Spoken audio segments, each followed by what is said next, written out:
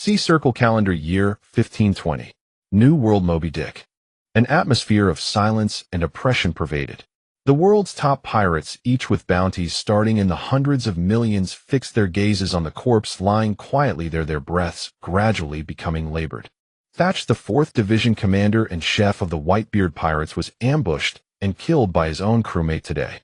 This was undoubtedly a huge shock to the entire Whitebeard Pirates, and it filled every crew member with anger. Revenge. We must avenge Thatch. After a moment of silence, a young man, wearing a cowboy hat, shouted, his eyes bloodshot, and half of his body even burst into flames from extreme anger. Calm down, Ace. Just then a deep voice sounded. Then thump. Thump. The deck vibrated as a towering figure strode forward, blocking out a patch of sunlight. Pops. Upon seeing him, everyone showed respect, parting to let the giant figure pass. Whitebeard lowered his head to gaze at the corpse lying on the deck, his expression dark as he spoke. I understand your grief and anger. But now we must find out who did this. Then he suddenly turned, his eyes fixed on a figure in the crowd. Xia Luo, do you know anything about this? Hearing this, Xia Luo's body trembled, and he immediately shook his head. I was in the kitchen all day. Oh, I only just learned that Commander Thatch met with misfortune. He paused briefly. But... Whitebeard's eyes sharpened. But what? But I think I noticed that Teach had contact with Commander Thatch earlier. Xia Luo answered. Teach. Whitebeard's pupils suddenly contracted. A clue seemed to have emerged. The other commanders immediately went to investigate. Ace in particular had an extremely dark expression. Meanwhile, Xia Luo's heart was pounding. He stared at Thatch's body, his face changing constantly. It had been 2 years since he came to this world. From joining the Whitebeard Pirates to now mastering 2 colors of Haki and becoming the vice commander of the 4th Division, he had experienced much and grown a lot. He had witnessed Ace's joining and his rise to 2nd Division commander. He had also engaged in careful skirmishes with Marshal D. Teach in daily life. It could be said that he had already integrated into the Whitebeard Pirates. But what happened today suddenly woke him up. Unbeknownst to him, time had already arrived on the eve of the Summit War. The story was progressing along the predetermined course until this ship of the old era would meet its end and sink into the sea. Recalling the future in his mind, Xia Luo unknowingly broke out in a cold sweat. The old man before him, with his massive frame, crescent-shaped white mustache, and the title of the world's strongest man, would die in the near future. The entire pirate crew would also collapse and fall apart. His hands clenched tightly, Xia Luo gritted his teeth. My plan must be executed as soon as possible. Otherwise, when the Summit War comes. Thinking this, a shadow of gloom appeared in his eyes. Within 2 years, relying on his ability to draw traits and level up, he had mastered physical arts, swordsmanship, and Haki to a certain degree. He had also persistently tried to draw the tremor fruit ability from Whitebeard, but had never succeeded. This ability had the highest success rate only when the target was in a weakened state. But Whitebeard in his twilight years was still Whitebeard, overwhelmingly powerful. He was like an old dragon in its final years. Even when quietly sleeping, when it opened its eyes, it would still shake the world. Leveling up allows me to strengthen and upgrade my abilities. Defeating enemies grants me corresponding points, and I also get 1 point every day. And points can also be used to draw traits from others. However, this drawing ability has some limitations. The probability varies depending on the target's strength and weakness relative to oneself. Xia Luo thought silently. The traits on Whitebeard are powerful but hard to draw. The same goes for others. The useful traits I've drawn in these 2 years are limited. He looked inward, and an interface immediately appeared. Name Xia Luo, LV60 points needed for upgrade 105,600.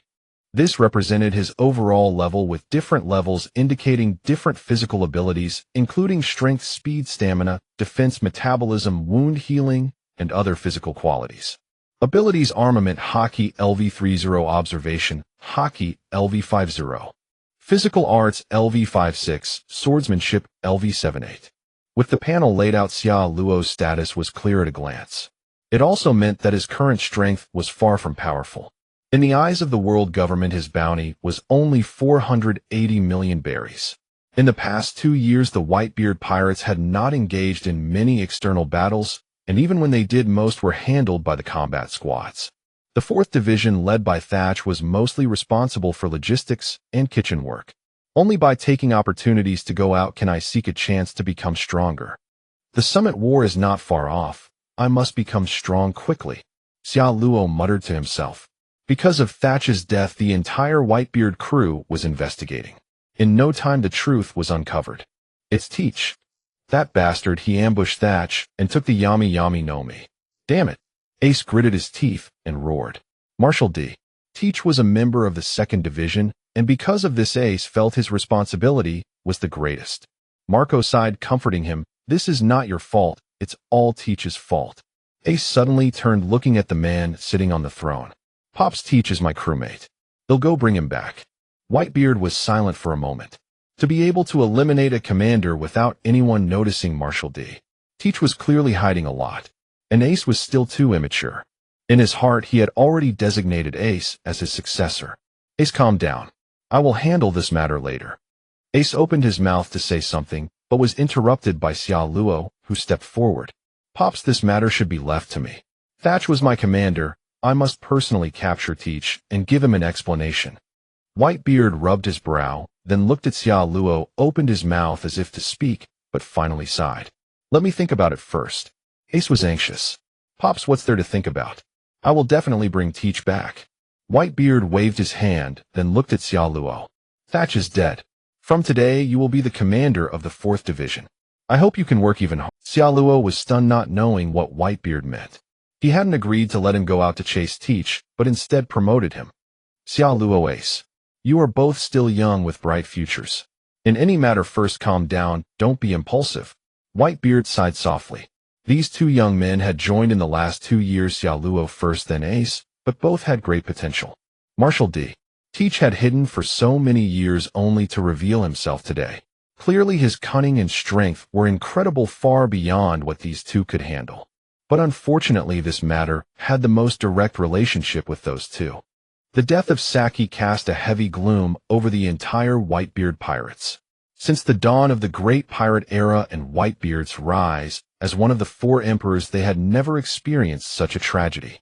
Such an internal slaughter, if spread, would be a disgrace to the entire Whitebeard Pirates. Soon night fell. AC lay in bed, tossing and turning, filled with guilt and fury over Saki's death. Ordinarily, Maxier Dickey always appeared honest and loyal. No one could have imagined he would do such a thing. Moreover, Dickey had been with the Whitebeard Pirates for nearly 26 years. This incident was utterly unbelievable to the entire crew. He suddenly sat up. Amid the chaotic thoughts, AC made a decision: he would personally capture Dickey. Only then could he restore the Whitebeard Pirates' honor and atone for his guilt. The fact that a member of his own squad had done this made him too ashamed to face the others. But just as he took a step toward the door, a figure approached and stood before him. Shalo. AC was startled, then recognized him. Where are you going, AC? Shalo. Can't sleep. Just going out for a walk. AC's eyes shifted as he answered vaguely. Is that so? I'm leaving here to find Dickey and bring him back myself. Shalo chuckled, his eyes fixed on AC. After all, the other was still young. He could see through his thoughts at a glance. The reason he had come was precisely to invite him to go together. Though they were pirates, the rules within the crew were actually very strict. As a crew member, he must obey the captain's orders. Acting without permission was absolutely forbidden. But if he followed AC, it could avoid some unnecessary trouble. Are you also going out to capture Dickey? AC was stunned, then exclaimed in surprise. Of course. The old man is old AC. Years of battle have left him scarred and wounded. He even relies on 4 drips to get through his daily activities. In his heart, he naturally still wants to protect us. He doesn't want us to go on adventures. He always thinks of shielding us, bearing all the risks by himself. But, he paused, his eyes sharpening. We young ones cannot always live in his shadow. Sooner or later, we too must face the storms of the outside world. Rather than wait for that day, let us make our own choices. Upon hearing this, AC's expression changed, and a look of agreement appeared in his eyes. You're right. He doesn't want us to go out and find Dickey. This is to protect us, but we can't live under his protection forever. Taking a deep breath, AC looked at the man before him, as if seeing him anew. Shalo, let's go together. The two had joined the Whitebeard Pirates around the same time, one after another. He had heard that Sharo, before he himself arrived, was saved by the old man at sea and thus joined the crew. But in the past 2 years the other had always kept a low profile. Still mysteriously, he became the vice-captain of the 4th Division. Moreover, as he thought carefully, he realized he knew nothing about this vice-captain, the newly promoted division commander. This man, his age remained a mystery in his memories. Good. Sharo nodded without hesitation. Now that they had made their decision, they no longer hesitated, but carefully jumped off the Moby Dick. Then AC pushed out his single-person speedboat. Isn't this a bit cramped, AC? Sharo grumbled. Special times call for special measures. Who told you to be so tall, Sharo? AC laughed. Sharo was speechless. He was now 3.5 meters tall, towering over ordinary people, but in the entire pirate world, that was normal height. Then, whoosh, flames burst out, and the single-person speedboat quickly shot forward with fiery propulsion. It was very fast, and most importantly, it saved power. It could go anywhere on the map, and even 100 kilometers only required AC to eat a meal. Sharo was hitching a ride, so of course he had no complaints. But in his heart he still complained. The boat was too small, really cramped. If he ever got his own ship, it had to be big and majestic. In no time the speedboat had left the territory of the Whitebeard Pirates. Both sighed in relief. They had been afraid that other division commanders might appear and stop them. AC, we need to find clues about Dickie. But this is like searching for a needle in a haystack. So I suggest we split up later to search. Searching along different routes for Dickie will be more efficient. AC was startled, then nodded. Then we'll split up after this. He didn't think there was anything wrong with it. He felt he knew Dickie well. With his own strength, if he actually found him, he was fully confident he could succeed. Meanwhile, Sharo had his own plans in mind. Next, he must acquire a large number of points to upgrade himself, further enhance various abilities, and then obtain the fruit he had planned. After a night of travel, AC was exhausted.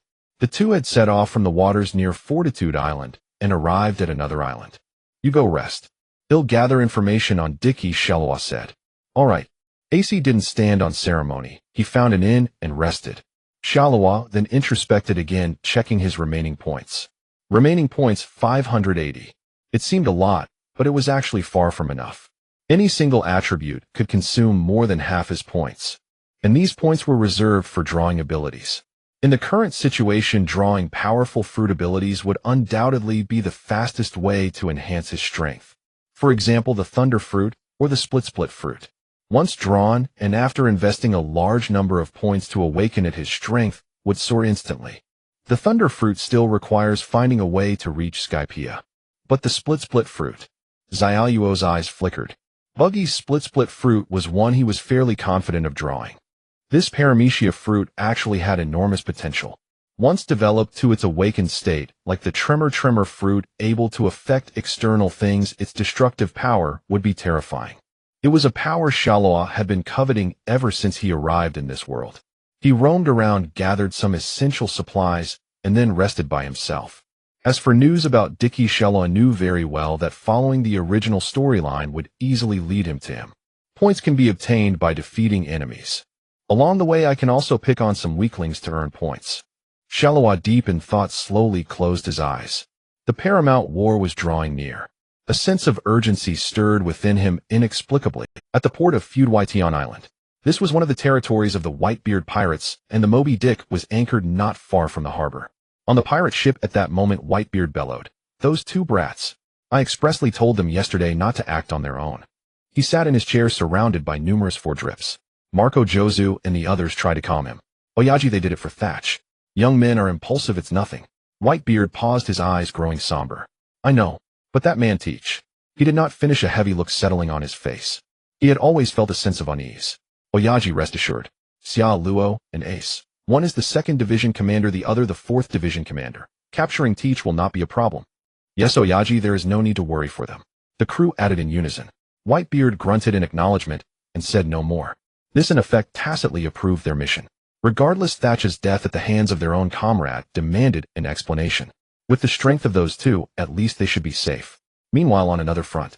So you're saying that Teach is most likely heading for the first half of the Grand Line? Ace asked in surprise. Yes. According to the intelligence we've gathered over the past few days, Teach's route is clearly toward the first half. He seems to have some other purpose. Xia Luo nodded. He wiped the blood off his long sword and sheathed. Glancing at the point balance on his panel, it had reached 1200. 5 days had passed since their last island stop, and not long ago they had encountered a pirate crew. Without a word, the other side had attacked them. Under such circumstances, the two naturally had no reason to hold back. While conversing with Ace, Xiao Luo allocated 200 points to his swordsmanship. Instantly the panel swordsmanship LV98. His skill had increased, and Xiao Luo could clearly feel his understanding of the sword deepening. What had once been an ordinary swordsman was now evolving into a sword master. Out in the world, the opportunities are indeed greater. Points are everywhere. Xiao Luo mused inwardly. Then we'll head to the first half, Ace said without hesitation. He then made a pistol shape with his right hand, aiming at the Jolly Roger on the mast. With a crackle, flames engulfed the skull and crossbones, instantly reducing it to ash that scattered in the wind. Xiao Luo couldn't help but envy that skill. Although devil fruit abilities weren't the sole determinant of strength, they were certainly convenient at times. Let's keep the ship. It'll save us a lot of effort. Xiao Luo said. Haha, of course. I don't want to squeeze in with you either. Ace laughed. Both burst out laughing, and later they found some hidden liquor in the cabin. A welcome discovery. Life at sea was notoriously monotonous. Alcohol was a good way to break the tedium. Their days together had let them get to know each other well. For Xiao Luo, Ace was an easygoing companion.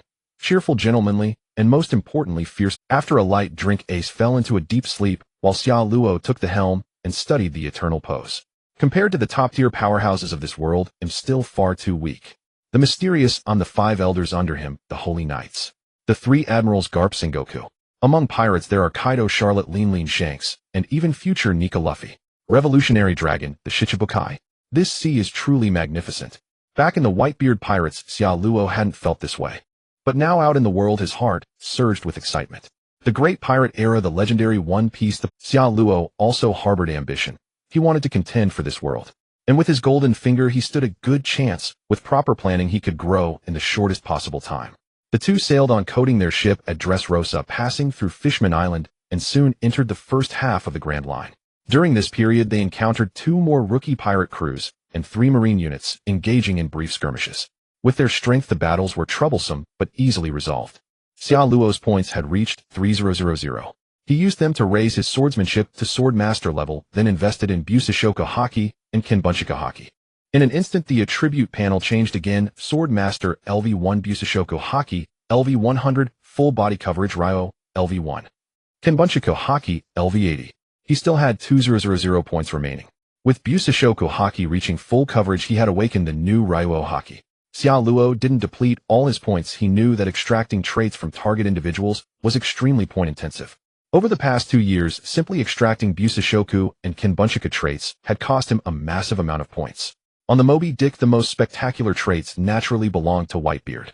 Giant bloodline branch, great sword master swordsmanship, immense strength, conquerors, Haki, coating the Gura no Mi.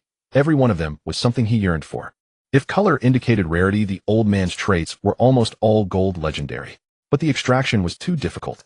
Xiao Luo had spent tens of thousands of points without getting a single one. This forced him to change tactics, start by slowly extracting from weaker individuals, and once he grew stronger, reducing the gap with his target, the extraction probability would increase. A few days later they arrived at the Sabaody archipelago. We'll part ways here, said Xiao Luo. Good. Let's see who finds Teach first. Ace laughed. Ha ha ha. Then I look forward to our next meeting, Xiao Luo replied. He knew well that if the plot remained unchanged, Ace would soon be captured by Teach and taken to Impel Down, triggering the Summit War. And with his current strength, going up against Teach was far from certain. After all, the man who could become the final antagonist of the entire story was naturally fearsome. They parted ways. After resupplying on Sabaody, Xiao Luo quietly left without lingering. He needed to hurry to the East Blue to find his target. As for Marshal D. Teach, once he grew stronger, that problem would solve itself. Time passed.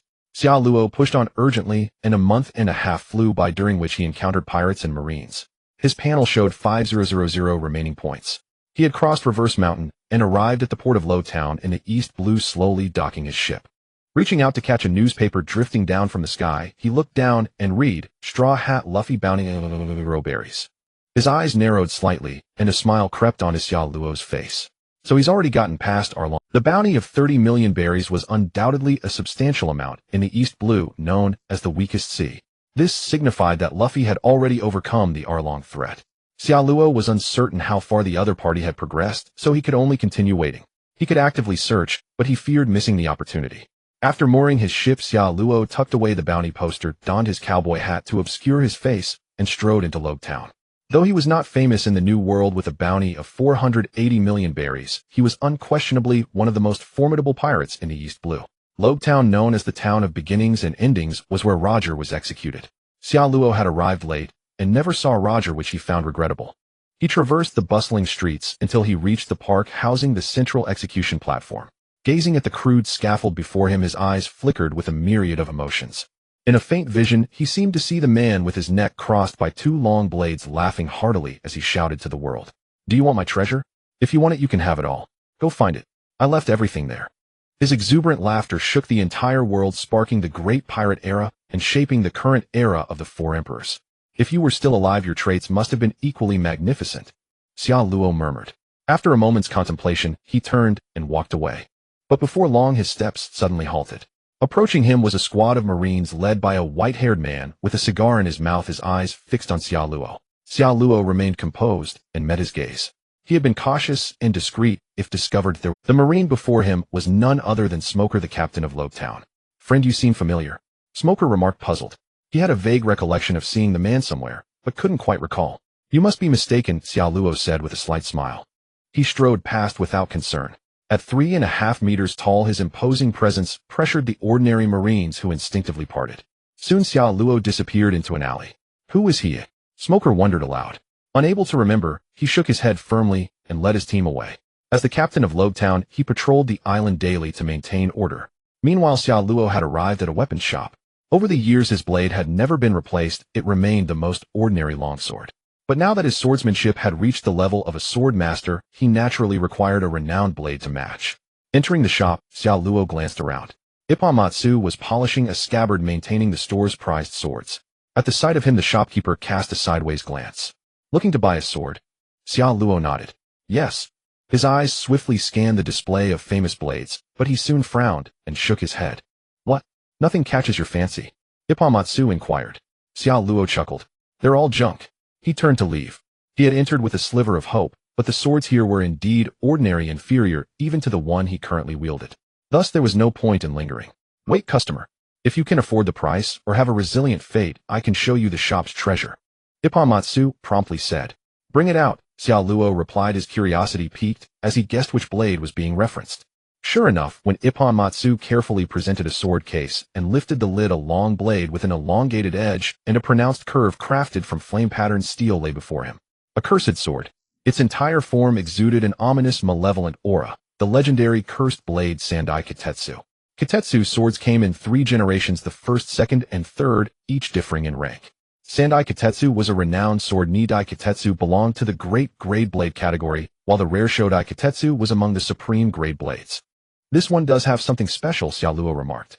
A famous blade was worth using. He reached out to grasp the hilt, but Ippomatsu stopped him. "I must warn you, customer. This sword is extremely sinister. To wield it, you must earn its recognition. Otherwise, it will bring misfortune to its owner." Xiao Luo laughed without hesitation, seizing the hilt within the case. Suddenly, Sandai Kitetsu trembled violently, as if trying to break free with all its might. Resisting, his eyes flashed, and he applied force, gripping the hilt firmly. Given his current strength, Sandai Kitetsu had no chance to rebel. After a moment of quaking, it fell still. Ippomatsu stared wide-eyed in astonishment. "You subdued." Xiao Luo held the Kitetsu, swung it casually a few times, then frowned and shook his head. "No, this sword is not for me." Without hesitation, he placed Sandai Kitetsu back into the case and turned to leave.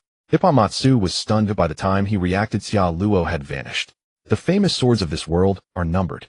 Sandai Kitetsu awaits Zoro, but clearly does not resonate with me. Even if I forcibly claim it, it would likely backfire one day. Walking down the street, Xiao Luo felt no disappointment. If his blade could not be improved, his fists were no less formidable. Moreover, he recalled another blade more suited to him, the 7-star sort of cursed blade from the film. "For now, my primary task remains Buggy's ability." His eyes glinted. He then found an inn in Lobetown and settled in to wait. Time passed steadily.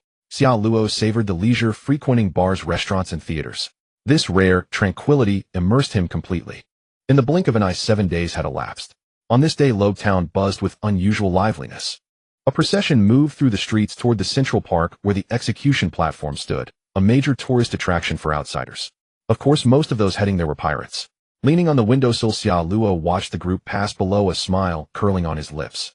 Finally, the wait is over. At the forefront of that group was the red-nosed buggy, followed by Alvida and his. It's time for me to move.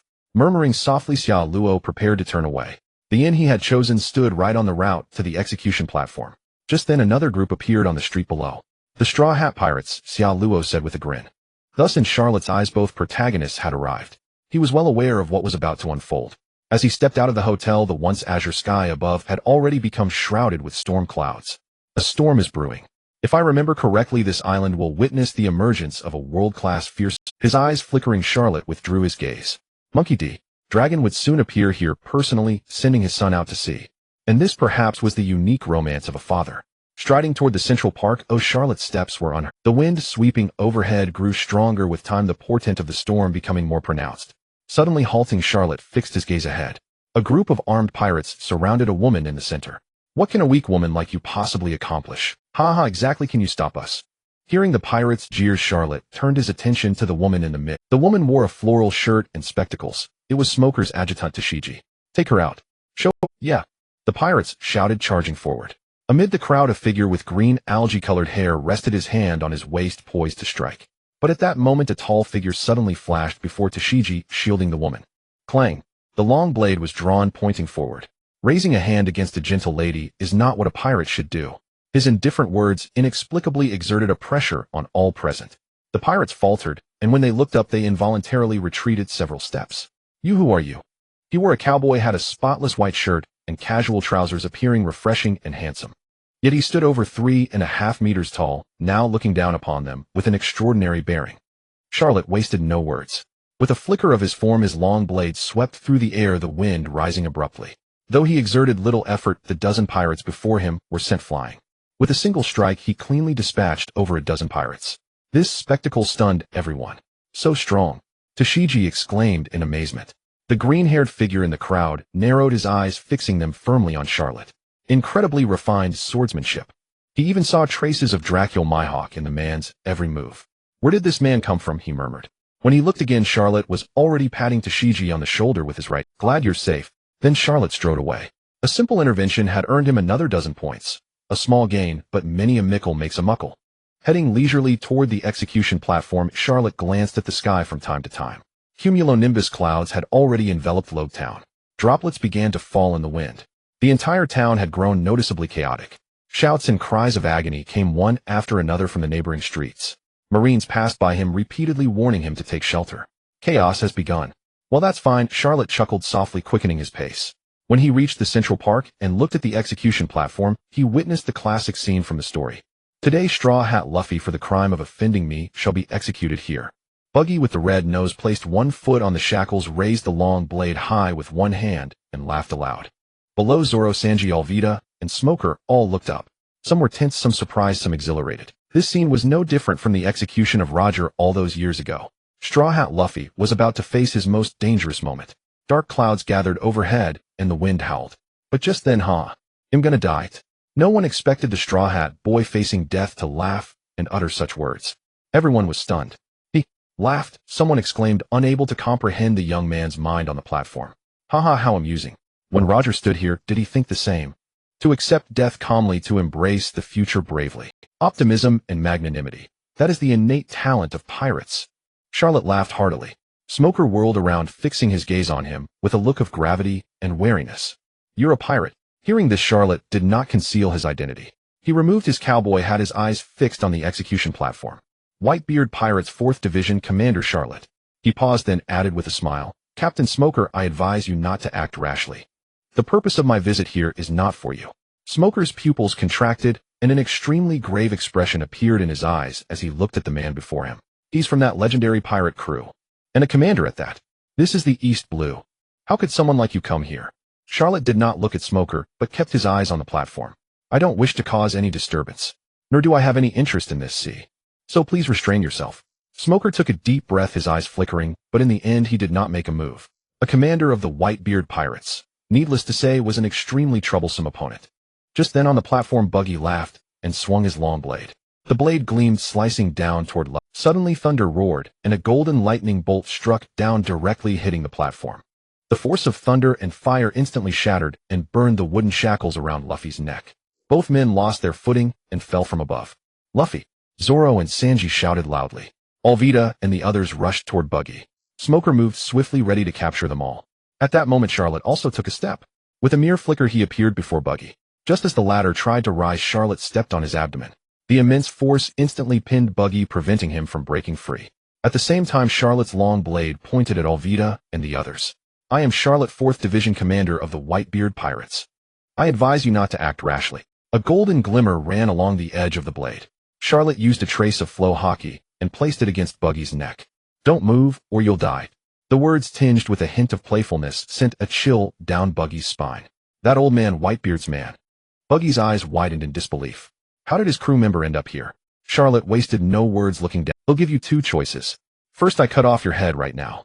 Second, take your men and follow me. Buggy's face shifted and finally he had no choice but to speak. Don't kill me, I'll go with you.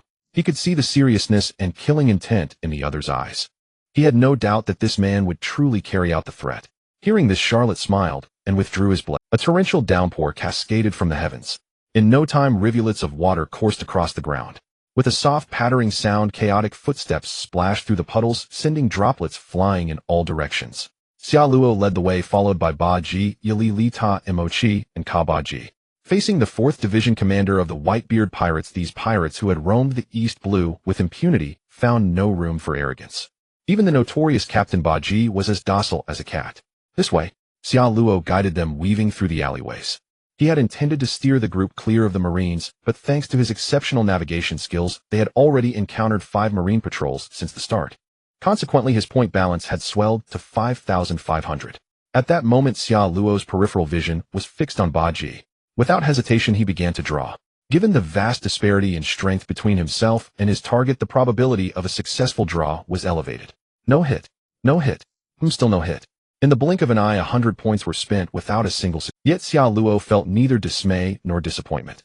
He understood well that even with the heightened probability, drawing a trait required a substantial investment of points. At the very least, it took 1,000 points to start a lesson he had learned when he drew the Haki trait. The acquisition of power was never a facile process. Without a moment's pause, Xia Luo plunged points into the draw. In an instant, 1,000 points vanished, yet still no hit.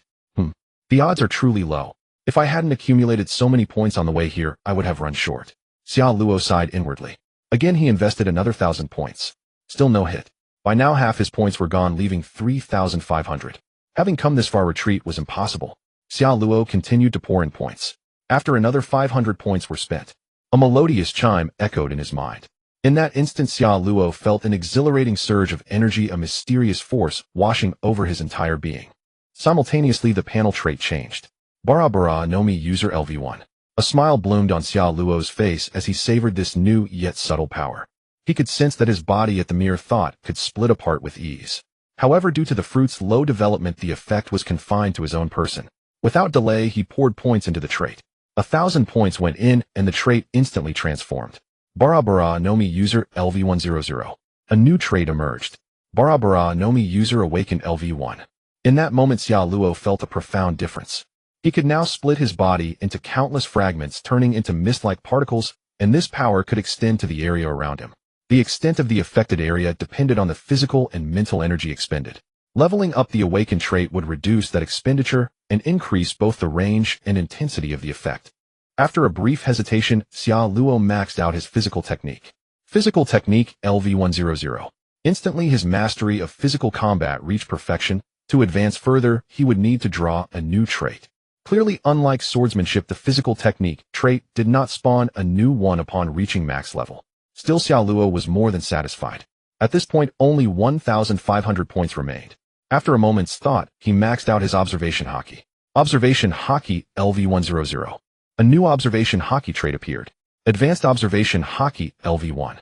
Xia Luo quickly understood that this advanced observation Haki allowed him to foresee the future, enabling him to dodge attacks in battle and also perceive his surroundings.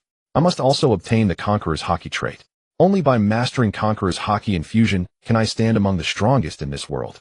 As these thoughts crossed his mind, the rain grew heavier, obscuring everyone's vision. But then a sudden gust of wind swept in from one side. The torrential rain skewed slanting sideways under the force of the wind. What strange wind! exclaimed Yalili Ta, who had become beautiful after consuming the sub no mi. Xiao Luo abruptly looked up and halted in his tracks.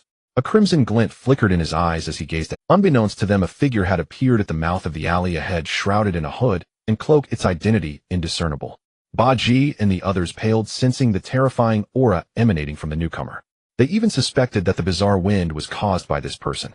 Around the figure, fierce winds swirled, preventing the rain from touching its body. The gale howled, and a low moan filled their ears. Vortices appeared atop the surrounding buildings, stirring the garments of the group. Who is this guy? Ba Ji. Xiao Luo let out a chuckle and stared at the figure. A person of your stature shouldn't be here. Are you seeing your son off to sea? The figure at the alley's end was taken aback, apparently not expecting to have his identity and purpose recognized. A fellow like you doesn't belong here either. Xiao Luo smiled faintly. Since fate has brought us together, I'm curious about the strength of a legend like you. There's nothing to be curious about. We have no conflict or disagreement. The figure said in a low voice. Think of it as mutual admiration among the strong, or as a young man like me who wishes to know the true gap between himself and the pinnacle of this world. Xiao Luo clenched his fist and stepped forward. Is that so? The figure raised his head, a hint of seriousness in his eyes.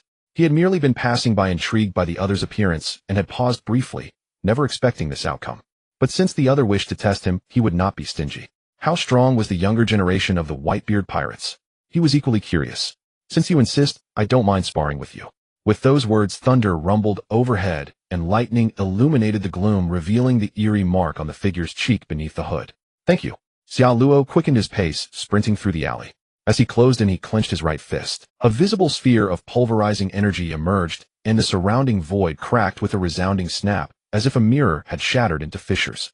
The figure's pupils shrank beneath the hood. This is a... At that moment, Xiao Luo swung his right fist, unleashing the power of the Bara no Mi, surging forward in a devastating wave. Everything in sight began to crack and shatter. Houses, streets, the distant beach, ships moored along the shore. The sand fractured, the hulls split, the buildings crumbled. It was as if a painting had suddenly broken, with cracks spreading everywhere. The earth quaked and things trembled. The figure at the epicenter was instantly obliterated. Behind him, Ba Ji, Yalili Ta, and the others stood frozen, their pupils constricted, bodies trembling violently. The horrific sight terrified them.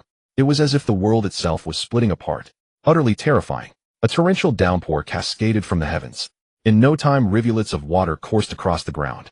With a soft pattering sound, chaotic footsteps splashed through the puddles, sending droplets flying in all directions. Xiao Luo led the way, followed by Ba Ji, Yalili Ta, Mochi, and Ka Ba Ji. Facing the 4th Division commander of the Whitebeard Pirates, these pirates who had roamed the East Blue with impunity found no room for arrogance. Everything before him lay shattered and broken. Such terrifying destructive power startled even Xiao Luo, who had thrown the punch. His gaze swept across the area, realizing that the seemingly casual punch had caused devastation on an immense scale, spanning nearly a kilometer in every direction. Moreover, with a mere thought, the shattered fragments began to solidify, as if they could move at his will. It soon occurred to Xiao Luo that the split fruit inherently granted the ability to control the movement of broken objects. So that's it. His eyes brightened as he extended his right hand and suddenly clenched it. In an instant, the fragments from moments ago reassembled, restoring everything to its original state. Just as I thought. Even matter he had destroyed could be restored at his whim. In terms of control, this was far more practical than the tremor fruit. However, because tremors possessed extensibility and reached their effects and range were greater. In the end, both fruits had their unique strengths. But undoubtedly, the awakened split fruit also wielded formidable destructive power. Where is Duo Lage? A red gleam flashed in Xiao Luo's eyes, and his spiritual perception immediately detected the other's presence. He spun around abruptly, his gaze bypassing Ba Ji and the others to fix on the figure standing atop the building. Thunder rumbled and gales howled. Duo Lage's robe billowed violently in the wind. Beneath the hood, his face had turned exceedingly grim. The tremor fruit. No, it's not. It's a paramecia fruit with effects similar to the tremor fruit, but its destructive power is already on par with it. You truly surprise me, young man of the Whitebeard Pirates. Duo Lage stared at Xiao Luo and spoke in a deep voice. The wind grew stronger, his robe flapping loudly. As expected of the world's most dangerous criminal, to withstand such a blow at close range and still escape the attack zone with ease. Xiao Luo chuckled. The other's speed was astonishing. His previous strike hadn't even landed, and he had locked onto his target. Haha, now you'd better be careful. It's my turn, Duo Lage said with a faint smile. As his words fell, without any visible movement, the wind around him suddenly swelled, forming countless razor-sharp blades that sliced towards Xiao Luo. Wind travels with incredible speed. In an instant the blades were already before Baji and the others. Damn, too fast. We can't dodge. Baji's face turned green instantly. Alvida and the others were trembling with fear. They even saw the wind blades graze the walls on either side, leaving deep gouges. Moreover, the wind blades blanketed the sky, dense and thick, sealing off every possible escape route. But just then Xia Luo flickered and appeared in front of everyone. He clenched his right fist and threw a clean, decisive punch. The space ahead shattered and countless wind blades were cleared in an instant. But he didn't stop. Bending his knees, he leaped high into the air, reaching dozens of meters in the blink of an eye. Behind him was a sky of lightning and thunder, dark clouds looming. Below, Baji, Alvida, and the others stared up with mouths agape in shock. Ahead, Duo Lage looked up, his face grave. Shatter impact. Xia Luo roared, driving his fist down. Without any pause, rows of buildings shattered directly. The structures of Lo Town collapsed like paper, all breaking apart. Fine cracks spread outward, and Duo Lage's body shuddered violently, cracks appearing on his form. Terrifying, destructive power. A man like you with a bounty of only a little over 400 million. The Navy and the world government have truly underestimated you. Duo Lage said solemnly. The next moment, he let out a low shout and Haki erupted from his body, instantly suppressing the fruit's influence spreading across him. The spreading cracks quickly halted and then faded. But just as he stabilized his condition, Xia Luo came diving down with a blade slashing at him. Duo Lage looked up, his dark green coat flaring behind him. He raised his right hand, fingers hooked like claws, and lunged at the descending sword. Dragon's Claw. A metallic clang rang out, sparks flying from the blade's edge. They stood face to face, eyes locked, both utterly serious. Suddenly the wind howled louder and countless wind blades sliced towards Xia Luo. In an instant his body was cut apart, the blades slamming into the distance and raising a cloud of dust. What a bizarre scene unfolded. Xia Luo, now reduced to countless chunks of flesh, could still move freely. With a slight twitch, his countless pieces reassembled. Slashing attacks are ineffective against you. Interesting. A natural counter for swordsmen. Duo Lage, with his keen insight, immediately assessed the situation. The two clashed again rapidly, the shock waves halting even the rain around them. Xia Luo roared continuously, unleashing waves of shattering force that turned everything within a kilometer into rubble. Duo Lage channeled Haki to resist the fruit's devastating invasion. If his body were shattered, it would be over. In the blink of an eye, dozens of exchanges had passed, yet neither side had gained the upper hand. Suddenly they both paused and leaped back, creating distance. You're a young man who makes even me wary. To think that the Whitebeard Pirates harbored someone like you, unknown to the unimaginable. Duo Lage said gravely. With his current strength, he could certainly defeat the opponent, but it would require some effort. And this was not the time for him to show his face. Rapid footsteps approached from the distance. Both turned their gazes to the side, where Smoker was leading a large contingent of Marines toward them. Leaving already?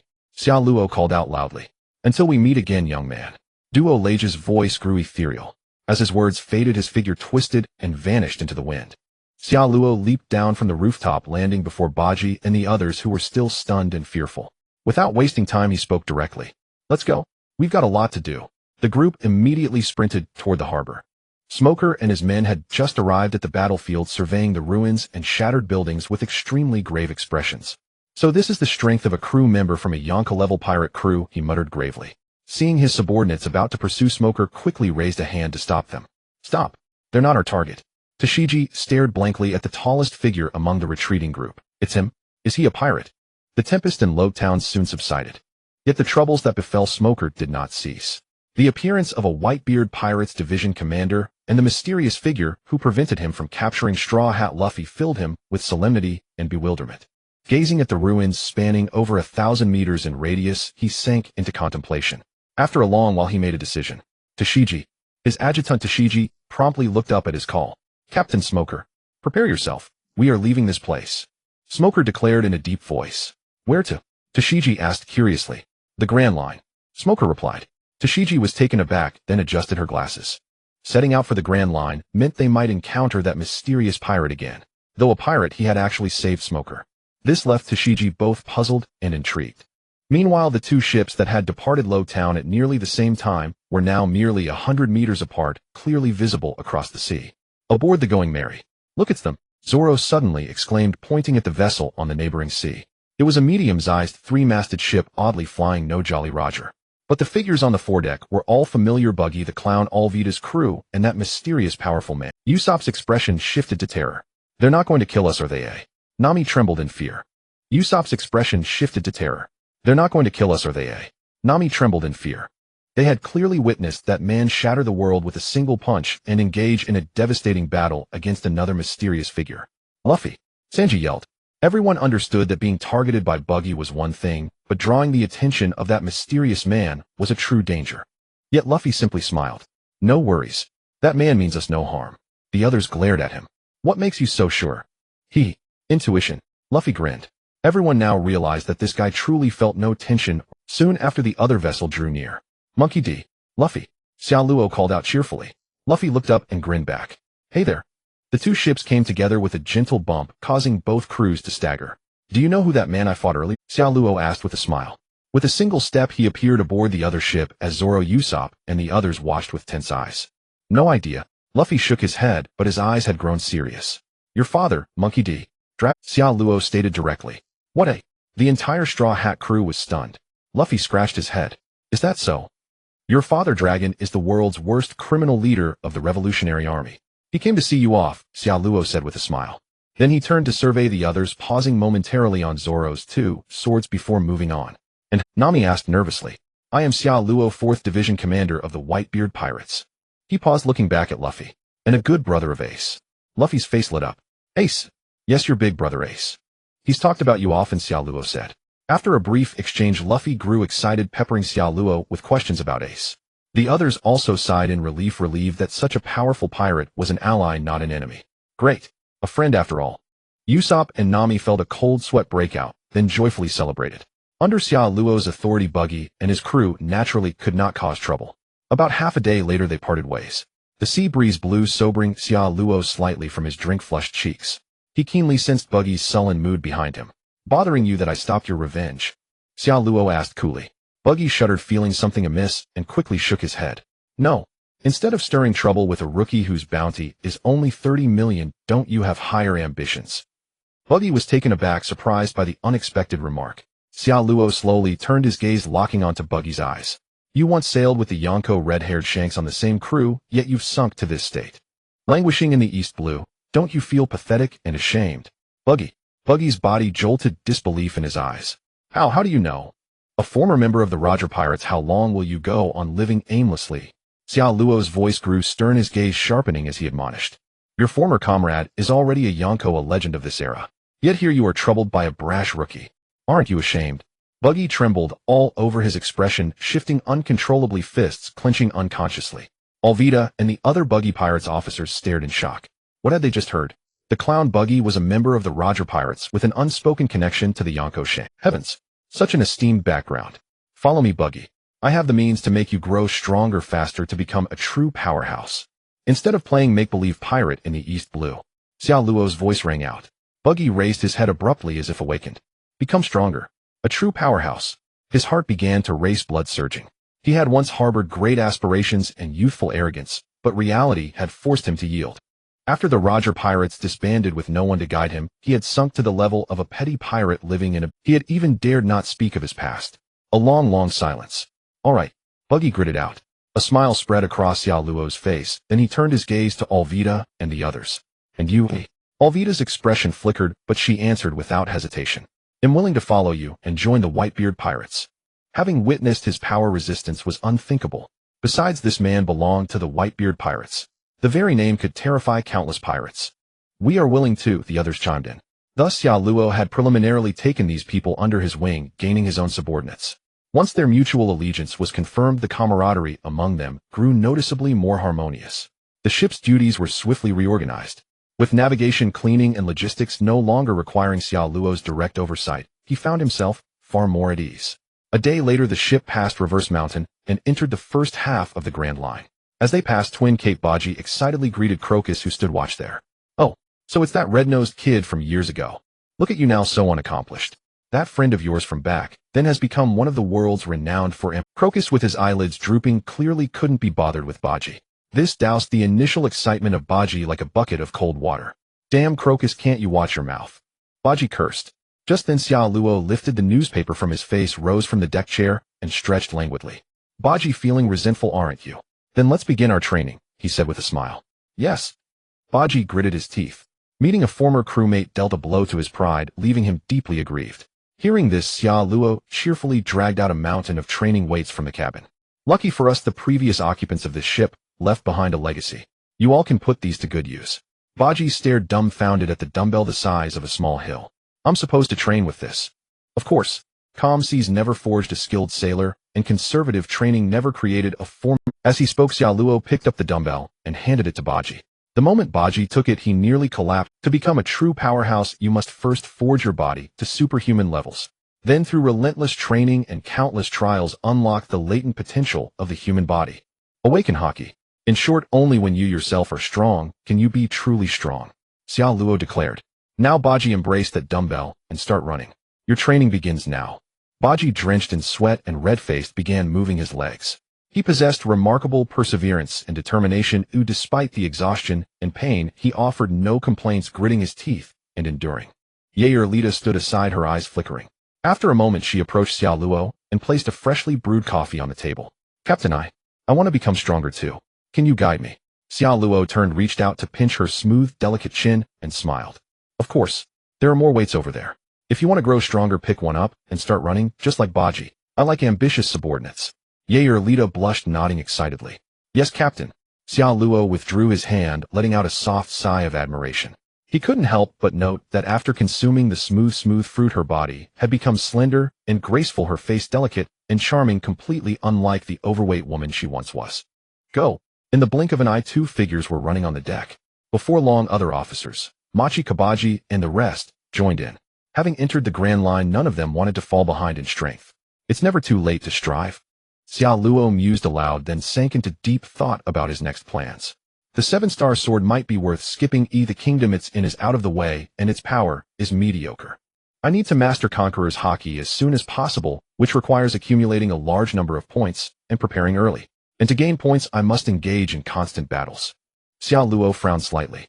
Becoming stronger was indeed no simple matter. Master-level swordsmanship isn't enough. I need to reach Grandmaster level to be useful. I must also max out Haki. And my own level needs to increase, as it affects my base speed, strength, reaction time, and all other comprehensive attributes. I'm woefully short on points. He let out a long sigh. Over the past 2 years he had trained diligently, but training could never match the speed of using points to upgrade. Thus he pursued both paths simultaneously, multiple methods, multiple routes. Time flew by. After several days of training, Baji clearly felt his physical condition improving, and the weight he carried had become familiar. It really works. Why didn't I think of training before? His eyes lit up. With tangible results, his mind began to churn with possibilities. One day Baji quietly approached Xia Luo and leaned in. Captain, I still have some treasure maps. We could go. He pulled several maps from his pocket. I've checked, the routes are on the way. It's worth a try. Xia Luo looked at him skeptically. Are these maps reliable? Absolutely. I've spent years searching the East Blue for these treasures by every means possible, Baji declared with wide-eyed intensity. All right then. You're in charge of the route. But the final destination must be Mogu Town, Xia Luo said. He still had business to attend to in that town. No problem, Captain, Baji replied. Then he quickly turned to discuss plans with Lita and the others. Xia Luo paid little attention to the matter. Finding treasure would be a pleasant surprise, but no loss if they didn't. On the Great Sea such legends abound. And Baji was an avid treasure hunter. 2 days later they arrived at, eagerly following the red mark on the map, they dug with shovels and spades, uncovering a chest of gold, silver, and jewels. It wasn't massive, roughly over 10 million belly altogether, but it still thrilled them. I have 5 more treasure maps, Baji exclaimed excitedly. 5 more days passed. They visited 3 islands, used 3 maps, and engaged in cunning battles with the island's wild beasts. The gains were modest. The total amount was around 20 million belly, but in one of the treasures they found another map. This map must lead to a huge treasure. Otherwise it wouldn't be hidden inside treasure, Baji declared with great seriousness. The map points to the legendary pirate Redbeard. You know, he was a great pirate who once ruled a kingdom. But for some reason the kingdom was swallowed by the sea and Redbeard vanished. Lita and the others listened stunned. Is it really a great treasure? Baji nodded emphatically. Of course. Xia Luo, listening nearby, also showed interest. The treasure hunts over this period had indeed proven somewhat reliable. With the wealth they acquired, they bought many. Combined with the ship's original funds, their total assets had reached 50 to 60 million belly. Let's go check it out. If it's not too far. Xia Luo spoke first, then added a condition. Thus their treasure hunt continued. A crescent moon hung in the sky. As night fell, a thin mist drifted over the sea surface. Vaguely an island could be seen ahead. Drawing nearer, the dim outline of a great mountain on the island became discernible. Is this the place? No mistake. If we follow the specific route, we'll find the golden treasure sunk at the bottom of the pool in the center of the island. Two voices rang out in succession, the latter carrying a note of excitement. This place looks like it has traces of human construction, as if someone built a temporary landing here. Machi asked with curiosity. The dense fog obscured the rest of the scenery. Following the route on the great treasure map, the group had sailed continuously for a day and a night before arriving at this island tonight. But what made Machi and the others uneasy was that the island seemed off. The mist grew thicker, and in the blur ahead off to the left it appeared as if the light of a lighthouse was flashing. Why would there be a lighthouse on an island where a great treasure lay? Though puzzled, the group dismissed it. After a hasty discussion, they decided to disembark quickly and find the treasure before dawn. Let's surprise the boss. I'm certain the treasure left by Redbeard is no ordinary thing, Baji declared with conviction. The group immediately set to action, but they moved with great caution. After weaving through the island for a short while, they followed the designated route and reached the pond at the center. Though called a pond, it could well be described as an inland lake, an immense deep expanse of water. Machi, Kabaji, put on your diving suits and go retrieve the treasure, Baji commanded. Why us? Machi asked. Nonsense. Both Alvida and I have eaten devil fruits, Baji snapped. Machi opened his mouth, but found no retort. Neither of the two was skilled in diving, but circumstances left them no choice but to steel themselves. Plop, plop, two splashes rose as Machi and Kabaji leaped into the water. Baji and Alvida waited with eager anticipation. They couldn't help smiling, imagining the shock and admiration on their boss' face when he woke up the next morning and saw the treasure. Proving oneself and currying favor with a superior was undoubtedly a gratifying achievement. At that moment, Charlotte, who was lying in bed asleep, turned over. But soon he sensed something amiss and snapped his eyes open. Several figures in white navy uniforms, weapons in hand, had already surrounded him. Charlotte winced, rubbed his forehead, and sighed in exasperation. That idiot Baji. Where the hell has he brought the ship, eh?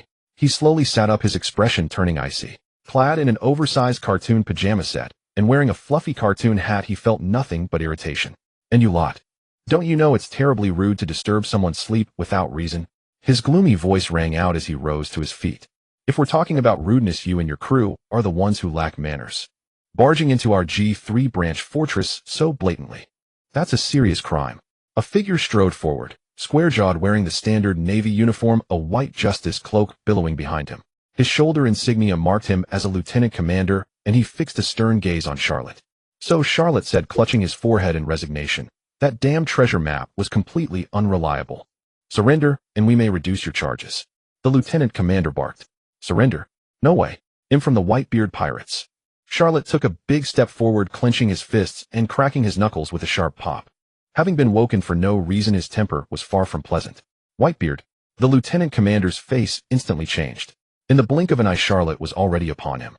A gust of wind swept past, and before the officer could react, a heavy kick slammed into his abdomen, sending him flying backward. Then came a string of muffled groans as Navy soldiers fell one after another. Ordinary Marines were no match for Charlotte, and numbers alone proved useless. After he stepped out of the cabin and dealt with a group of soldiers on the ship, he finally had a moment to observe his surroundings. The dense fog obscured his vision, forcing him to activate his observation Haki. As his eyes glowed red, Charlotte let out a long breath.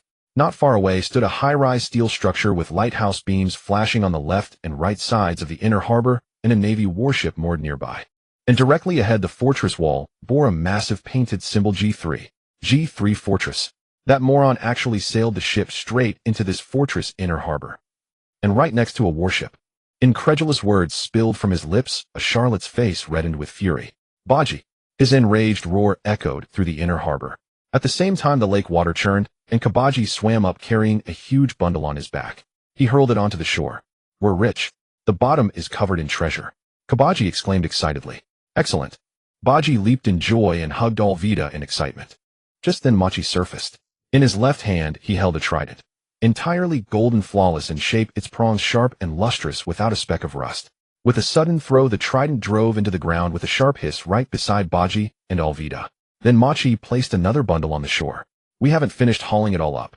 Just the two of us won't get everything even if we keep at it until dawn, Machi panted. Wonderful. This is the greatest treasure we've ever found. Baji shouted. The group, immersed in the joy of their discovery, failed to notice the squad of Navy soldiers closing in around them. Hee hee, so that's where the treasure is. No wonder I always fished up gold jewelry and trinkets. I thought I was just incredibly lucky. I think you need our help. The sudden voice caught Baji off guard, and he answered without thinking. Sure, we'll give you a cut. But the moment the words left his mouth, he realized something was wrong and spun around. When he saw the crowd before him, Baji's expression shifted dramatically. Alvida and the others tensed up as well. Why are there Navy soldiers here? The Navy Vice Admiral at the front squinted and said with a grin, "This is the G3 branch fortress of the Marines. Of course there are Navy soldiers here. Is there anything we can help you with?" Hearing this, Baji and his crew turned green. At that moment, a piercing alarm blared through the air. Vice Admiral Long Zay abruptly turned toward the source of the siren, his gaze sharpening. Meanwhile, Charlotte looked at the Navy soldiers converging from all directions in the harbor, rolled his neck, and revealed a grin.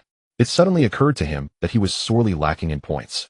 And this Navy fortress base would provide a massive bounty of points. In a sense, this was the perfect place to farm points.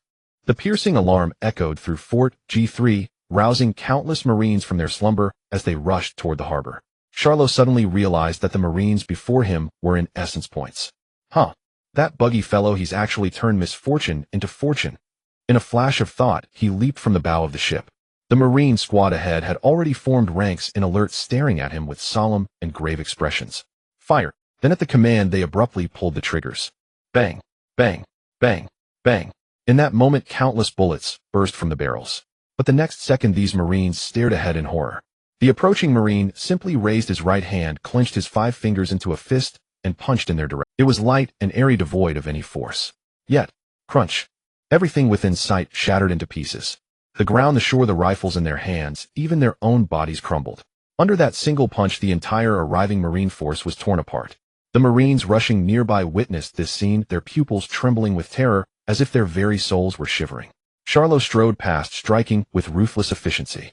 Glancing at the system attribute panel, the point balance had already surged by 1,000 in that brief moment. Not bad at all. A smile crept across his face as he vanished and reappeared before the Marines, throwing another punch. Crack. The sprawling Marine fortress base, its steel-framed corridors and outlines crumbled like the Marines, running for their lives, screamed in terror as they fell. Against the awakened chop fruit, ordinary Marines stood no chance. A Charlo advanced like a scythe through wheat. The system points grew rapidly, 2,000, 3,000, and in a blink, they reached 5,000. The garrison in this fortress totaled roughly 10,000, meaning if he swept through here, he could conservatively earn over 10,000 points. Such a massive amount of points. Charlo's heart raced with excitement. He moved swiftly through the fortress, leaving a trail of shattered chaos wherever he went. 6-story buildings collapsed, 10-story steel structures twisted and fell. The entire fortress was rapidly turning into rubble. Meanwhile, Charlo's points continued to climb. 6,000, 6,500, 7,000. In just over 10 minutes, half of Fort G3 lay in ruins, eliciting screams. Damn it, who is he? He's too powerful. The entire fortress is being destroyed. Our men are being shattered into pieces, floating in the air. This is hell. Yet what terrified them even more, what felt utterly bizarre, was that even after being shattered into several pieces, they were still alive and could move. But clearly their lives were already in his hands. The fortress crumbled into ruins, dust billowing into the air. Strangely, no blood flowed from anyone, yet one could imagine this place was more brutal and blood-soaked than hell itself. Monster, he's a monster. Help! Send for reinforcements. But we still don't know who he is. Screams echoed throughout the fortress. Charlo moved swiftly, soon charging deep into the strong. This was also the residence of Vice Admiral Long Zay and the location of the inland lake where Buggy and his crew had ventured. After clearing out the surrounding fodder, Charlo soon spotted Buggy, Alvida, and the others being led toward him, bound with ropes and looking dejected. Boss! Alvida and the others spotted him at the same time, their eyes widening with brightness. Charlo casually waved his hand, and the shattered Marine limbs behind him fell to the ground with terrified screams. I knew it. Your treasure map was completely unreliable. He shook his head, sighing in exasperation. You somehow sailed the ship right into the enemy's lair without anyone noticing. So how should I punish you, Buggy? Hearing this, Buggy's face turned green, and he looked utterly dejected. Who knew Redbeard's treasure would be here? But boss, we did dig up a lot of treasure. They took it all, though. He pointed accusingly at Vice Admiral Long Zay. Charlo's gaze shifted to Vice Admiral Long Zay, and he suddenly grinned. Can you let my comrades go? Long Zay's expression had already turned grim to the extreme. In just over 10 minutes, the entire Fort G3 had fallen, littered with ruins and cracks covering the ground. Even his own Marines lay broken and unconscious.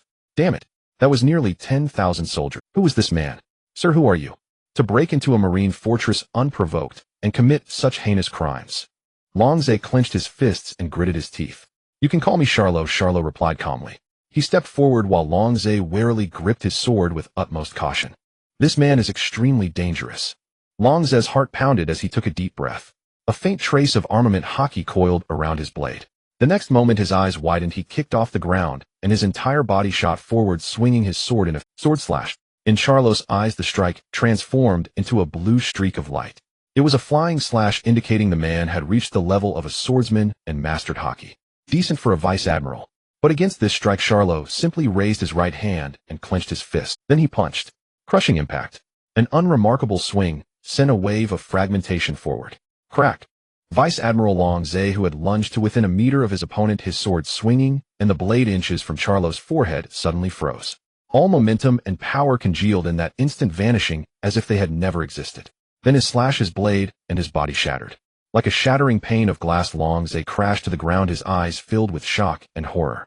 His head, torso, legs, and arms split apart and fell separately. Yet bizarrely he was still alive, his fingers and toes even able to twitch. Who are you? A pair of leather-booted feet stepped over his head and walked on, and he roared I told you can call me Sharo, Sharo replied indifferently. Vice-Admiral Long Zhe lay there, body torn apart, utterly unable to move. After a while the man departed with the excavated treasure. But one thing was certain, Long Zhe would never forget the man named Sharo for the rest of his life. The morning sun had just risen, casting its golden rays upon the crowd.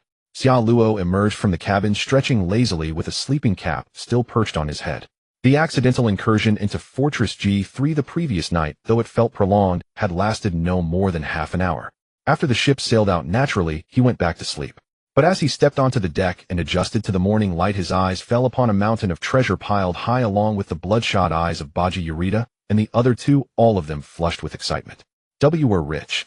Baji's voice trembled as he jerked his head toward Xia Luo. Boss, we're rich. Xia Luo was momentarily taken aback, staring at the small mountain of gold before him. You spent the entire night tallying all this? Yes. Baji nodded emphatically. Do you know how much these treasures are worth in Berry? It'll blow your mind. With a racing heart and trembling hands, Baji was completely lost in frenzy and ecstasy. A full 200 million Berry.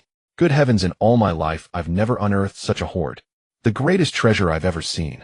Hearing the figure of 200 million, Xia Luo couldn't help but pause. 200 million. The number alone might not convey much. After all, his own bounty was approaching 500 million, but when real money lay before him it felt entirely different. 200 million Berry was enough for an ordinary person to live carefree for several lifetimes. It could buy multiple ships or even a devil fruit. It was hard cash capable of purchasing numerous estates and indulging in countless delicacies. Not bad, Xia Luo praised. Of course the knight's gains were not limited to these riches. What pleased him even more, to the point of exhilaration, was the vast amount of points. Crushing the entire Fortress G3 had netted him a total of 14,000 points. With such an immense pool of points, he could elevate his swordsmanship to the level of a great swordman or upgrade flowing Sakura Haki to a certain degree. The Barabara fruit could also be upgraded further. But Xia Luo had not yet decided which ability to invest in. With such a bounty of points, he could even consider enhancing his own body. Forget it, no rush. I haven't even drawn Conqueror's Haki yet. I need to find a way to get the Conqueror's Haki trait first. Teacher Kai had proven one thing: Haki reigns supreme. And Conqueror's Haki infusion was a technique mastered only by those at the Emperor level. To ascend to the ranks of world-class powerhouses, maxing out Conqueror's Haki was paramount. Without Conqueror's Haki, when dining with other world-class experts, I'd have to sit at the kids' table. Xia Luo mused to himself. Baji Yurita and the others were still immersed in the 200 million Berry treasure too, excited to sleep. I want to buy the finest jewelry. On the next island I must shop properly and get some beautiful clothes. We should buy better weapons instead, Baji said. Yeah, we also need to recruit more crew and get a stronger ship. Boss, what do you think of my plan? He turned to look at Xia Luo. Quite a good idea. But have you forgotten the mistake you made last night? Xia Luo grinned, which jolted Baji awake. The next second a fist landed on his head and pressed down. That marine fortress was enormous. How did you manage to sail right in without noticing anything? Baji winced in pain, shouting in his defense. The fog was too thick, and it was pitch dark. I really couldn't. Yurita chimed in to help Baji. Yeah, boss, last night was hazy with fog. We couldn't see anything around us. But soon a fist also landed on her forehead. Machi and Kabaji, who had been about to speak, immediately shut. After disciplining his crew a bit, Xia Luo's gaze fell upon the golden trident standing to one side. And what's this? A weapon, a gift for you, boss. Baji said, his face swollen with a bump. Flattering. Xia Luo didn't think much of it. He walked over and grasped the trident. It was neither too heavy nor too light, with a pleasant feel. His eyes lit up. Upon closer inspection, the sharp blades of the trident like 3 long swords gleamed coldly under the sun. He gave it a few swings, and his eyes brightened even more. This trident was no ordinary weapon. The material was not gold, but a strange, unusual metal. He continued to swing it repeatedly. To his surprise, the more he wielded it, the smoother it felt, surpassing even his own longsword. The trident could be used as a polearm, but it could also be wielded like a longsword, delivering powerful slashes. Not bad. In terms of toughness and sharpness, it rivals the finest named swords. Xiao Luo laughed. This longsword was a fine addition to his arsenal, fully capable of serving as his primary weapon. He had to admit that Baji's treasure hunting ability had some use. Thus he no longer paid attention to the fact that the others were secretly studying other treasure maps. The ship continued sailing, with the final destination being Magic Town. Since they had not followed the normal route, the islands they reached were obscure and unknown. 5 days passed in the blink of an eye. Fortress G3. Originally a branch fortress housing 10,000 troops, it was now a heap of ruins. Moreover, the marines inside were in a bizarre state. Wait, that's my foot. Don't put it on wrong. Damn it, if you mix up the limbs, we won't be able to reattach them. That man's ability is too weird. He split apart everyone in the fortress. We're lucky to be alive. I have no doubt that guy could have killed us all. The voices continued as 2 marines exchanged a pair of feet, carefully examining them before attaching them. A blessing in disguise. We're all still alive. Who the hell was that guy? At the temporary command post of Fortress G3, Xiao Luo, former vice-captain of the 4th Division of the Whitebeard Pirates, now a captain. How could someone like him appear in these waters, and why is he mixed up with East Blue pirates like Baji and Yurida? What are they planning? The day after the battle, Vice Admiral Longza had already identified the man's identity along with Baji and the others. He was well aware of the terrifying power of the man named Xiao Luo. Even as a vice-admiral, he was no match for him in a single exchange. He destroyed the entire Fortress G3. Such a dangerous individual must be reported to headquarters immediately. His expression grave. Longza turned to his adjutant. Contact headquarters at once. The ship passed by Drum Island. Xiao Luo did not ask Baki and his crew to stop. They had just restocked on the previous island, and now the ship was well supplied with all kinds of goods. Baki replaced his weapons and clothes, also upgraded the cannons on the ship, and purchased some gunpowder materials, claiming he would craft more powerful special shells. He stood at the bow, gazing at the icy kingdom ahead as it gradually blurred and finally vanished. In his mind, he recalled a series of events that had occurred on this island. Wapple, who ate the munch fruit chopper with the human fruit common type, and the soul-stirring DR. Here, for the Straw Hat Pirates, this was indeed an island full of stories, but for Xiao Luo, he was merely a passerby. His goal now was clear: to seize the time and become a strong person in this world. At that moment, Baki and the others were running on the deck with heavy loads on their backs, panting heavily. Their training had never ceased. Time passed gradually. Most of their lives were spent on the ship, and in a blink another 4 or 5 days flew by. During these days, Xiao Luo familiarized himself with the trident in his hand. He wielded it with increasing proficiency and was very satisfied with this weapon. The strength of Baki and the others was also steadily improving. The people on this ship had taken on the appearance of a small pirate crew. The next day, the ship approached a transit island, planning to purchase some spare supplies. After all, humans are land creatures. When passing by an island, it is natural to come ashore. Staying at sea for long periods would be unbearable even for the strong. Remember to buy plenty of fruit, especially oranges, Xiao Luo loudly instructed Baki and the others who were disembarking. Got it, boss. Yarlita looked back and replied with a smile. Xiao Luo shuddered. He actually felt that this fat woman was becoming somewhat more beautiful. Her skin seems more tender and smooth. Damn, what am I thinking? I would choose to Shiji, not her. He shook his head, expelling this evil thought from his mind, then lay down on a beach chair, covered himself with a newspaper, and continued sleeping soundly. He loved the feeling of sleeping under the warm sun. This small town was named Kyul, with merchant ships, pirate ships, and others moored along the shore, appearing quite lively. Of course, the scale of the town was not as large as Mogu Town. According to Baki, a bit further north of this town was the famous large country in the Grand Line, Alabasta. Alabasta seems to be under the control of Crocodile, one of the 7 warlords. It doesn't matter, none of my business. Xiao Luo closed his eyes. He was a person who hated trouble. He complained about spitting watermelon seeds when eating watermelon, and also hated having to shell sunflower seeds. But sometimes fate was just so coincidental.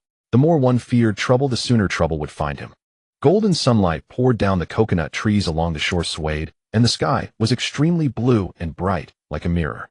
Baki and the others walked back towards the ship, cheerfully carrying large and small bags of daily necessities. But just as they approached the shore, they were surprised to find many pirates and civilians gathered there looking out towards. What happened? Baki curiously squeezed through with Yarlita and the others following closely behind. But there were too many people. The front was tightly packed. No matter how Baki squeezed, he couldn't get through. Helpless, he had to split his body with his head and torso floating up high. Can you see what's happening up ahead? Yarlita asked. I can't see clearly yet. Hand me the telescope. Baki widened his eyes, but could only see a blurry spot, like a small boat approaching. Kabaji handed him the telescope. Baki looked carefully. After the lens wobbled slightly, he focused on the black. The black rapidly enlarged, and a strange small boat came into view. The boat was not large, filled with candles, burning eerie blue flames. And at the center of the boat sat a man with sharp eyes. Those eyes casually swept over, making Baki shiver with coldness. The pupils were like a hawk's, sharp and penetrating into one's heart. He wore a black top, had a Wynard patterned shirt, a black trench coat, and carried a cross-shaped black sword on his back. Are you kidding me? How can I meet him here? Baki was greatly shocked. Hawkeye Mihoku. He is the world's greatest swordsman, Hawkeye Mihoku. Oh my god, why is his boat passing by here?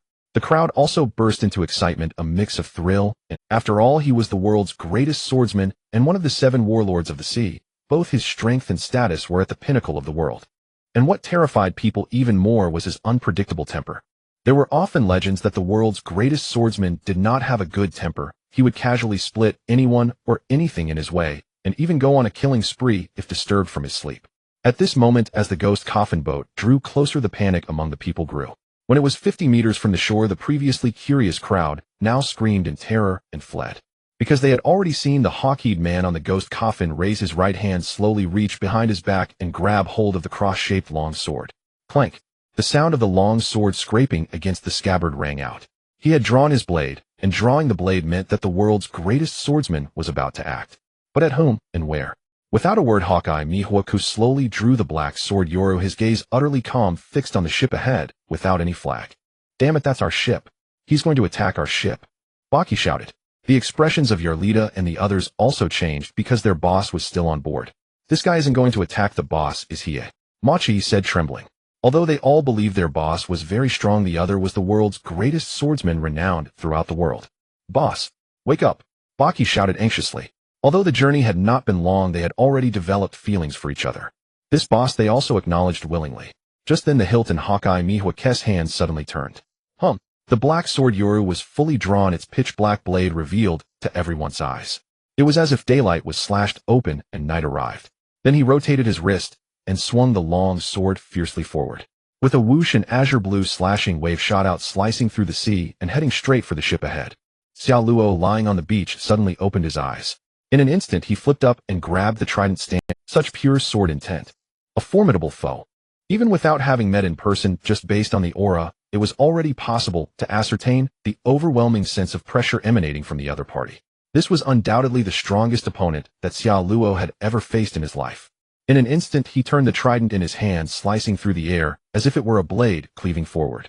Buzz, the void trembled as a flying slash surged towards the sea surface ahead, enveloped by a shadow. At that moment Xiao Luo's eyes finally caught sight of the man sitting on the ship, casually crossing his legs, his gaze calm as he stared back at him like an eagle. Eagle-eye Mihawk. Xiao Luo's eyes suddenly sharpened. It was actually him. At this moment the two flying slashes collided. Boom! The ocean trembled, resulting in a massive explosion, sending white waves over 100 meters high and endless ripples spreading outwards. The ships in the harbor rocked violently. The crowd gathered on the shore began to retreat in panic. Boss! Buggy and the others looked on. The originally tranquil afternoon suddenly turned tense. Their boss had already engaged in a duel with the world's greatest swordsman. The strong winds howled, causing hats to fly off people's heads. The waves on the sea stabilized again. But from that moment on, the atmosphere around Kula Island became tense, solemn, and suffocating. Everyone looked at the Eagle-Eye Mihawk, who was still advancing on the coffin ship, then glanced at the figure standing at the bow holding the trident. Who was that? Is he trying to get himself killed? It's already enough luck that he didn't lose his life with that one strike. He should move aside quickly. That's Eagle-Eye Mihawk. The tension and shock were evident on everyone's faces. Meanwhile, Eagle-Eye Mihawk, sitting on the coffin ship, looked at Xiao Luo ahead with a slightly sharp gaze. Oh, are you not moving aside? An obscure little brat. He did not recognize the opponent, naturally thinking that the person blocking his path was nameless. Courage is commendable, but you are blocking my way. The indifferent words escaped Mihawk's lips as he turned his black sword once more. He was about to swing his long sword again.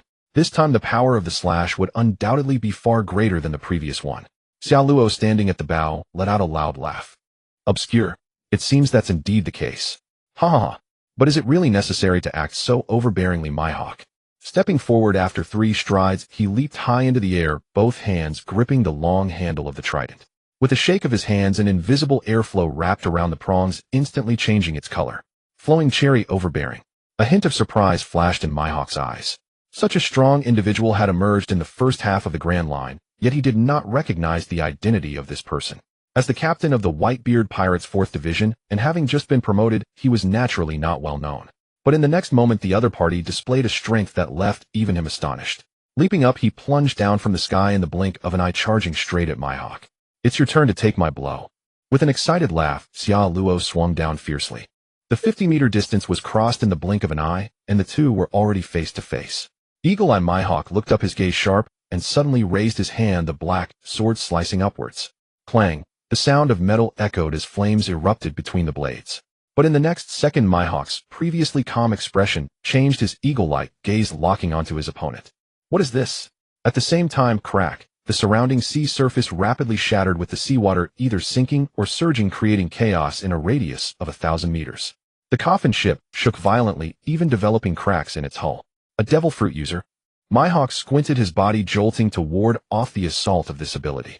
Then he twisted his wrist again, the blade targeting Xiao Luo's neck, swinging towards him. Xiao Luo reacted quickly, immediately retreating, drenched in cold sweat.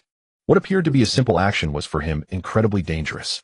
Soon his feet bounced off the undulating sea surface, and he soared into the air, once more gripping the trident with both hands as he swung down forcefully.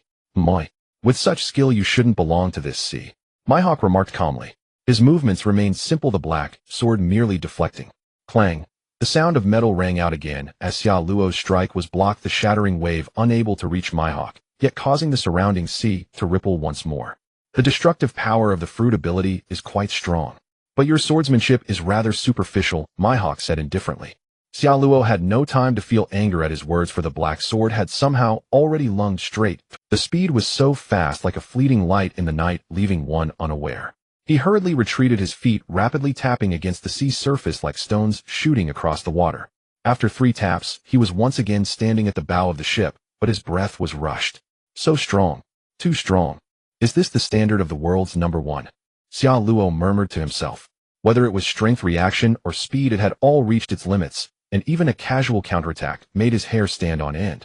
He even felt like the other party could easily take his head in the blink of an eye.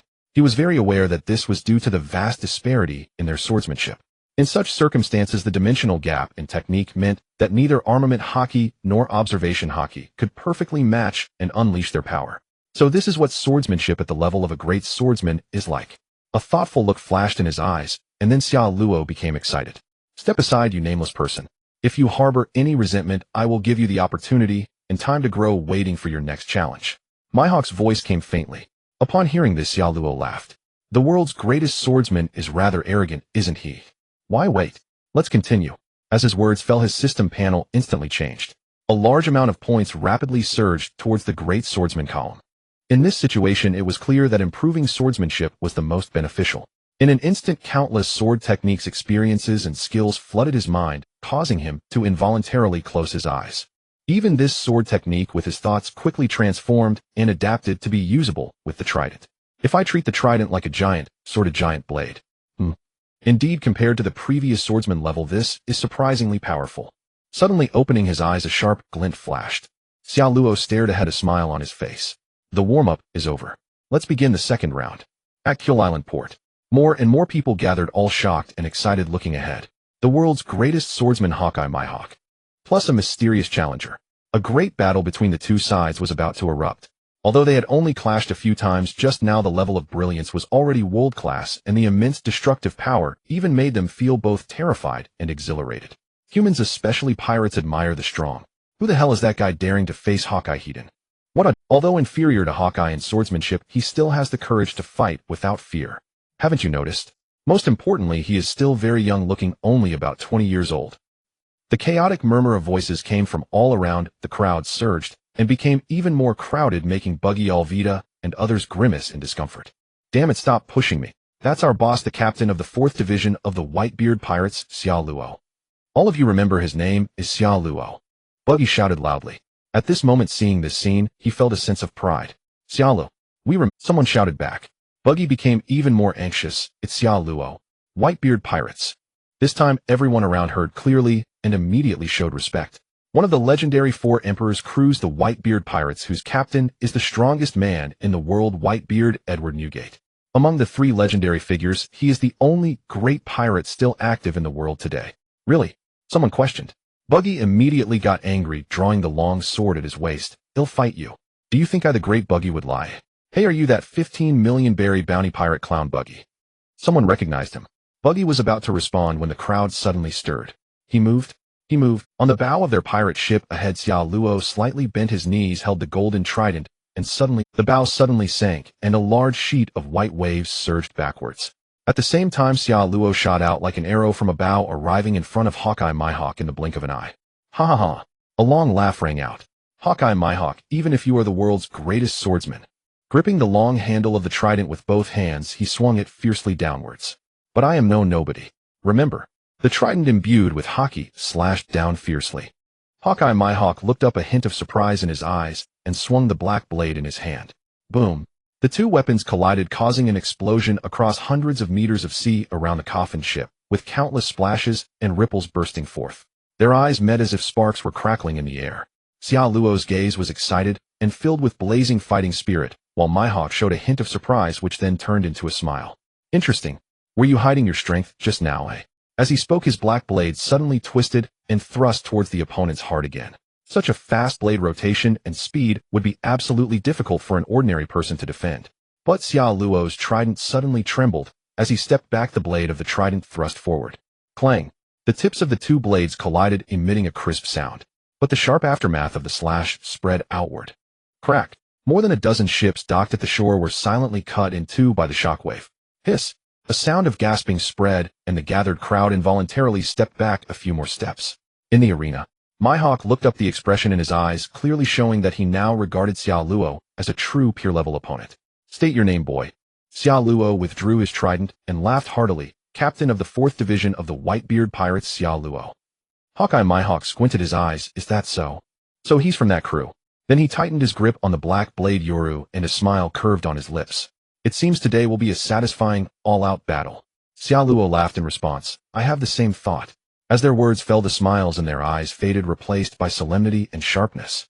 A clash of the strong is no child's play. If not careful, it could determine life or death. The next second, both of their bodies trembled, and they moved simultaneously. The trident's long handle hummed as it swung with a roar, and the black blade Yoru also cut through the void. Boom! The 2 weapons clashed again, a sharp sword intent soaring into the sky, actually splitting the sky into 2 halves. Xia Luo spun his body lightly, stepping on the sea surface, perfectly utilizing the power of the sea. On the trident, ripples appeared with a pop, and a crushing wave enveloped it. Mihawk, with his keen attention, noticed this and immediately became alert. On his long blade, it seemed black flames ignited quickly, covering the entire blade. Next, they clashed again. Crackle! Visibly along the direction of Kuelport, over 1,000 meters of space shattered like glass. A sound of gasps came from the shore. Such terrifying destructive power was practically catastrophe level. Hawkeye Mihawk's eyes narrowed, and he became extremely serious. Pure swordsmanship would not trouble him, but the opponent was a devil fruit user with swordsmanship at the level of a great swordsman, already capable of threatening him. The 2 fought fiercely, and in the blink of an eye they moved from the sea to the port shore. The onlookers, terrified, had all retreated into the island, while Buggy Alvida and others watched the battle in shock and excitement. Our boss is fighting the world's greatest swordsman. Incredible! Moji shouted excitedly. Unbelievable! Is this our boss' true strength? He's definitely a legendary great pirate. Kabeji also said tremblingly. Alvida stared blankly ahead at the figure constantly wielding the trident, her eyes filled with an unmistakable amorous gaze, completely enchanted. In the arena, Xia Luo's eyes were sharp. He attacked, retreated, and attacked again. His swordsmanship attack rhythm was perfectly seamless, and combined with the crushing wave, its power was immense. The 2 were almost evenly matched, exchanging blows continuously. Truly worthy of being the world's greatest swordsman. In the blink of an eye, half a day had passed, but the outcome remained undecided. Xiao Luo sighed inwardly, a hint of admiration in his eyes as he looked at his opponent. And Hawkeye Mihawk felt the same. Powerful brat. His cultivation and understanding of the way of the sword are so exquisite and profound. Mihawk nodded slightly, a smile appearing in his eyes. Then the two tacitly withdrew their weapons. When their eyes met, a sense of mutual respect and admiration. The strong always appreciate each other. After a momentary stalemate, both ceased their fight. Xiao Luo extended his hand with a smile. Dracula Mihawk. Mihawk also reached out. Their hands clasped, marking the end of a battle and the beginning of a friendship. Let me buy you a drink, Xiao Luo declared loudly. A glint of amusement appeared in Mihawk's eyes as he nodded. Very well. Soon they sat face to face in a small tavern in Kill Town. Buggy, Alvida, and the others rushed in excitedly. Mihawk's eyes narrowed, his gaze sharp as he fixed on them. They are all my comrades, Xiao Luo said. Mihawk withdrew his gaze and nodded. Buggy and the others then gathered around, their faces brimming with excitement and joy. Wine was brought forth, releasing a rich aroma. Alvida poured for the two while Buggy shouted happily, "Congratulations to our captain and the world's greatest swordsman Mihawk for forging this bond." Indeed, this calls for a celebration, Xiao Luo said with a smile. Meeting Mihawk today is worth a good drink. He raised his glass and looked at Mihawk. Mihawk also raised his glass and nodded. Pleased to meet you, Xiao Luo. Their glasses clinked, and the atmosphere instantly grew more lively. Meeting an opponent like you in the Grand Line is no easy feat. With your strength, you have a place in the world. After a few glasses, even Mihawk became more talkative. Fights and drinks are the swiftest ways for men to bond, share their hearts, and become friends. A chance to quickly deepen their connection. Amid the clinking of glasses, Mihawk grew familiar with everyone present. They frequently raised their cups, discussing the wonders of the new world. Skypiea, where will you go next? What a dreamlike adventure. Hawkeye Mihawk exclaimed in admiration. Yes, I have an important matter to attend to there. Xiao Luo nodded with a smile. Enel on Skypiea and the power of the Goro Goro no Mi were formidable forces he needed to acquire. Before leaving the Moby Dick, he had mapped out multiple paths to power Buggy's Bara Bara no Mi, the acquisition of Conqueror's Haki, the Goro Goro no Mi, and more. Before the War of the Best, he must elevate the power he possessed to its utmost limit. Only then could he ensure that the Whitebeard Pirates would not crumble after that war. Buggy, you know Shanks, don't you? Mihawk suddenly asked. Shanks. Of course, I was an apprentice on the Roger Pirates with him. Buggy, his face flushed from drink, nodded without hesitation.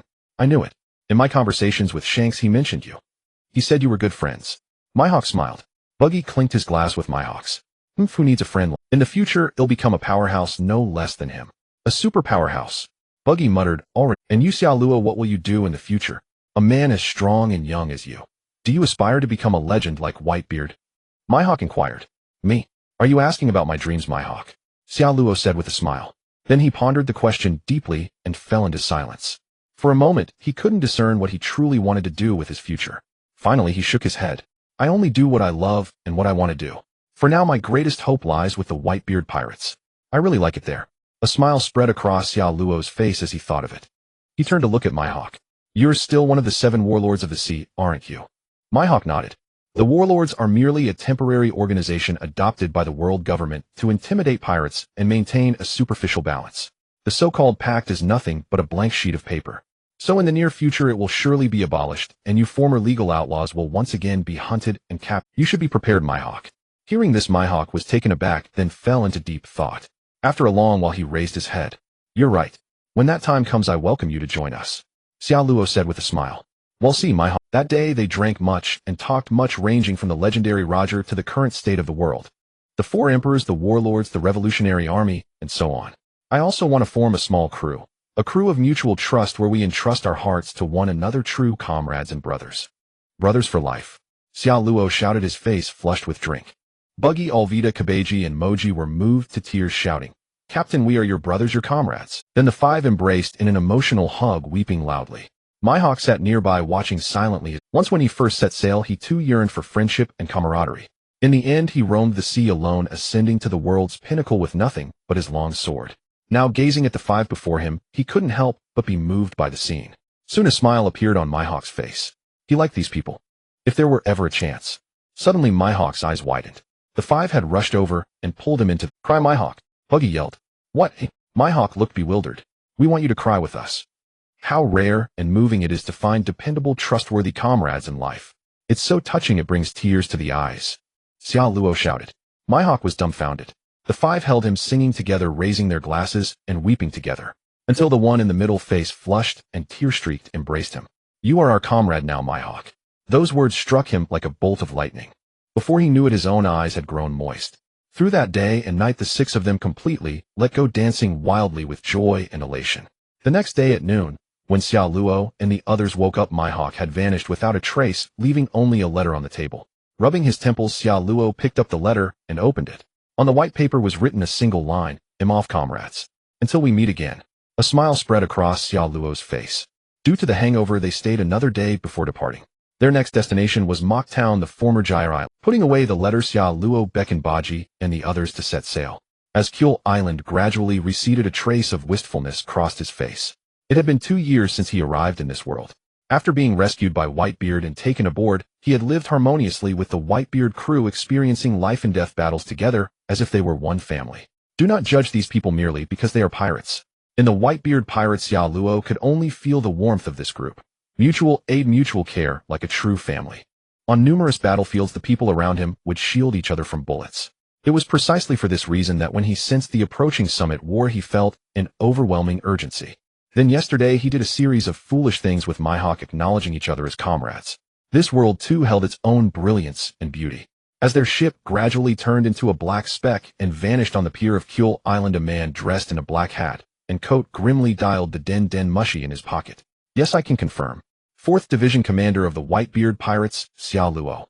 Recently promoted after the death of the former Commander Sachi and the advancement of Vice Commander Xiao Luo."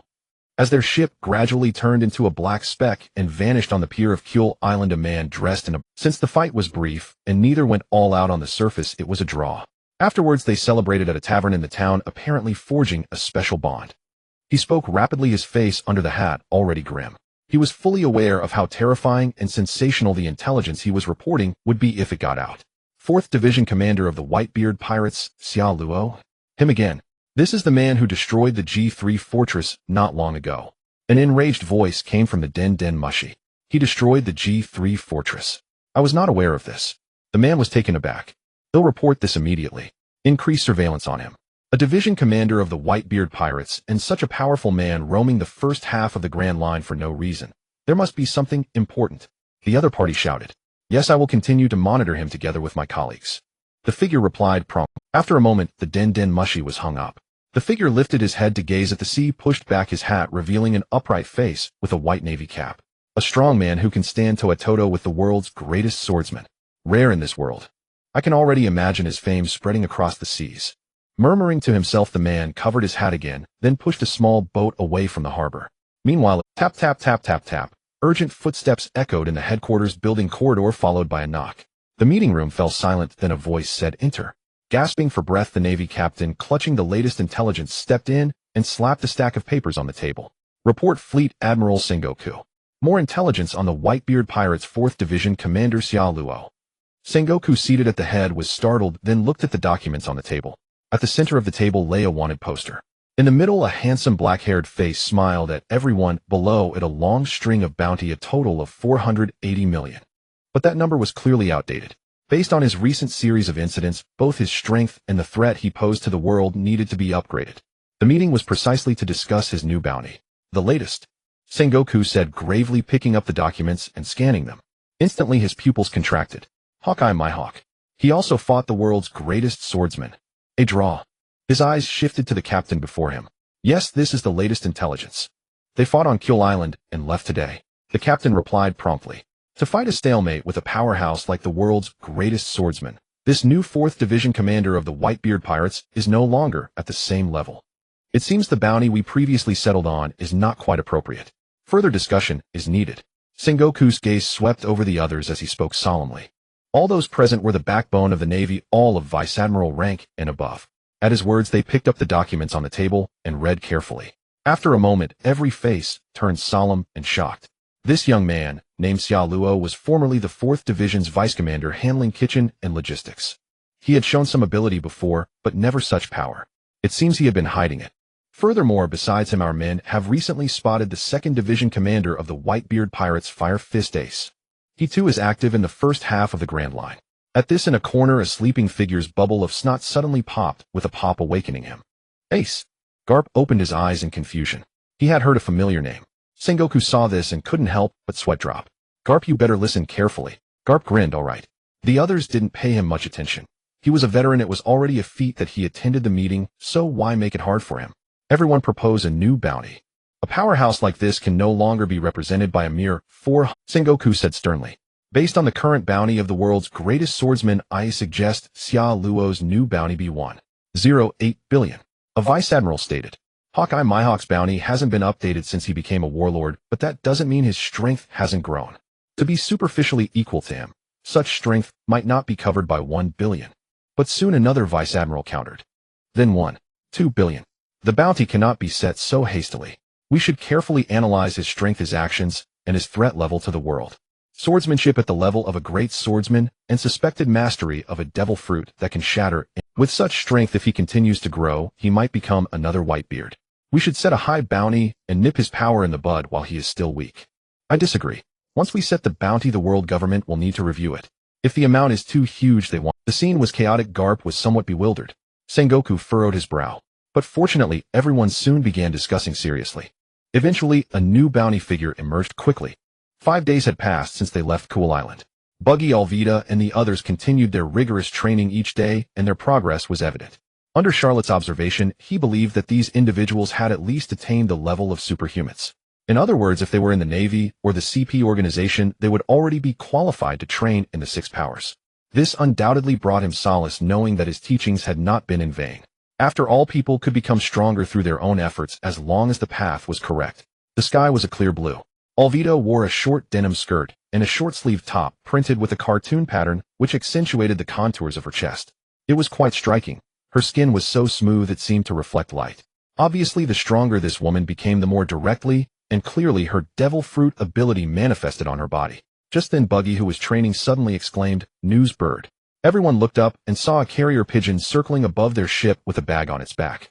Alvida glanced at Charlotte and flicked a coin toward the pigeon. Instantly, accompanied by the seagull's cry, several newspapers and bounty posters fluttered down. Kabeji, Moji, and Buggy reached out to catch them. Charlotte and Alvida also had copies float in front of them, which they took. When everyone looked at the newspaper, the scene fell silent. It was visibly clear that Buggy, Moji, Kabeji, and Alvida wore expressions of shock, awe, and excitement. Charlotte, on the other hand, showed a hint of surprise, but remained much calmer than the other 4. I am feeling dizzy. How much is this? 15. How many zeros after it? Buggy stammered. After they carefully counted, they all jumped up in excitement and turned to look at Charlotte. Boss, it's 1.5 billion. Your new bounty is a full 1.5 billion. Charlotte smiled slightly. It's only 1.5 billion, nothing to make a fuss about. Take a look at your own bounties. They've changed too. Buggy and the others were startled and quickly looked at the other bounty posters. They had been so focused on Charlotte's bounty that they hadn't noticed their own. Meanwhile, Charlotte was studying the nickname the newspaper had given him, feeling a bit annoyed. What kind of ridiculous nickname is this? The Destroyer. Crusher Swordsman. The world government's naming sense is truly laughable. Charlotte sighed and set the newspaper aside. He glanced over it and saw that today's newspaper was entirely about him. The battle at G3 Fortress Cool Town in Mihawk, among other things. In other words, since coming to this world, he had become thoroughly famous. Savoring this feeling, Charlotte couldn't help. It's pretty enjoyable. So this is fame. Not far away, Buggy and the others were hugging each other, jumping up and down in celebration. Watching this scene, Charlotte couldn't help but smile. Buggy the Clown bounty 50 million. Alvida bounty 30 million. Moji and Kabeji 15 million each. Compared to Charlotte's bounty, these amounts were naturally not large, but compared to their previous ones, it was a substantial increase. Buggy, Alvida, prepare food and drinks. Today we celebrate. Charlotte shouted with a laugh. The 4 of them shouted in unison with excitement. Naturally, another banquet ensued. Although their crew wasn't large, they were still very happy. While they were celebrating their increased bounties in a sea area not far away, a large strange ship received floating bounty posters. A thick right hand caught one. Zia, isn't this Charlotte? Marshal D. Teach caught the poster and stared at the familiar face. When he saw the exact bounty amount, his pupils contracted sharply. 1.5 billion. Teach, that's a crewmate beside him said in shock. The other pirates on the ship were all astonished, turning their gazes to the Zia. How interesting. Like me, he hid his true strength on the ship. Only now has he revealed it. Marshal D. Teach's eyes flickered, his words carrying a strange implication. You were on the same ship before. You should know something about him, right? Van Augur asked with a smile. No, quite the opposite.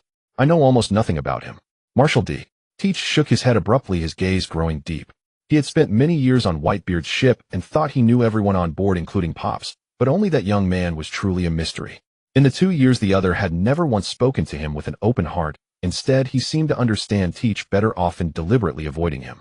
That guy is also skilled at hiding himself. He's a very dangerous person. Marshal D.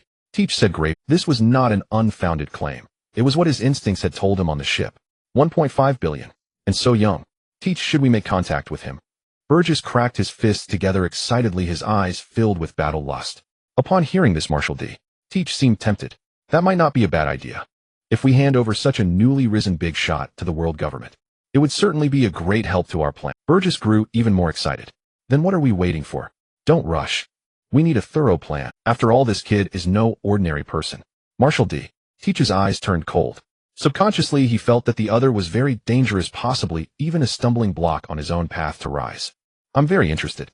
Hunting a 1.5 billion beast. This is my first time. Van Auger squinted. Charlotte. Marshal D. Teach murmured to himself. He always felt that the other was mysterious and had hidden himself well. Subconsciously, he even felt that the other's ambition and aspiration might surpass his own. 5 days later, in the town of Magu, the ship slowly docked, seawater rippling and spreading over the wooden pier.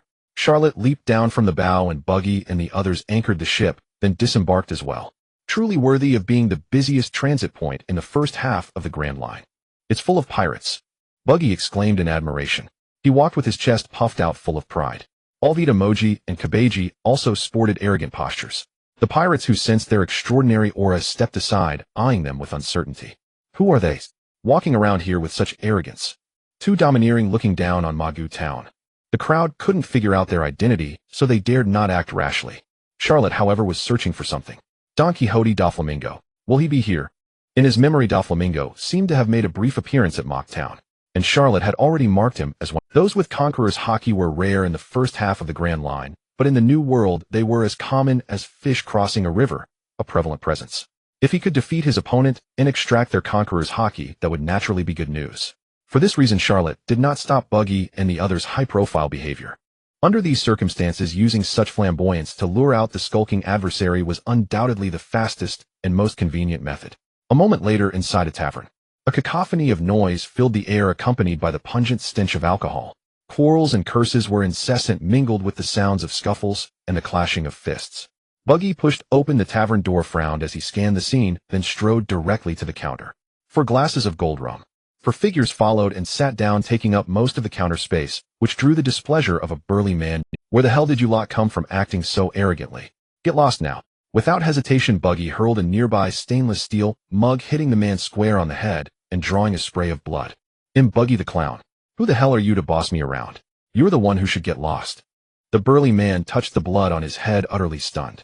He tried to rise and fight back, but one of his companions grabbed him firmly. Don't be rash, this guy is a big pirate with a 50 million bounty. His companion stared at Buggy, eyes filled with terror. What? He's worth 50 million. The burly man was shocked. He dared say no more, got up from his seat, and fled the tavern in panic. In the world of pirates, there were no complicated games. Bounty determined one's status and strength. A pirate with a 50 million bounty could already dominate the first half of the Grand Line. Now that Buggy was recognized, the gazes from the tavern grew more numerous, filled with scrutiny and interest. That guy really is Buggy the clown with a 50 million bounty. It's no wonder you don't know. His bounty just came out a few days ago. And his 2 companions are no pushovers. Either one's 30 million, the other 2 are 15 million each. As for the tallest one in the middle, the speaker paused abruptly, not finishing the sentence. Before anyone could urge him on, they noticed that this man was trembling all over, sweat beading on his forehead, a picture of sheer terror and trepidation. Hey, what's wrong with you? A companion nudged him. But the pirate who had been speaking dashed out of the bar, without a word, not daring to say another thing. Startled, his companions quickly chased after him, demanding answers. Damn it all, Jelson looked like he'd seen his own father, scared out of his wits. The others at their table burst into raucous laughter. Despite some attention, Buggy's group wasn't overly screwed. After all, on this island there were a few with 50 million bounties, and even some over 100 million had been seen. Buggy. At the counter, Charlotte took a sip of his drink. The chilled rum was quite smooth, clearing his mind instantly. For now, you all might need to stay in Mocktown for a while. As for me, I'm going to make a trip to Skypiea. Buggy and the others were stunned. Captain, you're going to Skypiea without us? I'm afraid that won't work. On my own I have a way. But with you all along, it's beyond what sheer ability can accomplish. Here would need not only a sturdy enough ship, but also the right timing. Charlotte shook his head. Skypiea? I really want to know what's up there. Are there angels? Captain, when we get the chance, you've got to take us. Alvida and the others chimed in, eyes sparkling with anticipation. Of course. Charlotte smiled. Getting to a sky island was simply a matter of having a flying ship or using other methods. It might be a legend here in the first half, but in the new world there were many ways to reach Skypiea. TCH. Just then a sneer rang out. A figure suddenly sat down beside Charlotte, grabbed the drink on the counter, and tilted his head for a gulp. Going to Skypiea? You actually believe in that absurd dream that only 5 or 6-year-olds chase? How laughable. Charlotte turned his head, his gaze turning cold. When he saw the person clearly, he paused momentarily. Short golden hair, a long scar over the left eye. Bellamy. The spring man, a rookie pirate in Mocktown. Hey, did you all hear that? This guy wants to go to Skypiea? Isn't that hilarious? Bellamy suddenly spun around, laughing loudly at everyone in the tavern. The bar fell silent for an instant. Ha ha ha. Roaring laughter erupted, everyone staring at Charlotte's crew with mockery. You? How dare you? Buggy whirled around, glaring furiously at the crowd. Skypiea is real. The captain would never lie. Alvida shouted in anger. Kabeji and Moji immediately drew their weapons. You fools dare to question the captain. Do you even know who he is? Bellamy's laughter didn't cease. He turned to the man beside him. Who? Tell me what's so great about him. Is he some ridiculous pirate still chasing a child's fantasy? Another wave of laughter rippled through the tavern. Buggy was utterly enraged, drawing his long sword to charge at Bellamy. But at that moment Charlotte extended a hand. Then that thick arm moved with blinding speed. No one saw it, not even Bellamy beside him. But the next second the back of Bellamy's head slammed violently, his face smashing into the hard countertop. Bam! The sturdy counter shattered under the impact of his head. Alcohol and blood mingled, pouring across the floor. A faint scent of blood filled the air, freezing the laughter of everyone who had been mocking moments before. Bellamy, with a 55 million bounty, was crushed with a single blow. A petty pirate like you has no right to question where I go. Do you try to measure my vision with your insignificance? A fool, nothing more. His low, calm voice echoed through the tavern. Charlotte turned slowly and rose to his feet. His face came into full view of the trembling pirate across the room. That's right. No mistake. It's him. The pirate with a 1.5 billion bounty. The world's destruction king. The pirate with a 1.5 billion bounty. Charlotte. 1.5 billion. The pirates in the tavern were first dumbstruck, then plunged into profound shock. In their entire lives they had never laid eyes on such a colossal figure. Or rather, a pirate bearing such a terrifying sum as 1.5 billion was already the zenith of their admiration. That was why the moment it reached their ears their first reaction was utter disbelief. But soon reality sobered them up. Someone tremblingly pulled a bounty poster from their pocket and slapped it onto the table. After careful comparison, they instantly began shaking uncontrollably. It's really truly him. 1.5 billion. Every pirate in the tavern was gripped by fear, their throats constricting. Suddenly, they found their mouths dry as if they wanted to say something, but couldn't. At that moment, Bellamy pulled his head out from the bar counter and collapsed to the ground with a thud, blood streaming from his head as he gasped for breath. Dizziness and disorientation left him in a terrible state. He could only faintly hear the number 1.5 billion echoing in his ears, but did not understand what it signified. Let's go, Buggy. A frog at the bottom of a well could never behold the vastness of the sky outside. With a slight glance at Bellamy beneath his feet, Xia Luo turned and departed. Buggy and the other three followed closely behind. No one dared to block their way. They all looked on in terror and awe at this group. A bounty of 1.5 billion was simply astronomical. It represented an unbridgeable chasm. Only after the figures vanished around the street corner did they let out a long sigh of relief. Damn, 1.5 billion. A great pirate of 1.5 billion. We dared to mock a great pirate of 1.5 billion. It feels as if we've narrowly escaped from the jaws of a ferocious beast, a sense of surviving a life-and-death crisis. The pirates snapped out of their stupor, trembling all over. Only then did they realize that the cold sweat on their backs had already soaked through their clothes. Bellamy, lying on the ground, was helped up. As time passed, he finally regained consciousness. Before he could even grow angry, the people around him excitedly shouted in his ear, "You're so lucky, Bellamy." Huh? Bellamy turned around, bewildered, staring at the other person. He had been defeated in one blow, brutally beaten, and this was lucky. That was Xia Luo, the World Destroyer King, a great pirate with a bounty of 1.5 billion. You were fortunate enough to be beaten by him. Bellamy froze. When the meaning sank and his pupils suddenly constricted. What did you say? Exactly. This is something to brag about for a lifetime. To come into contact with such a monumental figure is a blessing cultivated over several lifetimes. Bellamy, from today onward you'll become famous. The pirates around him chattered excitedly, but Bellamy only found it noisy. He even felt somewhat dazed. Staggering to his feet, he didn't fully sober up until he stepped out of the tavern and onto the street. Once he fully understood the situation, his heart began pounding wildly. A great pirate with a bounty of 1.5 billion. It was this very lord. He hastily pulled a bounty poster from his pocket. When he saw the face on it clearly, he began trembling. He dimly recalled that a few days earlier when he first obtained this poster, his eyes had been filled with admiration and reverence for the man. Before this, Bellamy had always admired and wished to follow Doflamingo. That had been the only monumental figure he had any hope of reaching, because legend had it that the man occasionally appeared in Mogu town. But now, just a short while ago, he had actually come into contact with a great pirate of 1.5 billion. A very heavy contact indeed. Thinking of this, Bellamy couldn't help trembling with excitement. That's the greatest figure I've ever laid eyes on. He spoke with a trembling voice, a different light flickering in. Suddenly at that moment, he made an extremely bold decision. Then in the next instant, he took a deep breath and sprinted down the street. Meanwhile, the five of them, Xiao Luo and his companions, also found a hotel with decent conditions in Mogu town to use as their temporary residence. Let's stay here. While I'm away for a while, you all wait for me here. After examining the hotel's lodgings, Xiao Luo nodded in satisfaction. This was the most expensive hotel in Mogu town. A single night's cost was enough to fund a commoner's monthly living expenses. But who could blame them for being flush with wealth now? Rich. Shortly after the five settled in, Xiao Luo lay down on the soft bed and closed his eyes. Just then a commotion arose downstairs. Soon the corridor outside their room grew noisy as well. Get out of my way. I'm not looking for you. Rough commotion reached his ears. Xiao Luo opened his eyes and looked toward the door. Then the door was flung open. A figure appeared before them. Short golden hair stained with blood, breathing heavily, eyes wide as they stared at the people in the room. After a brief moment of surprise, Buggy, Alvida, and the others all sprang to their feet. You bastard, you actually dare to show up here. The person before them was none other than Bellamy, with whom they had clashed not long ago. But Bellamy only glanced at Buggy and the rest before fixing his gaze on Xiao Luo. Without a moment's hesitation, he strode forward. With a thud, after a few steps, his knees went weak, and he dropped directly to the ground, pressing his forehead tightly against the floor. My name is Bellamy. My bounty is 55 million. I am the spring man who ate the spring fruit. I wish to follow you, Lord Xiao Luo. If you accept me, I will use my life and dignity to defend everything of yours. Trembling, excited, expectant, with a slightly hoarse voice, Bellamy's words spilled forth, and they left everyone in the room stunned. Silence. After that speech, there was only silence. Xiao Luo slowly rose and gazed down at Bellamy, who knelt before him. After a long pause, he suddenly let out a laugh. You may have the short-sightedness of a frog in a well and the ostentatious arrogance of a petty man who gains power, but you do not lack the ability to seize opportunities. And more importantly, you possess a blazing ambition to ascend. He paused. Bellamy, you are not bad.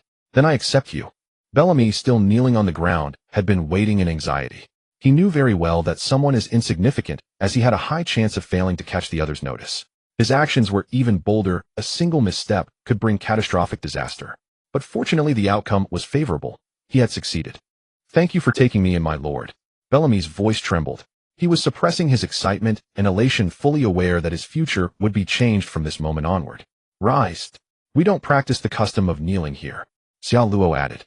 Yes. Xiao Luo stared at the man before him for a long, while recalling his counterpart in the original story.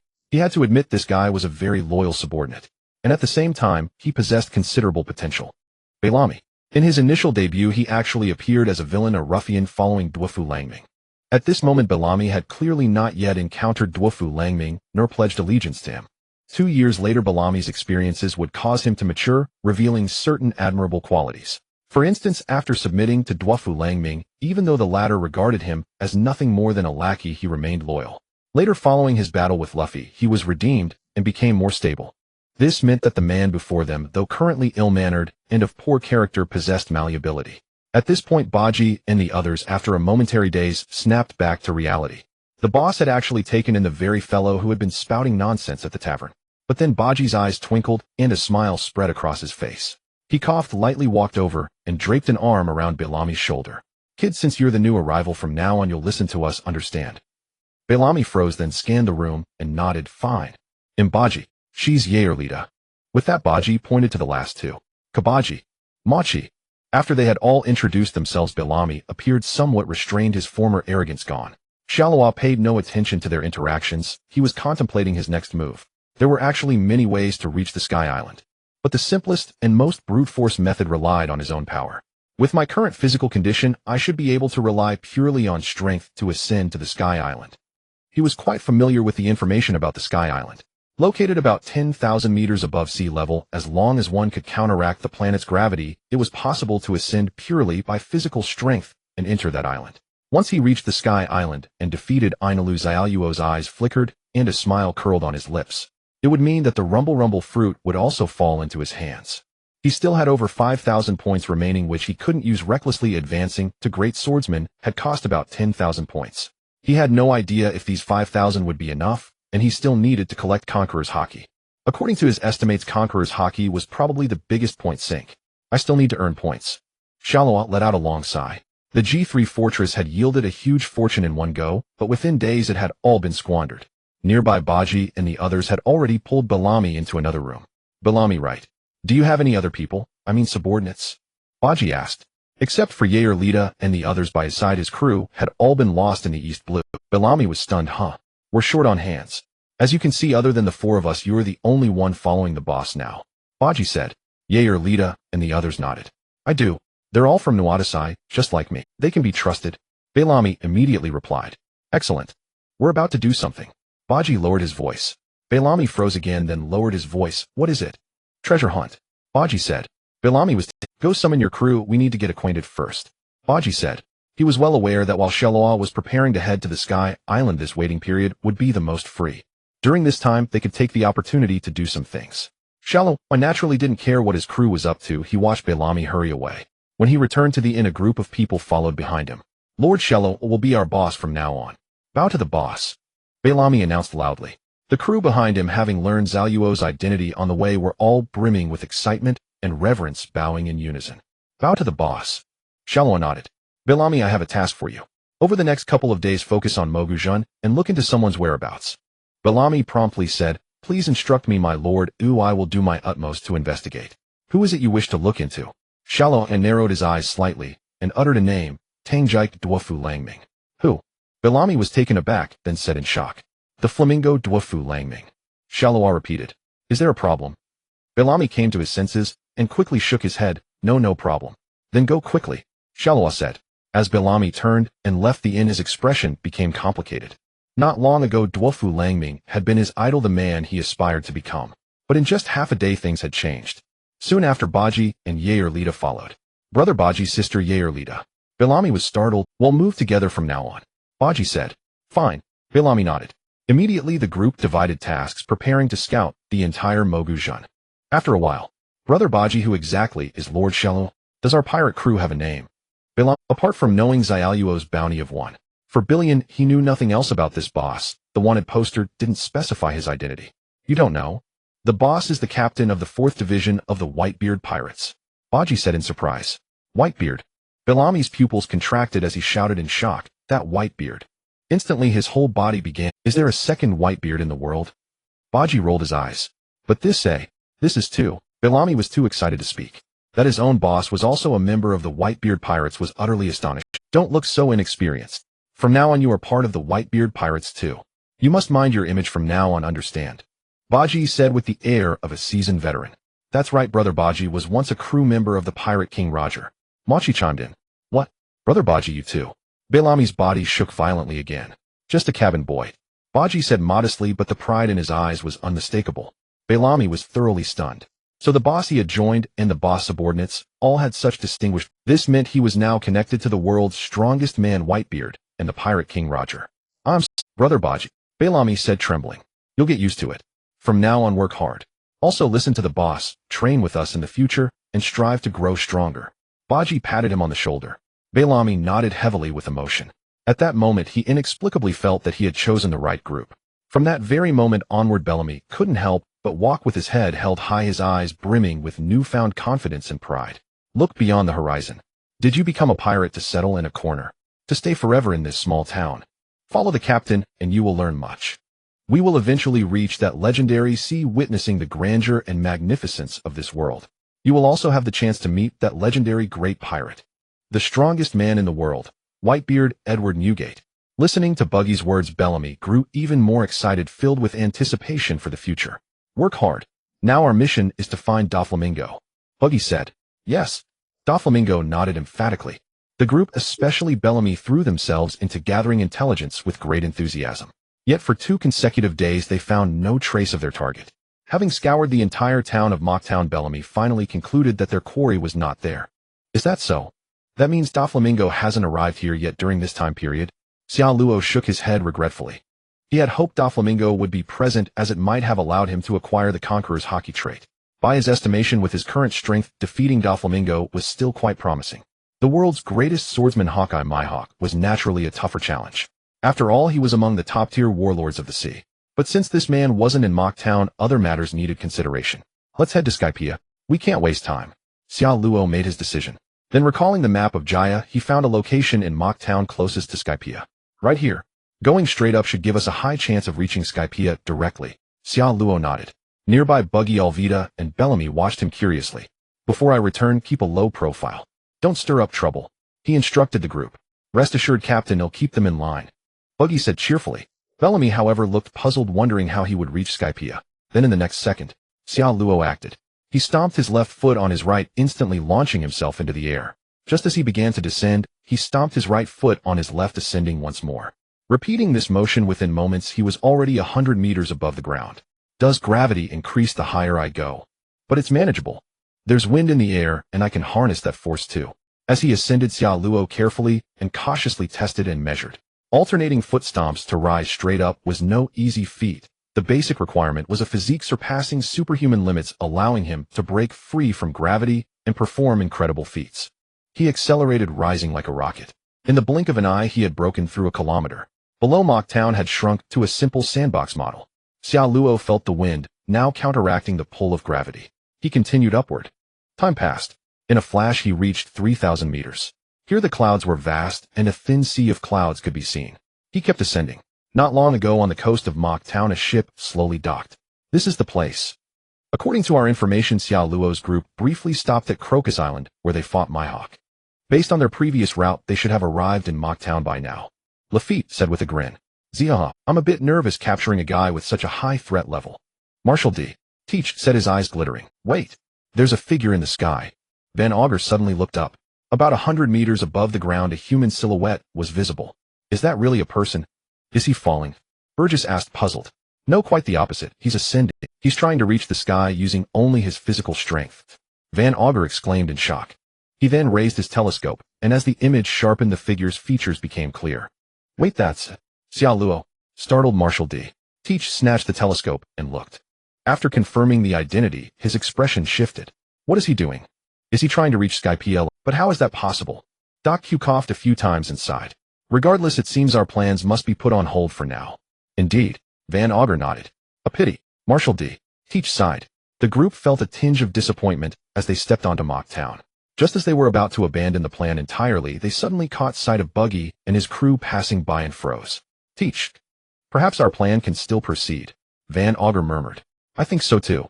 Marshal D. Their eyes fixed on the retreating figures of Buggy's crew, a strange glint flashing in them. Meanwhile, in a secluded, quiet courtyard in Mocktown, a man with a cold gaze dialed a Den Den Mushi, and soon the call was answered. I wish to report something to the young master. Speak. In Mocktown, a group is secretly inquiring about him. Do you know who they are? The leader is a pirate, Bellamy. Never heard of him. He's just an obscure hoodlum, but there seems to be a big shot backing him. Is that so? He'll inform the young master. As it happens, he's not far from Mocktown. The brief conversation soon ended. Yet invisible undercurrents were brewing. The Whitebeard Pirates, led by Marshal D. Teach, and the Don Quixote family, led by Doflamingo, might converge on Mocktown in the future. Meanwhile, back at the inn, Buggy and his crew had gathered. The captain has left, so we should set off immediately. The treasure map is not far from here. We'll find it, and return to Mocktown before the captain comes back. Buggy said excitedly. He had an obsessive passion for digging up treasure. Bellamy, being new, didn't understand the situation, and simply no one objected. They were all beneficiaries, so naturally, they were full of motivation. On the other side, Xiao Luo had now reached an altitude of 8,000 meters. He was now above the White Sea, looking down at a vast expanse of white. Only 2,000 meters to go. Xiao Luo murmured. His stamina was still holding up. At 8,000 meters above sea level, both the oxygen content and the air pressure had shifted. Even Charlotte felt a trace of discomfort. Yet he understood that this unease would soon dissipate as his body adapted. Gazing around, all he saw was an expanse of white. Below, fish leaped within the White Sea.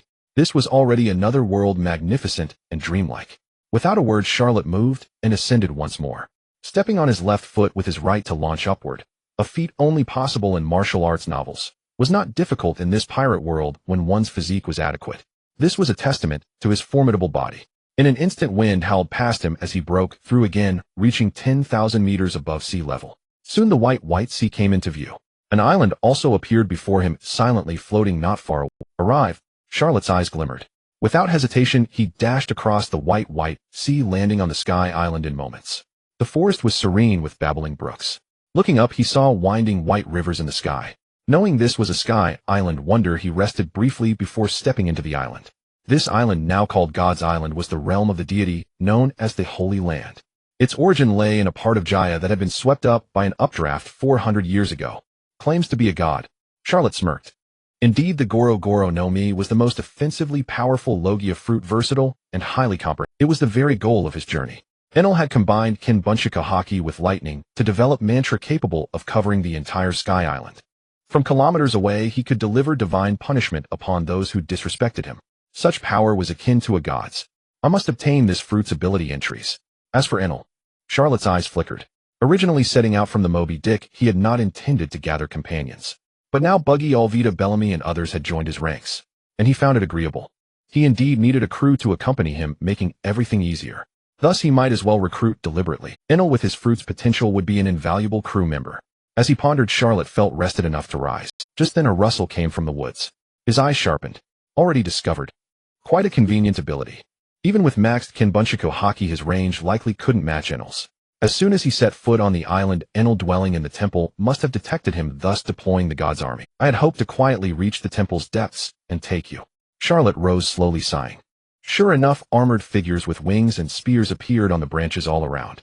Blue Sea Dweller, leave the Holy Land immediately, or face our annihilation and the god's wrath. Charlotte wasted no words. Stepping forward, he said, let Enel speak with me. As he spoke, he clenched his fist and swung casually. Space shattered. The surrounding divine soldiers were torn apart, screaming in terror. My arm. No, my legs. They're severed from my body. Impossible. I see my back. Panic and screams. Charlotte ignored them, stepping over scattered limbs toward the island's depths. He glanced at his system panel. Points rapidly increased to 6,000. Good, I can farm points here too. Smiling, he advanced. At the same time, in the temple, Enel, reclining mid-bite into an apple, suddenly stiffened. His mantra covered every movement in the Holy Land, even Angel Island. Nothing escaped his perception. Just moments ago, a squad of divine soldiers had been annihilated in an instant. What shocked him more was their state. Limbs dismembered, heads, arms, legs shattered. Trees and ground within tens of meters bore cracks. This was no ordinary feat. A lightning flash crossed the void as Enel captured the figure. Upon seeing him, his eyes sharpened. The man was tall, handsome, clearly not a Sky Islander, no wings. A Blue Sea Dweller. Enel narrowed his eyes, surprised. Seeing a Blue Sea Dweller on the Sky Island was rare. But then his expression turned icy. No matter where you're from. Offending a god is a capital crime. His voice cold, he raised his right hand, a spark of electricity arcing from his fingertip. A blue bolt shot forth and vanished in an instant. Simultaneously, Charlotte stopped abruptly. Above him, a brilliant radiance blazed. A column of blue lightning descended upon him. Incredibly fast. The speed of lightning was beyond normal reaction, impossible to evade. Even Charlotte, without Kinbunchiku, could not escape. In an instant, he was engulfed. The lightning illuminated 100 meters around. Branches, blackened ground, turned to ash. As the flash faded, 4 figures emerged. Is it over? The god's punishment. None survive such lightning. A Blue Sea Dweller rare. Trespassing the forbidden zone leads only to death. The 4 spoke calmly, each accompanied by divine soldiers. They were the 4 priests under the god. As they prepared to leave, the lightning dissipated. A figure stepped out. How terrifying. I almost died. Charlotte grinned. The 4 priests stared in shock. Sparks still danced on him, but from his robe to his skin, there was no damage. This is impossible. Daowu, one of the 4 divine officials, exclaimed in shock. The other 3 also had pupils dilated, their faces filled with disbelief as they stared at the towering figure in the arena. This guy is definitely no ordinary being, Xiao Luo said coldly. After exchanging glances, all 4 realized the formidable power of the man before them. In the next instant, their bodies moved in unison. Almost instantly, 4 figures appeared around Xiao Luo. Front, back, left, and right, each poised to strike in their own distinct manner. Just then a soft chuckle escaped. A smile crept onto Xiao Luo's face.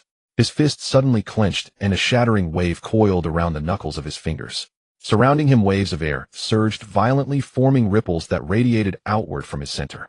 Suddenly, Xia Luo swung his fist. Crack! For 1,000 meters around, everything was shattered. Fissures spread in all directions, trees snapped, hills collapsed, the ground shook violently, and dust flew into the air.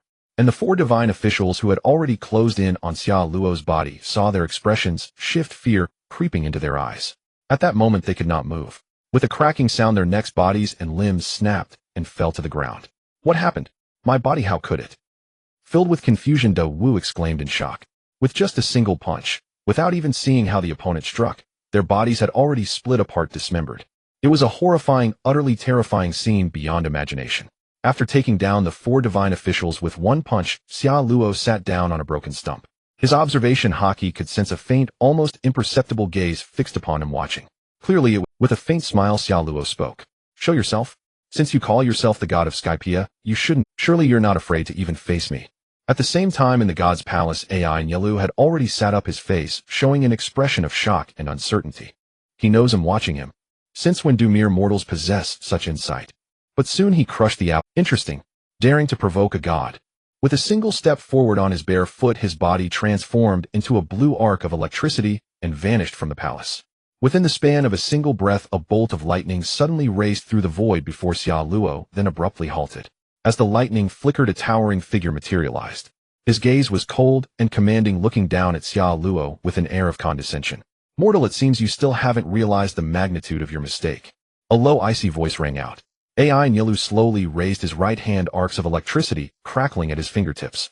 For an ordinary person, this posture would be utterly oppressive. Imagine controlling lightning capable of reducing any living creature to charcoal in an instant. How could one not feel fear, not tremble? But at this moment, standing before Ai Nyelu was Xia Luo. Hep. Ai Nyelu, how much longer will you keep playing this boring game of godhood? A mocking laugh escaped.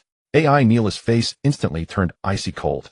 Without another word, the arcs at his fingertips shot out instantly. 30 million volts. The lightning suddenly blazed blindingly bright, reaching Xia Luo in almost an instant. But the next second, something happened that made Ai Nylu's eyes widen and his jaw drop. Xia Luo simply raised his hand and casually threw a punch forward. Crack! The void shattered, and even the lightning was split apart, blasting off to one side.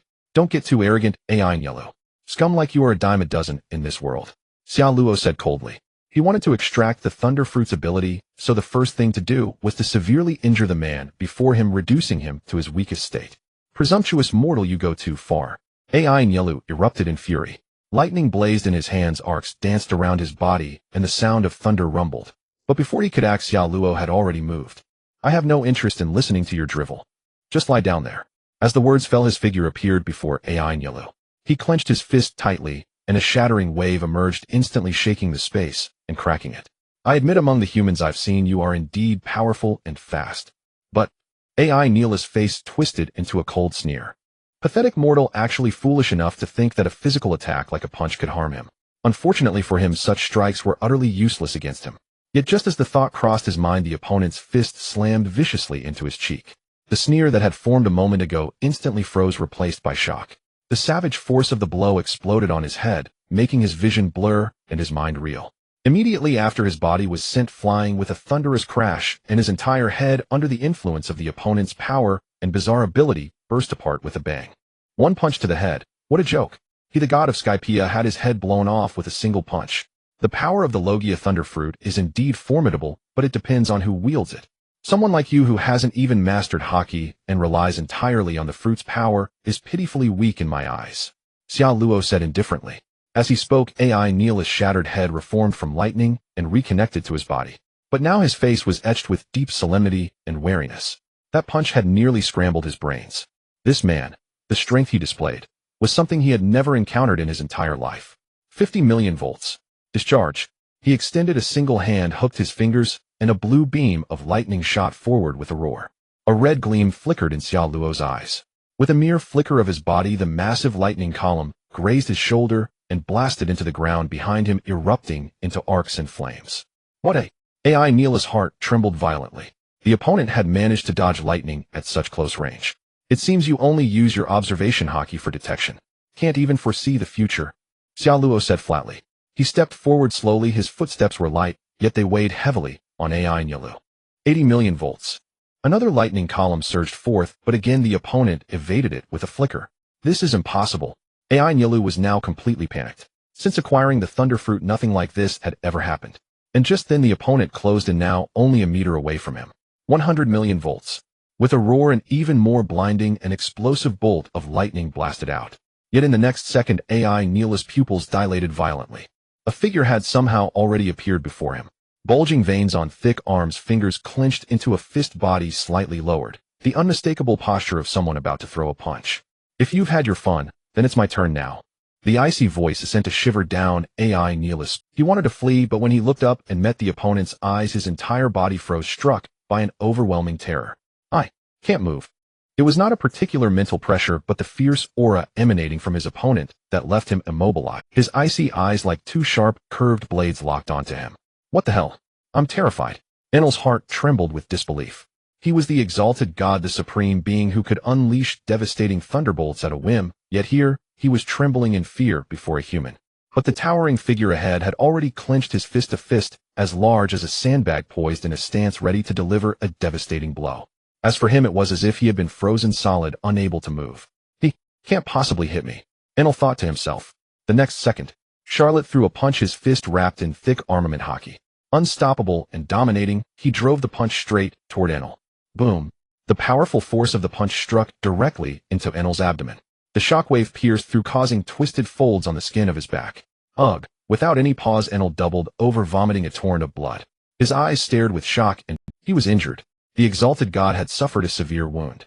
His internal organs felt as if they had been brutally shattered. Excruciating pains surged through his entire body, followed by a wave of weakness. Enel let out a muffled groan, bending over and clutching his stomach, groaning in agony. You call yourself a god? You wield thunder? Charlotte sneered, watching Enel curled like a shrimp before him. How laughable. Your power is still so feeble. Can't even withstand a single heavy punch from me. You haven't fully developed your devil fruit ability, and your Haki is far from mastered. Your physical techniques are poor, and your physical strength is pitiful. And a guy like you dares to call himself a god. A frog at the bottom of a well. Just like you, thinking all you see is the sky, but to outsiders it's utterly ridiculous. Charlotte's words pierced Enel's ears like steel needles, making him lift his head in fury. Bastard! What are you saying? Mocking me? Without mercy, Charlotte stepped forward and slammed another fist into Enel's face, sending him. Then he advanced again and stomped on Enel's chest. How can a god be so pathetic? Tear off your pitiful disguise, Enel. I'll give you a chance. Come with me to explore the vast sky.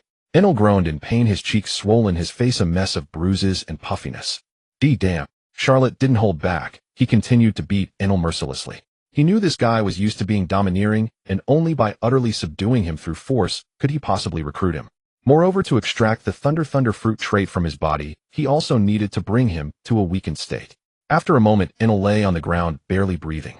He was beaten so badly that even his own mother wouldn't recognize him. His head had swollen into a pig's head. Lying there, he twitched occasionally, indicating he was still alive, but the injuries were unprecedented. He had even developed a trauma from the beating. Whenever Charlotte moved, Enel would flatten his ears, cover his head with his hands, and tremble in sheer terror. Don't hit me anymore. Charlotte raised a hand to scratch his head, then withdrew his gaze. He looked at the collapsed Enel and began to ponder. He checked the system points inwardly after dealing with the divine soldiers, the 4 priests, and Enel the points had risen to 10,000. Without much hesitation, he chose to extract directly. Enel's current state was undoubtedly his weakest. 1,000, 2,000, 3,000, 4,000, 5,000, 6,000. After a full 6,000 points, a pleasant ding sounded in his mind, indicating that he had successfully extracted the thunder fruit trait. Moments later, Charlotte's entire body was enveloped in blue electric arcs, giving him a comfortable sensation. His body involuntarily floated upward, and a stream of unknown information flooded his mind.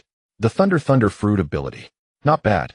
Enel's development of this fruit was of course far from, but now that it was in his hands, he could naturally evolve and develop more skills. Discharge, flight, and lightning smelting were merely the basics. As he contemplated, he used the remaining points to upgrade the newly acquired thunder fruit ability. Thunder fruit LV 100. In the blink of an eye, the fruit's development reached the ordinary maximum level. Advancing further would mean entering another stage entirely. The range of lightning radiation would become broader, and the elemental damage inflicted would be harder to remove. Simply put, it could be understood as the awakened level of Logia types, fundamentally altering the elemental state of matter. A smile curled at the corner of his mouth. Charlotte raised his right hand, curling his fingers. 100 million volts discharge. He spoke casually. Blue arcs of electricity instantly burst from between his fingers, coalescing into a towering pillar of light in the void ahead, then blasting toward a point 1,000 meters away. With no time delay, almost instantly a thunderous explosion tore through the air 1,000 meters away. The speed of lightning was terrifyingly fast beyond human reaction. It could be said that this terrifying ability of the Thunder Fruit was an unsolvable presence in the first half of the Grand Line. Combined with its destructive power and coverage area, it would likely require an initial bounty of 400 or 500 million. Coupled with the immunity to physical attacks granted by elemental form, it was practically a game-breaking bug. Lying nearby, Enel stared wide-eyed. What did you just do? Charlotte turned around, flicking his right hand as arcs of electricity crackled. The same as you unleashing lightning. Enel was utterly incredulous. How is this possible? Only I can control lightning. How don't make me— On the Blue Sea there are quite a few people who can control lightning. A guy like you is nothing special. Charlotte, hearing this, Enel fell silent. He had come to realize the immense power and strangeness of this man, though he was no match for him. Especially since the bastard had just demonstrated the same lightning power. Next, Charlotte began to test the Thunder Fruit's abilities. Boom. Thunder roared. In an instant, he was 10,000 meters away. Then, with a flash of lightning, he returned to his original spot. Spreading his fingers, he unleashed a massive wave of lightning that engulfed the area ahead, reducing an entire forest to charcoal. Overwhelming destructive power and incredible speed. The Thunder Fruit indeed ranks among the strongest Logia types. Charlotte was thoroughly satisfied with this ability. Then he looked at Enel. So, want to come with me to the Blue Sea and see the vast sky? Enel stood up, his face bruised and swollen, his expression dark. After pondering for a moment, he finally spoke, his eyes shifting. Oomph. If you're lying to me, I won't let you. Hearing this, a smile spread across Charlotte's face. Follow me. I promise, it will be the best decision of your life. Enel. As a user of the Logia type, Thunder Fruit, Enel's physical constitution was admittedly lacking, but his recovery speed was decent. After a brief moment, he was already able to move. The dismembered bodies of the 4 priests were also restored by Xiao Luo with a casual wave of his hand. Though their strength was negligible, they still possessed some utility and could be used to carry out tasks. I am currently crafting a golden ship, Enel said. Since I've decided to accompany you to the Blue Sea, this vessel will come in handy. Enel sat there as the 4 priests scrambled to treat his wounds, wrapping bandages around and around. In the end, his entire face was covered, leaving only his eyes visible. The Arc Maxim. Xiao Luo's eyes lit up. He remembered this ship, crafted entirely from gold, equipped with propellers, and capable of flying through the skies when powered by electricity. How do you know of it? Enel was taken aback. I know everything. Xiao Luo replied with a faint smile. This was originally built as my means to reach the endless vast, Enel said coldly. But now I find the Blue Sea you speak of far more intriguing. I must see for myself if there are truly so many formidable warriors there. Enel said in a cold tone.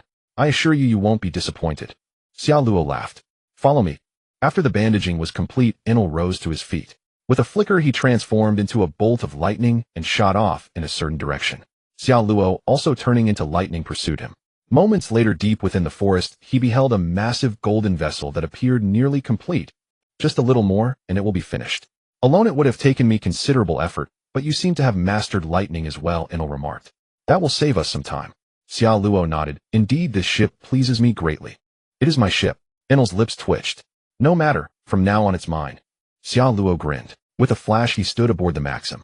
It must be said that the Arc Maxim was without question a vessel of exceptional functionality and flawless aesthetics within the world of One Piece. Utilizing electrical energy to enable the entire ship to fly through the air, such technology was nothing short of revolutionary for the world. And Enel was a remarkably inventive engineer. Most of the Arc Maxim had been constructed solely by Enel himself, with only a few non-essential structural components delegated to others. Xiao Luo attempted to channel lightning, and instantly, with a crackling hum, the electric current raced along the ship's designated conduits, spreading rapidly to all other areas. The engine roared to life, the entire Arc Maxim shuddered, and the propellers began to spin. You've already completed the main framework, Xiao Luo observed. Impressive, Enel. Xiao Luo praised. This is the fruit of my labor, the vessel through which I shall explore this world, Enel declared with pride. Indeed. Now I am even more certain of my choice. Bringing you into my team instead of simply eliminating you, Xiao Luo remarked with a sense of wonder. Hearing this, Enel's expression stiffened, and visible black lines seemed to appear even through his bandages. Let's get to work. This ship is not yet fully operational, Enel said. Xiao Luo did not refuse. The thunder fruit possessed the ability of lightning metallurgy. In other words, he could forge any metal into perfect weapons using electric shocks. Particularly with a material like gold, all the small components and the engine of the Maxim could be rapidly completed under such conditions. The two worked swiftly together, lightning flashes continuously danced across the Arc Maxim. The four priests and the divine soldiers were tasked with transporting wood, metal, and other materials. Through this process, Xiao Luo also learned a great deal. Enel's shipbuilding knowledge acquired from some unknown source proved to be profoundly intricate and practical. Time flowed slowly. 3 days passed in the blink of an eye. After this period of construction, the Arc Maxim grew increasingly perfect. The crafting and assembly of each component were essentially complete. For the first time, a smile appeared on Enel's face. You're not bad yourself, you know. Their collaboration was flawless and harmonious, accelerating the work pace several-fold. Let's try to launch it. If it works, we can head to the Blue Sea, Xiao Luo said with a smile. Enel nodded, a hint of anticipation gleaming in his eyes. During these 3 days, as they worked side by side, they also exchanged knowledge. Enel learned much about the outside world. For instance, that places like the Holy Land were scattered everywhere across the Blue Sea. There were also giants, dwarves, sea kings, and countless other wonders he had never witnessed, all enticing him, filling him with eager expectation. The trial run of the Maxim concluded quickly. After Xiao Luo sat in the chair and channeled electricity, the entire ship roared to life with a thunderous sound. The propellers spun rapidly, and with a hum the vessel lifted off the ground. It's moving. We made it, the four priests shouted in excitement. They had contributed to the ship's construction, so their joy was genuine. Xiao Luo then tested turning, reversing, and other maneuvers, all of which proceeded without issue. Absolutely perfect. Enel, prepare some supplies. We're leaving Skypiea now, Xiao Luo called out. Enel nodded, transformed into lightning, and vanished. When he returned, he brought a large quantity of gold. I've heard this stuff is valuable in the Blue Sea. Xiao Luo was momentarily stunned, then burst into laughter. You're right. Down there, gold is indeed worth a fortune. Enel gave a faint smile. Moments later, the Arc Maxim roared to life, slowly ascended, and disappeared beyond the horizon. At the same time, at Mocktown, a ship slowly docked. Before its crew could even disembark, the collective dejection and disappointment of everyone aboard was palpable. Another dead end. Captain Buggy, your treasure maps can't always be trusted. Buggy sighed at the words, but forced himself to rally. Don't lose heart. Even if this map yielded nothing, the next might not be the same. I have another treasure map, pointing to Alabasta. If there's a chance. But before he could finish, Alvita interrupted. Drop that idea, Buggy. If the boss finds out you're heading to Alabasta, you'll get another beating. Buggy gave an awkward chuckle and stopped. Actually, I have another map. Pointing to Eni's lobby, he said, his voice trailing off to a murmur. Clearly, he felt such treasure maps were hopeless now. As the group chatted and walked, a figure blocked their path ahead. Someone's coming for us, Moji whispered. Bellamy looked up. Get out of the way, and I might let you live, he said. The newcomer merely gave a faint, indifferent laugh, completely unbothered by the threat. Bellamy, my master requests your presence. Bellamy's pupils contracted. And who is your master? Don Quixote Doflamingo. At the name, Buggy, Bellamy, and the others all shuddered visibly. In a hidden backyard behind a bar, Bellamy, Buggy, and their crew advanced with cautious vigilance, following the man deeper into the premises. Upon arrival, they noticed that the yard was already occupied by a group of peculiar individuals. Their bearing was anything but ordinary, hinting at formidable backgrounds.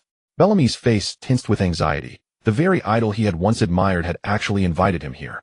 By now he naturally realized that their recent search for this man must have been detected. Wait here. I'll go see the young master, the man said coldly. Without waiting for their response, his figure had already vanished into the shadows. The others in the yard fixed them with piercing, icy stares, as if their gazes could slice through skin. A figure strode in, draped in a pink feathered coat and pink sunglasses, a faint, enigmatic smile curling at the corner of his lips. Upon arrival, he casually sat on a stone in the yard, turned his gaze to Bellamy and Buggy, and suddenly chuckled. Fu, I hear you've been looking for me. Without any visible movement, an oppressive aura crashed down upon them, making their bodies tremble uneasily. Bellamy shuddered, then said, Doflamingo. Doflamingo jerked his head up, his eyes sharp as blades. A mere worm like you dares to utter my name directly. With a casual wave of his hand, Bellamy was struck as if by a heavy blow, hurtling backward and crashing into one of the walls, instantly wounded. Seeing this, Buggy shouted in alarm, stop. But Doflamingo paid no heed to the petty pirate's opinion. He spread his fingers and gave a sudden twist. It was as if 5 invisible threads slashed through the air, slicing Buggy's body. In an instant, his form was rent into pieces, a look of shock still frozen on his face. Then, just as the severed chunks were about to fall, Buggy bellowed, Doflamingo, do you want to die? We're from the White. Those words made Doflamingo's hand tremble, and his seated body jolted, a glint flashing behind his sunglasses. His eyes shifted, fixing on Buggy's self-controlled reattaching form. A crooked grin spread across his lips. Is that so? The Whitebeard Pirates. Buggy now showed no fear. He even adjusted his collar before saying coldly, "Our captain is the 4th Division commander of the Whitebeard Pirates, Xiao Luo. We are indeed crew members of the Whitebeard Pirates. Laying a hand on us here means you're asking for death." Doflamingo's eyes flickered, his smile still lingering. He found it amusing. These weaklings dared to claim membership in the Whitebeard Pirates. Yet they named a specific commander, and he had recently heard of that so-called 4th Division commander. A great pirate with a bounty of 1.5 billion berries whose strength was not to be underestimated. Bellamy wiped the blood from his lips, a cold gleam in his eyes, staggering to stand behind Buggy. "Fufu. So it's your so-called captain, that 4th Division commander of the Whitebeard Pirates, who's looking for me?" Doflamingo sneered. "Exactly. It's our captain who wants you," Buggy boomed. "Then what business does he have with me?" Doflamingo asked. Buggy shook his head. "That's beyond our knowledge." "Is that so?" Doflamingo's voice turned icy. "Then you're of no further use." At that, Buggy and the others blanched. But just then a figure dashed in from outside, whispered something into Doflamingo's ear. Visibly, Doflamingo's expression shifted, finally settling into an intrigued smirk. "Now this is getting... It seems a lot of people have their eyes on you. Get the hell out of here before I change my mind." With that dismissive remark, Doflamingo rose to his feet. These people weren't worth his attention. Even that so-called 4th Division commander, while notable, didn't intimidate. The only one he feared was Whitebeard himself. But times change. The former Titan was now old and frail. Who knew how much fighting strength he still possessed? Buggy and his crew, seeing the situation, turned pale, and without a second thought, fled the yard. Soon they were out. "That bastard is too arrogant. He even hurt Bellamy." Moji and Kabeji fumed. "I'm fine," Bellamy gritted. "Doflamingo is one of the 7 warlords of the sea. His strength is terrifying. It's already a stroke of luck that we got out alive. Wait till the captain comes back," Buggy said through clenched teeth. That arrogant life-or-death attitude, as if he could snuff them out at a whim, filled Buggy with rage. From the moment they entered the yard until he let them go, Doflamingo had treated them with careless indifference, as if they were ants. That man infuriated Buggy. All of them walked down the street with cold faces, their mood foul. But they didn't notice a group had already begun tailing them. The target has reappeared. What a twist. Every time we're about to give up, a new hope emerges. I have a feeling this isn't a good omen. Maybe we should call off the operation. After coming this far, are we going to quit? Marshal D. Teach and his men emerged behind them, eyes flickering. "Say aha. Of course we won't give up. Grab them, force Xiao Luo to show himself, then catch him too. That's the plan." After this brief exchange, the group confirmed their task and started to move forward. At that moment, Doflamingo stepped out from behind them. "Fufu. This is getting more and more entertaining. So the one who defected from the Whitebeard Pirates has already built his own crew. Which means this Xiao Luo." A gleam shone behind his sunglasses. Meanwhile, Buggy and the others were walking when they suddenly halted. As if a bolt of lightning, a voice echoed in their ears. "Come to the East Coast." The voice was unmistakable. It was their captain. "Captain!" Buggy exclaimed. "It's me. I'll be landing there." Xiao Luo's voice reached them. The crew exchanged bewildered glances, wondering what new ability their captain had developed to send telepathic messages. Nevertheless, they quickened their pace toward the East Coast. Their hearts surged with excitement and joy. The humiliation of nearly being killed by Doflamingo still burned, but now their captain was back. Their captain had returned. Buggy and his men felt a surge of confidence, their steps unconsciously quickening. They swiftly wove through the streets, heading for the East Coast. Marshal D. Teach and his followers, closely trailing behind, also hastened their pace. Why did these guys suddenly change course as if heading for the shore? Isn't that perfect? Fewer people there, making it more convenient for us to act. Van Augur and Lafitte spoke. Marshal D. Teach narrowed his eyes, suddenly sensing something amiss. But as mentioned before, having come this far, to stop now would be to abandon the journey halfway. Moreover, deep down he was genuinely filled with curiosity and wariness toward this man Char. After a moment, Buggy and his group emerged from the dense forest, about to reach the west coast, when they looked up and saw a golden ship hovering in the air. The sunlight blazed brilliantly as the Arc Maxime floated there, magnificent and awe-inspiring. A golden ship flying in the sky. Alvida and Bellamy stared wide-eyed, jaws agape. All were stunned by the opulence of the golden vessel, who, just looking at it, revealed its immeasurable worth. The entire ship, except for some parts, was forged from gold. Then a flash of lightning at the bow revealed a figure before their eyes. "Boss!" Buggy, Alvida, and Bellamy gawked, then immediately burst into excitement. "It's the boss. This golden ship belongs to the boss." The group was thrilled and overjoyed. Suddenly, lightning crackled at the bow, and amidst the sizzling current, Char stood before them. Buggy and the others started to step forward, but Char raised his hand to stop them.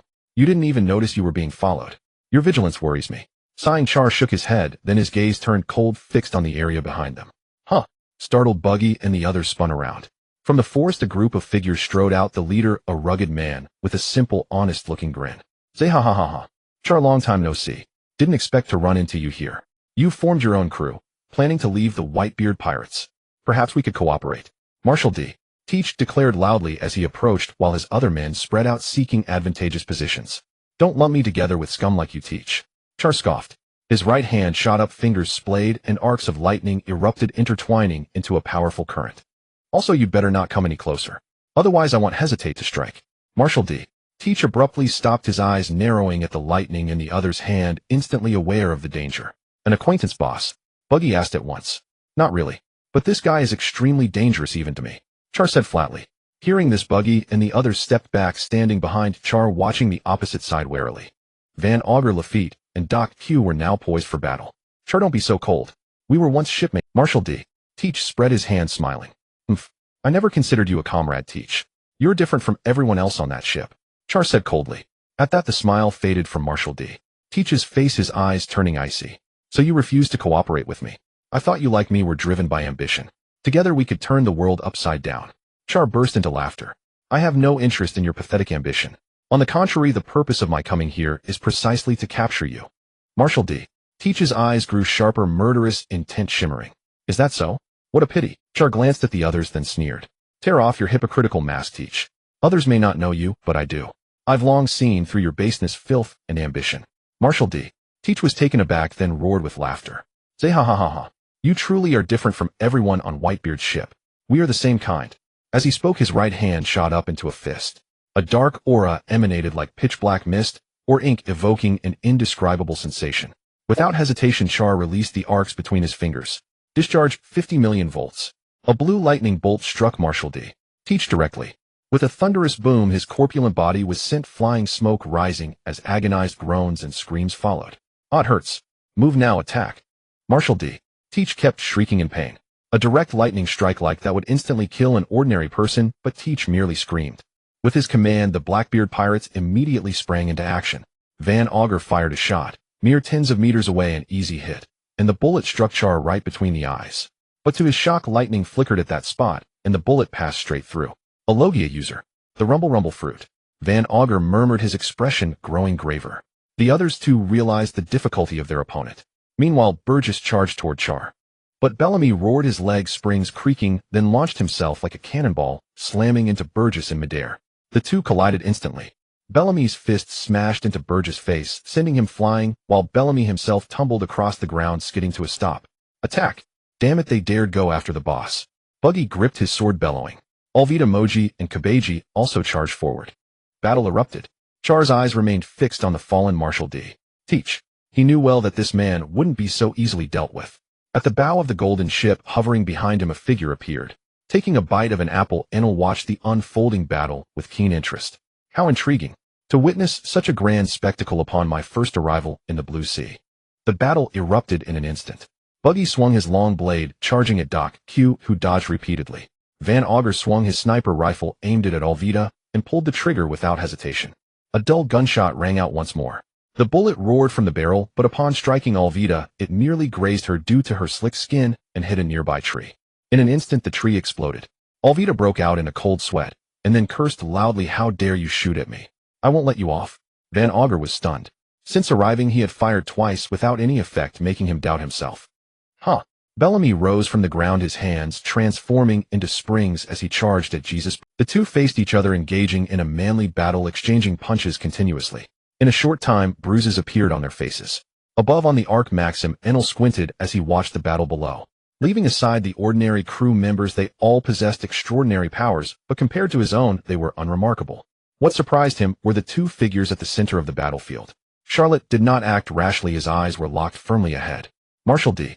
Teach gasped and slowly rose, his robe covered in dust, looking somewhat disheveled, yet strangely unsettling. His breathing went from heavy to calm, and darkness had unknowingly enveloped his hands. Say aha. Not charging in, Charlotte. What a cautious man. Marshal D. Teach shouted. Teach. Charlotte suddenly spoke. His right hand shot out, and a bolt of lightning burst forth. The thunder roared around them and blue arcs of electricity quickly transformed into a fierce writhing thunder dragon charging toward Teach. 100 million volts thunder dragon. Marshal D. Teach's pupils contracted and he clapped his hands forward. Darkness hole. The jet-black darkness swirled into a vortex devouring even the lightning. I'm curious, what level of mastery have you achieved with the Yami Yami no Mi? A faint voice rang out as Charlotte's figure vanished in an instant. When he reappeared, he was directly above Teach's fingers spread, aimed at Teach's head, electricity crackling. Enel narrowed his eyes and muttered it's over. He knew well that with the Goro Goro no Mi at such close range the opponent couldn't possibly dodge. And given the power of the lightning Charlotte had just unleashed, this strike would be even greater. Say aha, you got the Goro Goro no Mi ability. You're quite something, Charlotte. But his gaze turned ice cold. Marshal D. Teach extended his right hand. The darkness grew deeper, and behind him like smoke a demonic figure emerged, cackling wildly. My fruit counters all abilities. He yanked his 5 fingers. Suddenly a black flame cloud streaked with light. Charlotte's expression changed instantly. The lightning between his fingers dissipated, and he was pulled irresistibly toward his opponent. Slap. Blackbeard's large hand grabbed Charlotte by the throat. What kind of hand was that? Rough yet immensely powerful. Charlotte could clearly feel that the force from that hand surpassed his own, as if he were caught by a massive beast. At that moment both of his fruit abilities seemed suppressed, lying dormant within his body. This was an absurd. He hadn't actually eaten a devil fruit, so seawater couldn't restrict him, nor could sea stone affect him. Yet Teach's ability could suppress fruit powers. Then Marshal D. Teach clenched his other fist and punched Charlotte hard on the head. Bang! The heavy force struck like a sledgehammer, making Charlotte see stars. He was sent flying. Immediately Charlotte's head bled. A flash of lightning, and his body landed over 10 meters away. Say aha. How about that, Charlotte? This is the power I endured years to obtain. The bane of all devil fruit users. Isn't it? Marshal D. Teach said excitedly. Since acquiring this fruit's ability, he had never shown it. Now using it against a great pirate with a bounty of 1.5 billion berries made his heart race. You seem a bit too pleased, Charlotte said calmly. Blood trickled from his forehead, but it wasn't serious. This is the ultimate power, but it brings me more than just this. In the future you will see it all. Marshal D. Teach laughed. As his laughter faded, a wild look appeared on his face, and he swung his hand again. Dark water. Charlotte's body trembled, and he was once again uncontrollably pulled toward Teach. The pulling force was immense and not easy to break free from. In an instant Charlotte was before Marshal D. Teach. But this time a cold glint flashed in his eyes. He clenched his right fist, wrapping it in Haki. Then with a crack the space around them shattered, and a shockwave emerged. I admit I underestimated you earlier, but you're too arrogant. As the words fell, his fist swung and struck Marshal D. Teach's head. Crack. The clear sound of fracturing echoed. Marshal D. Teach's body flew like a cannonball tens of meters. He tumbled across the ground, smashing through a dozen trees, before crashing heavily, raising a cloud of dust. Then Aerg. A painful scream tore through the air. Marshal D. Teach clutched his head and screamed in agony. The intense pain made him tremble and sweat profusely. He kicked his legs wildly on the ground, flailing about. Touching you suppresses my fruit ability. Then I just won't let you touch me, or I won't use my abilities. Your Yami Yami no Mi isn't that hard to deal with. Charlotte stepped forward. You're like a nouveau riche who suddenly came into a great treasure, not yet knowing how to wield your wealth and power. Parading your strength before me with arrogance. You're nothing but a ridiculous clown, he said in a flat tone. Marshal D. Teach panted heavily, the pain quickly receding. Van Augur and Lafitte prepared to rush in front of Charlotte. But just then a flash of lightning streaked across the void. Everyone's bodies stiffened as they turned to look at Van Augur's position. Marshal D. Teach's pupils contracted. How is that possible? Suddenly a figure flickered into existence above Van Auger's head, wreathed in lightning, descending headfirst. His hands, which had been clasped together, now parted, fingers hooked. Zap! A spark grew from a faint thread to a thick bolt. Discharge 80 million volts. A cold voice rang out. Boom. A pillar of lightning descended, engulfing Van Augur entirely in a dazzling glare. After 5 or 6 breaths, he collapsed with a thud, smoke rising from his body. Van Augur! Lafayette cried out in alarm. But just as he moved, Enel, still crackling with lightning, vanished with a thunderous roar. Simultaneously his hair stood on end, and an inexplicable dread seized him. With a sizzle, lightning flared behind him, expanding instantly into a pillar that swallowed him whole. Lafayette was sent flying, crashing to the ground in a puff of smoke. What a... Buggy and the others stared in disbelief. The remaining crewmates Burgess and Doc Q paled and turned to flee. But Enel was faster. He extended a single hand, and 2 bolts of lightning shot from his fingertips. With a thunderous crash they struck the 2 men, sending them crashing to the ground. In an instant only Marshal D. Teach remained of the Blackbeard Pirates. Even he stood there bewildered, The Goro Goro no Ms. power. Isn't it yours? He muttered, turning to Charlotte. The latter raised a hand, and a bolt of lightning shot toward him. But Marshal D. Teach reacted swiftly, raising a hand to absorb it into a dark vortex. The next second Charlotte vanished in a flash of lightning charging toward him. Marshal D. Teach's hands were cloaked in dark mist as he met the attack with a grim expression. With a boom, darkness spread outward as both were pushed back by the immense force. You've certainly hidden your depths, Charlotte. Marshal D. Teach said darkly. In truth, he was already deeply shaken. 2 devil fruit powers. This Charlotte had somehow mastered 2 abilities, both possessing devastating destructive force. Their sheer power meant that even a single hit would gravely wound him. And yet such a terrifying man had willingly served as a kitchen hand in the Whitebeard Pirates for 2 full years without showing any discontent. How terrifying. What schemes does this man harbor? Marshal D. Teach roared inwardly. The same goes for you, Teach. Charlotte replied, his voice low. Caution flickered in his eyes. At this moment Blackbeard, though having recently acquired the Yami Yami no Mi, had already become proficient in its use. Moreover, his unique constitution granted him immense strength, and he was also versed in Haki. To some extent the two were evenly matched. But who was truly stronger would require a full-fledged battle to do. He flashed forward, striking with lightning at blinding speed. Marshal D. Teach's eyes gleamed red, his body wrapped in darkness as he met the blows with his fists. Boom, boom, boom, boom, boom. The two clashed repeatedly, the ground erupting and trees shattered or swallowed by the darkness from their shock waves. Kurozu. Marshal D. Teach roared. Charlotte's body was drawn in uncontrollably, but he reacted instantly and counterattacked. The two fought fiercely, neither able to gain an advantage. Caution and tension grew on their faces. After dozens of exchanges, they separated, watching each other warily. Enel suddenly transformed into lightning and appeared before Marshal D. Teach, ready to strike. But the latter grabbed his neck instantly with a dark-shrouded right hand. In that moment, Enel's expression shifted drastically. He felt his Goro Goro no Mi ability being suppressed and rendered useless. Bang! Marshal D. Teach sent him flying. Enel tumbled far into the forest, spitting blood and appearing weak. Buggy and the others rushed over. Lightning boy, you okay? Enel gritted his teeth, his expression wavering. I am the Thunder God, Enel. Right, Enel, said Buggy. Enel caught his breath and looked again at the two combatants, realizing his own power was far. He had wanted to prove himself after watching Charlotte and his opponent fight to a stalemate, only to be instantly defeated. And now, Marshal D. Teach glanced around. Among his fallen crew, Burgess and Lafayette had stood up, carrying Doc Q and Van Oka. Corona. With a flicker in his eyes, he slammed a hand onto the ground. In an instant, darkness spread like thick ink, quickly covering the feet of Buggy, Alvida, Bellamy, and Ziaha. Charlotte, your power makes even me wary. If we worked together, the world would tremble beneath. But what a pity you chose to refuse. Charlotte watched the darkness now blanketing the forest and coastline, a grim look on his face. Soon trees, sand, everything in sight, was being devoured by the darkness. Buggy and the others screamed, "We're sinking. Help!" Enel reacted, quickly levitating and extending his right hand to Buggy, who grabbed it. The others clung to Buggy's legs, dangling in midair. This temporarily saved them from danger. Marshal D. Teach raised his hands, spreading them wide, darkness swirling around him. Take this, Charlotte. The power of the Yami Yami no Mi is beyond your imagination. As he spoke, all darkness vanished, coalescing into a massive black rift above, a twisted void resembling a black hole. Then with a rumbling roar, the absorbed trees and sand began cascading down upon Charlotte. It was truly terrifying, like a mountain falling from the sky, accompanied by the assault of dark power. Charlotte's eye sharpened, and he lowered his center of gravity. He clenched his right fist, and a wave of disintegration appeared. The very air around him trembled, warped, and cracked. Marshal D. Teach's expression flickered at the sight. He turned to flee, but at that moment Charlotte threw his punch. Break! A crack echoed, and everything in sight shattered. The falling sand, trees, and the ground itself. Marshal D.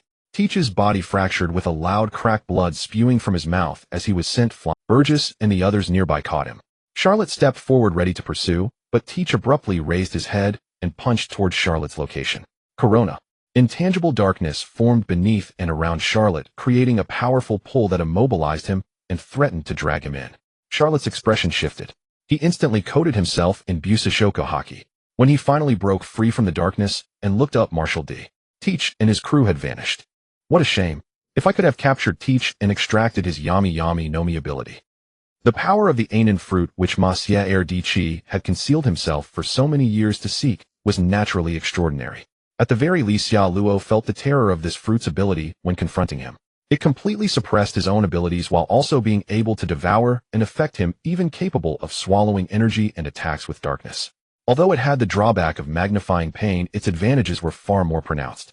The most dangerous fruit ability, formidable Haki, coupled with a special constitution and immense strength. This fellow cannot be underestimated. Xiao Luo withdrew his gaze and abandoned the idea of pursuing him. He did not have 100% certainty of victory, and he had been injured in the brief battle. The present Baji and the others were also wounded. AI and I Lu, are you alright? Transforming into lightning, Xiao Luo arrived before the group. Boss, how are you? Who was that guy who could fight you to such an extent? Everyone spoke in succession. AI and I Lu gritted his teeth. He felt a tightness in his chest, unsure how many ribs were broken and fine. But no matter what, he could not lose face, so he said through clenched teeth. Ya early ta treat, AI and I Lu.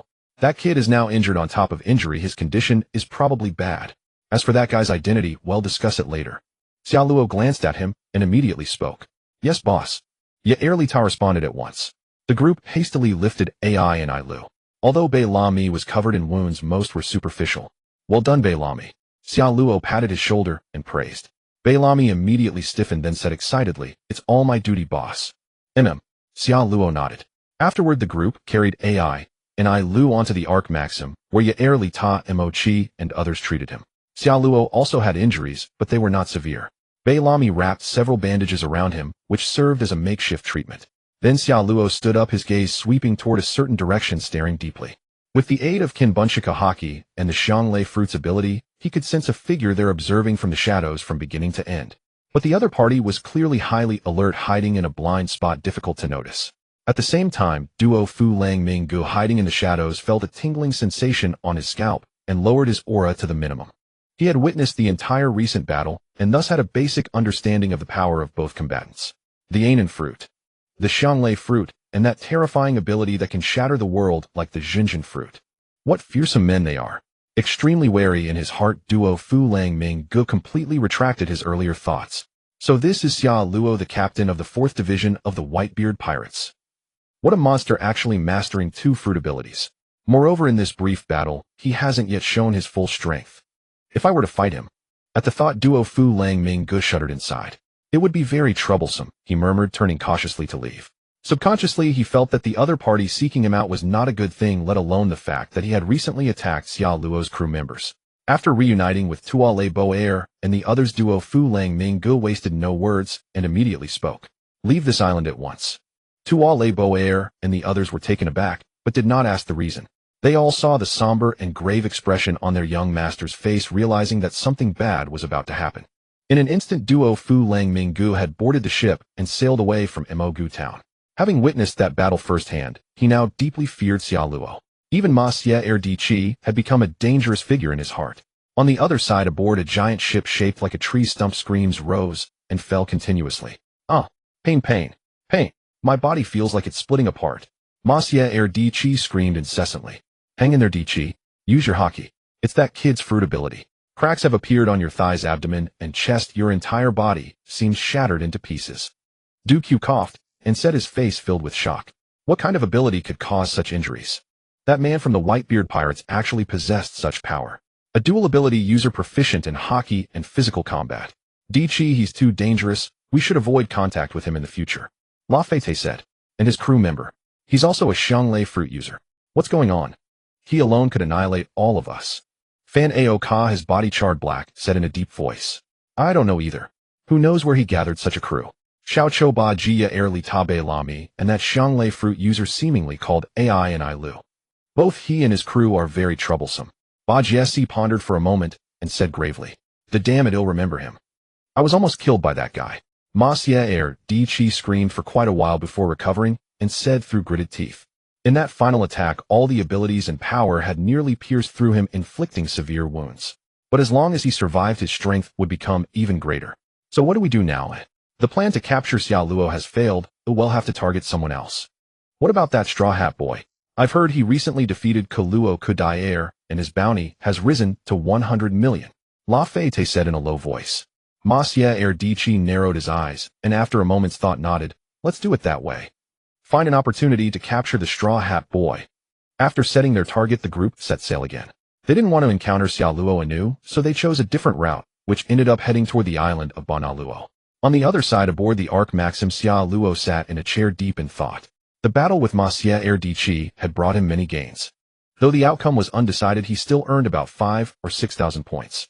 Fighting strong opponents yielded far more points than harvesting weaklings. Yet even so, a more important matter lay before him. How Haki, Duo Fu Lang Minggu, like a keen-scented dog, actually fled this island. What a shame.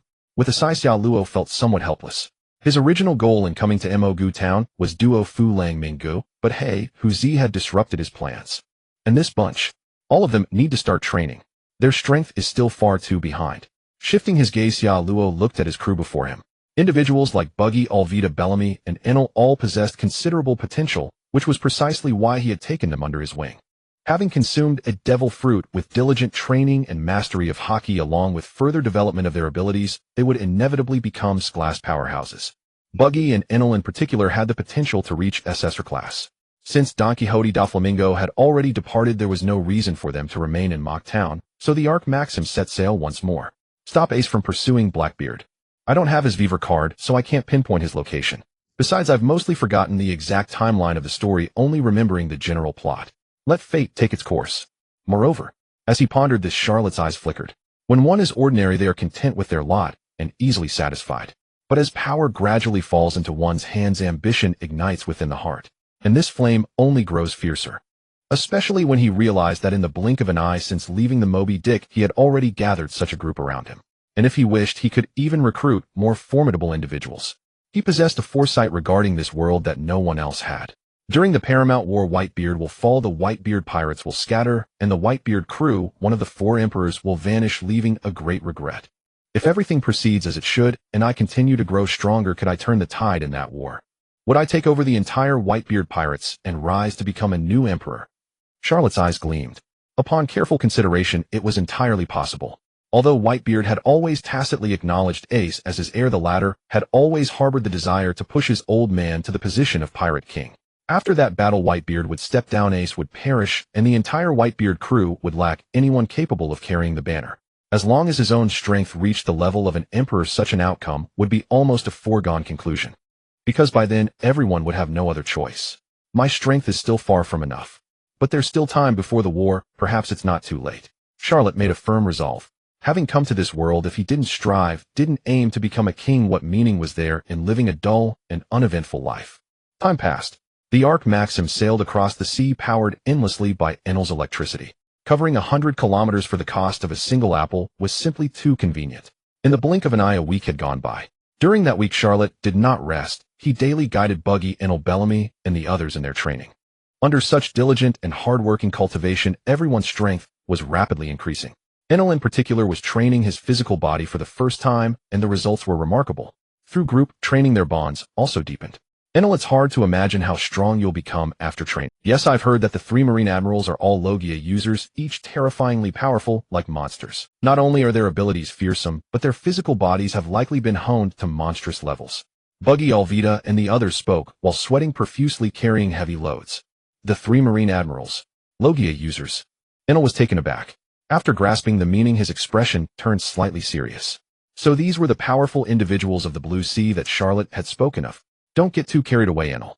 If you encounter those 3 now, you're bound to lose. Even I would have some trouble dealing with them. Charlotte said calmly. What? Enel was stunned, his expression shifted. Work hard on your own training. In the future, you still have a chance to reach their level, Charlotte said with a faint smile. Enel remained silent. Ever since he was one-shotted by Marshal D. Teach, he had become deeply doubtful and understood that there were many strong individuals in this world. They continued training, sweat dripping onto the deck. Watching his crew's diligent efforts, Charlotte felt gratified. At the same time, he was pondering where to obtain Conqueror's Haki. Familiar with the storyline, he knew well that in this world, Haki was the ultimate power above all else. Among the 3 types, Conqueror's Haki was the most crucial, and coding with it was an essential skill for Emperor-level fighters. In the first half of the Grand Line, apart from Doflamingo and Boa Hancock, only that Straw Hat Boy has the potential for Conqueror's Haki. But I checked earlier, his Conqueror's Haki hasn't awakened yet. This is really tough. Charlotte sighed.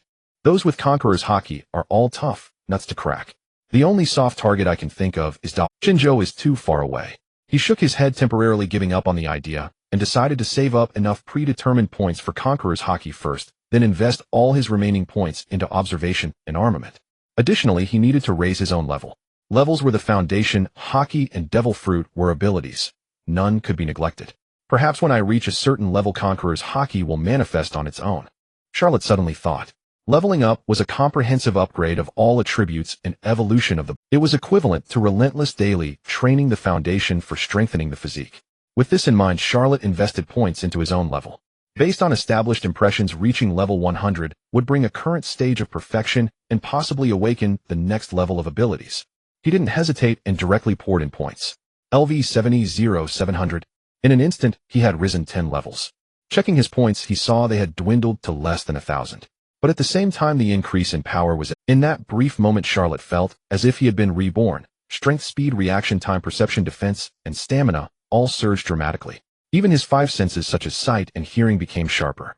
Leveling up enhances the very essence of the body. However, as the level increases, the points required for each subsequent level also rise exponentially. This is akin to improving oneself through training. The stronger one becomes, the harder it is to take the next step. As he carefully sensed his own body, Charlotte suddenly paused. As my physique strengthens, the intensity of my armament and observation Haki is also increasing. A smile spread across his face as Charlotte quickly confirmed one thing. One's own strength was strongly correlated with Haki. If he continued to allocate points, it was possible that he might awaken Conqueror's Haki on his own without relying on draws. Afterward, he picked up his trident and, using his lightning abilities, mixed in some metal, fusing it together. With sparks flying, the trident rapidly transformed into a simple, straight, and rectangular longsword. Lightning-based metallurgy was in some ways even more convenient than fire-based, as it could remove more impurities. Mastering the Goro Goro no Mi meant he had become an exceptionally skilled swordsmith. Charlotte tested the sword and was thoroughly satisfied. He then forged a scabbard and slung it across his back. 2 more days passed in the blink of an eye. The Golden Ark Maxim sailed across the sea, and ahead a fleet appeared. It's the Marines. We've run into the Marines. Wait, the guy on that ship. When he raised his binoculars and clearly saw the figure sitting on the deck, Buggy's eyes widened. Crocodile. Sir Crocodile. After carefully observing the ship's occupants through the telescope, Buggy suddenly turned and shouted toward the boss. I saw a crocodile. Bellamy set down his heavy dumbbell, eyes wide with surprise. You mean Crocodile, one of the 7 warlords of the sea? Just saw in the newspaper that he was defeated by some rookie. Buggy nodded. That's right, it's him. Charlotte, after a brief pause, also broke into a smile. He quickly realized that he had encountered Crocodile after his defeat at Alabasta. At this moment, the former warlord was undoubtedly being transported to Eni's lobby or impelled down. This is getting interesting. He strode over, took the telescope from Buggy, and peered through it. What met his eyes were about 8 warships. On the central vessel, bound in chains and leaning against the railing, was Crocodile, his expression unreadable. On the other ships were the rest of Baroque works, such as Dasbone's Mr. 2, Mr. 3, and others who possessed devil fruit abilities. Lowering the telescope, Charlotte fell into thought. So we've run into Crocodile's crew. Buggy seemed excited. So boss, want to rob these Marines? Charlotte shot him a glare and punched him on the head. What are you thinking? Do I look like someone who acts recklessly? Even as pirates, we have our principles. Buggy grinned sheepishly. Yes. But our principles can be a bit flexible sometimes. Charlotte glared at him again. I heard that while I was in Skypea, you took them treasure hunting again. No, it's all rumors. Buggy quickly denied, stepping back. Soon he picked up heavy objects from the deck and began huffing and puffing in training. Charlotte withdrew his gaze and stared at the distant fleet, deep in thought. He hesitated whether to save. In the original story, this sand crocodile was a quintessential villain early on, but after the Great Pirate War at Marineford, he was redeemed. Moreover, in a sense, the strong characters in the entire series do not have a clear division between good and evil. It is simply a pure, passionate anime. As Don Quixote da Flamingo said, justice is defined by the strong. After a moment, Charlotte suddenly turned. Enel, who was training diligently, looked up, sweat dripping from his chin, meeting Charlotte's gaze. See that fleet ahead? Charlotte said. I see it. Enel nodded. Bring our ship closer. Charlotte grinned. New world aboard the Moby Dick. Rapid footsteps approached, and then Marco came running quickly, holding a newspaper and a fresh bounty poster. Whitebeard, who had been resting in his chair, slowly opened his eyes. His body was flanked by various potions, and he was covered in needles. As his body had aged, the ailments of his youth had recurred, leaving this former peak powerhouse now dependent on 4 drips to survive. What happened to make you so flustered, Marco? Marco gasped heavily, his eyes and face filled with shock and astonishment. It's Charlotte, he exclaimed, handing the bounty poster to Whitebeard. Charlotte? Whitebeard asked in confusion, reaching out to take the poster. He looked down the 4 bags on either side, gently swaying with his movement. But soon Whitebeard's eyes narrowed sharply. On the bounty poster was a familiar young face, black hair, a faint smile, handsome and radiant. Then he saw the number below, 15, followed by a long string of zeros. 15 billion. Whitebeard murmured, momentarily stunned. He looked up at Marco with a puzzled expression. He certainly knew this boy Charlotte. 2 years ago he had personally fished him out of the sea and taken him under his wing. Since the 4th Division was short on crew, he placed Charlotte under Thatch.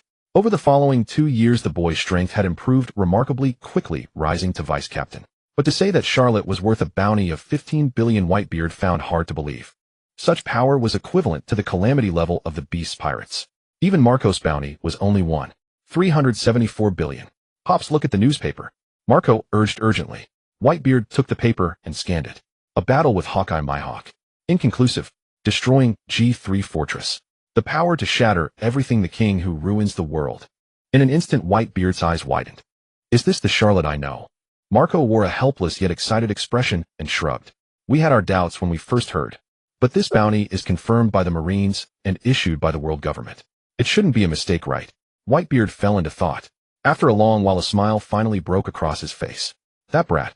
Sneaking out to capture Teach. And causing such a huge mess. I always thought he was a quiet, well-behaved kid, but he turns out to be just as... Marco said excitedly. Pops, Charlotte's bounty is a full 15 billion. If the Marines said that his strength must have undergone tremendous change. He must have had a great adventure after leaving. This is good news. Whitebeard nodded in agreement. Indeed, our big family finally has a promising young one. Puraloloyulu. Charlotte didn't let me down. The gigantic Whitebeard Pirates, though standing at the pinnacle of the world, owed their immense reputation largely to Whitebeard's own overwhelming power. Under him, Marco Josevista and other commanders had not made breakthroughs in years. In terms of strength, the crew could be described as lacking successors. Whitebeard knew all too well that once he passed on, this great family would have no one capable of sustaining it. Ace was still growing, not yet ready. Though he had hopes for Ace, it would take time. Now with Charlotte suddenly emerging, and with such a massive bounty, Whitebeard's excitement was immeasurable. Marco, spread this bounty poster throughout the entire crew. This is a great joy for our whole fam. Whitebeard laughed heartily. Marco nodded firmly. Yes, Pops. When Charlotte returns, we must hold a... The moment the news spread, the entire Whitebeard Pirates were stirred and exhilarated. You see, although the entire Whitebeard Pirates dominated a part of the New World with a fearsome reputation, aside from Whitebeard himself, the bounties of the other commanders were rather dismal. The 1st Division Commander Merrick had a bounty of only 374 billion berries. The 2nd Division Commander Fire Fist Bodakasi D. AC had merely 550 million berries. The other commanders were either higher or lower, but few exceeded 10 billion. The entire crew's confidence and fame were mostly upheld by Pops alone, whose bounty was 5,046 billion berries. Now that one with 15 billion had emerged, they were utterly astounded. It was a tremendous joy. 4th Division Commander Xia Luo, 15 billion. 15 billion. Among the 3 all-stars under the Beast Pirates, what was the highest one's bounty? Flame Disaster Gene. 39 billion berries. Not as high as Xia Luo. So that means Xia Luo's bounty is among the top in the 4 Emperor's crews. That's right, haha, Xia Luo's bounty has surpassed Merrick's. Indeed, it's already surpassed me. When that kid returns, we must celebrate for him. The commanders gathered together, talking continuously. Whitebeard sat on his chair watching his sons discuss with a smile and gulped down the wine from his lips. Over the years, watching these youngsters gather and gradually grow up was what made him, as their father, feel the most happiness and contentment. But at his age, he also had to think about the future after he grew old. After he left this world, who would inherit the family and take charge had become a major issue that had to be considered. Ace, the son of Roger, possessing immense potential. But that Xia Luo kid is also not bad. Whitebeard pondered in his heart. As for Merrick and the others, it wasn't that he hadn't considered them, but after so many years he had basically seen through and understood the potential of these sons. Growing into a powerhouse like him would be extremely difficult, nearly impossible. On the other side, 8 warships were lined up neatly, escorting the once famous sand crocodile Kilakitier, one of the 7 warlords of the sea, along with the members of his Baroque works. Vice Admiral Camelong, in charge of this mission, did not appear tense. Bound by seastone shackles, even the once great pirate Kilakitier was now nothing but a tiger without claws and fangs, posing no threat. How unexpected. A guy like you actually did such a big thing. Wasn't it enough to just be a warlord? You pirates are just too greedy. Camelong sighed and said. Kilakitier sat opposite him, sneered upon hearing this, and was too lazy to respond. You should have already foreseen your future, right? You'll spend a miserable life and impelled down. Camelong said again. Upon hearing this, Keloakitier raised his head, this time his expression turning somewhat grim. Of course he had heard of that legendary great prison. Once pirates or criminals entered, there was no chance of escape. This time he had been completely careless. Otherwise, how could he have been defeated by a greenhorn, causing his carefully laid chess game to end in total loss? Just then he suddenly froze and jerked his head up. What met his eyes was an extremely dazzling golden light. "What is that?" he murmured in his heart. Then before he could react, countless thunderbolts shot out from the blinding golden light. Blue electric arcs fell with a rumble, striking the surrounding warships. "Up!" Screams rang out one after another as Marine soldiers, without even time to react, were struck. Vice Admiral Camelong suddenly stood up, his expression drastically changing. "Enemy attack! Quick, sound the enemy attack alarm!" He shouted loudly to his adjutant. The adjutant turned around, intending to instruct others. But at that moment the rumble of thunder reached their ears.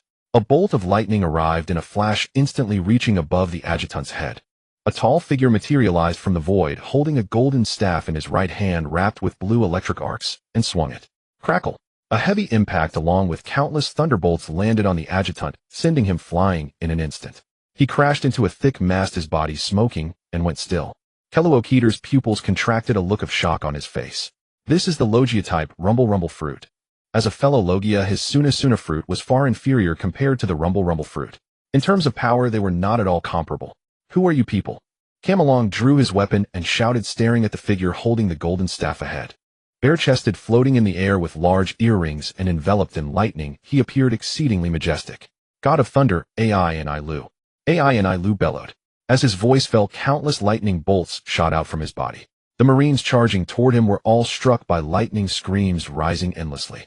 "Damn it, what are you trying to do?" Camelong was furious. He held his long sword about to attack.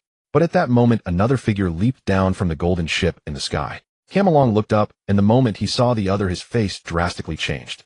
World Destroyer King Xiao Luo. A 15 billion pirate was simply not something he could contend with. "Why would a great pirate like you be here?" Camelong roared, his face turning green. He felt incredibly unlucky, having only a mission to escort criminals, yet encountering such a character. Furthermore, what was up with his crew? The intelligence had never recorded another rumble fruit user. Crushing impact. Xiao Luo was in the air, his right hand clenched, crushing waves already swirling around his fist. He swung his fist down toward the Marine Vice Admiral below. Crack! The warship directly shattered into pieces. Camelong, at the center of the impact, didn't even utter a sound and was directly smashed apart. The sea surface within a radius of 2 kilometers cracked rapidly like a mirror. All 8 warships were crushed under this punch and sank into the ocean with a rumble. After throwing this punch, Xiao Luo only then realized something was wrong, and his expression changed drastically. Seeing Keloakitier and the others about to fall into the seawater along with the warships, he quickly shouted, "Ai and Ilu, Baji Bei Lami, hurry and save them." Immediately several people jumped down from the Arc Maxim and rushed toward Keloakitier and the members of Baroque Works. After a moment, cough, cough, cough, cough. Keloakitier spat out large amounts of water, opened his eyes, and looked at the figure before him. His expression shifted before calming down. "Who are you?" "Kuluo Kuda Air." Xiao Luo's eyes fell upon him. After a careful glance, he chuckled. "You don't seem to recognize me, but I have a deep impression of you." He paused. "Since Roger was executed in Rog Town, you have been active on this sea since the early days of the Great Pirate Era. You fought Douglas Barrett to a draw, then challenged Whitebeard, and ultimately lost. In recent years, you found traces of the ancient weapon Pluton and set your sights on Alabasta. And then just a few days ago, you were defeated by the rookie Straw Hat Luffy." Xiao Luo shook his head. "Tisk tisk tsk. A veteran of the sea like you losing to a newcomer. Surely it must be painful in your heart right now. Once a rising star on the sea, now reduced to a prisoner." As his words rang out, everyone present was astonished. They never imagined that the Kuluo Kuda Air before them had actually challenged Whitebeard. But looking at his disheveled state now, they could not help but sigh. No matter how formidable the pirate, no matter how glorious the past, there is always a day when the curtain falls. "Who the hell are you? What is your purpose in snatching us from the Marines?" Kuluo Kuda Air's face darkened as he ground out the question. He would never believe that someone would kindly rescue them without reason. Having been a pirate for decades, his once youthful and naive heart had long turned cold and mature, devoid of any irrational fantasies. "Purpose? I came to save you, Kuluo Kuda Air." Xiao Luo raised an eyebrow and smiled. "Save me? How absurd." Kuluo Kuda Air sneered, lifting his head to look at the young man before him. If he remembered correctly, he had just witnessed that very fist shatter everything. A terrifying, cataclysmic, destructive power that resembled another Whitebeard. "I don't even know who you are." Xiao Luo smiled at this. My identity. My name is Xiao Luo, captain of the 4th Division of the Whitebeard Pirates. Baji, who was standing by, rolled his eyes and unfolded Xiao Luo's bounty poster, placing it before Luo could air. The Whitebeard Pirates. Luo could air's pupils sharply contracted, and when the bounty poster was placed before him, his eyes widened in shock. 1.5 billion. Your bounty is actually 1.5 billion. I have never heard of you before. Baji interjected at the right moment. The boss recently fought a great battle with Hawkeye Mihawk, ending in a draw, which just raised his bounty.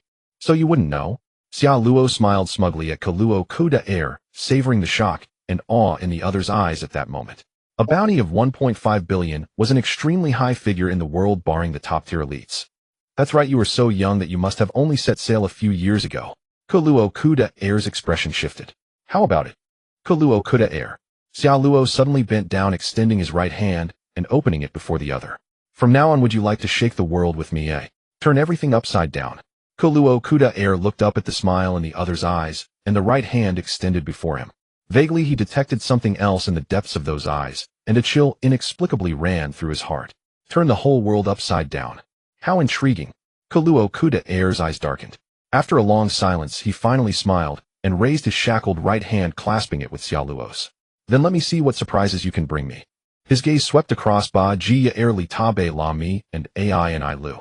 In that brief clash, he had naturally sensed that besides the powerful Xiao Luo, there was a fellow named Ai and I Lu, who was also a Logia ability user wielding the strongest offensive fruit, the Goro Goro no Mi. If they cooperated, it might indeed be worth considering for any endeavor. After all, he now had nowhere to go and no choice in his situation. Remove their shackles. From today onward, Luo could air is also our comrade, Xiao Luo declared with a hearty laugh. Next, Ba Ji Bei La Mi and the others labored to unlock the sea prism stone shackles of Luo could air and his crew. Once free, Luo could air looked around, his eyes flickering, but in the end he did nothing. Thank you all for the rescue. Regaining freedom feels wonderful. Then with a smile, he spoke first to Xiao Luo. Let me formally introduce myself. Luo could air. From now on, I shall rely on everyone's care. Xiao Luo smiled back. Welcome. Meanwhile, the other members of Baroque Works were also freed, stretching their bodies. Thank you. Mr. murmured his gratitude. No need to be polite, we're all comrades now, Beilami said in a low voice. At this moment, both parties began to introduce themselves. Ai and I Lu. Bajit. Ya Airli Ta. Beilami. Luo could air. De Z Bo and I see. In just a few moments, a certain familiarity had already bloomed between them. They were all very polite as they had just met. Xiao Luo called out to Baji, bring out all the liquor from the cabin. Let's welcome Luo could air and the others. Time for a banquet. Yes, boss. Baji shouted excitedly. Soon the Maxim was filled with lively energy. Alcohol is always the quickest way to bridge relationships. After a few drinks, the atmosphere between them warmed up immediately. Luo could air, if you want to find Pluton Alabasta, is hardly the right place. I hold the clues to those ancient weapons. Xiao Luo's face flushed as he grabbed Luo could air's hand and spoke. The latter's body trembled at those words, and his eyes narrowed. Do you really have clues about the ancient weapons, eh? Xiao Luo laughed heartily, of course. But then again, if you seek power, if you truly wish to stand above the world, relying on your own strength is the only true path. What are ancient weapons and high-tech armaments? How could they ever compare to the thrill of becoming powerful yourself? With those words, Xiao Luo punched toward the sky. In an instant, the sky shattered, revealing large cracks like a broken pane of glass. This awe-inspiring sight startled everyone at first, then ignited their excitement. Only by becoming strong oneself can one be fearless. Luo could air stared blankly at Xiao Luo, at the broken sky, and then at the lively atmosphere around him. Perhaps what you say is right.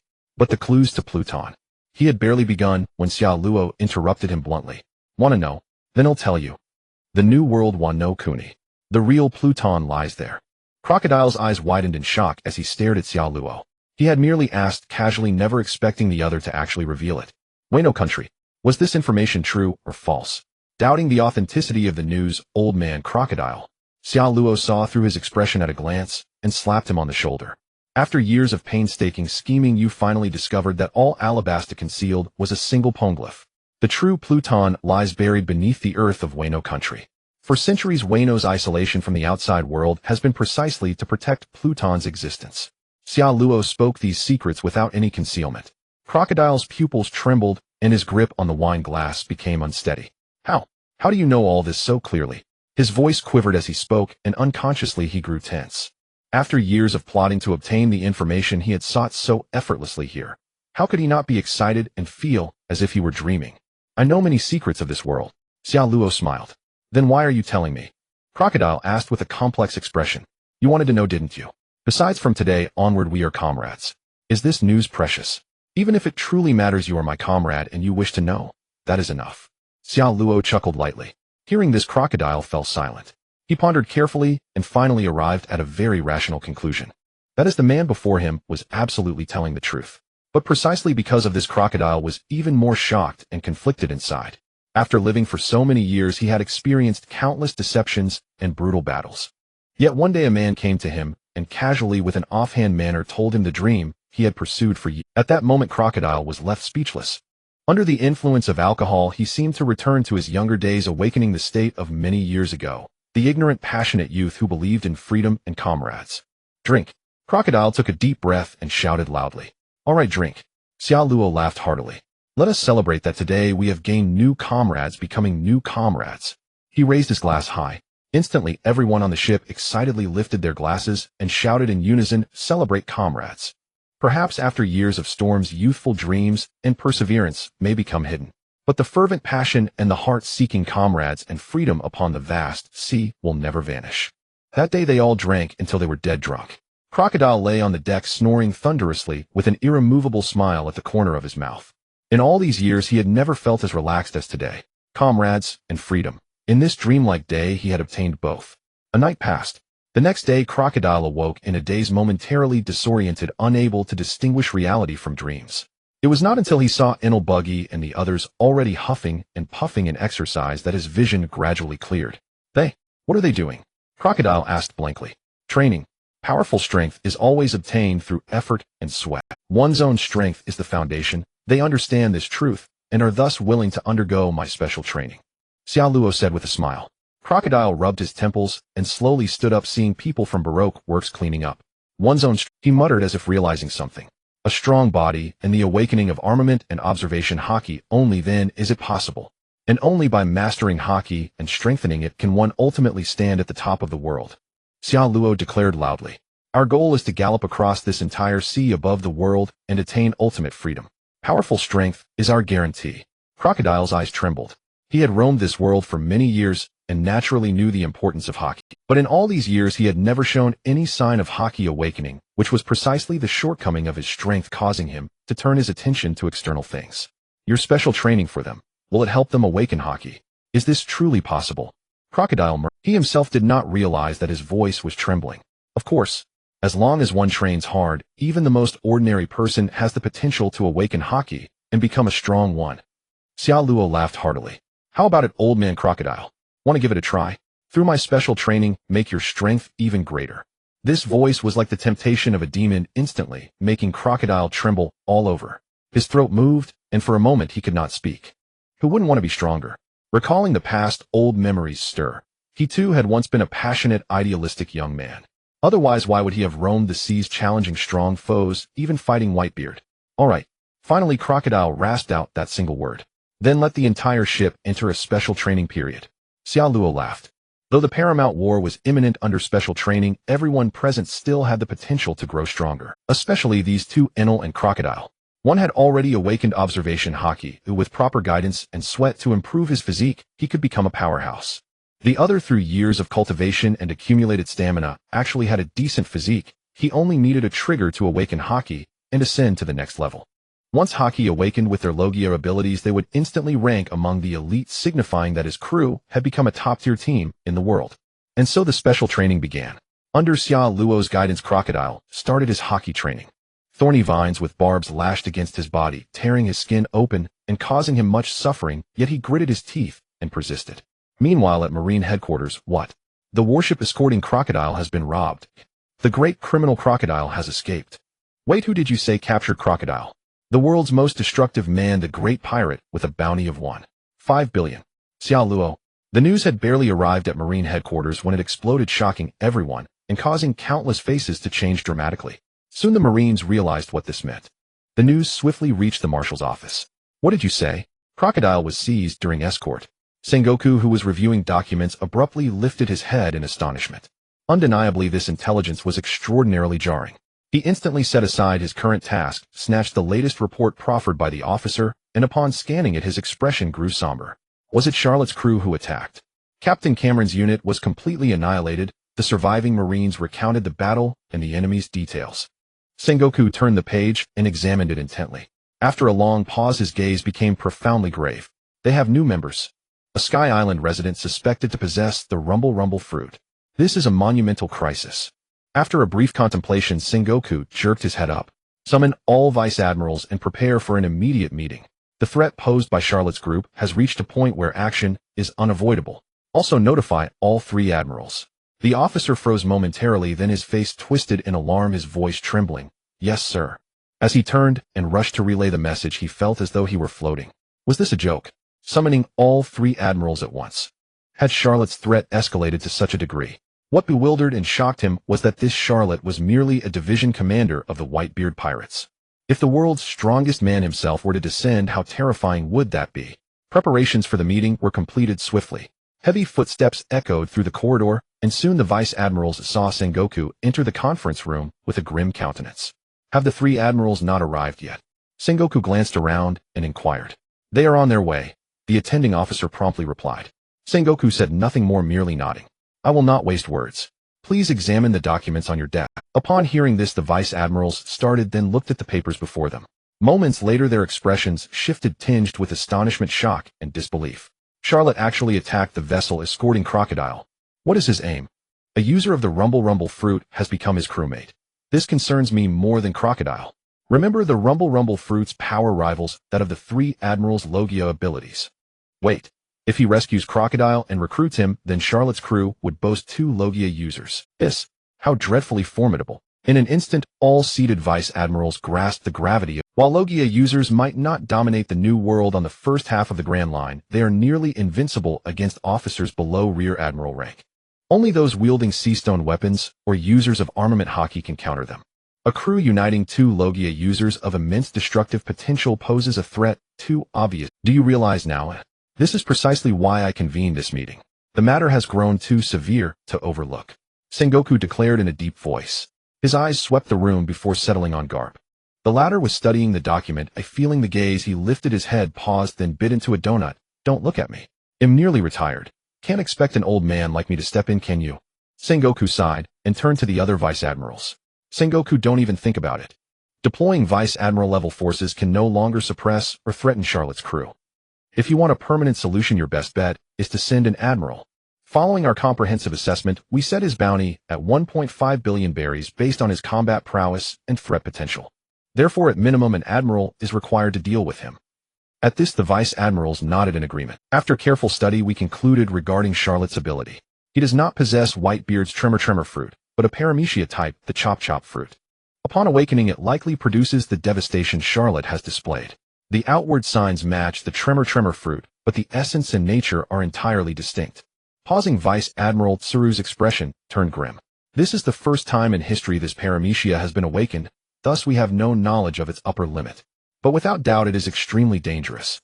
Those who lack Haki cannot defend against it and are utterly helpless. Even Haki users could suffer severe injuries due to its immense destructive force. Hearing this, Sengoku's face changed visibly. Wait. According to Navy intelligence, this fruit was acquired by Buggy the Clown, wasn't it? Vice Admiral Enigmo suddenly interjected. Yes, and that is what makes this man even more enigmatic. We have reason to believe he may possess a special ability to obtain others' devil fruits. Furthermore, the Buggy you mentioned is now under his command. There must be some connection between them. Tsuru's expression grew more severe. Sengoku's face was now deeply troubled. How terrifying. A man who can acquire others' fruit abilities with unknown limits. Garp sighed as well. Moreover, our agents have spotted Fire Fist Ace in Alabasta and elsewhere. 2 division commanders of the Whitebeard Pirates are now active on the Grand Line. Where does this all originate? Should the Navy take preemptive action to avert future threats? If these great pirates decide to act, it may be too late by the time we respond. Thus we must strike first. Vice Admiral Doberman beside Enigmo added. Garp's expression flickered, and he fell silent.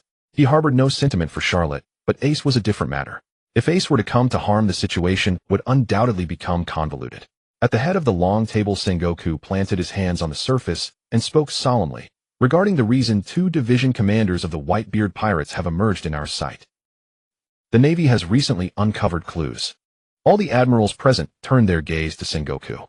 The sudden appearance of a division commander from a Yonko crew in the first half of the Grand Line seemed somewhat suspicious to them.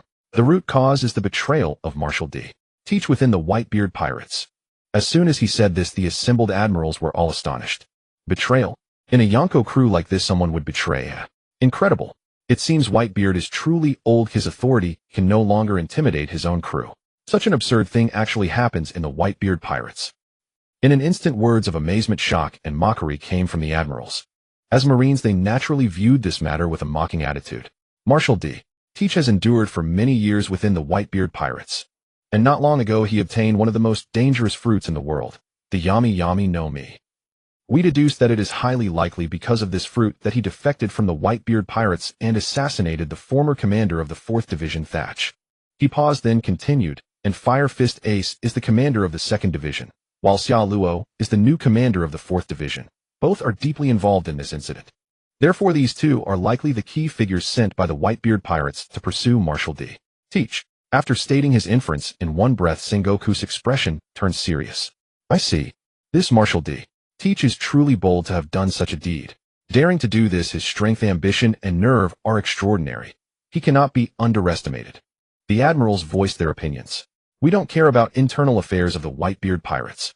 But as you all just said, after Xia Luo left the Whitebeard crew, his growth trajectory and the team he assembled have undeniably become a serious threat to the safety of the Marines and the world. We must take action. His eyes suddenly sharpened. Sengoku slammed his fist on the table. One is a Suna no Mi user, a former Shichibukai, another is a Goro no Mi user with unknown strength. Add to that the immense potential of Buggy the Clown, a former crewmate of the Pirate King Roger. We all know that just a few years ago another person from Roger's ship became a new emperor. Furthermore, there are all Vita Bellamy and a host of Baroque Works members. None of them can be underestimated. Each of them possesses peculiar abilities to varying degrees. After these words, the vice admirals present all wore solemn expressions. A simple analysis of combat power already made them feel the situation was extremely troublesome. This was no small team. With Xia Luo as the organizer, the gathered members could already be called a formidable pirate. Compared to Fire Fist Ace, this Xia Luo is the dangerous individual we should focus on now. He must be dealt with first. Vice Admiral Stainless said in a deep voice. Opposite him, Garp bit into a donut with a strange expression. His own grandson, whom he had raised and trained, was actually inferior in strength to another guy of the same age. This gave him a peculiar feeling. But precisely because of this, he felt that the young man named Xia Luo might have even more terrifying potential. Indeed, as Sengoku said, he had become a very dangerous figure. At 20 years old, to possess such strength. It's unimaginable how much he will improve in the future. Sengoku seemed both in awe and wary. Just then, the admiral's eyes suddenly turned toward the door. Footsteps came neither heavy nor light, but somehow exuding a sense of authority and an oppressive aura. The admirals have arrived.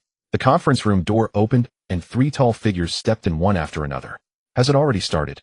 Borsellino said with a smile, then found an empty seat and reclined comfortably. Akainu and Akiji each sat down, their postures more normal. You're late. First, look at the documents on the table in front of you. The target of this meeting is inside. Sengoku said in a deep voice. The 3 assumed different postures, but wasted no time. They picked up the documents and scanned them. An awakened Bara no Mi user. A pirate with a bounty of 1.5 billion. Crocodile was rescued, and there's also a Logia-type Goro no Mi user. After reading the information, Kizaru immediately sat up straight. As a Logia-type devil fruit user himself, he naturally understood how terrifying the destructive power could be when such a fruit was developed to its limit. The other 2 admirals also showed changes in their expressions. So headquarters wants us to deal with Xia Luo's crew. Sakazuki looked up and said in a deep voice. Correct. So which of you 3 wants to take on this mission? Sengoku nodded. I'm busy. I have other tasks. Sakazuki refused directly. For this mission, since the target's strength is unknown, the Marines have only made rough estimates. Therefore, at least 2 admirals must act together to be safest. Sengoku's gaze shifted to the other 2 admirals. Over time again. And the opponent looks so terrifying. Kizaru sighed. He'll go take a look. Akiji simply nodded. Hearing their words, Sengoku knew the meeting had reached a conclusion and nodded to Then I'll leave it to you 2. I hope for a good result, but if you find the target too powerful, you are permitted to retreat. After all, this crew is almost the most powerful the Marines have encountered in many years. Sengoku said. Both admirals nodded and slowly stood up. The admirals watching them leave all wore solemn expressions. The The fact that it took two admirals to act together showed that the threat level of this great pirate named Xia Luo had reached its peak. Meanwhile, the Ark Maxim was sailing slowly across the sea. After a period of travel, the group was nearing Long Ring Long Land. Compared to Straw Hat Luffy's rookie route, Xia Luo naturally had much more freedom, especially since the Maxim its performance was far beyond that of the Going Merry. After training, the crew had also greatly increased their strength. It was worth mentioning that Crocodile, under painful and diligent bamboo whip training, had just awakened armament Haki the day before. Although he had just awakened thanks to Crocodile's years of physical foundation, his Haki would skyrocket in a short. At that moment, "Boss, there's a pirate ship ahead." Buggy's voice came from the side. Xia Luo looked in the direction he pointed, and when he saw the Jolly Roger and the figures on the ship, he couldn't help but be startled. "It's actually that guy." Upon a black flag was emblazoned a white skull adorned with a golden crown atop its head, its tongue lolling out from its mouth. This distinctive pirate flag was precisely what Xia Luo remembered, the banner of the Baitai Pirates. If most people had no recollection of the Baitai Pirates, then the name Werebo was surely known to all. Werebo, the user of the Munch Munch fruit, was also the king of the Taitan Kingdom. When his nation was attacked by the Hei-Huzi pirates, he abandoned his subjects and fled to the sea, becoming the captain of the Baitai Pirates. Later, leveraging his devil fruit ability, Werebo developed Werebo Gold and absurdly founded a commercial empire by manufacturing toys. According to Xia Luo's memory, this Werebo Gold possessed formidable defensive properties and a memory function, even being utilized in the combat suits of Germa 66 and the Frankie Shogun. After swiftly reviewing this information in his mind, a smile curled at the corner of Xia Luo's lips. "Inalu," he bellowed. From the driver's seat, Inalu turned his gaze toward him. "Bring the ship alongside." Already familiar with this command, Inalu said nothing but pressed his hands on the chair's armrests, causing arcs of electricity to crackle forth. The propeller beneath the Ark Maxim surged with immense power in an instant, charging toward the pirate ship ahead. "You take an interest in such a small-time pirate?" Hello Okitier approached, curiosity in his voice. A cigar dangled from his lips, wisps of smoke swirling around him. Werebo, the former king of the Taitan Kingdom. A Munch Munch fruit user. Previously, Maxier Dickey, also known as Hei-Huzi, had set his sights on him, aiming to seize the Munch Munch fruit's power. Unfortunately, this coward fled before that threat and turned into a pirate. Xia Luo remarked with a faint smile. "Do you know what abilities the Munch Munch fruit possesses?" Hello Okitier looked at him with a questioning expression. "It can turn anything it devours into part of its user's body or synthesize new things. It can even allow the user to swallow themselves to alter their own physique. If it devours a devil fruit user." Xia Luo paused, not finishing his sentence. Yet it was evident that Hello Okitier's expression had shifted. "This is a unique fruit. Werebo also has his distinctive value," Xia Luo added. Hello Okitier remained silent, but a gleam flickered in his eyes. Since joining the pirate crew, he had come to understand each member's abilities, gaining insight into the unique powers of his fellow crewmates. Xiaoqiu Ba Ji seemingly useless, yet the Chop Chop fruit's potential was evident through Xia Luo's application. A force of great promise. Bei Lami, a Spring fruit user, was loyal and compliant, following Xia Luo's every instruction, and his strength had grown remarkably in a short time. Yet Airly Ta, with her smooth fruit, could nearly deflect all attacks, proving immensely valuable. And Inalu, the Rumble fruit user, possessed the most devastating offensive power among Logia types. Undeniable. At this moment, he had sensed it clearly. Xia Luo was deliberately gathering strong individuals with special abilities. Werebo, a Munch Munch fruit user. Rather intriguing. A smile tugged at Hello Okitier's lips, his curiosity piqued. Soon the Ark Max, the vessel entirely forged of gold equipped with a massive propeller and towering sails, was undeniably captivating. Almost instantly, the members of the Baitai Pirates stared wide-eyed. "Heavens, Your Majesty, the ship is made entirely of gold. How immensely wealthy are the people on that ship? Can we rob them? With so much gold, we'll surely strike it rich." Werebo stood at the bow, his eyes also bulging. A ship built of gold. But almost immediately he snapped back to his senses. Anyone who could afford such a lavish golden vessel was certainly no ordinary person, likely beyond his ability to handle. "They're heading straight for us. They probably mean trouble. Quick, change course." Werebo bellowed abruptly. After a moment of confusion, the crew quickly reacted. But at that instant, a thunderous rumble erupted from the golden ship, followed by a cascade of blue electric arcs that shot toward them, arriving above their heads in the blink of an eye. Then dense bolts of lightning rained down. Screams erupted across the deck, and in mere seconds, all the men around Werebo collapsed to the ground, their bodies smoking. When Werebo looked up again, a figure was floating before him, sitting cross-legged and wreathed in lightning. A voice cold and indifferent reached his ears like the murmur of a deity. Werebo nearly cowered instantly, his legs trembling. But it was not over. On the bow of the golden ship, grains of sand began to swirl, and in a flash they coalesced into a human form before him. Kello Werebo's eyes widened in shock. Munch fruit user. Werebo. Kello narrowed his eyes. Werebo's mind collapsed. How had he earned the misfortune of encountering these two formidable figures? One had felled all his subordinates with a single strike, and the other was none other than Shao, one of the 7 warlords of the sea. Yes, it's me. What can this humble one do for you 2 lords? Werebo stammered. It's not us who wants, Ainalu said flatly, raising an apple to his lips and biting into it with a crunch. Huh. Werebo was dumbfounded. It's Xiao Luo who wants you. But you have no choice. Join us or die here. Pick one. Kello. With that he exhaled a plume of smoke. Join you. Werebo stared blankly. What kind of choice was that? The latter option he instantly dismissed. In his life, he would choose anything over death. His guiding principle was pure self-preservation. I don't know who this Lord Xiao Luo is, but I choose to join you. Almost immediately Werebo replied.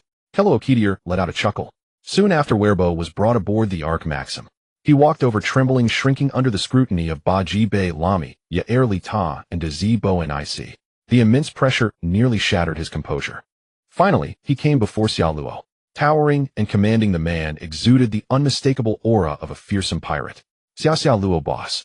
Though he did not yet know the man's exact identity, anyone capable of making Kello submit was undoubtedly extraordinary. Werebo, meeting you here is fate. Welcome to our crew. Xiao Luo said with a genial smile. He knew Werebo well. To recruit such a man, violence was always the simplest, most direct, and most effective method. Thank you, boss. Werebo trembled all over. For Xiao Luo, subduing a Werebo was naturally not a big deal. Within any group there must be strong individuals to represent the face, but equally there must be those at the bottom. Capabilities should be as diverse as possible so as to stimulate the comprehensive power of the team. Moreover, the munch fruit is indeed a formidable ability. Keeping these powerful fruit ability users within the group means that he may have the chance to master them in the future. With enough points, the probability of extracting ability traits from them would increase infinitely. Afterward, due to the increase in crew members, Werebo's ship was also requisitioned. From one golden ship, it quickly became a small fleet of 2 vessels. Half a day later, Werebo and Baji and the others were like birds of a feather, quickly getting along. What? The boss bounty is 1.5 billion. Werebo's eyes widened in utmost shock. With his background as a former king of a small kingdom, a pirate with a bounty of 1.5 billion was utterly inconceivable to him. Such a figure in his understanding could easily destroy his country, a legendary being. Doesn't that mean the boss is far stronger than that Blackbeard who destroyed my country? Werebo said in a trembling voice. Blackbeard, you mean Marshal D. Teach. Hearing this, Baji and the others were startled, their expressions turning serious.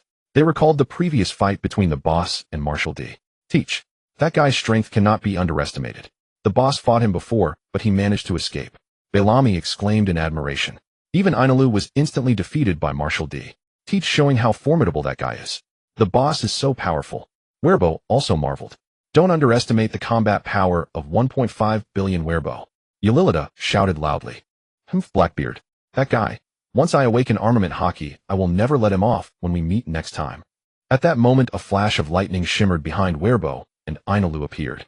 You heard all that? Werebo felt a chill of fear. Within 10,000 meters, not even the slightest rustle can escape my mantra. Ainalu snorted. Haha, Ainalu, don't scare the newbie. Werebo, don't be afraid of him. Ainalu is actually a very nice person.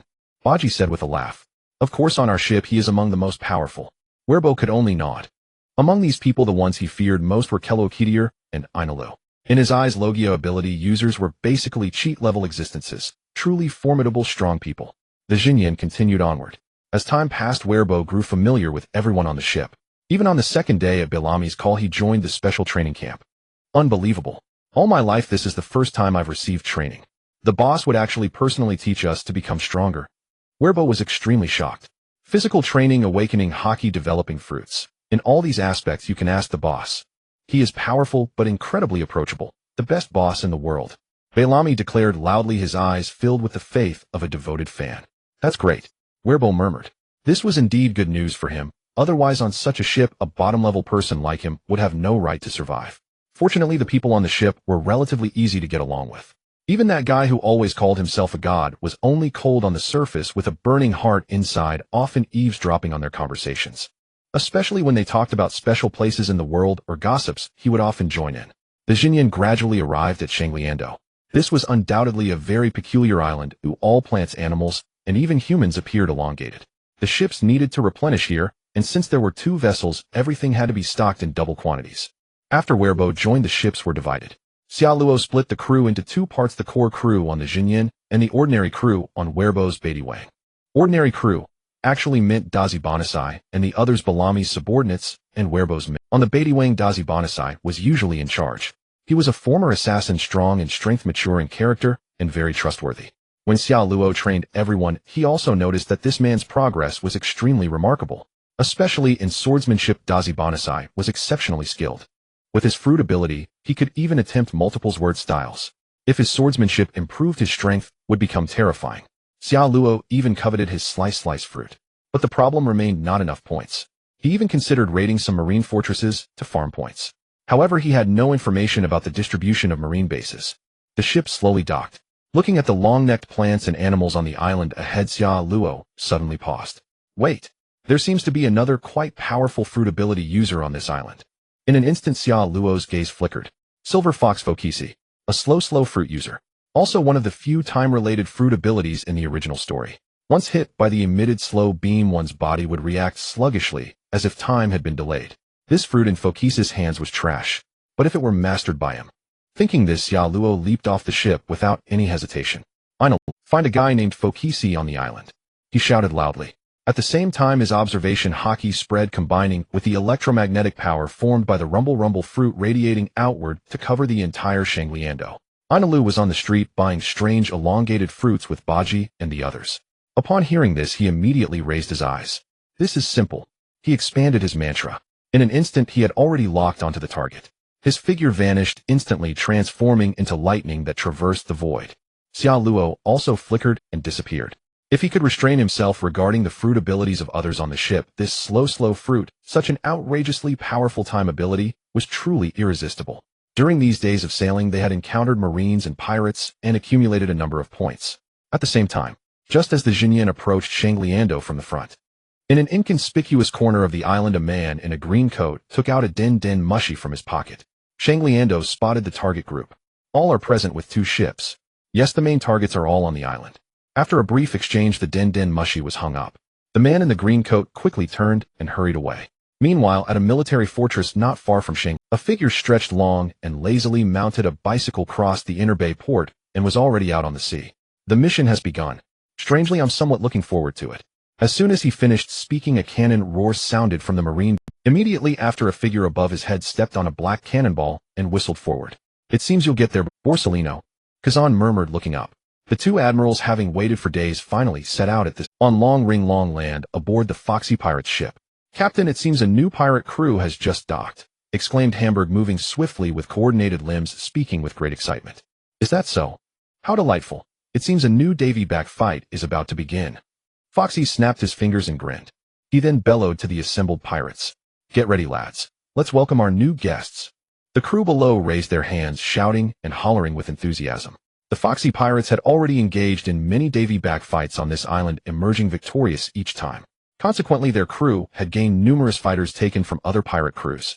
But just then a thunderous roar echoed from the sky. Everyone looked up abruptly, and when they saw the scene above, they were all frozen in shock. A blue arc of lightning snaked through the sky, arriving before them in the blink of an eye. With a thunderous crash, it struck down onto Foxy's ship. Intense lightning erupted, and the shockwave struck several nearby pirates. They groaned, black smoke rising from their bodies as they collapsed onto the deck. Foxy's eyes widened in shock as he stared at the man emerging from the lightning. Who are you?" he stammered. "God, Enel." Enel's voice was cold. Lightning crackled around him as he surveyed the area. Then, with another burst of lightning, a dozen more pirates were struck down, collapsing without warning. "Who is Foxy?" Enel demanded, though his gaze had already locked onto a man with a lecherous fox-like. He had grown accustomed to his captain's peculiar way of finding people and was quite happy to carry out such tasks. I am." Foxy trembled. Just then a man in the distance nervously pulled the trigger. Bang! The bullet struck Enel squarely in the abdomen. The sight stunned everyone, and Foxy stared at the shooter in disbelief. Because the man's bare abdomen showed not a single wound. Instead, arcs of electricity flickered. How audacious. Enel spoke, electricity crackling in his eyes. With a mere raise of his hand, dense lightning shot forth, and the gunman was blasted over 100 meters away, motionless. The sight stunned everyone. Foxy, who had just raised his right hand, froze mid-motion. His speed was certainly no match for the enemy's lightning. From what he had just witnessed, he was now certain that the man before him was a Logia-type user of the rumble fruit. I am Foxy. Foxy stammered. Good. From now on you and your men belong to us. The boss is looking for you, Enel said coldly. Foxy's body went rigid and he stood there dumbfounded. He had always conquered other pirate crews through davy-back fights, absorbing their members to strengthen his own force. Today someone else was coming to conquer him, and with such an overbearing method. How about we decide the fate of our crew members through a davy-back fight? Foxy said timidly. A lowly mortal dares to make demands of a god. Enel looked down from above, lightning crackling around him. You have quite the nerve. His right hand extended, and with a thunderous roar a blue beam of lightning shot out, engulfing Foxy instantly. As everyone watched in awe, Foxy was blasted hundreds of meters away, tumbling across the ground. Captain, Hamburg, Portia, and the others covered their mouths in terror. I have no time for your nonsense. From today you all belong to us. Someone raised a trembling hand. I want to know which pirate crew has taken us. Pirate crew. Enel mused briefly, then spoke. Whitebeard. Our crew is called Whitebeard. The moment these words were spoken, everyone present was stunned. What a... Then many eyes lit up with excitement and fervor. As pirates they knew the weight of the name. It was an emperor's crew that countless pirates would kill to join, and never could. This was only fitting. Only a legendary crew like Whitebeard's could have a man this powerful. In the distance Foxy opened his mouth, coughing out a puff of black smoke, utterly bewildered. In an instant, the gap in power was too vast, the speed of lightning left him no chance to evade. The battle had ended before it even began. Just then another flash of lightning appeared. Foxy shuddered, forcing himself to his feet despite the pain. But the lightning stopped before him, revealing a figure. Silver Fox Foxy. Xiaoluo looked down and smiled. You are? Foxy trembled. Enel is my... Xiaoluo said with a faint smile. Foxy shuddered. Don't kill me. Of course I won't kill you. We've come to invite you to join our crew. Xiaoluo gave a helpless smile. That Enel, his methods were still too brutal. Look how scared the poor man was. Invite me. Foxy was taken aback. Xiaoluo nodded. Indeed, I'm recruiting capable crew members and partners. And you fit my requirements. As he spoke, his hands moved without hesitation, directly extracting the slow fruits trait from Foxy's body. 500, 1,000, 3,000. In an instant, 3,000 points were spent without a ripple. Xiaoluo frowned slightly. His stock of points was running low. Just then, on Foxy's ship, Enel suddenly looked up. Xiaoluo also turned his gaze to the distant sky, his expression shifting. Golden light. A dazzling golden light accompanied by a piercing shriek tore across the sky, approaching at incredible speed. When it reached a certain district, the golden light dove down and crashed headlong. Boom! A thunderous roar echoed and flames erupted. Xiaoluo's face changed abruptly as he turned to Enel. Quick, go reinforce Buggy and the others. Meanwhile, in a street of Long Land, a cannonball exploded without warning. Bellamy, standing nearby, had no time to react and was blasted away. Bellamy!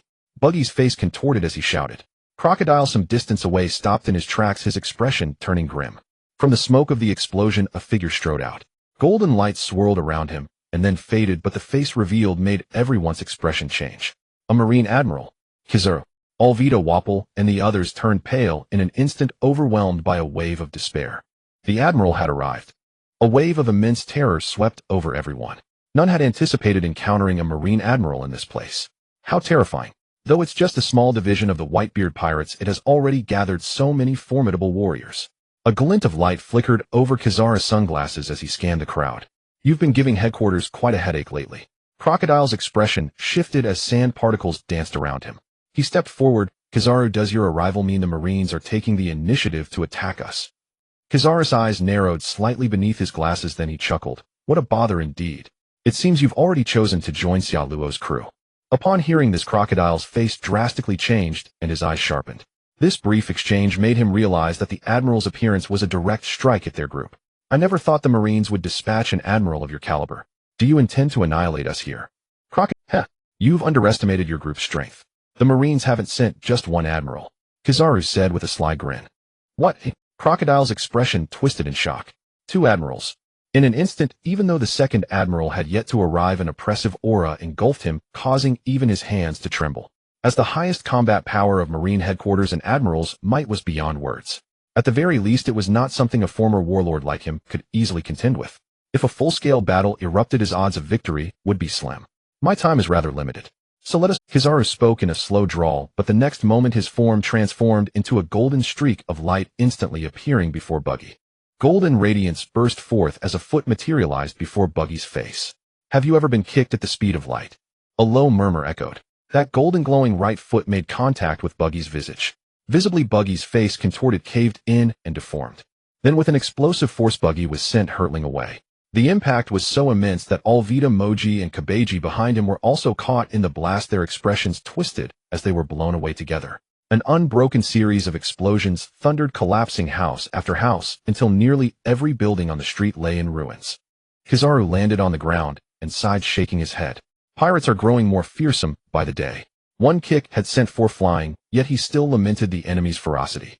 Nearby Desbones Wapple and the others had gone pale. The terrifying speed and overwhelming power were simply beyond resistance. Kizaru then turned his gaze to Crocodile, shook his head again, and looked toward Desbones and the rest. It's better to eliminate the small fry first. With that golden light flashed once more. He spread his arms wide, and in the blink of an eye countless golden sparks materialized before bursting forth. Yasukani no Magatama. A dense barrage of golden laser beams shot toward Desbones and the others, causing him to pale instantly. Another round of explosions erupted, with great flames erupting and shockwaves roaring outward. Figures screamed as they were engulfed in fire and blasted away. No defense, no evasion. The terror of light speed was beyond human imagination. Such was the deterrent power and destructive force of an admiral. He struck with instant kills. Pirates lacking sufficient strength could not last long. Crocodile's face had turned utterly grim and furious, his fists clenched tight. With his abilities, trying to stop an admiral as swift as Kizaru was nearly impossible. He could only watch helplessly as his comrades fell around him. In just a few breaths they were nearly all wiped out. Kizaru. The name was practically spat out as Crocodile's feet turned into sand, and he lunged forward. What a scary expression, Crocodile. Kizaru turned and fired finger shots. Pew pew pew pew. Laser beams instantly shot through Crocodile's body, sending large splashes of sand flying. Truly formidable. I can't seem to get the better of you. Kizaru sighed. Crocodile's brows twitched. The admiral's words felt like mockery and ridicule to him. Stop blathering, damn it. He swung his golden hook furiously. Beneath his sunglasses, Kizaru's pupils contracted sharply, and his torso was instantly sliced in two. Then golden light blazed as he retreated. Haki. Headquarters underestimated you after all. Kizaru murmured, a hint of seriousness now in his eyes. His body reformed, and he slowly spread his hands, conjuring a sword radiating golden brilliance. Ama no Murakumo, no Tsurugi. In the next second he turned into light and appeared before Crocodile. With a golden slash, Crocodile's pupils shrank as his neck was severed cleanly, his head tumbling backward. But instantly, Crocodile swung his arm. Desert saber. Sand erupted violently, forming a massive sword that pierced toward Kizaru. The admiral's eyes grew wary as he swung the golden blade, slicing the desert saber in two. At the same time he retreated. Fearsome, truly fearsome. An ordinary man would have perished from that strike. Kizaru acted frightened. Crocodile's head hit the ground with a crack, disintegrating into sand, and his entire body followed suit. After a couple of breaths, it rapidly reformed, and he materialized again. But by now his heart had sunk. Even with awakened Haki, his current strength was still insufficient against an admiral, especially one as inscrutable as Kizaru. From the few moves the admiral had displayed, it was impossible to gauge the upper limit of his power. Yet Crocodile was already giving his all. Where is Xiaoluo? According to intelligence, you still have a Goro Goro no Mi user. Kizaru spoke softly, a glint of vigilance in his eyes. Gurura. Marine intelligence is quite thorough. Crocodile laughed in response. But as the words left his mouth, the smile vanished, replaced by a grim expression. Because at the end of the street ahead a figure appeared riding a bicycle. Since the battle began, the street had emptied. No normal person would cycle toward this chaos. What was more bizarre was that wherever this bicycling figure passed, a layer of hard ice formed. His speed seemed leisurely, yet in an instant he was right before them. Marine Admiral Akiji. Crocodile's face darkened to the extreme. With his power he could not possibly face two admirals. The moment that thought crossed his mind, a crackling sound echoed, and ice encased him completely. Phew. Is he the only target that has appeared? Kazan dismounted, propping his bicycle on one leg, and spoke flatly. Crack. The ice encasing Crocodile fissured cracks, spreading rapidly before shattering with a Crocodile, who had broken through the frozen prison with armament Haki, now wore a face of grave wariness and dread. Upon closer inspection, tiny shards of ice clung to his brows, nostrils, and even the corners of his eyes. This was an unmistakable sign that the terrifying cold had penetrated deep into his body enough to inflict internal injuries. Even his lowered hands trembled uncontrollably. Akiji. Kizaru. Crocodile's eyes narrowed as he spoke in a low, grim voice. So the Marine headquarters has dispatched two admirals this time. Kazan set his bicycle aside, glanced at him, and spoke indifferently. You lot have been causing quite a stir lately. Impressive indeed. Kizaru sighed. Let's finish him quickly. The primary target hasn't even shown up. If their reinforcements arrive, it'll only become more troublesome. Kazan nodded and a frozen saber materialized in his hand in an instant. He exhaled, and almost immediately a layer of white frost began to spread across the ground around them. Ice once again crept up Crocodile's body. The biting cold made his expression shift drastically. Channeling his armament Haki, the freezing sensation began to recede. If I hadn't awakened my Haki, I would never stand a chance against them. Even now, facing just one of them would require every ounce of my strength just to hold my ground. He thought grimly, then gave his body a sharp shake. With a resonant hum, a torrent of sand particles rose into the air, gathering behind him into a dense dark cloud of dust. As the sand expanded, the ground and buildings around him began to dry out, crack, and crumble into sand, becoming part of his domain. Within just 3 or 4 breaths, the swirling yellow sand had engulfed his form, forming a barrier. Fortunately, aside from Haki, my devil fruit ability remains my most formidable weapon. Crocodile muttered to himself, his eyes fixed in wary vigilance. Oh, Kizaru remarked. I almost forgot. You're also a Logia-type user of considerable power. The way you've developed your ability is quite impressive. Let's end this, Akiji said, stepping forward. After a few steps, he bent down and pressed his right hand to the ground. If it's just him, there's no need to waste time. His flat voice was accompanied by an even more piercing cold that surged forward like a storm, and snowflakes began to fall behind him. Ice Age.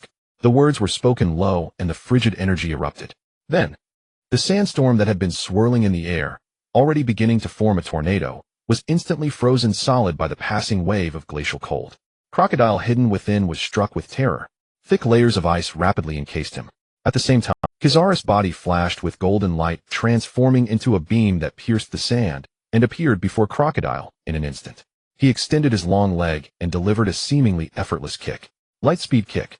Crocodile reflexively raised his arms, but the kick landed squarely on him. Without any pause, sand sprayed everywhere as his body was sent flying backward. A series of crashes echoed. Dozens of buildings along the street were demolished as he crashed into the rubble at the end. Crocodile tried to push himself up, but his face twisted and he coughed up a mouthful of blood. Even with his elemental intangibility, that single kick had injured him. Both arms were broken and several ribs on his chest were shattered. So this is the strength of an admiral, Crocodile murmured, staggering to his feet. Without facing them before, he could never have imagined such overwhelming pressure, like an insurmountable mountain standing before him. A single casual kick could unleash devastating destruction. I can't defeat them with my power alone. In that moment, he fully realized the gap between himself and the Marine headquarters' top combatants. The next second, the frigid aura spread again, and golden light flared. This meant the two admirals were about to launch their next assault. Crocodile took a deep breath, his gaze sharpening. From the start of the battle, barely a minute or two had passed, but he was already teetering on the edge of life and death. Suddenly, golden light blazed, illuminating the sky. Crocodile looked up and saw a beam of light moving at an incredible speed, refracting and converging directly above him in an instant. Ama no Murakumo sword. Kizaru wielded a radiant sword, swinging it downward. Crocodile's golden hook trembled as he coated it with armament Haki, ready to strike upward. But at that moment, the freezing cold crept up his legs, encasing half his body in ice, then spreading to his arms. Crocodile's expression shifted instantly. It's over, Crocodile, Kizaru murmured. The combined assault of two admirals could finish an opponent in a single moment. After all, the gap in raw power between them was substantial. But just then a thunderous rumble echoed from the void ahead. Blue electric arcs shot forth, growing denser and coalescing into a pillar of lightning. Without any delay, it struck directly in front of Kizaru. Oh! Kizaru blinked, the dazzling lightning reflected in his sunglasses.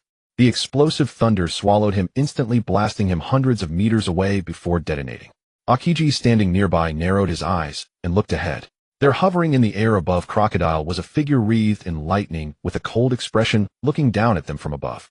Are you alright, Borsellino? Akiji asked, squinting back. Almost got me there. Almost got me. Kizaru's golden light reassembled beside Akiji, his eyes also curious. You must be the Rumble fruit user under Xiaoluo. Truly terrifying. Enel raised his golden staff, pointing it at the two. God of Thunder, Enel. Hearing this, Kizaru paused, then chuckled. What a bold declaration. Akiji's gaze, however, shifted to the figure behind Crocodile. A young man of similar height was walking with a crack. The ice on Crocodile shattered. You two really don't hold back, do you? Kizaru. Akiji. Xiaoluo swept his eyes across the scene, then spoke coldly. Behind him followed the shivering, pale-faced Foxy and his crew. At this moment, the entire street had long been reduced to ruins, a scene of utter devastation.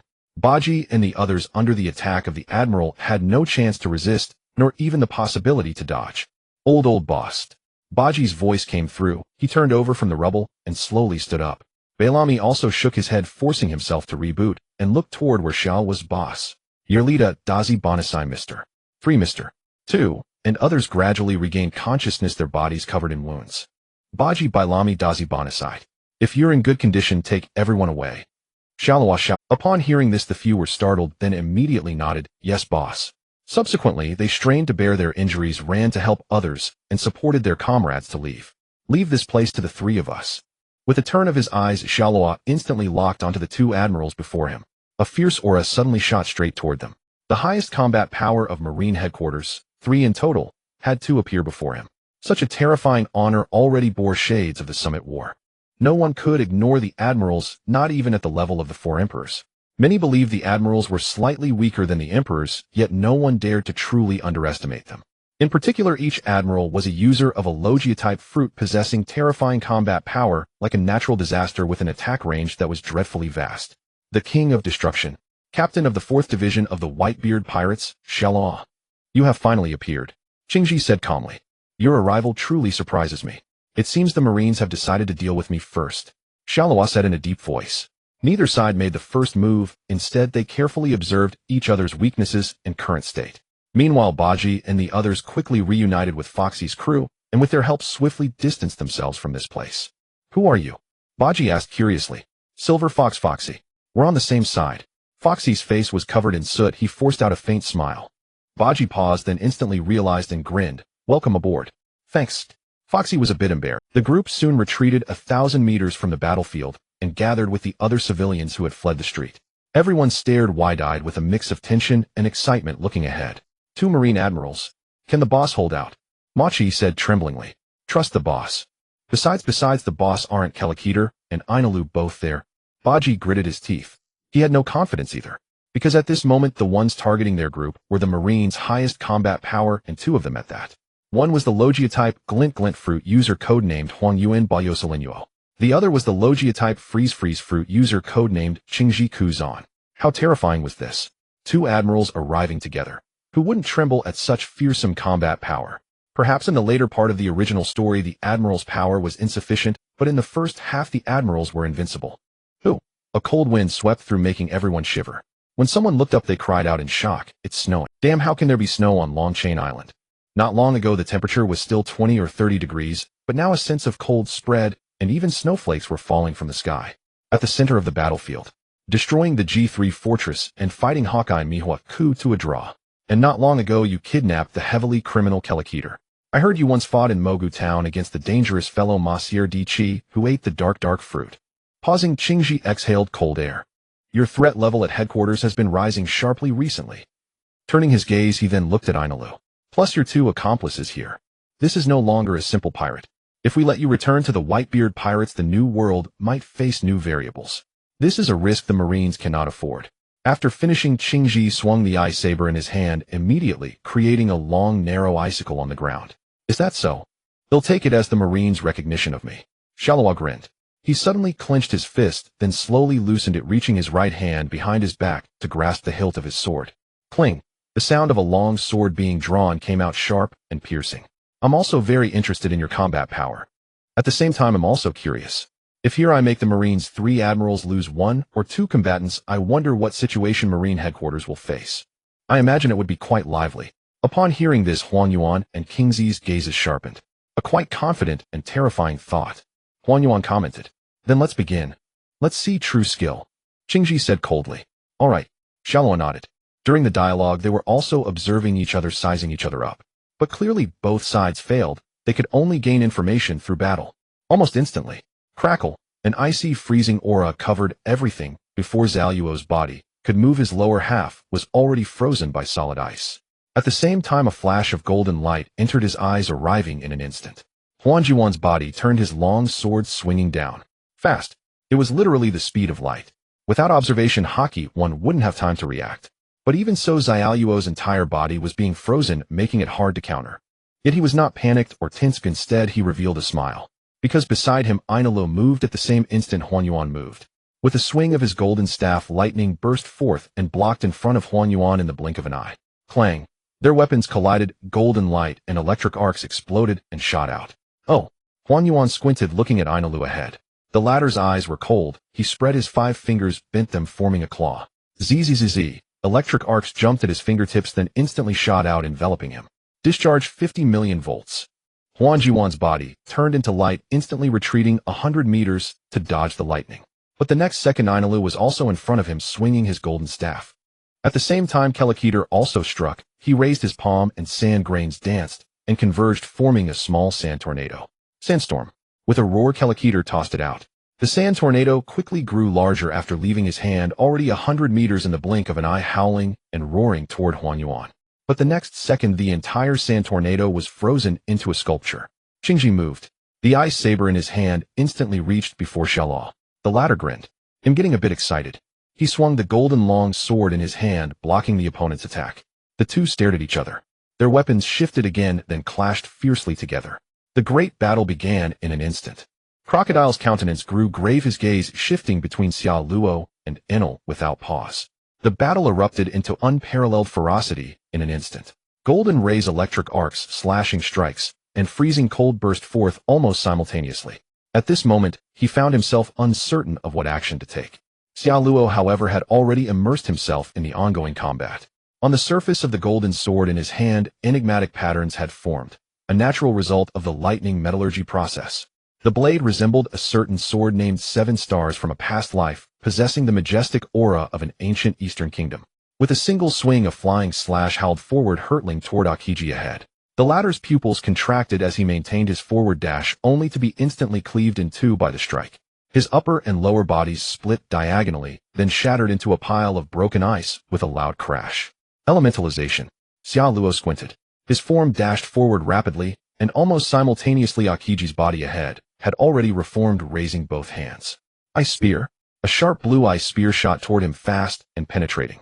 Xia Luo swung his long sword, blocking the thrusting ice spear. The immense penetrating force pushed him back 5 or 6 meters. Looking at the ground, a sheet of blue ice had formed, frozen into blocks. With another tremor of his hand, the ice spear shattered with a crack. Xia Luo charged forward again, but just as he reached his opponent, Akiji exhaled a breath of frost, spreading the 5 fingers of his right hand as he suddenly shouted, "Freeze!" In an instant, Xia Luo's body stiffened, encased in ice from head to toe. Visibly starting from him, the entire area for 1,000 meters behind was instantly frozen, becoming a world of ice sculptures. And this was merely Akiji's casual gesture. At the level of an admiral, the range of a devil fruit ability had reached terrifying proportions. Crocodile's expression shifted slightly. He waved his right hand, gathering a mass of sand into a desert greatsword that swung toward Akiji. But the latter merely raised his head slightly, lifting his right hand and hurling it forward. Ice time capsule. The cold bullet struck Crocodile in an instant, locking his body in ice. The bone-chilling cold nearly froze the interior of his body, even his blood beginning to congeal. This was undoubtedly extremely dangerous. Once blood froze, death was not far off. And just then, a cracking sound came. Xia Luo, who had been frozen, leaped out from within his long sword, humming with a pulverizing vibration. His form reached Akiji in an instant, swinging the sword fiercely. Crushing slash. The name of the technique was ordinary, but its destructive power was terrifying to the extreme. Akiji looked up, his pupils suddenly contracting, clearly reflecting a dreadful scene. A cracking sound. Everything in sight was shattering, splitting apart. The void was like a broken mirror, or like tree branches rapidly extending, more lines than shattering, cracking. Ice buildings, streets, even himself, all were breaking apart. With a snap, the strike held out, directly passing through his body. His head, chest, hands, abdomen, legs, and feet all snapped and shattered in succession. But strangely, his consciousness remained. Akiji's shattered body toppled backward. He even tried to move his fingers and saw that his fingers were indeed moving. A terrifying devil fruit ability. I didn't even have time to react before being shattered. The Bara no Mi. Perhaps it should be called the Kaka no Mi or the Gura no Mi, more accurately. As these thoughts raced through his mind, when his broken body hit the ground, it had become ice, shattering into a pile of ice cubes with a crack. Then 2 breaths later, the pile of ice gathered again, restoring itself to its original form. Trying to twist his neck, feeling no other discomfort, Akiji exhaled a breath of frost and spoke with a grave expression. What a terrifying devil fruit ability.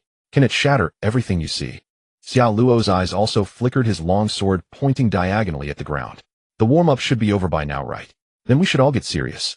As the words fell, the sword lifted slightly, its tip aimed at the frozen crocodile beside him. The ice encasing Crocodile shattered with a crack. Crocodile shivered, stepping out from within. Hiss! If he had stayed any longer in that bone-chilling cold, he would have frozen to death. Aokiji saw this, his eyes narrowing slightly. His ice fruit could freeze all things. The frigid aura could even freeze the water molecules in the air into ice blades as hard as steel. But Xia Luo's ability could easily shatter ice. Without a doubt, the opponent's power somewhat countered his own. Go help Enel Crocodile, Xia Luo commanded. Crocodile nodded, then turned to look to the side, his expression changing abruptly. A young pirate yearning for the sea. Possessing such a terrifying devil fruit ability, we can't allow you too much room to grow. After all, you're already fearsome enough. A faint murmur came. Kizaru's heavenly sword, the Ama no Murakumo no Tsurugi, gleamed with golden light, but now carried a unique aura, armament Haki. As an admiral, he naturally mastered Haki. Swinging the sword, it approached Enel in an instant at a tricky. At this moment, Enel had his observation Haki fully open, able to clearly predict his opponent's every move. He swung his golden staff, intending to block the strike. But then Kizaru's sword tip shifted, instantly curving and turning toward his abdomen. With a stab, the sword pierced through, blood spattering out. Enel's face stiffened immediately, his body turning into lightning as he retreated. How is this possible? Kizaru shook his head, flicking the sword. Young man, you lack experience. Haki can capture Logia users. Even if you are lightning, it can still grasp you. As the words fell, his form transformed into light and teleported. When he reappeared, he was above Enel, kicking downward with his right foot. In that instant, Enel's face changed drastically. He was bleeding from his abdomen, and his observation Haki faltered, failing to predict this strike, leaving him unable to respond. Suddenly from the side, a rolling cloud of sand arrived, and a large foot materialized, colliding fiercely with Kizaru's glowing right foot. With a loud bang, a shockwave spread, sand scattering. Kizaru's eyes narrowed as he looked at the man who had abruptly appeared before him. Crocodile, I underestimated you. Crocodile grinned, a chilling smile on his lips. It's we who underestimated you, actually. Then he turned to Enel. Kid, if you're not dead, pull yourself together. With this guy's strength, we might stand a chance of surviving only if we join forces. Enel trembled, then immediately nodded, lightning flickering around him. His mantra fully focused on Kizaru. Oh, this could be troublesome, Kizaru murmured. A gleam of light passed over his sunglasses. One is a user of the rumble fruit, a Logia type, who has mastered observation Haki. He is young, inexperienced, and lacks physical strength and combat prowess. The other is a user of the sand fruit, proficient in armament Haki, seasoned and formidable in all aspects. If they joined forces, they would indeed pose some trouble for Huang Yuan. What a bother. These pirates nowadays are more terrifying than the last. Practically monsters, gives me a... If I had known, I wouldn't have come on this mission. Sighing, Huang Yuan slowly spread his hands apart. Countless golden specks of light emerged, dense and innumerable, almost instantly covering the entire sky for a radius of 1,000 meters. Upon seeing this, Baji and the others in the distance all changed expression. Quick! Fall back! Screams tore through the air. Baji, Bei Lami, Fu Ku, Shiwire Bo, and others hoisted their companions onto their backs and desperately fled into the distance. The civilians scattered in all directions, running swiftly. Ai Lu and Kuluo Kuda air, standing directly under the golden light, immediately changed color. Almost reflexively, Kuluo Kuda air slapped his palm onto the ground. Get up, damn it. Boom. The ground rumbled violently. The hard rock instantly shattered, turning into countless grains of sand that floated up, forming a barrier in front of the two. At that moment, Yasukani no Magatama, Huang Yuan, floating in the void, crossed his hands and shouted loudly. Countless golden laser beams rained down like a meteor shower, bombarding the ground below. The coverage was immense, encompassing almost the entire town. Xia Luo was also within the attack range, and even Qing Ji was not spared. Swoosh! Countless sharp whistling sounds pierced the air, rattling people's eardrums. Then, boom boom boom. Continuous laser beams struck the ground, erupting in vast flames and violent shockwaves, nearly reducing the entire town to ruins in an instant. Xia Luo flickered, transforming into lightning, weaving across the ground to evade the explosions caused by the golden rays. Kuluo Kuda air, meanwhile, used sand to form a massive shield enveloping himself and Ai Lu. As time passed, the town was continuously bombarded by laser beams. Dust, golden light, and shockwaves intermingled, turning the entire sky bright. Only after a moment did the radiance fade. Amidst the smoke, Ai Lu suddenly leaped high into the air. Dong! Suddenly, a dull drumbeat sounded. Zzz. Dense crackling of electricity followed. Then, as the dust and smoke just began to clear, Huang Yuan's eyes suddenly narrowed as he saw the scene, and Ai Lu's body was wreathed in lightning. His golden staff pointed at the sky, his expression ferocious and icy. Lightning. Brilliant arcs of electricity flared out, countless violent bolts of lightning instantly shot toward Huang Yuan like an enraged thunder god. The lightning twisted and reached his position in an instant. What terrifying attack power! Huang Yuan's expression turned grave as he transformed into light and dodged continuously. Qingji below looked up and couldn't help but sigh. The entire sky was filled with lightning, dense and awe-inspiring, like countless electric serpents swiftly writhing, striking fear into the heart. If this continues, the entire long land will be devastated. As soon as he spoke, Qingji abruptly turned and raised his ice saber in defense. A streak of light shot toward him, a fist wreathed in shattering waves swinging down from above. Crushing impact, the void shattered. Qingji's body trembled and cracked with a snap, breaking apart again. After 2 breaths, he reformed elsewhere. Ice Age. An ultra-low freezing aura swept out instantly, encasing Xia Luo's running body in ice. This time because Qingji was facing the sea. The range of his freezing power even turned the sea ahead into ice in an instant. Crack. Xia Luo shattered the ice and leaped out, a broad grin on his face. Qingji, come on, let's fight to our heart's content. He dove down from the air and reached Qingji in the blink of an eye, punching with his left hand and wielding a sword in his right. Unceasing punches and slashes. Qingji's expression was grave as he dodged and countered. Their battle reached a fever pitch almost instantly. Armament, Haki, and devil fruit abilities were unleashed without pause. Crack. Xia Luo's hands were frozen, but shattered instantly, restoring movement. The next second, Qingji's body cracked and shattered again, but soon healed and recovered. Their close-quarters battle was extremely perilous. Bang. Then Xia Luo punched Qingji's cheek again. Boom. In an instant, the opponent's head was smashed into countless ice shards. But headless Qingji still punched back, landing a blow on Xia Luo's face. Bang. The fist, reinforced with armament Haki, sent him flying into the rubble nearby. This was a fist that had trained with Kapu, punching warships as if they were sandbags. Naturally, its power was formidable. Even Xia Luo, when he got up again, felt dizzy and disoriented, blood streaming down his forehead. So strong. Shaking his head to dispel the dizziness, Xia Luo looked up solemnly. Sure enough, the ice ahead coalesced again, and Qingji appeared. But blood was also trickling down Qingji's forehead, just like him. No doubt their fierce battle could inflict wounds on each other. This was no easy fight, and it could even end in mutual destruction. Just then, lightspeed kick. A flash of golden light appeared beside them as Huang Yuan kicked Ai and I Lu's wounded abdomen. Ai and I Lu's face contorted in pain, and his body was sent flying backward, hurtling toward the sea. Xia Luo's expression flickered. He turned to look. You don't have time to worry about others. Xia Luo. Qingji's low voice rang out. He raised his right hand, and cold air coalesced into an ice bird that spread its wings and flew toward him. A chilling aura spread. Everywhere the ice bird passed, things were frozen into ice. Xia Luo's eyes sharpened. He abruptly raised and opened his right hand. Zzz. Electricity gathered and coalesced into a blue thunder dragon, its whiskers, scales, and claws vividly lifelike.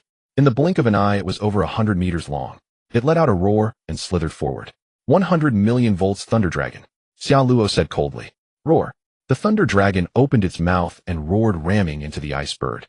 In an instant, electricity flew in all directions as the two elements collided, erupting into a massive cloud of vapor.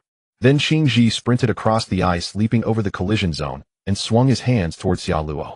Ice halberd. Xia Luo also moved, clenching his fist and punching forward. Shatter. The ice halberd cracked and shattered while Qingji jumped aside to evade. In that instant, countless cracks appeared where he had stood a second ago, and the frozen ground rose up. 2 seconds later, the two faced each other again. His right hand clenched abruptly, a fierce light blazing from his eyes as a chilling blue mist coiled around his palm, converging into a pellet-like mass of cold air. Then he hurled it forth with sudden force. Frozen time capsule. In an instant, the cold struck Xia Luo. With a crackling sound, ice adhered to his body's surface and froze him solid in the blink of an eye. But barely a second or two later, Xia Luo's body shuddered, erupting with shattering force. The ice burst apart, and he leaped out from within. A sizzling hiss filled the air as blue arcs of electricity shimmered, coiling around his form, suspended 100 meters above the ground. Qingji looked up, his pupils contracting slightly. Clearly the opponent was about to unleash some powerful tech. In truth, as the battle raged on, Qingji's heart had grown heavy with wariness and dread.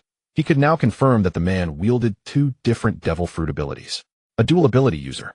And the powers he possessed were ones also held by his comrades. This made Qingji's thoughts run wild.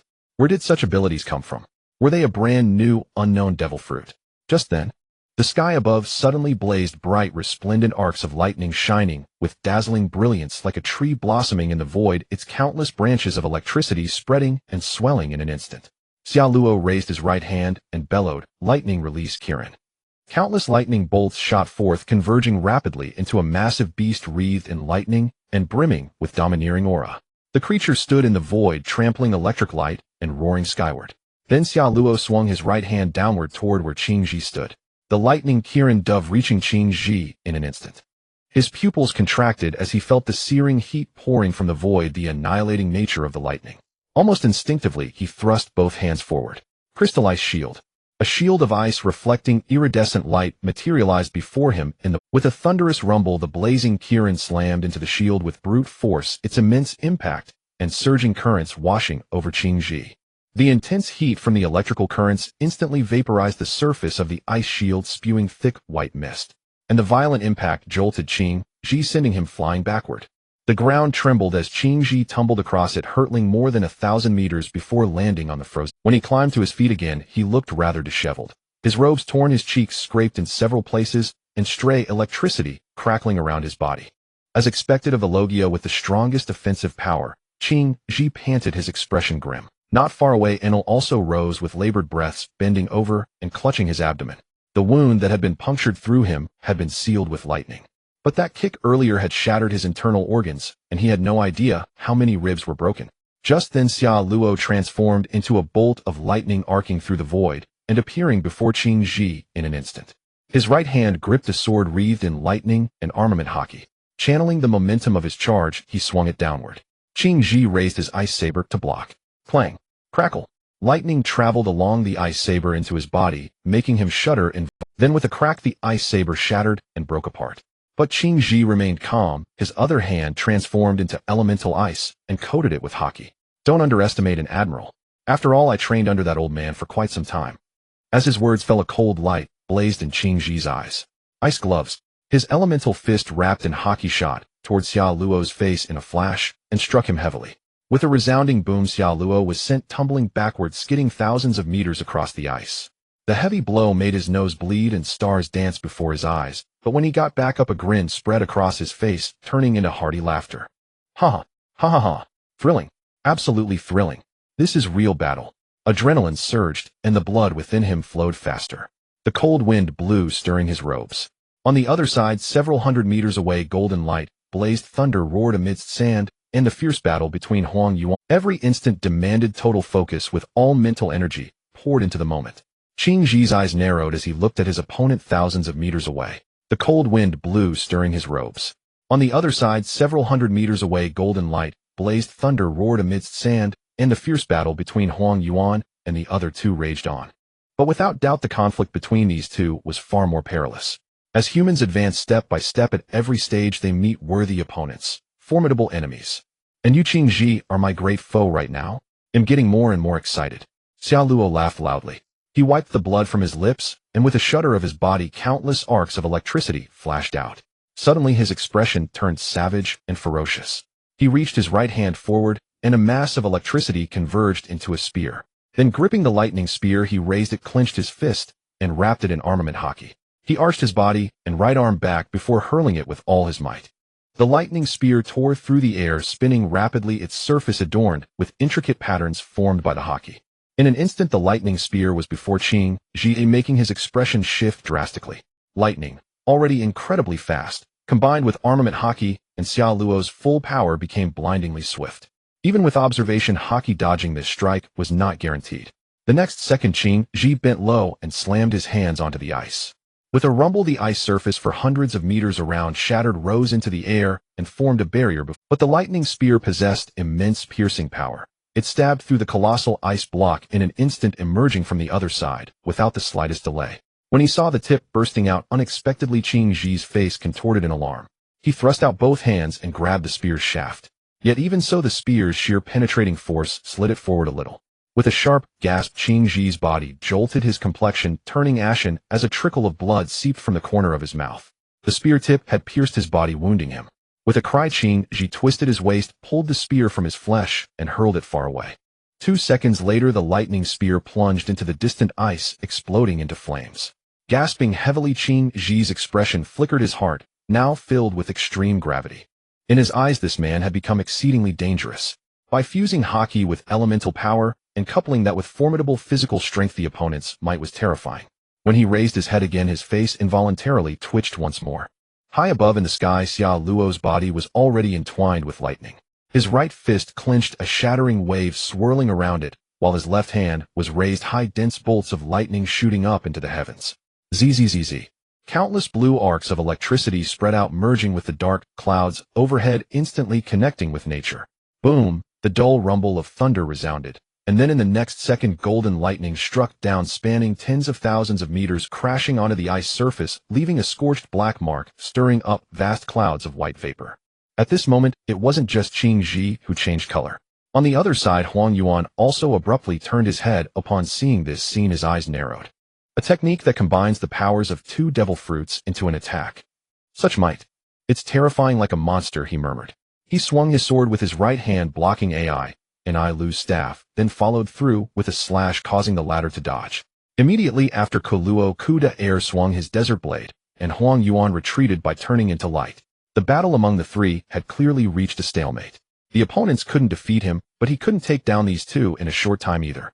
In fact, one of the two possessed observation Haki, the other armament Haki. As time passed, their coordination grew more seamless, granting them the power to threaten him. Troublesome, Huang Yuan muttered. But just then his gaze suddenly contracted. On the other side, Qin Ji looked up, his expression drastically changed. Xia Luo looked down from above. A lightning had completely enveloped his entire body, his short black hair standing on end.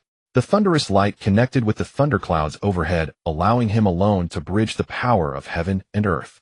The range encompassed nearly the entire long land, and the surrounding sea, spanning tens of thousands of meters. Boom!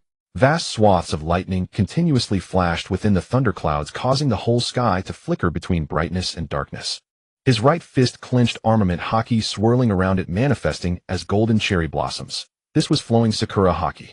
His left hand also slowly moved downward, the lightning connecting to the thundercloud, descending with it, as if holding a sword of lightning.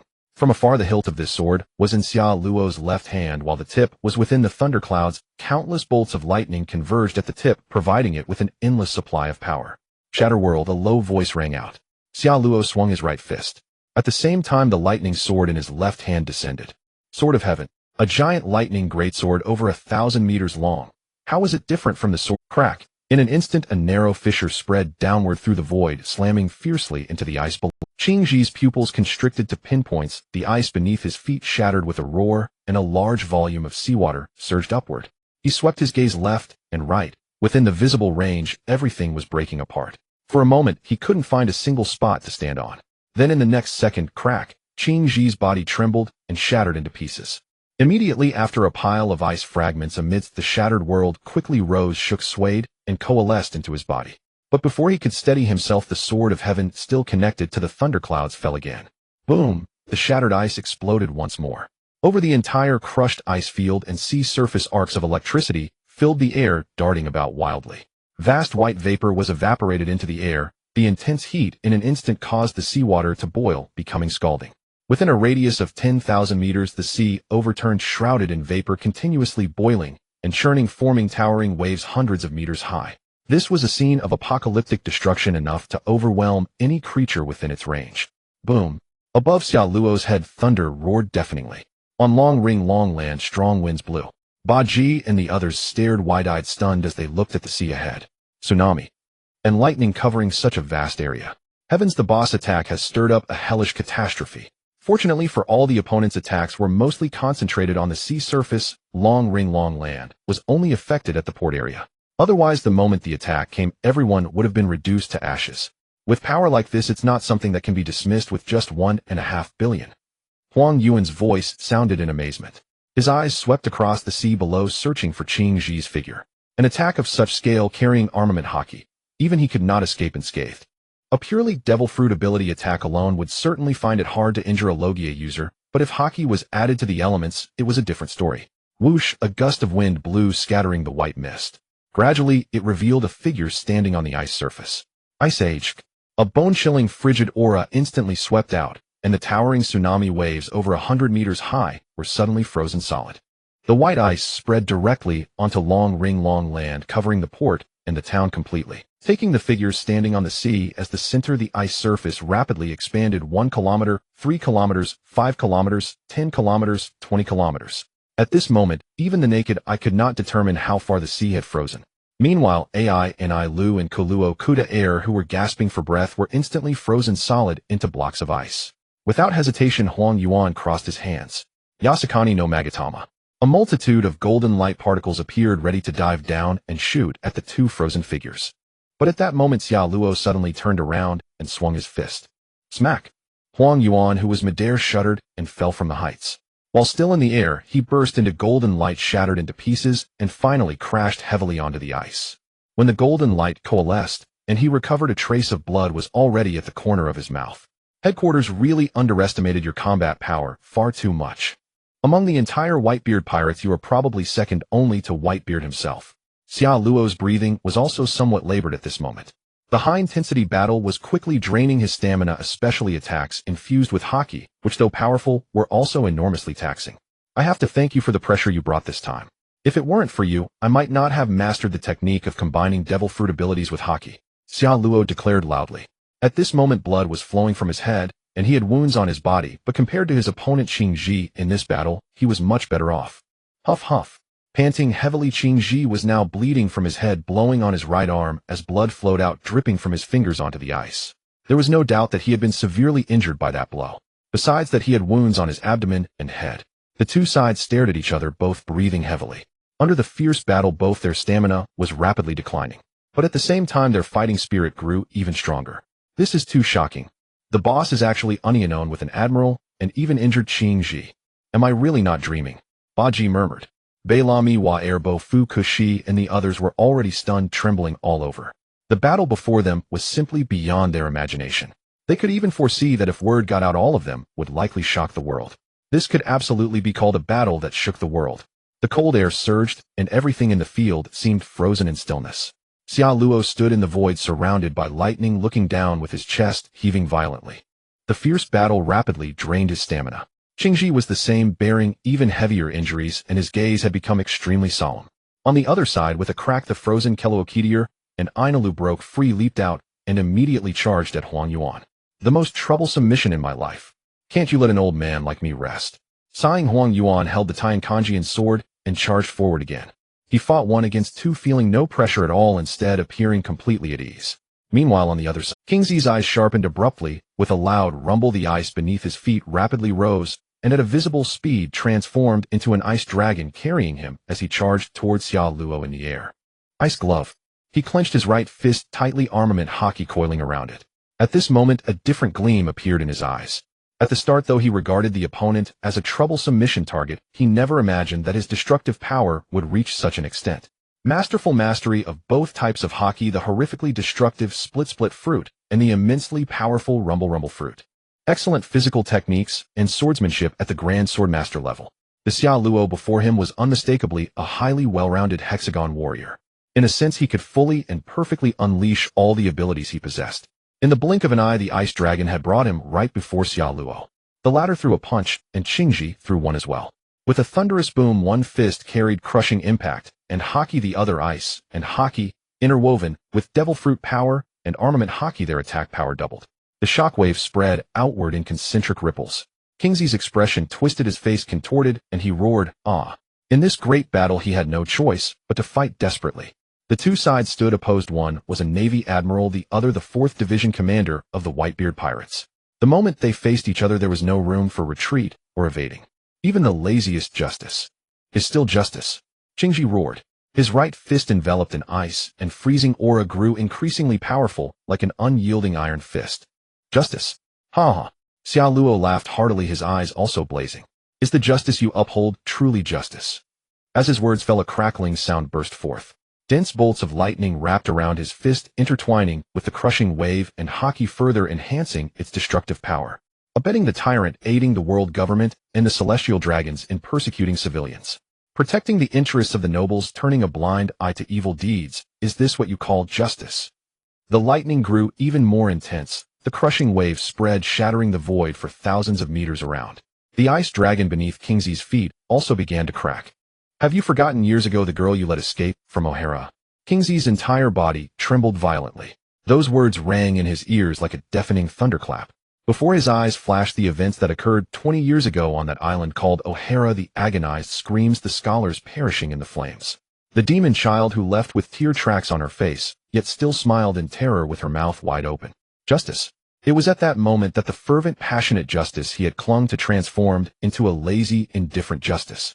The justice you have upheld. Is it truly justice? Xia Luo roared. His strength compounded, the crushing waves surged, lightning converged, and all struck together at the man before him. Then with a thunderous explosion, the ice dragon burst apart, scattering into countless ice shards that fluttered down. The tall figure fell from the sky, his arms spread wide. Seconds later, with a heavy thud, his body slammed onto the ice, sending up a spray of ice splinters. After a full 4 or 5 breaths, he finally pushed himself up from the ground and stood again.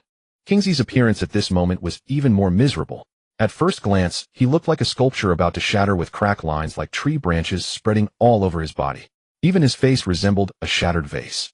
Then the cold air surged, and the cracks quickly healed, restoring his original form. But when Xia Luo swooped down and stood before him, he saw confusion in the other's eyes. It seems you haven't even figured out what you should do or what you want to do. Protect the nobles or stand with the commoners. Aid evil or shelter the good. Xia Luo strode forward, his hands hanging at his sides, dropping his offensive stance. Defeating the opponent from the heart seemed more effective than by force. In common parlance, it meant breaking his defense, shattering his Dao heart. You shout justice, yet you do what only scum would do. Is this the justice you acknowledge? Kuzan. Xia Luo roared. Qingji looked up abruptly, his eyes already wavering and uncertain. Was he wrong? Had everything he had upheld all these years been wrong? See, you don't even know that in the heat of battle you must not be distracted or hesitate. Your thoughts, your dreams, your convictions, they are already riddled with holes. Xia Luo laughed, his expression mocked. Qingji suddenly looked up, his expression filled with pain, hesitation, and confusion. Enough, he shouted, his voice trembling. But at that moment Xia Luo's eyes narrowed, and he transformed into lightning, shooting forward. Now is the time. In the blink of an eye he was already before Qingji. The latter raised his head, his eyes still filled with perplexity and hesitation. He raised his right hand, extending his index finger toward the opponent. Slowing light. Instantly a beam of light shot out. Qingji, trapped in self-doubt, could not help but slow down and was instantly struck by the beam. In that moment his body stiffened and the flow of time slowed. Let me teach you a good lesson. Kuzan. He raised his right fist and clenched it tightly. With a hum flow, Haki coiled around it, followed by lightning and the crushing shockwave. Humans are creatures that walk upright, born to stand straight and move forward. What you see, what you hear, what you smell, what you perceive, all will influence the path you walk. Follow your own heart and walk the path you want to walk. If you believe it is just, then it is just. If you believe it is right, then it is right. Go boldly forward, charging ahead, without fear. He clenched his fist, cracking the knuckles. Then he swung it fiercely. This is what a man is supposed to do. This is true. The romance of living. Lightning burst forth, the void shattered. Like a storm of rain his fists rained down upon Kingsley's body. A relentless barrage of heavy fists slammed into Akiji's body. The immense impact pierced through his frame, blasting backward, shattering the icebergs formed from waves over a kilometer away. His chest, abdomen, and face bore the brunt of these brutal blows. With a crack, the void behind Akiji, the icy surface, and the expanse stretching thousands of meters, all shattered in an instant, erupting with violent lightning. On the other side, Kizaru, who had just blocked Crocodile's golden hook with his sword, turned and paled at the sight. This is a dire situation. His Ama no Murakumo sword swept, and Crocodile's body froze for a moment. Before he could react, a blaze of golden light rushed toward him. With a swish, his neck was severed, and his body collapsed into a pile of sand on the ice. Enel swung his golden staff, wreathed in lightning. But the latter merely raised a foot and kicked swiftly into his wounded abdomen. With a bang, Enel was sent flying over a kilometer, crashing into a massive ice crater with a thud. Simultaneously, with almost no delay, Kizaru spread his arms. Winding light rays refracted rapidly toward the sky, pointing directly at Xia Luo's position behind him. Yada no Kagami. Kizaru transformed into light and instantly appeared behind Xia Luo. His hands crossed and countless light particles materialized. Yasakani no Magatama. In an instant, countless golden particles emerged around and behind him, then rained down towards Xia Luo. Xia Luo's eyes narrowed slightly, and he tilted his head. Akiji, who had endured countless punches, was already severely wounded, but the psychological blow might be even greater than the physical injuries. At that moment, the golden light was almost upon his back. Numerous sharp laser rays scraped the air, emitting a piercing whistle, and the scent of scorching heat could even be smelled. Xiao Luo whirled around, crossing his arms in front of him. A barrage of laser rays collided, erupting with explosive force. This forced his body backward as golden particles detonated around him, sending fierce shockwaves spreading out. Ha ha ha. No longer hiding your power, Borsellino. Xiao Luo laughed heartily. The dense laser rays, too numerous to count, covered a vast space, leaving him no chance to dodge. I've always given my all, old man. Kizaru muttered in the air. His body then blazed with golden light and vanished in an instant. Then a golden line refracted rapidly through the void, arriving above Xiao Luo. Head down and feet up, his right foot shone brightly. Then with a massive windmill spin, he kicked down fiercely. Xiao Luo drew his sword and held it above his head. With a crash, the kick landed heavily on the blade. The violent force erupted instantly, and Xiao Luo's body shuddered, feeling an overwhelming impact. With a crack, the ice beneath his feet swiftly shattered, forming a large crater with spiderweb cracks spreading in all directions. The fissures spread rapidly, extending thousands of meters. Oh, I underestimated you, kid. Kizaru's sunglasses glinted, and he spun again. His legs flipped in the air, forming a split, then reversed as he slashed down with his left foot. Xiao Luo's pupils contracted, and he gripped his sword tightly. With a hum, a crushing wave surged upward, merging with armament Haki, and swinging toward the gleaming left. With a boom, the ice beneath exploded entirely, surging upward. After a brief pause, the surrounding ice fragments shattered into even finer particles suspended in midair. Turbulent currents and explosive shockwaves spread outward in an instant. A massive storm of the gale even swept up Akiji, who had recovered from the slow ray, hurling him into the distance before he fell heavily. Kizaru, shimmering with light, landed 100 meters away. When he looked down and saw the cracks on his waist and chest, his pupils contracted. He raised his right hand, wiped the blood from the corner of his mouth, and a glint flashed across his sunglasses. If you keep growing, you'll become the next Whitebeard, Kizaru said softly, holding the Ama no Murakumo sword, not making a rash move. He'll take that as a compliment. Xiao Luo smiled. The golden sword in his hand pointed diagonally at the ground. His eyes locked firmly onto his opponent. Compared to Akiji, the seemingly lazy figure before him felt even more dangerous. Suddenly both their eyes shifted, and they turned to look to one side. A large fleet of warships approached from afar, and as they neared, the ice figures leaped down like dumplings. Quick! Capture Xiao Luo and his crew.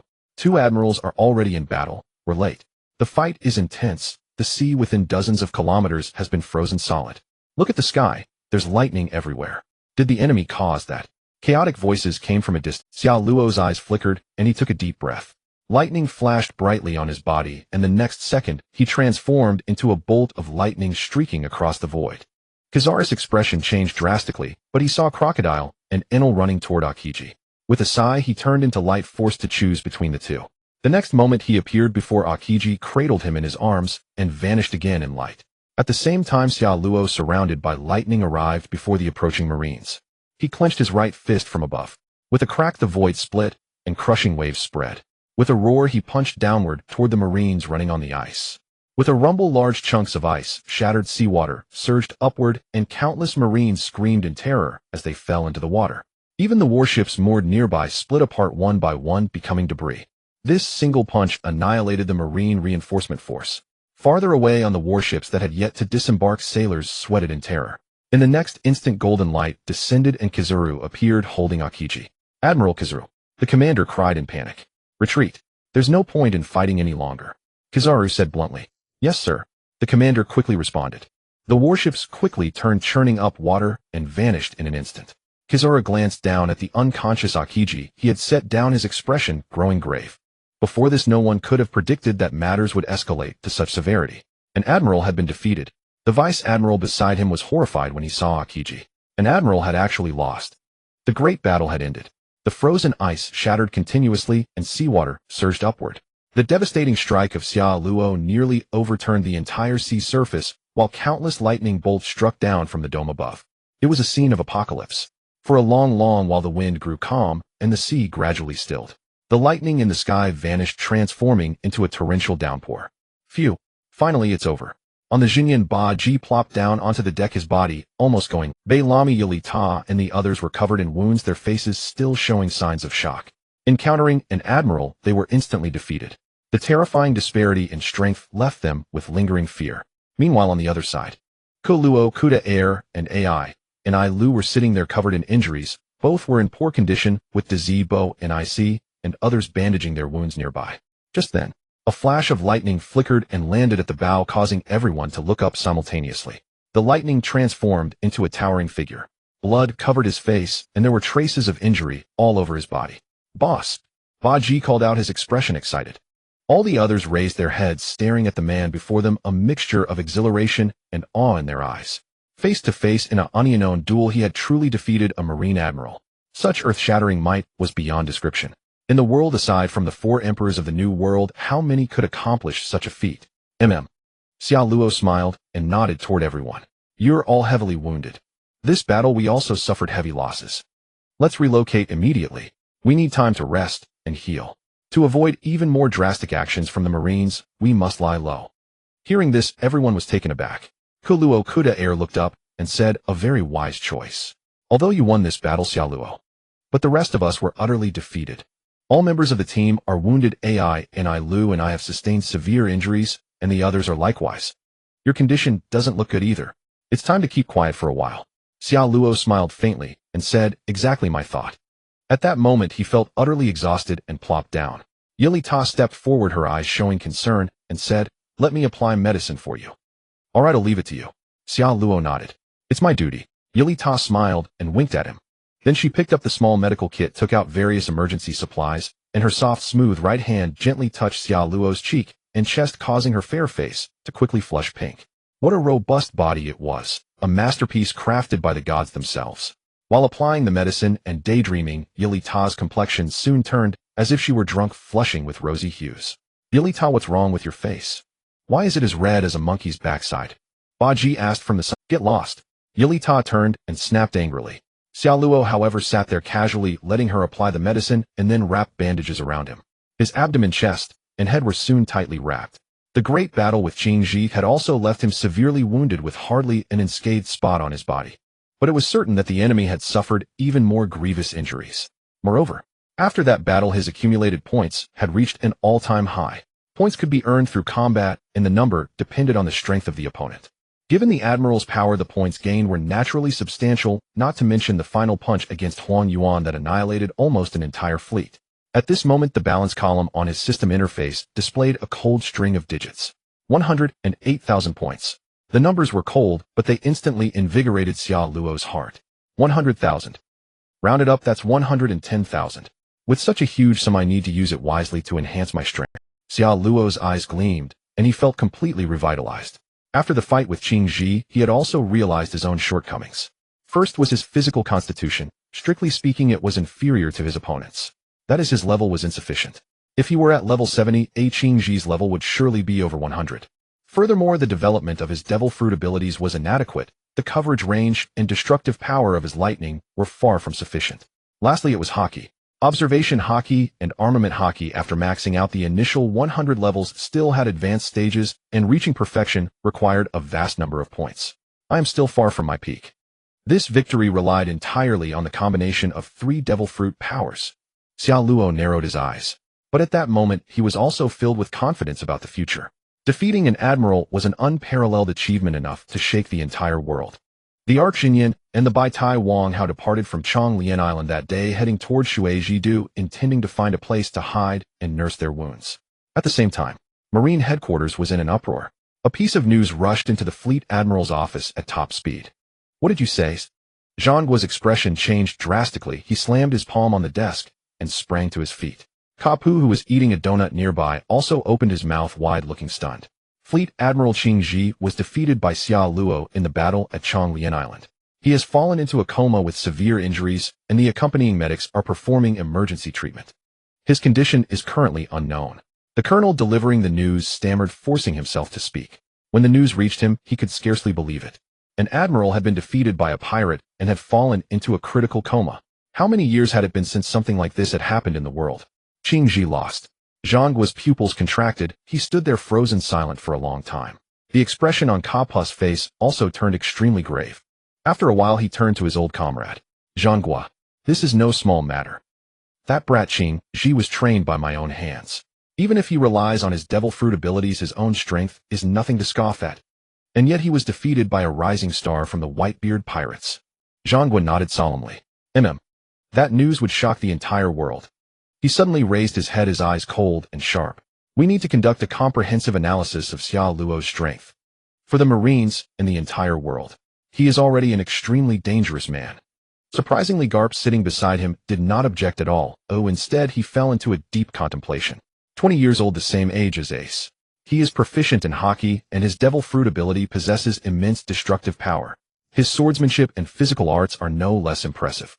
Initially, many had doubts about his bounty of 1.5 billion and believed it to be an overestimation. But now it seems that we in the Marines have severely underestimated this young man. Garp let out a long sigh and turned his gaze to Sengoku. 4 years ago, Red Hair rose in the New World, becoming a new emperor and reshaping the situation of the seas, leading to the current stalemate of the 4 emperors.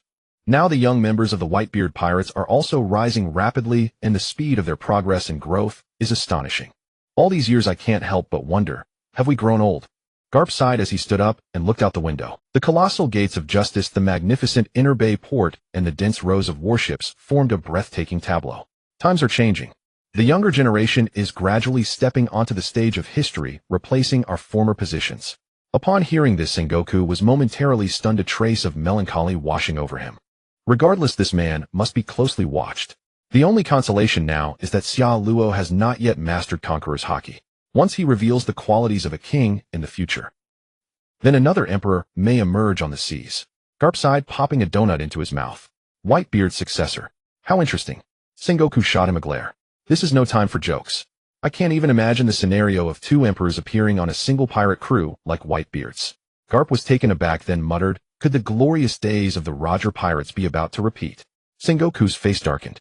If the tides of piracy shift and their strength swells, the pressure on the Marines will skyrocket. This was hardly good news for them. Time passed. A few days later, Akiji was sent to the Marine Hospital. Sengoku and Garp went to visit him together. On the hospital bed, Akiji lay still, his body wrapped in bandages like a mummy. The two could only see his nose, mouth, and eyes. Kid, just how strong is that guy to have beaten you into this state? Garp frowned, his expression grim. Akiji did not reply, but a flicker of complexity shone in his eyes. If not for the words that man spoke at the very last moment, he would not have been distracted and would not have been hit by that bizarre ray of light leading to his defeat. Strictly speaking, the wound he now bore in his soul far outweighed the damage to his body. Those words lingered in his mind like a nightmare refusing to fade. They compelled him to begin questioning. What is true justice? Am I truly walking the correct path of justice, following my own convictions? Seeing Akiji's silence, Borsellino, leaning by the window, spoke slowly. He's formidable. Our previous assessment of his strength was vastly inadequate. Sengoku's face grew heavy. Tell us in detail. The Marines must reassess his power and determine a new bounty. Such a dangerous individual demands our utmost attention. Borsellino nodded. Facing the 2 veteran Marines, he shed his usual frivolity and adopted a serious demeanor. First of all, Xia Luo now possesses not 2 but 3 devil fruit abilities: the Bara fruit, the Rumble fruit, and the Slow fruit. We are familiar with the powers of the first 2, but the third, the Slow fruit, can drastically slow down the flow of time for its target. It is almost equivalent to stopping time. As he said this, Borsellino's expression turned grave and wary. Such a fruit was almost a natural counter to his light speed abilities. Once struck by it, his light speed would become useless. The Slow fruit. Sengoku's eyes narrowed. Moreover, he can combine the 3 fruits, unleashing terrifying power. His armament Haki has already reached a high level, seamlessly fusing with his fruits. Without a doubt, Xia Luo has reached admiral-level combat prowess. Borsellino sighed. Upon hearing this, Sengoku and Garp fell silent. They'll go make a new estimate. His bounty must be updated immediately. This man is far too dangerous for the world. With that, Sengoku turned and strode away while Garp gazed at Akiji on the bed, his expression turning solemn. Borsellino, he called out suddenly. What can I do for you, Vice Admiral Garp? Would you mind leaving? I have something to say to Kazan. Garp said gravely. Of course, no problem. Borsellino paused, then smiled. Soon only Garp and Kazan remained in the room. The white-haired Garp, his face stern, stared at Kazan and spoke slowly. Your eyes are filled with confusion and hesitation. Can you tell me what you experienced in that battle, Kazan? At this, Kazan's pupils trembled violently before a hoarse voice emerged. Master. Can you tell me, what is justice? Garp's pupils contracted sharply. His heart skipped a beat as he stared intently at his disciple lying on the bed. For the first time in all the years since the O'Hara incident, Kazan had asked such a question. It was proof that his dreams, beliefs, and spirit were undergoing a profound transformation. On a nameless island. It was close to Water 7, but not part of any regular shipping route. Only Xia Luo and his crew were on the island. They had been there for 5 days, living in relative comfort. Xiao Luo was especially content while taken care of by Alvida. What brought him even more joy was the significant boost in his own strength. He looked at the system panel. The attribute window had been completely refreshed. Name Xiao Luo LV100. Armament Haki LV100 Ryuo Haki LV20 Observation Haki LV100 Advanced Observation Haki LV20. Bara Fruit LV100 Rumble Fruit LV100 Slow Fruit LV Awakened Bara Fruit LV50 Evolved Rumble Fruit LV10 Awakened Slow Fruit LV20. His physical fitness reached level 100, equivalent to a minor perfection. After careful observation, he noticed that there seemed to be no upper limit. As his level increased, the required points grew exponentially. For instance, he estimated that from level 100 to 110A, the needed points would reach a staggering 1000. The same applied to Devil Fruit's Haki and similar abilities. After advancement, every 10 levels required an increasing amount. 110 cost 100, 10, 20 cost 200, and so on. Likewise, this advancement seemed to have no ceiling. He could keep adding points. Moreover, after reaching level 100, a new ability appeared on Xiao Luo's panel. Conqueror's Haki LV1. Note the supreme quality of a king possessed by only one in millions. It can only be controlled, not trained. Each level up requires 10,000 times the effort of an ordinary person. Xiao Luo scanned the points needed for upgrading and felt dizzy. Conqueror's Haki LV101000. He felt like cursing. 10,000 times the effort of an ordinary person. Truly 10,000 points indeed. The difficulty of leveling up Conqueror's Haki had reached an outrageous degree. But soon Xiao Luo calmed himself down and consoled his thoughts. This kingly aptitude found in less than 1 in a million can only be controlled, not cultivated. Yet the system allows it to be upgraded. Based on the progression of Armament Haki and Observation Haki, perhaps after level 100, I will achieve Conqueror's Haki Infusion. And the means of Conqueror's Haki Infusion is something that only 1 in a million of a million can master. Barely a handful in the entire world. From that perspective, it's actually quite good. Thinking this, Xiao Luo's brows twitched wildly. Good my ass. Where would he get 1,000,000 points to elevate his Conqueror's Haki to the advanced infusion level, and then invent something akin to the divine departure technique? Calm down. Calm down. Shoo. Besides leveling up, I can rely on my own comprehension. Go seek Teacher Kai and learn Conqueror's Infusion. But soon Xiao Luo slumped in defeat. With his current strength, seeking Teacher Kai would likely get him shipped to a mining camp with a single swing of the club. Wasn't that just asking for death? Forget it, let's heal first. For now, awakening Conqueror's Haki is already a great start. After a moment's thought, he allocated more points to Conqueror's Haki. Instantly, the system panel's attributes changed once more.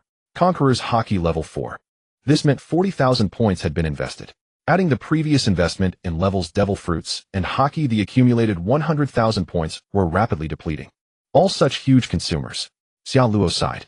But soon he adjusted his mindset and began to test the newly acquired power. His form flickered, transforming into a flash of lightning and arriving in the sky in an instant. Crackle. Blue electric arcs blazed as massive amounts of lightning converged on his body, and then his form visibly changed. He grew taller and broader, his carbon-based flesh rapidly vanishing, replaced by a purely elemental body. 500 million volts, Thor. A new form emerged. Xiao Luo had become a Thor of pure energy, somewhat similar to Ainila's Thor form, yet distinct. Around his neck floated a thundercloud scarf, and a mysterious swirling thunder rune marked his brow. His entire body radiated scorching, destructive lightning. In this form, any attack from Xiao Luo would wound on contact and kill on impact. He was completely immune to physical attacks, his body composed of high-temperature lightning, granting him terrifying offensive power. The Bara no Mi had also undergone immense changes. Its range expanded, and its stamina consumption decreased. Finally, there was the Noro no Mi. Originally, the beams emitted by this fruit were slow. Now at the awakened level, the Noro no Mi's power was greater and had shed many of its flaws. The beam speed became normal, making it impossible to defend against. Moreover, it could now emit multiple beams at once, similar to Kazaris Yasukani no Magatama. The only regret was that these beams were countered by mirrors and luminous objects. Subsequently, Xiao Luo began to test his newly acquired power. First, he glared sharply, focusing his mind, and activated Conqueror's Haki. In an instant, the void before him trembled, filled with an overwhelming pressure, an extremely potent suppression. So this is Conqueror's Haki. Xiao Luo murmured, a smile spreading across his face. By merely suppressing with spiritual pressure alone, he could instantly crush anyone with weaker willpower, rendering them combat ineffective. The power to subdue without moving was truly terrifying. Not to mention its advanced form. If he mastered Conqueror's Haki infusion, he'd have 1 foot in the Emperor-level domain.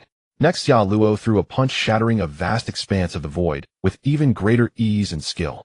Finally, the slowing beams, millions of rays burst forth, freezing the surrounding void. Even more, the awakened-level slowing beams lasted longer. A full minute, during which the entire void, of course based on the power difference between opponents, the control duration would be reduced, but it could already be considered a formidable supplementary ability. Xia Luo kept trying, then assessed his current strength and couldn't help but smile. Pretty impressive. A level 100 physique far surpasses what I had before. Stamina, HP, endurance have all increased, strength, speed, and reflexes are also stronger. Add to that Conqueror's Haki and enhanced Devil Fruit abilities. If I were to face Akiji again, I'm 100% certain I could defeat him. Xia Luo clenched his fist, a confident light blazing in his eyes. At this moment, he was far stronger than before. During this time, let me research and develop some new fruit abilities. Besides my companions, all possess some remarkable abilities. If I could extract them, it would undoubtedly expand and enhance my capabilities.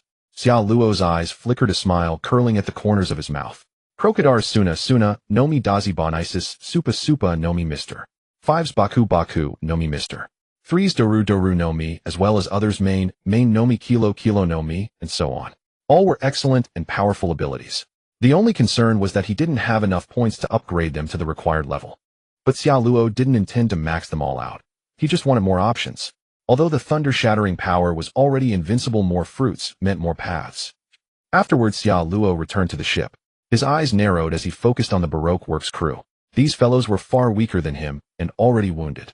This was the perfect time to extract their abilities. Multiple abilities meant multiple paths. He wouldn't let such an opportunity slip. After all, in his memories behind the 5 elders, the great boss dwelling in the flower capital of Pangea Castle possessed multiple abilities as well, and was even more enigmatic. Meanwhile, in the Marine headquarters, the Fleet Admiral's office, the atmosphere was solemn and oppressive. Even the adjutant standing beside him had sweat pouring down his forehead.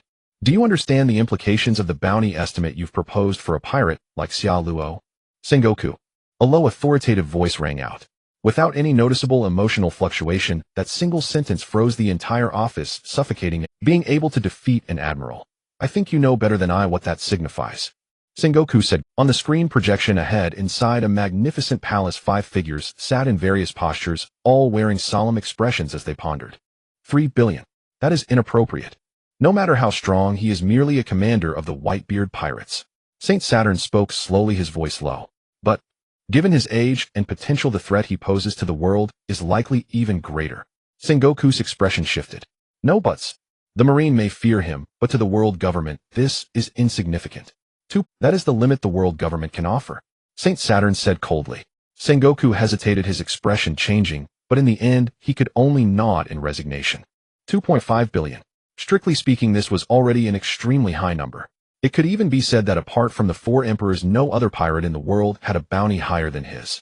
But in Sengoku's eyes, a higher bounty could trigger a chain reaction. For someone as young as Xia Luo to have already defeated an admiral-level opponent, his strength and potential were undoubtedly terrifying. An enormous bounty would awaken the world, even provoking powerful individuals to take action against him to eliminate the threat early. The communication ended quickly. With a soft sigh, Sengoku ordered his adjutant to announce it. The adjutant, shocked, hurried away. 5 days later, on the Moby Dick in the New World, Whitebeard looked up as newspapers and bounty posters fluttered down. He reached out to catch the latest one and lowered his gaze. What met his eyes was a familiar face wearing a cheerful, youthful smile, full of sunshine and vitality. Below it was the number 25 followed by a string of zeros. Written in bold red letters, extreme danger, dead or alive. 2. 5 billion. This kid. Whitebeard's pupils contracted, his mind shaken, momentarily stunned. How long had it been since that 5 billion bounty? And now, without warning, it had risen by another billion. What great deed had Xia Luo accomplished? Dad. At that moment, Marco ran over excitedly, his voice trembling. Kururara. I saw it, Marco. That Xia Luo kid has made a name for himself. Whitebeard burst into laughter. Go fetch my finest aged wine. I want to get gloriously drunk. Marco nodded firmly. Yes, Dad. But as he turned, his expression suddenly changed. Whitebeard, still seated, also narrowed his eyes, gazing ahead as the smile faded from his face. Hold the wine. It seems we have visitors. Marco nodded, his expression utterly solemn. Not far away, a crimson dragon ship slowly approached the sea. When it drew near the Moby Dick, it lowered it. A figure stepped down, dragging a massive wine jar with one hand, and walked forward leisurely. Tap.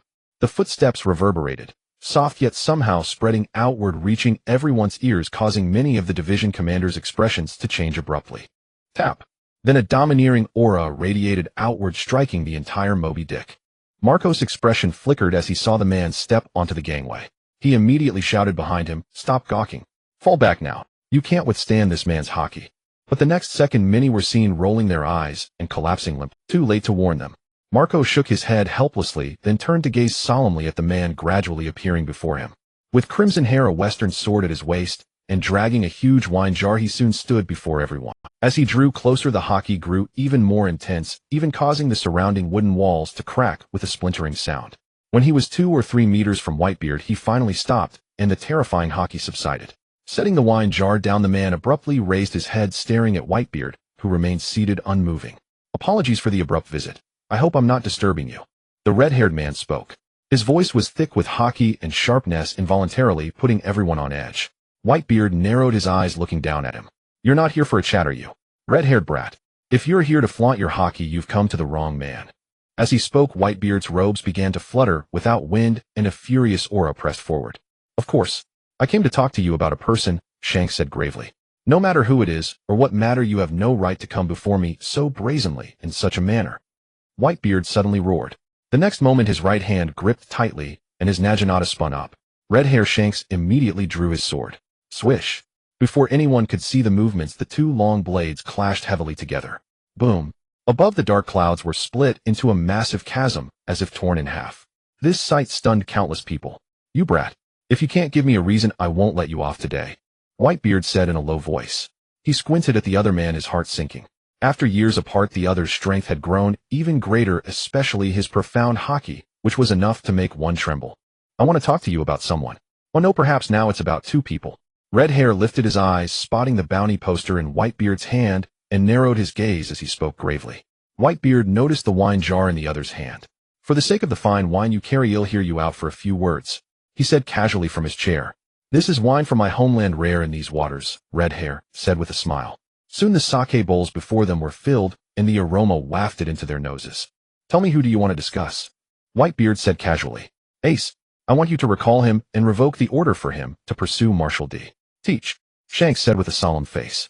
Whitebeard's expression changed abruptly, and he stared coldly at the other. "Don't you dare jest in front of me. You underestimate that man." Shanks raised his right hand, tracing the scars around his eye, and said gravely. "Also," he paused, "I want to discuss another person." Shanks' gaze grew even heavier. "As members of the Whitebeard Pirates, you failed to perceive Blackbeard's ambition, and the other person's strength and ambition. Had you not noticed anything before?" Upon hearing this, Whitebeard's eyes turned even colder. "What do you mean by that red-haired brat?" Shanks did not hesitate. "Xiao Luo, in the few short months since he left you, his bounty has skyrocketed, and now his bounty has soared to 5 billion. With such a bounty, it's no problem to regard him as the 5th emperor, if he ever harbors any ill intent." But before he could finish, Whitebeard's face flushed with rage. "Shut up." In an instant, Haki swept forth. A gale howled, lifting the red hair atop Shanks' head like an enraged old lion, terrifying beyond measure. Marco, Jozu, and Vista all changed color, drawing their weapons one after another. "Insulting my children like this. Are you asking for death?" "Shanks!" Whitebeard's low, furious voice rang out. The entire ship fell into dead silence, and a murderous intent began to spread. Shanks was silent, standing there without moving. After a long while, he finally spoke. "I didn't come here to start a war. I only came to warn you. Finally, I hope you can recall Ace. The man he faces is extremely dangerous." With that, Red Hair turned and left.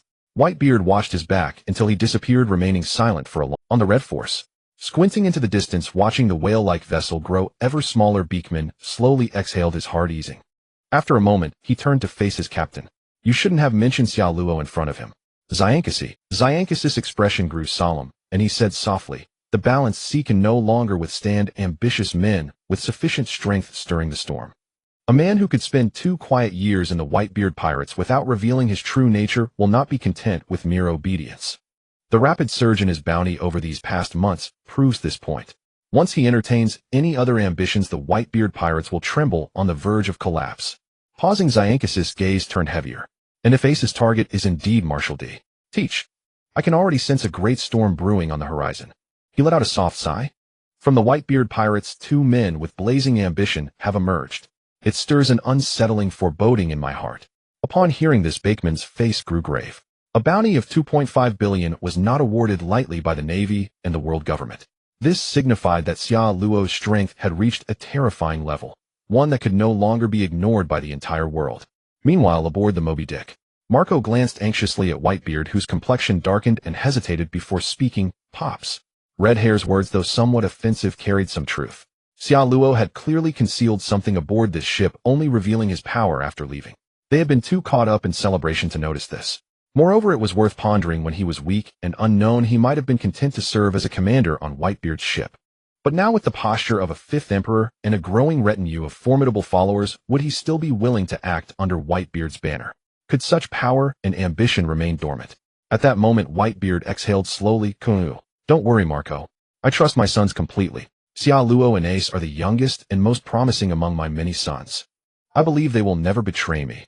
Marco paused, then broke into a smile.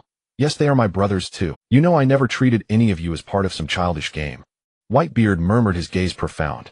What about Xia Luo? Should we send someone to make contact? Marco ventured. No. Let him do whatever he wants. Let him act freely. Whitebeard will never interfere with my son's actions. Remember one thing, Marco. His voice lowered, becoming deep, solemn, and stern. Xia Luo is definitely not Teach. Whitebeard's words resonated in Marco's ears, leaving him stunned. Time passed swiftly. In that period, two major events shook the world.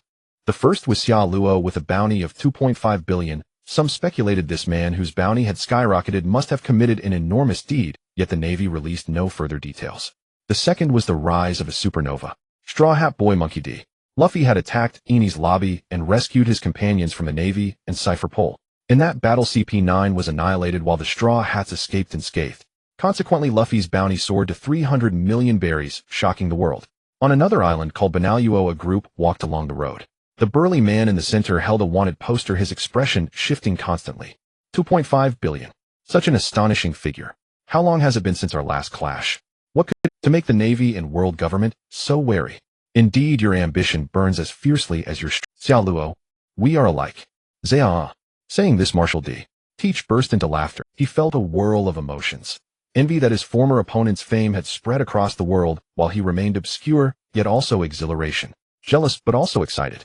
He had fought Xia Luo in an honorable battle, even if he had fled in the end. Didn't that mean his threat level was nearly equal? Among all the members of the Whitebeard Pirates, you were always the most mysterious and unfathomable to me. This day proves it. Marshal D. Teach murmured. As he spoke, his steps suddenly halted.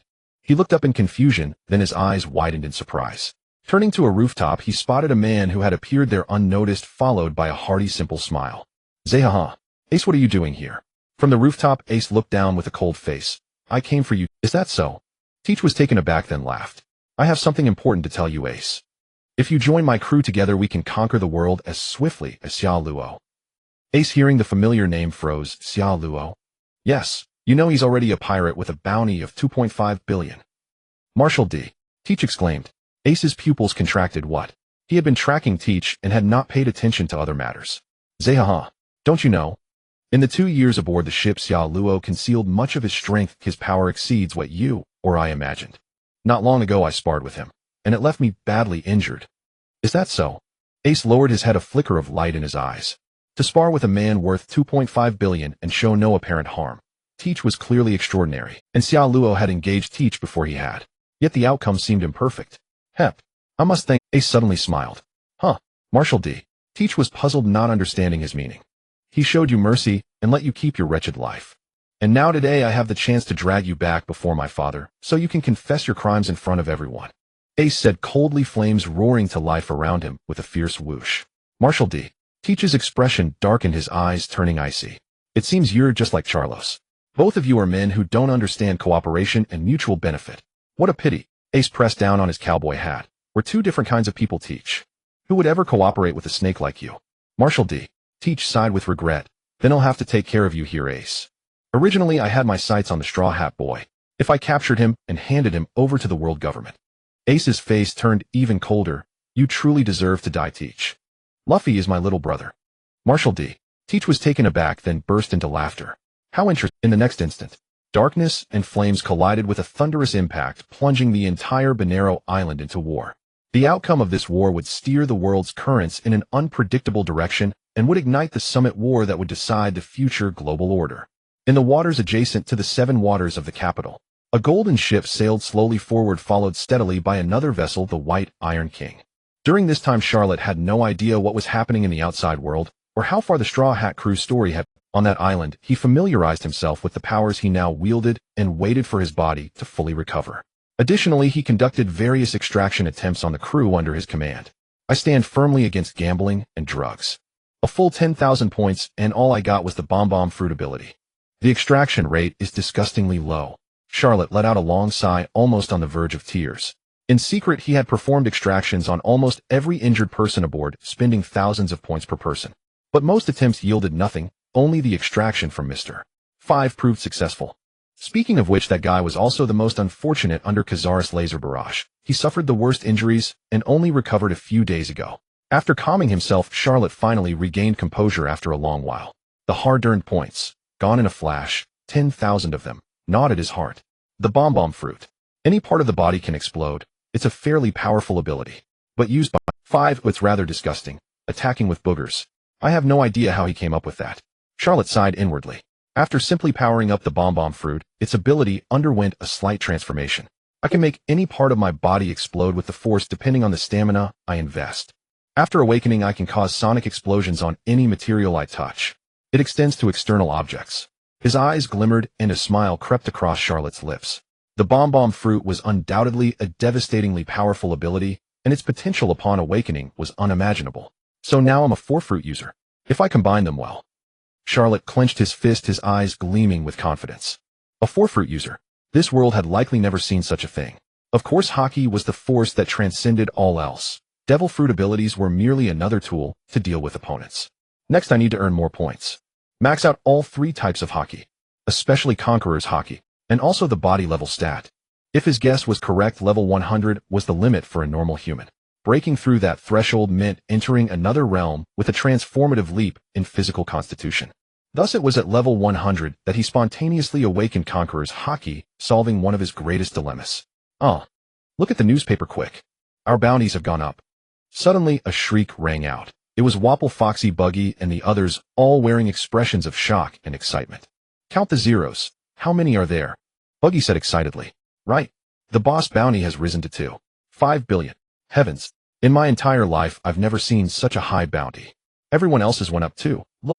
Voices kept coming as everyone huddled together staring at the bounty sheets fluttering down from the crocodile bounty 980 million berries. When the voice announced this, Crocodile, who was smoking a cigar nearby, curved his lips slightly. God, Enel bounty 950 million berries. Heavens, just the boss and these 2 alone, their total bounty exceeds 4 billion. How terrifying. Has our Whitebeard Pirates 4th Division become this powerful? Buggy suddenly turned his head and shouted to Charlotte. Boss, with your abilities you could totally start your own crew and compete for the Pirate King's seat. But the next second a bolt of lightning struck him and black smoke rose from his body. Seeing Charlotte's expressionless face, he instantly shivered. Hee, just kidding. Then everyone continued flipping the pages. Buggy the Clown bounty 280 million berries. Alvita 50 million berries. Bellamy 70 million berries. Daz Bones. Almost all the main crew members had bounties ranging from millions to hundreds of millions, which excited and energized everyone. The Navy's bounties, the pirates' pride. In this era, if you sailed the seas without a bounty, or with a low one, who would know if you were just some insignificant nobody? You would walk with your head down. The surge in everyone's bounties brought a wave of excitement and joy. Charlotte, however, remained calm, fully aware of what defeating a Navy admiral meant. For the Navy and the world government, it was a devastating blow. Therefore, high bounties were inevitable. In fact, it was even a bit less than he had estimated. After all, Straw Hat Luffy, when he first became one of the 4 emperors, had a bounty of 3 billion. The 2 ships sailed slowly onward. After an unknown span of time, dusk approached, and the ships gradually slowed down. Something's up ahead. Mr. 3 suddenly called out while peering through binoculars across the sea. Everyone immediately went on alert. Crocodile looked ahead and was soon taken aback. It's the Navy.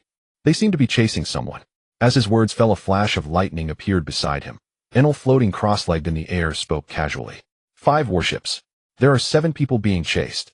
Those 7 are in a bad state, but it's interesting. Charlotte too saw the situation ahead. He squinted his eyes and murmured softly. What a coincidence. To run into them of all people. Nightfall was approaching. On the undulating sea, 5 warships had formed a surrounding formation heading towards the lone boat ahead. Hurry! Load the cannonballs. Don't let your guard down. The target is a secret mission assigned by the world government. Each one of them is a master of the 6 styles, possessing physical abilities that surpass ordinary humans. On the warship, the officer shouted loudly, issuing combat orders. As heavy cannonballs were pushed into the cannon barrels, a series of quick responses followed. Loading complete, ready to fire. The dark cannon muzzles of the 5 warships were all aimed at the small boat ahead. Fire! The officer took a deep breath and shouted loudly. In an instant, the burning torches approached the fuses, and the cannonballs roared, whistling towards the front. Boom, boom, boom, boom. To be fair, the accuracy of the naval cannonballs was not impressive, especially when fired from the surface of the sea. Every slight sway and fluctuation of the ship would cause deviations in the firing trajectory, further decreasing the hit rate. A large number of cannonballs exploded around the small boat, sending up massive splashes of water. Instantly, a white mist enveloped the surface of the sea. On that small boat, regarded as the target by the warships, the atmosphere was equally tense. Kakut, Gabra, still wrapped in bandages, was doing his utmost to defend against the surrounding cannonballs. Don't worry, I can handle it. Kaku's 2 swords reflected a sharp glimmer, his gaze equally piercing, and his body had transformed into a half-beast form. In his giraffe form, he appeared remarkably tall with a long neck, but his strength had greatly increased as well. Besides him, Califa Bruno and the owl, along with the others, were on high alert, surrounding the small single-masted boat, fixated on the whistling cannonballs. Califa looked at Rob Lucci, severely injured and unconscious, his body wrapped in bandages, with a hint of worry in her eyes. Ever since their defeat at Eni's lobby, they had been backstabbed by the world government, unjustly taking the blame for this operation. Thus, while they were supposed to be receiving medical treatment, they had not even had the chance to tend to their injuries before they had to take Lucci and hurriedly flee. Not long after their battle with the world government's pursuers, the 7 of them were targeted by the Navy. Damn Spandam. Damn world government, we worked so hard and put in so much effort, and yet we end up in such a situation. Gabra shouted in anger. First, we need to think of a way to survive. With Lucci unconscious, we are all covered in injuries, and there are pursuers behind us. Saying this, with sharp eyes fixed on the dozen or so cannonballs whistling towards them, he turned, and a slash flew from his long knife. The fierce strike precisely sliced through the cannonballs, causing them to explode in the air ahead. This is our most desperate moment. The only way to think about revenge is to survive first. As he finished speaking, the owl unzipped his mouth. Chirpy, chirpy. I see no hope for us. Are we going to die here? No sooner had he spoken than Califa kicked him. You should just keep your mouth shut. The owl zipped his mouth back up. Chirpy, chirpy. Califa stood up, looking at the fleet ahead, her face extremely solemn, her originally fair and beautiful features now appearing quite disheveled. No matter what, we must rescue Lucci. The humiliation and pain of this operation must be repaid 100-fold, 1,000-fold. As her words fell, a glint flashed across Califa's glasses. Everyone fell silent, fully aware that to have a future, they must first deal with the pursuers behind them. Otherwise, they would have no future at all. Indeed, this was their most desperate and bewildering moment. Trained in the CP organization since childhood, growing up to become a cold-blooded killing machine dispatched all over the world to execute missions. Until not long ago, the 7 of them were expelled from the CP ranks, turning into criminals and even becoming wanted. It felt like the sky had fallen, life plunging from the peak to the abyss, leaving them lost and unsure of what to do. We must escape. We have to get out of here. Kaku shouted through gritted teeth. Gabra, Bruno, and the others all shouted in unison, wildly charging towards the incoming cannonballs. Boom, boom, boom, boom, boom. The deafening explosions rang in their ears, the crimson flames illuminating everything. The lonely, single-masted boat on the verge of entering the night-shrouded sea appeared desolate and pitiful, frail and weak, seemingly on the brink of capsizing. Can we survive? Califa's heart trembled. Through the flames of the explosions, she could see the fleet drawing ever closer behind them. Once they got too close, the Navy's attacks would not be as gentle as the cannonballs. In their current state, could they withstand the encirclement? Looking around, the vast sea was enveloped in darkness, the horizon obscured, and direction lost, mirroring their current predicament, uncertain of where to head. Despair, coldness, and darkness were slowly, yet resolutely closing in on them, consuming them. The deafening sounds of explosions echoed incessantly in their ears. Everyone was defending with all their might, yet upon closer inspection their eyes were filled with confusion. As time passed, the sea grew darker. The 5 warships loomed closer, appearing more massive in the eyes of the 6, like 5 terrifying shadows slowly advancing. Everyone load your guns, prepare for boarding. Prepare for close combat. The loud shouts from the opposite side made the 6 feel a chill in their hearts. In the blink of an eye, the 5 warships had reached within 30 to 40 meters behind them. This was an extremely close distance. Can we really survive? Wakey trembled. His wounds had burst open from the previous struggle, his body stained with blood. Turning to look at the others, they all appeared to be gasping for breath, their faces pale. Clearly everyone had reached their limit. They might not be able to hold on much longer. Prepare for battle. Kaku's voice rang out, gripping his two blades tightly. Everyone fixed their gaze on the fleet ahead, ready to fight to the death. Having come out of the CP organization, they were already accustomed to life and death. Even if it meant they would die at this moment, they could still face it calmly. Suddenly at that moment, a flash of golden light flickered behind the 5 warships, somewhat blinding, causing them to slightly pause. Immediately after, whoosh whoosh whoosh whoosh whoosh, 5 red streaks of light shot forth from the source of the golden light, swiftly reaching the rear of the 5 warships. Suddenly, boom boom boom boom boom. 5 consecutive explosions erupted, the violent shockwaves creating ripples, and the fierce flames instantly engulfing the 5 warships. On the single-masted boat, the 6 were stunned, their eyes filled with shock. In the pitch-black night sky, they distinctly saw 5 crimson streaks howling across the sea from where the golden light had been. Then upon colliding with the warship, a massive explosion occurred. What was that? Such tremendous explosive power. No way 5 warships have been sunk. Gabra, Waiji, and Bruno's faces were etched with shock as they exclaimed one after another. Kaku sheathed his twin blades, his expression shifting. But soon he turned to look at the unconscious Roblucci. No matter what happened, whoever struck the Navy with such overwhelming force, we must seize this chance to escape immediately. The others quickly understood and began maneuvering the ship to leave. But just at that moment, the sea behind them suddenly churned and a massive golden ship illuminated by the flames recklessly crashed through the shattered wreckage of the warships, charging into their sight with a fierce, dominating presence. What a... Kaku and the others stared wide-eyed. Gazing at the colossal golden vessel before them, all 6 were struck with astonishment. A ship entirely forged from gold. How much wealth would it take? How many berries would it be worth?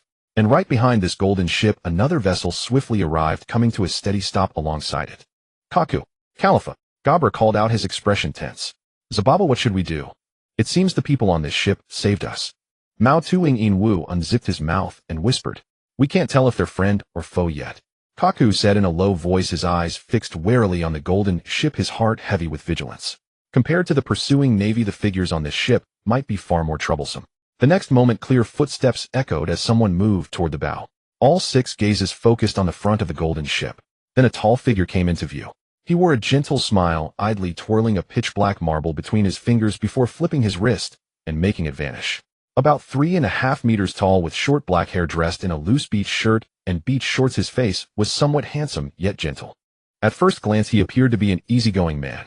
But the moment they laid eyes on him, the 6 of them felt their expressions shift in unison. They recognized him. Zababa.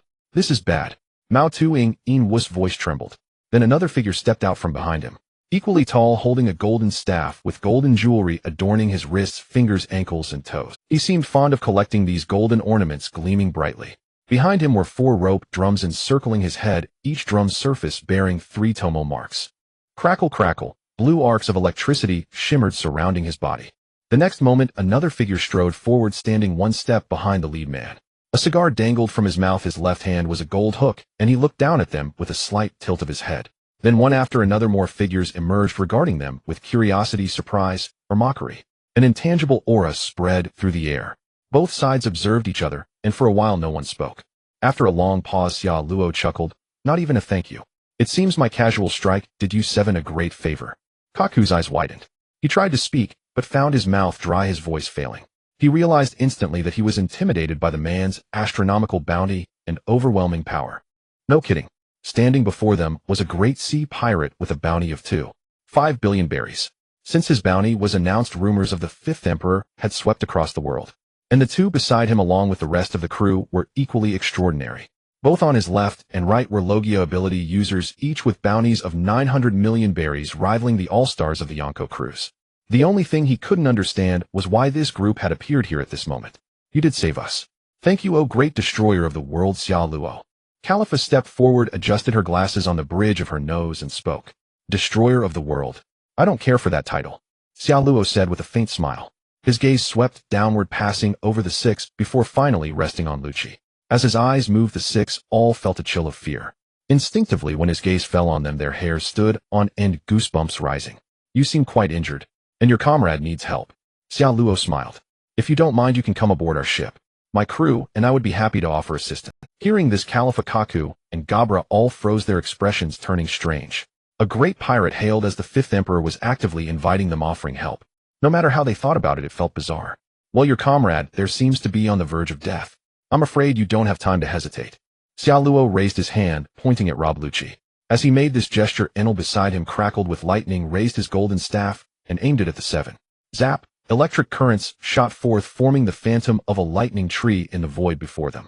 The six all changed color. Kaku was still wavering. The legendary great pirate was indeed not easy to deal with. His casual words placed immense pressure on them. Should they refuse? Or agree? With such a display, was it truly a choice? Moreover, Lucci and the rest of them desperately needed medical treatment. It is our fortune to receive your help. Khalifa spoke again, adjusting her glasses, gazing at the young figure on the ship's bow, a smile playing on her lips. Though she was in a sorry state, she still exuded a hint of charm. Khalifa, Kaku spun around. We don't have a choice. This man isn't giving us a decision. Khalifa whispered. Kaku froze. If we refuse him, we'll lie. Khalifa added. Kaku's expression shifted. He wasn't foolish. After the reminder, he quickly understood. A moment later, the six carried Lucci aboard the Ark Maxim. Buggy and the others watched the six with strange expressions. They knew their captain was recruiting new members again. This had happened many times along the way. Buggy, Bellamy, find someone to treat them. We have new friends. Xiao Luo called out with a smile to Kaku and the others. You got it, boss. Buggy replied. Soon someone carried a small medicine chest to the group. Tisk tisk, badly wounded, huh? Who did you fight? Buggy asked curiously. Zababa, it was the straw hat. Mao Tuing Wu, seeing the food and fresh water brought over, unzipped his mouth, drooling, and said without any caution. Straw hat Luffy. Buggy jumped up. Beside him, Crocodile immediately turned his head, his eyes darkening. You were defeated by the Straw Hat crew. Kaku and the others were taken aback, sensing something odd in the atmosphere. At such a question, Khalifa adjusted her glasses while Jabra's expression stiffened, and the CP9 members all harbored a certain suspicion. Zabababa. Straw Hat Luffy defeated our captain, and Kaku fell to the pirate hunter Zoro. Jabra was beaten by Sanji. Khalifa and the others were each defeated by the rest of the Straw Hat crew. We were once the world government's most elite intelligence organization, the CP9. As he spoke, Kaku, standing nearby, abruptly turned his head and glared at him with an exceedingly dark expression. The owl immediately fell silent. I blurted it out again. Don't worry, I won't say another word. After all, I'm the most tight-lipped man in the world. At this moment, Khalifa took over the conversation with a slight smile. We indeed were members of CP9 once, but not long ago we ceased to be. Now we should be regarded as... She paused. The same as you all, criminals in the eyes of the world government. Moreover, if I'm not mistaken, you two must have also suffered at the hands of Straw Hat Luffy. It seems we share a certain bond. Khalifa said with a smile. Upon hearing this, Buggy's eyes widened. So you were also dealt with by that Straw Hat. Crocodile, however, exhaled a puff of smoke and regained his composure. He's merely a rookie who got the better of me. If we meet again, I won't let him off easy. Enel found these words intriguing. I didn't expect that fellow called Straw Hat could make all of you suffer defeats. He has piqued my interest. If I encounter him in the future, this god can restore some of your dignity. Crocodile snorted, unnecessary. Then he turned and walked away without hesitation. Buggy, however, appeared quite excited and eagerly called Kaku and the others over. Maybe we can launch a scheme against that Straw Hat. He's an arrogant, insolent, brash, malicious, and ill-mannered fellow. We must teach him a good lesson. Though Blueno, Jabra, and the others felt uncertain about the future and had little interest in such matters as newcomers, they understood that this was also a good opportunity to build rapport. Charlotte, meanwhile, looked down at the unconscious Rob Lucci. Evidently, his battle with Luffy had left this strongest member of CP9 in 8 centuries gravely wounded nearly to the point of death. Had he remained with Kaku and the others, they might have drifted to some island, and under the pursuit of the Marines and the world government been forced to live in hiding while struggling to recover. But here the medical conditions were evidently decent. Though Charlotte's ship lacked renowned physicians, treating ordinary external injuries and minor ailments posed no major problem. As the medicine was applied and bandages wrapped, Lucci's breathing gradually steadied. Let him rest while Alvita nodded. We'll take good care of him. That night, Kaku and the others, having just joined, spent a night that, though not comfortable, was nonetheless peaceful. No pursuers harassed them, their wounds were treated, and their stomachs were full. It was almost the most pleasant day they had experienced in recent times. The next day, Khalifa washed away the grime from her face and restored her former icy beauty. Staring at her reflection in the mirror, she felt both startled and lost. From this day forward, she would clearly begin a life entirely different from before, no longer needing to hide her identity or wear a mask to survive. Kaku and the others felt similarly, lost, fearful, yet with a trace of tranquility. Perhaps being a pirate isn't so bad after all, Kaku murmured as he stepped out of the cabin. But the sight that unfolded before him made the CP9 members emerging from the cabin widen their eyes. Haki is the power that transcends all. No matter how powerful your devil fruit abilities become, how tempered your physique grows, only Haki. Only Haki can shatter everything and help you achieve everything. Charlotte, with arms crossed, stood before everyone and bellowed. On the deck, Enel, Crocodile, Buggy, Bellamy, Wapple, and Foxy, all of them, were carrying heavy weights, doing squats or swinging dumbbells, forging their bodies. Haki awakens only when your body and willpower grow sufficiently strong. What is Haki? Haki can only be awakened through day after day of tempering and discipline. You've all been too lax in the past. Your training methods have been wrong. Charlotte's voice echoed throughout the strive under the morning sun, temper yourselves. That is what you ought to do. Be pirates, the mightiest pirates, the freest pirates.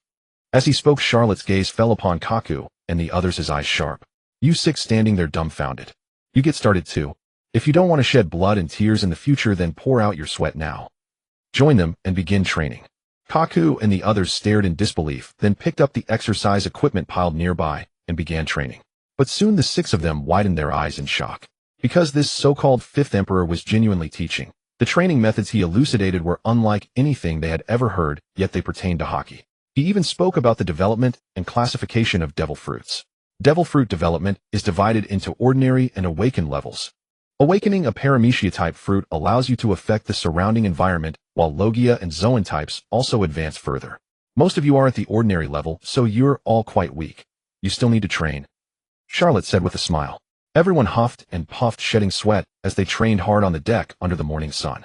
The scene was passionate and full of vitality. To enter the new world, Haki was the key, so he never relented in diligently instructing everyone. Caring for each member's strength and mental state was a leader's duty. Soon it was noon that day. Charlotte reached for the falling newspaper, and his eyes fell upon its crimson headline. The moment he read the words, his pupils instantly constricted. Shock, Port Gasti. Ace 2nd Division commander of the Whitebeard Pirates captured. An invisible storm is beginning to brew. How will the Whitebeard Pirates respond? Breaking news, Great Pirate Port Gasti. Ace sent to it. His eyes flickered as he stared at the newspaper for a long while, then Charlotte let out a soft sigh. What must come has come after all. Then his eyes narrowed and his expression turned exceedingly grave. Can this battle be won? Port Gasti, Ace, the 2nd Division commander of the Whitebeard Pirates, was captured. Moreover, his impending public execution at Marine headquarters in Marineford sent shockwaves across the world. This triggered an event worthy of being recorded even in global history, the Paramount War of Marineford. The incident originated when Marshal D.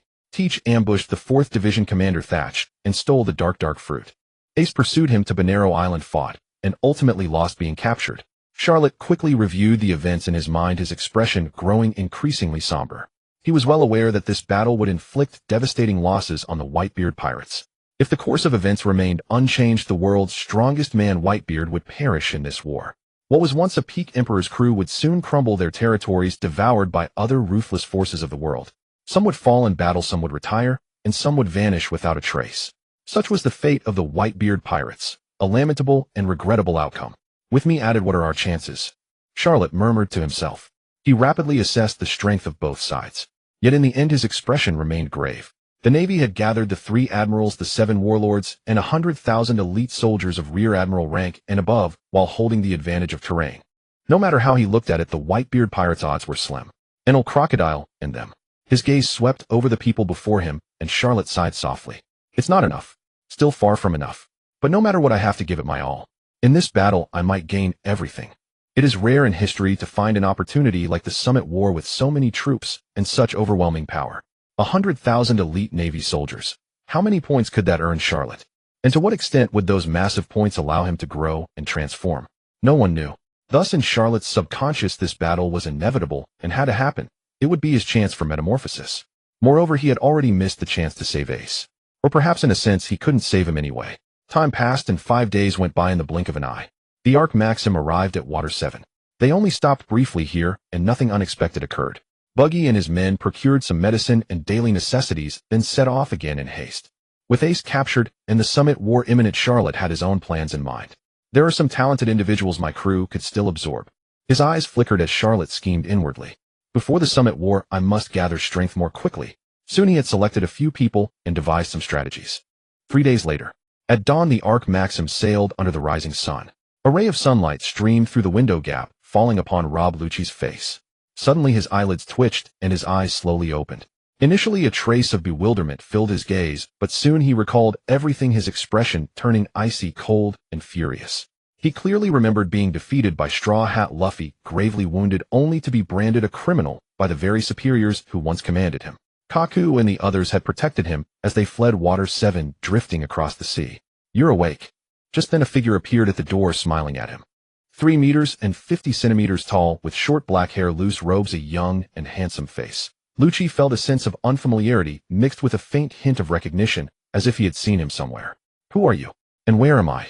Lucci propped himself up on the hospital bed, about to pull out the needle from his wrist, his whole body entering a dangerous state of alertness, even the fur of a leopard appearing on his face. "My name is Charlotte, and you are on my ship." Pausing, Charlotte walked over, placed a glass of milk on his bedside table, and added, "Your crew members are here too. I saved all of you from the Marines." He smiled, seeing the others' wary demeanor. "There's no need to be so guarded, Rob Lucci, because if I truly wanted to do something to you, you couldn't stop me." With that, Charlotte narrowed his eyes and stared at him.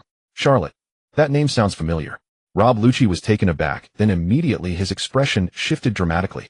The great pirate with a bounty of $2.5 billion. He distinctly remembered when he and his crew were on a mission at Water 7, they had seen that bounty notice that had stunned the world. A bounty of $2.5 billion was beyond the imagination of the 7 of them. Moreover, this man had achieved such a massive bounty increase in a short time, clearly having done something monumental that even Marine headquarters was unwilling to disclose. "Indeed, my bounty is now $2.5 billion. But I believe I deserve even more," Charlotte said with a slight smile. Rob Lucci's expression shifted, and finally he relaxed. As the other had said before, such a powerful person, no resistance would matter if he intended harm. "A great pirate like you does everything with a purpose. What is the purpose of saving us?"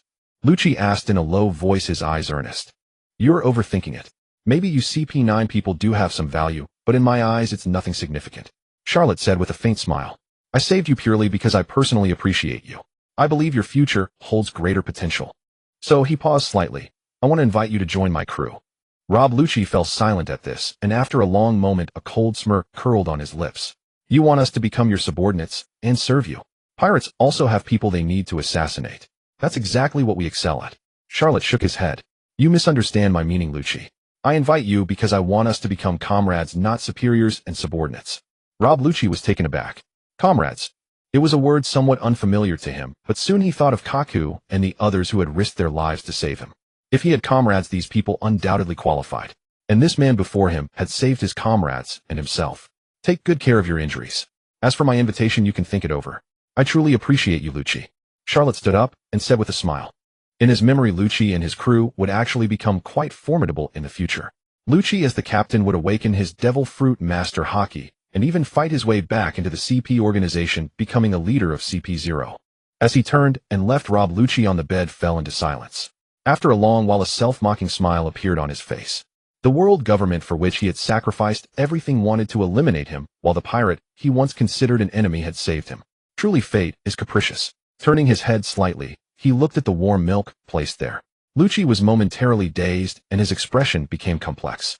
This kind of subtle warmth, seemingly plain yet profound, was something he had never experienced before. "The 5th Emperor," he murmured to himself, lost in thought.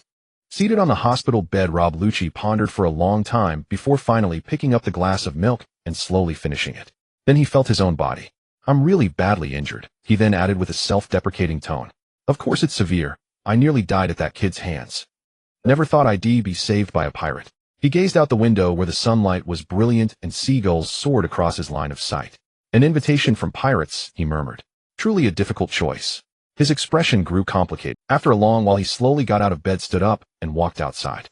His eyes gradually adjusted to the brightness, and when he saw the scene on the deck before him, his pupils contracted slightly.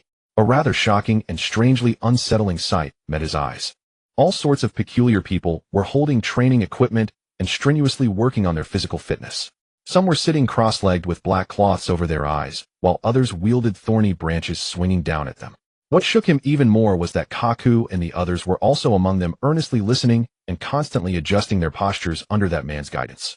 "Lucci, you're awake," a surprised voice suddenly called out. "Jabra." Lucci turned and shouted. Jabra flickered and appeared before him in a flash, making Lucci's eyes narrow. It was clear that the other's mastery of the 6 powers had become even more refined than before, It could even match his own. What was going on? What are you all doing? Lucci asked, his eyes darting as he looked at these bizarrely behaving individuals. You don't know. Under Charlotte's guidance recently our whole team has improved a lot. Of course it's not just Charlotte instructing us. Crocodile is teaching us armament Haki, and Enel is teaching us observation Haki. This period of training has been worth more than 10 years at CP9. Damn it, those bastards definitely held back on us. Jabber cursed as he spoke. Armament Haki. Observation Haki. Lucci was startled. He looked at those engaged in strange training and felt a tremor in his heart. I've heard that the strong in the second half of the Grand Line, the New World, all wield a power called Haki. But that secret art is something ordinary people can never access. You all, Lucci said in a low voice. Charlotte is teaching us. He holds nothing back from us. Not even the methods to awaken devil fruits are withheld. We've already chosen to join this crew. Compared to the CP organization, Charlotte's place is paradise. Jabber said rapidly. Then he winked at Lucci and gave a serious suggestion. Captain, why don't you join us here too? Over this time we've felt that the people on this ship truly see us as comrades, friends, brothers. Lucci was taken aback. He didn't answer, but quietly observed everyone. From that glass of milk onward, what had seen and felt here was utterly different from the world he once knew. He seemed to have touched another world, another dimension. His mind raced, weighing and judging. Jabra, are you slacking off? A low voice rang out at that moment. Jabra shrank back, sweat beading on his forehead, while Lucci instantly went on alert, spinning around. A flash of lightning streaked by, and Enel appeared before their eyes. A Logia-type ability user. God, Enel. Lucci's pupils contracted, and his bandaged fist clenched tightly. Jabra scratched his head, awkwardly smiling. No. Lucci just woke up, so I was talking to him. I'm going back to training right away. Enel snorted. Everyone on our ship must master at least one type. Only then can we carve out a new world after entering those dangerous waters. As he spoke, his eyes fixed on, don't you want to become stronger? Lucci blinked. Become stronger. Master Haki, raise your Dariki, awaken your devil fruit. As the current observation Haki instructor on this ship, I will oversee your awakening of observation Haki. If you want to get stronger, get training this instant. Enel roared.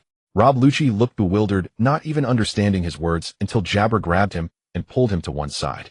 Come on, Lucci, train with us. When the two joined the other 5 Kaku Khalifa, and the others were delighted.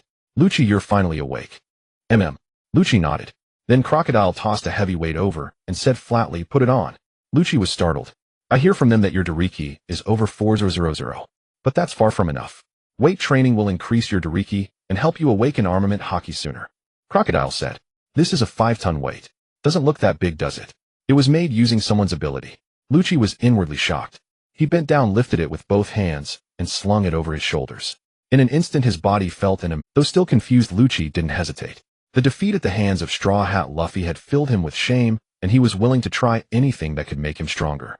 Train hard, Lucci.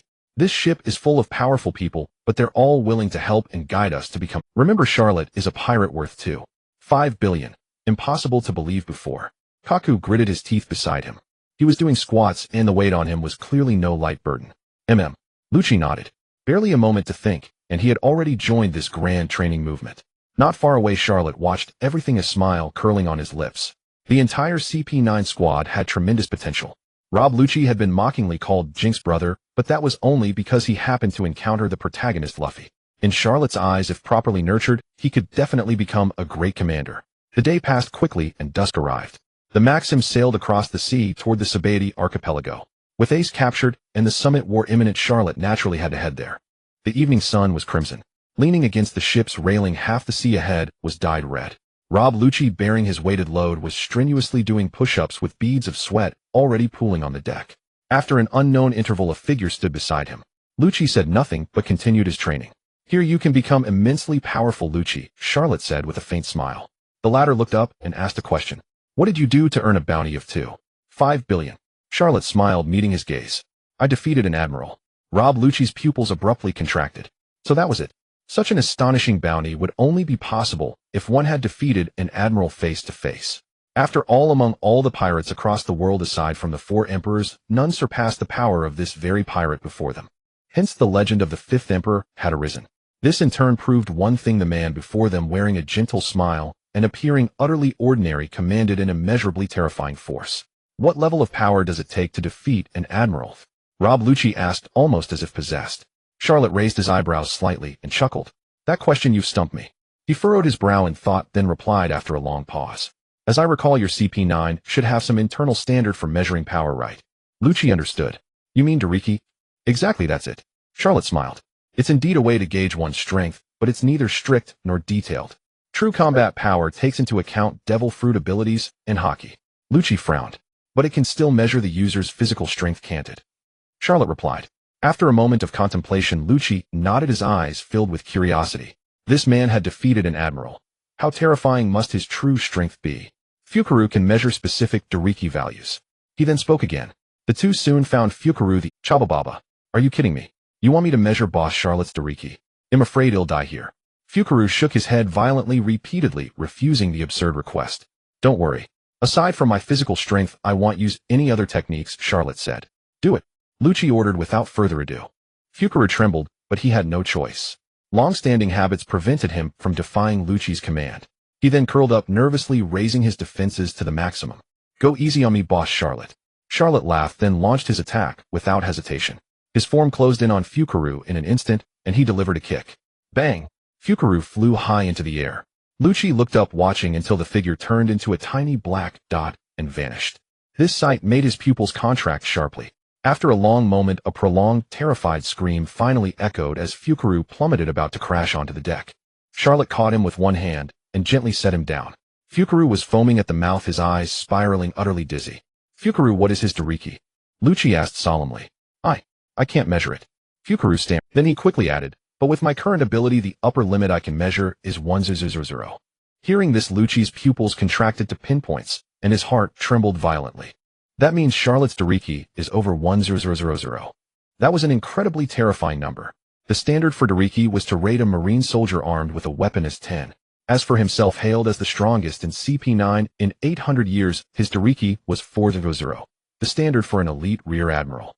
This man, purely in physical terms, without factoring in anything else, exceeded 1000. Does that mean an admiral-level existence requires at least 1000 Dariki, just from physical strength? He murmured, his eyes suddenly sharpening.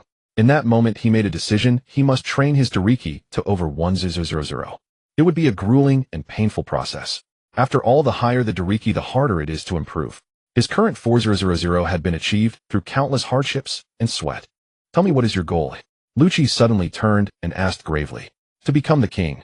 Charlotte answered without hesitation. Having come to this world as a pirate, what was the point if he didn't strive for the throne? That throne might not necessarily be that of the pirate king, it could also be the king of the world. Good. I will give my all to help you ascend to the throne. Lucci declared firmly. Charlotte smiled and extended his right hand. Welcome aboard, Lucci. Without a moment's hesitation, Lucci grasped that hand. With his addition, the training atmosphere on the ship changed dramatically from the very next day. Everyone witnessed a nearly insane trainee, seemingly never tired, spending 21 out of 24 hours training. Madman. Has this guy lost his mind? He's putting in hundreds of times more effort than an ordinary person. Can his body even withstand it? The weights on him have already increased to 8 tons. Madman. He's a total madman. The entire crew was utterly astonished by Lucci. Even Enel and Crocodile were shaken because even they couldn't push themselves that hard. A resilient will and hundreds of times the effort of an ordinary person. He will rise at an incredible speed, becoming a pillar of our crew. Charlotte crossed his arms, admiration in his eyes. Lucci's insane training soon influenced the others, making them unconsciously work harder. The Ark gradually departed from Water 7, heading toward the Sabaody archipelago. Meanwhile, news about Ace spread more and more across the world, with undercurrents stirring. At Marine headquarters Marineford, a storm is brewing. The news of Port Gasti, Ace's capture, has spread worldwide, and today we will announce an even more important piece of information. The pirates are growing bolder, and this sea is becoming more unbalanced. To suppress the restless forces everywhere, the Marines must seize this opportunity to deal a heavy blow to the criminals on the seas. In 1 month at Marineford, we will publicly execute Port Gasti. Ace. A commanding voice echoed through the conference room as Sengoku slammed his hands on the table and declared loudly. Upon hearing this, the officers present looked up in shock, their faces displaying a mix of surprise, awe, coldness, and excitement. Garp's expression was grim. Even his usual donuts were absent. And this will provoke one of the 4 emperors, Whitebeard. Marineford will become a battlefield and the graveyard of Whitebeard. Sengoku slammed the table again. We'll set a vast trap here, waiting for the Whitebeard pirates to walk right into it, and then shatter the strongest pirate crew standing at the apex of the world with our iron fists. Therefore, we must mobilize all elite forces from around the world to station at Marineford. Taking a deep breath, Sengoku scanned the room. Everyone, this battle will decide the future. It is the Paramount War. The conference room fell into utter silence. Without a doubt, this decision was the most shocking resolution of the era. Everyone present fully understood what it meant to publicly execute Fire Fist Ace. Is this true, Fleet Admiral? A trembling voice emerged from one of the vice admirals. Sengoku's gaze shifted toward the veteran officer whose chest was adorned with medals, yet now his face was filled with fear, tension, and even profuse sweating. To provoke the Whitebeard Pirates, so severely inciting them to assault Marineford, are all these things? You must be fully aware of what the name Whitebeard represents. Taking a deep breath, the veteran officer's voice quivered. One of the three legendary pirates, the great pirate closest to the Pirate King, the strongest man in the world. He can easily trigger a massive tsunami, cause a great earthquake, and shatter the colossal fortress of Marineford with a single punch. For all these years, his name has stood for invincibility. His voice grew more impassioned and trembling. Moreover, he commands 43 pirate crews, perhaps even more. How would these vilest scoundrels of the world impact Marineford? Do we truly have the confidence to defeat the world's strongest pirate crew? The veteran officer's words struck a chord in everyone present. Indeed, this was a war with an uncertain outcome. Until it ended, no one knew who would win, who the victor would be. Such a colossal battle was essentially staking the entirety of the Navy's strength on this gamble. No. Faced with such a question from a decorated officer, Sengoku did not mince words and replied. Everyone present felt a jolt, and their gazes turned toward him. But there is one point I must emphasize. Pausing, Sengoku took a deep breath, his eyes blazing with sharp determination. Whitebeard is old now. He is aged and decrepit. The Whitebeard Pirates lack new blood. Outwardly, they appear formidable, but within they have no more experts. Using Marineford, the Navy's strongest fortress in the world, as our home ground, we lure them in for a decisive battle. Our chances of victory are substantial. And once we win, the Navy's reputation and deterrent power over the seas will reach its zenith. Hearing these words, the officer's eyes flickered as they fell into deep thought. They had to admit that Sengoku's words were convincing. Most importantly, Whitebeard was indeed aged, and apart from relying on his name to rule the seas, the other pirates under his command had no outstanding qualities. Then what about Sharo, that great pirate whose bounty has skyrocketed to $2.5 billion? Will his involvement influence this war, and to what extent? Another vice admiral said in a low voice. Of course he will affect the war. But the Navy will also invite the 7 warlords of the sea to join us. The entire Navy plus the warlords will greatly increase our odds. A great pirate with a $2.5 billion bounty may have some impact, but he will not decide the outcome. After all, our objective in this battle is to concentrate all firepower to eliminate Whitebeard and his middle and lower-ranked combatants. Using Fire Fist Ace as a hostage will severely undermine their morale. That is our true aim. Sengoku finished his speech in one breath, sweeping his gaze across the room. A grand-scale battle of unprecedented magnitude with Marineford as the home ground naturally required extensive calculation and simulation. War is no child's play. To push forward this war, he needed not only the world government's approval, but also the unanimous agreement of the officers before him. After a long pause, one officer raised his head and nodded toward the side. Then officers with varied expressions all looked up. I agree to this battle. I also agree. Agreed. Eliminating Whitebeard is equivalent to calming the turbulent seas. For justice, Whitebeard must die. One by one, the vice admirals raised their hands, and Sengoku breathed a sigh of relief. Only one person remained silent, lowering his head. The benefits of this campaign for the Navy were self-evident, but the sole sacrifice would be Ace. Seeing Ka-Pu's expression, Sengoku could only sigh inwardly. For the sake of the Navy and peace, he had no choice. Transmit this information to all corners of the world. 1 month from now, the Navy will publicly execute Port Gasti. Ace at Marineford. Hearing this, a solemn silence fell over the hall. When the meeting ended, all the officers left swiftly with grave expressions. They knew well that the following days would be the most intense preparation for war. 2 days later, the entire world erupted. Is this a joke? How dare the Navy publicly execute the 2nd Division commander of the Whitebeard Pirates? This is outright provocation. War is coming. The strongest man in the world, one of the 4 emperors. How could Whitebeard tolerate such a thing? Will he just watch his son die before the entire world? Everyone with keen perception sensed the danger. Publicly executing the 2nd Division commander of the Whitebeard Pirates was nothing less than a declaration of war against Whitebeard, the most intense provocation. If Whitebeard as an emperor did not respond or fled, his prestige and face as an emperor would plummet. This was an open plot luring him into a trap, waiting for him to come to Marineford. The storm was brewing, a great war was imminent. Inexplicably, the atmosphere of the entire world shifted. Meanwhile, on the Moby Dick in the New World, seated in a chair, a towering man covered in infusion bottles held a newspaper. After reading it carefully, his crescent-shaped white beard suddenly twitched, followed by a burst of laughter. Karara, la la la la. How many years has it been? Truly touching and nostalgic. Letting out a long sigh, Whitebeard ripped off the needles from his body, stood up abruptly, and his smile vanished, replaced by a chilling, killing intent. Sengoku, do you think I can no longer lift my blade? Beside him, Commanders Ma, Air Ku Chao-zi, and Bai Si-tao watched their father with tense, solemn faces. Father, what should we do? If the Navy dares to do this, they must have set up an inescapable net waiting for us to leap in. Shall we fight back? Ma Erko asked gravely. Fight back? Of course we will fight. If I don't go save my son, who will? Who else can save him? Whitebeard declared loudly. Order everyone to gather our forces. The commanders' bodies trembled. If the Navy wants war, then let them have war. The sound was not particularly loud, yet it was deafening. All the captains were shaken, gazing at the tall man before them. Over the years they had watched him grow old, just as he had watched them mature. The old dragon lay in bed, and some had doubted whether he still had the courage to fight or the strength to face a battle. But at that moment, witnessing the old man's decisive choice, everyone finally understood that Whitebeard would always be Whitebeard. He was the supreme monarch of the world, the father of everyone on this ship, the towering tree that sheltered them. Yes, Dad.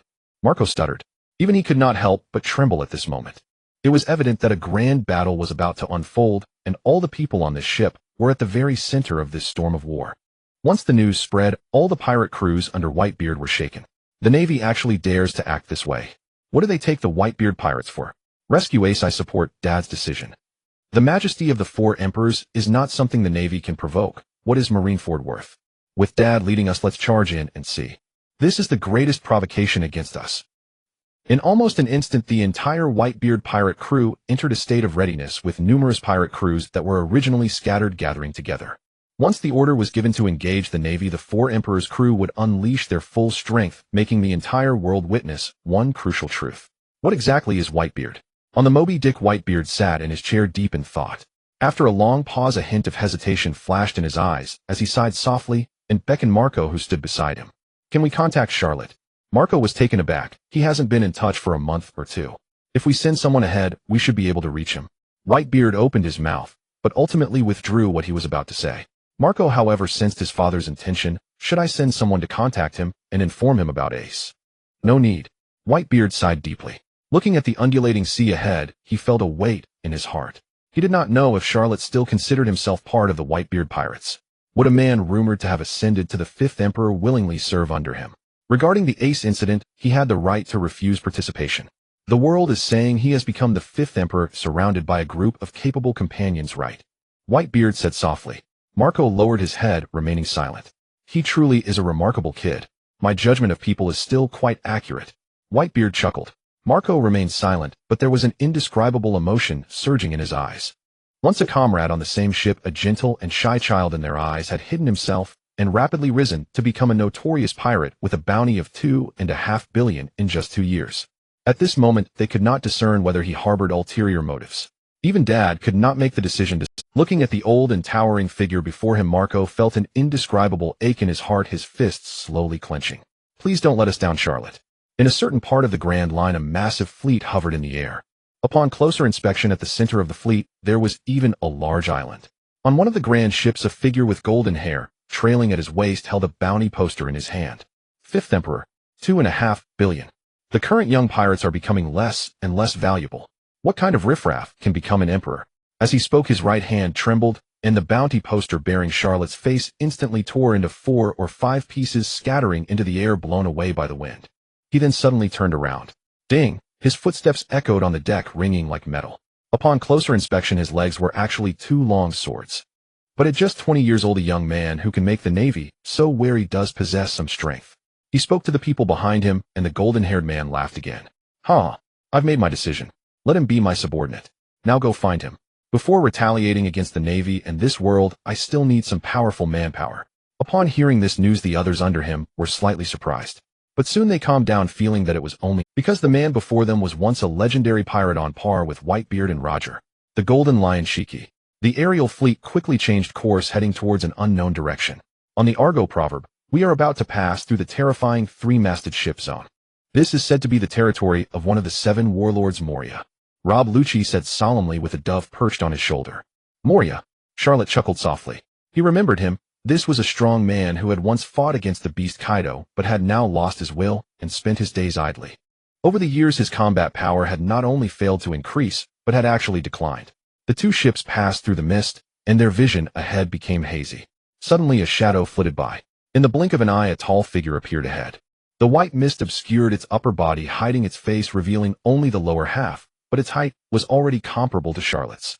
Evidently this was an immensely large body. Who? Enar's body crackled with lightning as he shouted loudly. Crocodile also turned his head to look at the figure before them, his expression suddenly becoming grave.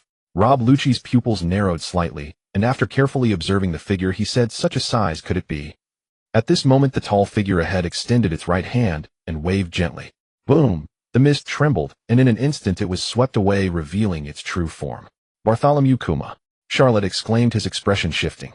5th Emperor Charlotte. Bartholomew Kuma said solemnly, looking at the figure before him and the others behind him, his eyes growing serious. In recent days the names of these individuals had spread widely, shaking the entire world. The total bounty of their team could rival that of a 4 emperor. This was an exceedingly dangerous crew. "What brings a man like you to our ship?" Charlotte asked lightly. While asking he recalled the information about him. Undoubtedly Kuma's life had been tragic and bleak. Bearing the most brutal nickname, he hid the gentlest heart. "An accident," Kuma said solemnly. In the void ahead lightning crackled and sand particles swirled around him. Evidently he had already taken action. In an instant Kuma entered a state of alert. "Boarding recklessly can be seen as provocation. In response we are ready to fight," Charlotte said calmly. Almost as soon as his words fell, Inaru and Crocodile moved. Kuma's defensive posture also instantly entered a state of readiness. Crocodile raised his hand and countless grains of sand fluttered through the air, coalescing in an instant into the shape of a treasured blade, which he swung down upon the bear before him. The latter looked up, his expression utterly impassive, merely extending his palm and striking forward. With a soft pop, the formidable desert blade was directly shattered, leaving only a few drifting grains of sand in the air. Then with a subtle shift of his gaze the bear vanished without any discernible movement.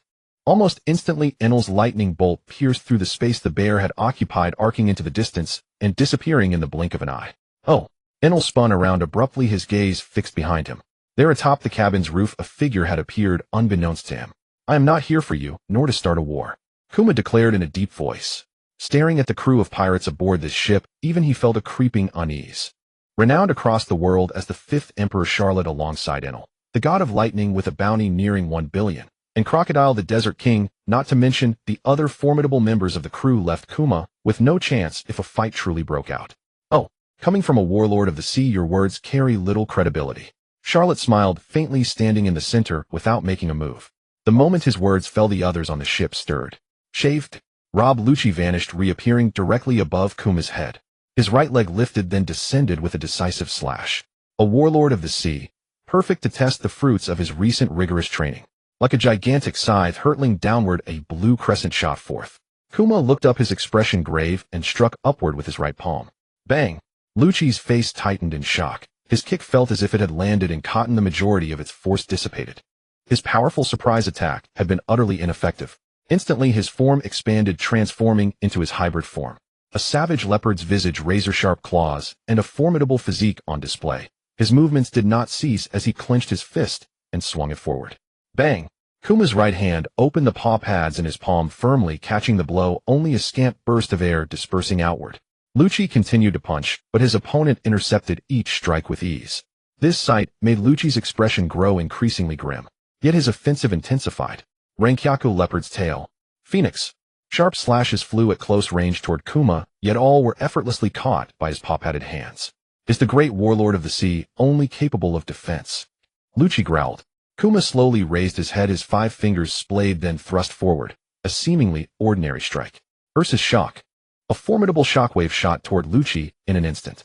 He drew a deep breath, raised both hands, and assumed a unique stance. Fists clenched, brought together before his chest, then exploded outward. Rokushiki Ugi Saikyo Rin Rokwogen. A tremendous force pierced through the onrushing shockwave. Boom. The violent impact sent shockwaves rippling to either side, stirring up a fierce gale that made everyone on deck stagger. Kuma narrowed his eyes, fixing his gaze on the man before him. As expected, there were no weaklings in the 5th Emperor's crew. Rob Lucci too was inwardly shocked. The blast had sent him flying backward. Slap. Charlotte extended his right hand and caught him steadily. Don't underestimate him, Lucci. The Buccaneer race carries giant blood, and with the pawpaw fruit he ate, Kuma is far from weak. Lucci froze. Before he could respond, he saw the other man already stepping forward. State the purpose of your... Otherwise I'll have no choice but to sink you to the bottom of the sea here and now. Charlotte clenched his fists, speaking with a smile. Kuma stared at the man before him, his eyes narrowing to a slit. The pressure at this moment was entirely different from before. Every cell in his body trembled, warning him of the extreme danger this man posed. Moria has been defeated by Straw Hat and his crew. I was ordered by the world government to eliminate all who know of this in order to preserve the reputation of the warlords of the sea. After a long silence, Kuma spoke slowly. His words made Rob, Lucci, and Crocodile freeze their eyes. You mean Moria was beaten by Straw Hat and his crew? Crocodile asked in astonishment. Yes. I had just left the thriller bark when I encountered you all. Kuma nodded. If it hadn't been for the fifth emperor before him, whose strength he feared, he would never have said so much. Hearing this, Charlotte's gaze narrowed. From the other's words, he could roughly pinpoint the current timeline. Evidently, during their period of rest, Straw Hat and his crew had gone through many adventures, already breaching Eni's lobby and completing the thriller bark arc. Their next stop would be the Sabati archipelago, just like themselves. This also meant that Moria was now at the lowest point in his life, his most desperate moment. Furthermore, I must remind you of one thing, Kuma suddenly said. Speak. Charlotte replied. The Marines have announced to the world that in 1 month they will publicly execute Fire Fist Ace at Marineford. You are a division commander of the Whitebeard Pirates 4th Division, correct? Kuma stopped there, but Charlotte understood his implication. A smile spread across his face. Yes, I am the 4th Division commander of the Whitebeard Pirates. He paused, his eyes sharpening. Buzz. An intangible, overbearing presence surged forth, radiating over the entire ship and washing over Kuma, whose pupils abruptly contracted. Conqueror's Haki. If the Marines insist on starting a war, then I believe Pops and the others will not hesitate to accept the challenge. And so will I. Charlotte's voice rang with unwavering resolve, causing Kuma's expression to shift, a new nuance flickering in his eyes. This man before him clearly possessed a unique charisma, and what surprised Kuma even more was that he had awakened the qualities of a king. The world calls you the 5th Emperor. With your strength, after another 2 years you will grow even more powerful. There's no need for you to wade into this troubled water. Kuma's voice was low. Pops saved my life, Charlotte declared loudly. His eyes fixed on the man before him, he shouted again. Kuma, how far along is your deal with the world government? Have you already agreed to Saturn? At these words, Kuma's face changed drastically, his eyes locked onto Charlotte. What exactly do you know? Charlotte took a few steps forward, lifting his head to meet Kuma's gaze. I know you better than anyone in this world. Then he uttered a name that made the other man's expression twist. Kamachi. What if I told you there's a way to... Kuma's face instantly contorted, his breathing turning ragged. Care to make a deal, Kuma? On the Arkshinyan, everyone exchanged bewildered glances, utterly perplexed. Xia Luo abruptly took this Shichibukai and led him into the cabin to commence a transaction. Its contents remained unknown, for the cabin was completely isolated from the outside. Bartholomew Kuma, known as the Tyrant, one of the 7 warlords of the sea, with an original bounty of 296 million. Rumor has it that he was once a domineering and ferocious pirate of extraordinary strength, ranking among the top, even within the 7 warlords. Xia Luo wants to negotiate a deal with him. His aim is likely. A pause, then Lu Qi spoke solemnly. To subdue him. The people gathered around were all greatly shocked upon hearing this. Subdue a Shichibukai. How could that be possible? After all, pirates are inherently unruly and arrogant. They set sail for freedom to become the pirate king. Those who are truly powerful possess a proud heart. So how could they willingly bow down to another? Of course, Crocodile was an exception. He was personally saved by Xia Luo. Although we are both warlords, I don't know much about Kuma, Crocodile said. But to subdue him. Frowning, he shook his head. In his heart, he believed it was impossible. So boss, what scheme is he hatching? Buggy muttered. If our squad gains another warlord, then, Bellamy said with excitement. Hearing this, everyone's eyes lit. Originally with Xia Luo as the leader, along with Enel Crocodile and the madman Lu Qi, their strength was already formidable, presenting the image of a 5th Emperor crew.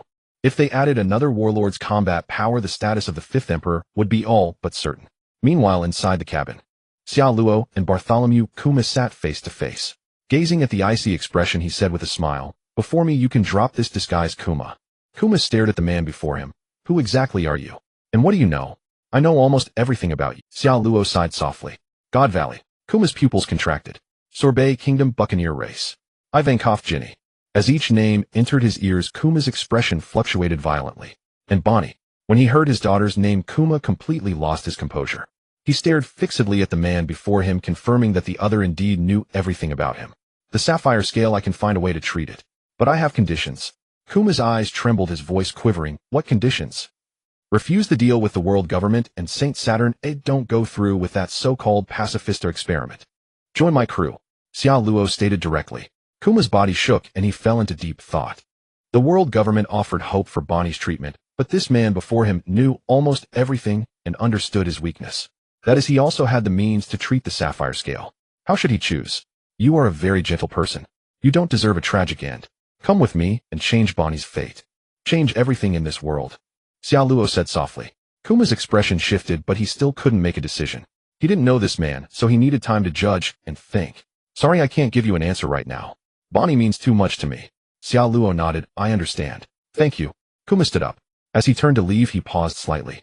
When I have an answer, I will come find you. Xiao Luo also rose and said with a smile, You don't know me, but do you know the world government? Do you truly believe that after your death they will fulfill their promises and care about Bonnie's illness? Kuma's body trembled, and then he walked away. One could clearly sense that his shoulders had become much heavier in an instant. It seemed he had a choice, but in reality he had lost the right to choose. Regarding the deal with Saint Saturn, he was well aware of what he would face. His body would be gradually modified, and his consciousness would eventually sink into nothingness.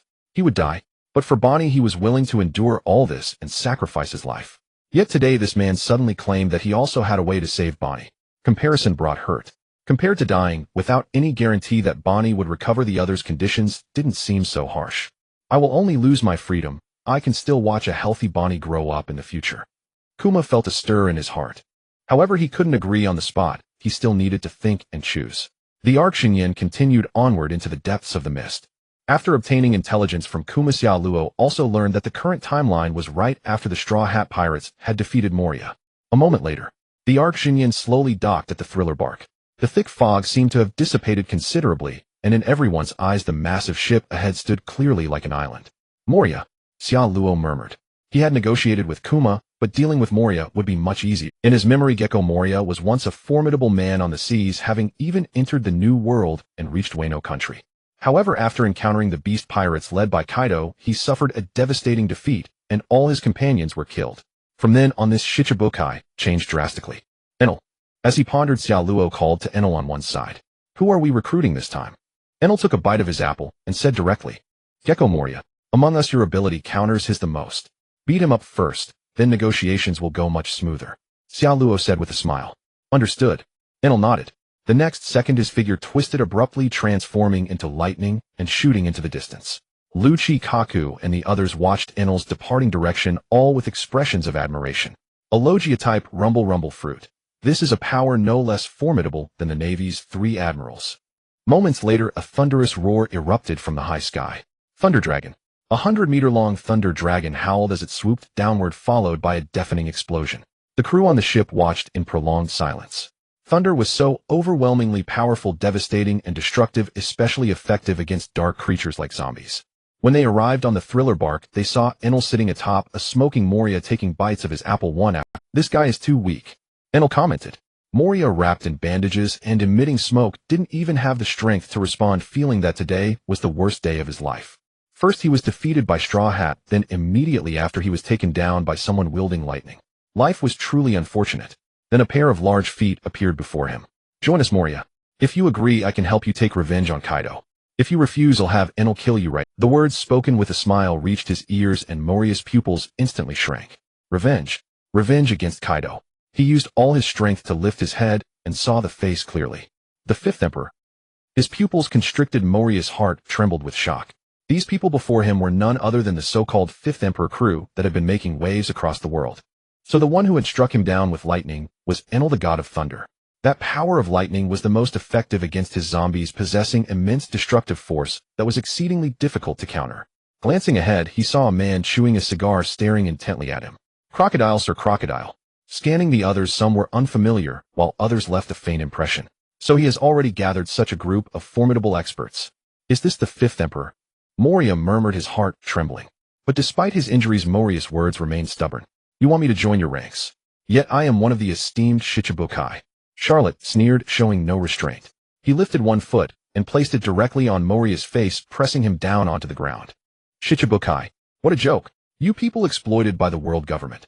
Once you lose your value, your position will be abolished, and you'll be hunted like stray dogs across the world. You have truly fallen, Moriya, to take pride in being a Shichibukai. How utterly ridiculous. Moriya trembled, exerting all his strength to look up at him. The Shichibukai system will be abolished. Of course. Do you truly believe in them? Moriya, do you really want to sink forever into incompetence and degradation? Think of your past. Where is that vigorous, dream-filled man?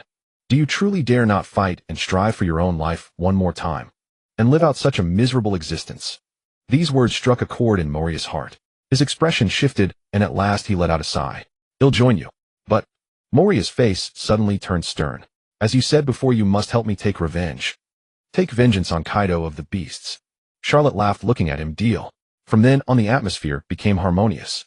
Moriya's subordinates were not numerous. Only a few key figures such as Perona Hogback and Absalom. The rest were an army of zombies. These zombies were the products of Moriya's devil fruit ability.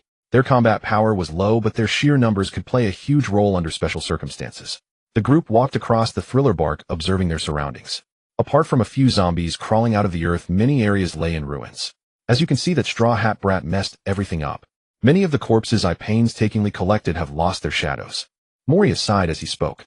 This has weakened me considerably. Charlotte nodded, then turned his gaze to the massive zombie lying nearby.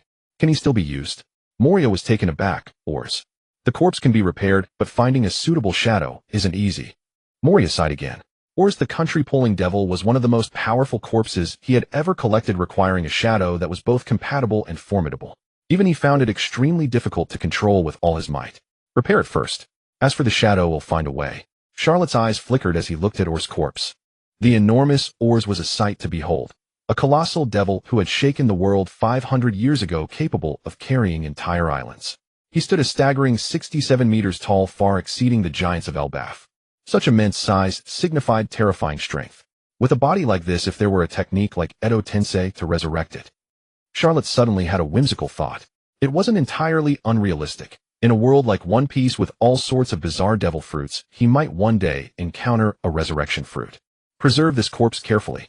It might prove very useful to us, Charlotte said. Moriya nodded. He had been collecting powerful corpses all along to enhance his own strength. Also, you need to strengthen yourself. Only then can you fully unleash the potential of your zombies, Charlotte added. Moriya nodded. Previously, his favorite phrase had been, "You do it for me," and his motto was, "Reap without sowing." But after the recent string of events, first he was defeated by Straw Hat, a greenhorn from East Blue. Then he was effortlessly struck down by Enel. And finally, Charlotte's words. He was truly shattered and provoked. He had to work hard. Otherwise, as an old veteran and a great pirate, he would lose face to the point of embarrassment. Continue to lie low with the world government. We'll talk when the Paramount War begins, Charlotte said in a low voice. Moriya paused, then nodded, his eyes flickering. Understood. The group temporarily settled on the thriller bark, and Moriya soon joined the training. Charlotte felt quite satisfied. As long as everyone grew stronger, they would form an extremely powerful fighting force. Even the most ordinary of his members possessed great potential, destined to shine in the future. As time passed, perhaps a year or two, they would become top-tier experts of the world, and he would forge the most formidable pirate crew in existence. Meanwhile, they adjusted their course and formulated new plans. Boss, since you've decided to join this war, we need to replan our route, Buggy declared loudly. Indeed, our current identities are too conspicuous. We must prepare in advance. Crocodile nodded. Will we fight Borsalino again? Enel narrowed his eyes. The Navy is summoning elite forces from around the world. When the war begins, the weakest at Marineford will be at least of captain rank. This is a massive war where the Navy will show all its cards and stake everything. Strictly speaking, it's unfavorable for the Whitebeard Pirates, Lucci said grimly. That's right. But no matter how dangerous the situation, we must participate in. That is my decision, Charlotte declared solemnly. Hearing this, everyone's expression turned serious. Since the boss had spoken, the outcome would not change. The group wore grave expressions, exchanging ideas rapidly to formulate the plan. Meanwhile, not far above the sea, a fleet was advancing slowly. Its target was precise, heading straight for the vicinity of the thriller bark. Jaha! That brat Charlotte will surely be surprised. To have the honor of serving under me, being driven by me, and cooperating with me. That is his privilege. Golden Lion Shiki, with his golden hair, laughed heartily. Standing at the bow, his golden hair billowing, he exuded an air of domineering pride. Golden Lion Shiki, one of the 3 legendary pirates, once rivaled the pirate king Joel D. Roger and the world's strongest man, Whitebeard Edward Newgate. His past exploits, the immense fame and actions he had carved out, remained well known even after decades. At the Foresee, he nearly annihilated the Roger Pirates. After Roger was captured, he single-handedly stormed Marine headquarters, fought against 2 opponents, and was eventually arrested and imprisoned. Yet even within the impregnable fortress known as Impel Down, he boldly cut off his own legs to it. He became the first pirate in history to break out of Impel Down. Such a pirate's strength was not merely in power, but in sheer audacity. Thus, even after decades of lurking, he still had followers. The flying fleet slowly advanced, gradually entering the mist-shrouded area. Moments later, with his golden hair flying wildly, Shiki spotted the massive, 3-masted ship below. Shishishi. They should be here, right? With that, he leaped downward. Instantly, a gust of wind swept through his golden hair, dancing like countless thin snakes, and his loose robe flapping wildly. How exciting! Soon, I will have a capable subordinate. But before that, I must let these young pirates feel the power of an old timer. Golden Lion Shiki laughed heartily. He turned and dove down. In the blink of an eye, he plummeted like a falling cannonball, whistling through the air. Just as he was about to land on the 3-masted ship, Golden Lion Shiki abruptly halted, defying the laws of physics, hovering in midair. Then a loud laugh rang out. Feel the shock of my power, young man. He reached out his hand, fingers spread into a palm, and slammed it down toward the deck below. The moment his palm touched the surface, boom. The entire massive 3-masted ship began to shake violently as if struck by a tremendous earthquake. Countless clouds of dust erupted, and birds perched on branches flapped their wings in panic and fled. Then something astonishing happened. The island-sized 3-masted ship lightly lifted off the sea and began to fly. Moria, Enel Crocodile, and others aboard immediately turned pale. The violent shaking made it impossible for anyone to stand steady. What's happening? The whole ship is shaking, but how can that be? It's been years since this ship of mine was like this. Exclamations of surprise rang out. Whoosh! A strong wind howled, and Enel activated his observation, Haki, his expression suddenly changing. The entire island is rapidly ascending into the sky. Hearing this, everyone was stunned. Impossible. How could the ship fly into the sky for no reason? It was an unbelievable scene, yet it was happening. Only Xia Luo seemed thoughtful, as if he had sensed something. The next second, he activated his observation Haki, rapidly radiating it across the entire 3-masted ship. In an instant, he had already detected the figure standing on the deck. Golden Lion Shiki. Uttering this name, a strange light flickered in Xia Luo's eyes. Why was he here? According to the storyline, this man should be in the East Blue, plotting his revenge against the Navy. Just as Xia Luo discovered him, Golden Lion Shiki looked up sharply, a smug grin spreading across his face. Shishishi. No wonder you are hailed as the 5th emperor of this era. Your observation Haki has such an astonishing range. I admire you even more now. With that, he shot forward, his speed so extreme that sharp whistling sounds echoed through the air. In less than 20 seconds, he appeared above the group. Shishishi. A burst of laughter rang out, and an invisible conqueror's Haki exploded forth. Wapple Foxy and others were the first to be struck, their eyes rolling back as they collapsed to the ground with a thud. Xia Luo, I came for you. Golden Lion Shiki looked down and laughed. As he spoke, his overwhelming Haki surged even more powerfully, pressing down like a tidal wave. Several more figures fell to the ground. Others were stunned, struggling to hold on. Conqueror's Haki. Crocodiler gritted his teeth. Those who possessed such formidable Haki were invariably destined to be kings, and it also reflected the bear. Xia Luo looked at the fallen crew members, his gaze sharpening. Buggy trembled. It's fine that Moria gritted his teeth. He had experienced this kind of Haki impact before, so he recognized it. Conqueror's Haki. Who is he? Xia Luo looked up, staring at the other, and suddenly let out a hearty laugh. Ha ha ha. A man of your stature coming here. For me. With that, he took a step forward, and his eyes widened. Boom. His fierce Conqueror's Haki surged forward, sweeping over everyone's heads.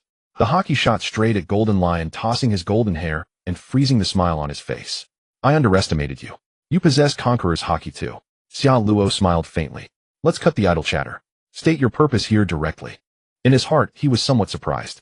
Whether Golden Lion Shiki possessed Conqueror's Haki had not been disclosed in his past life, but upon reflection, it was not unreasonable for a legendary figure who rivaled 2 great powers to have it.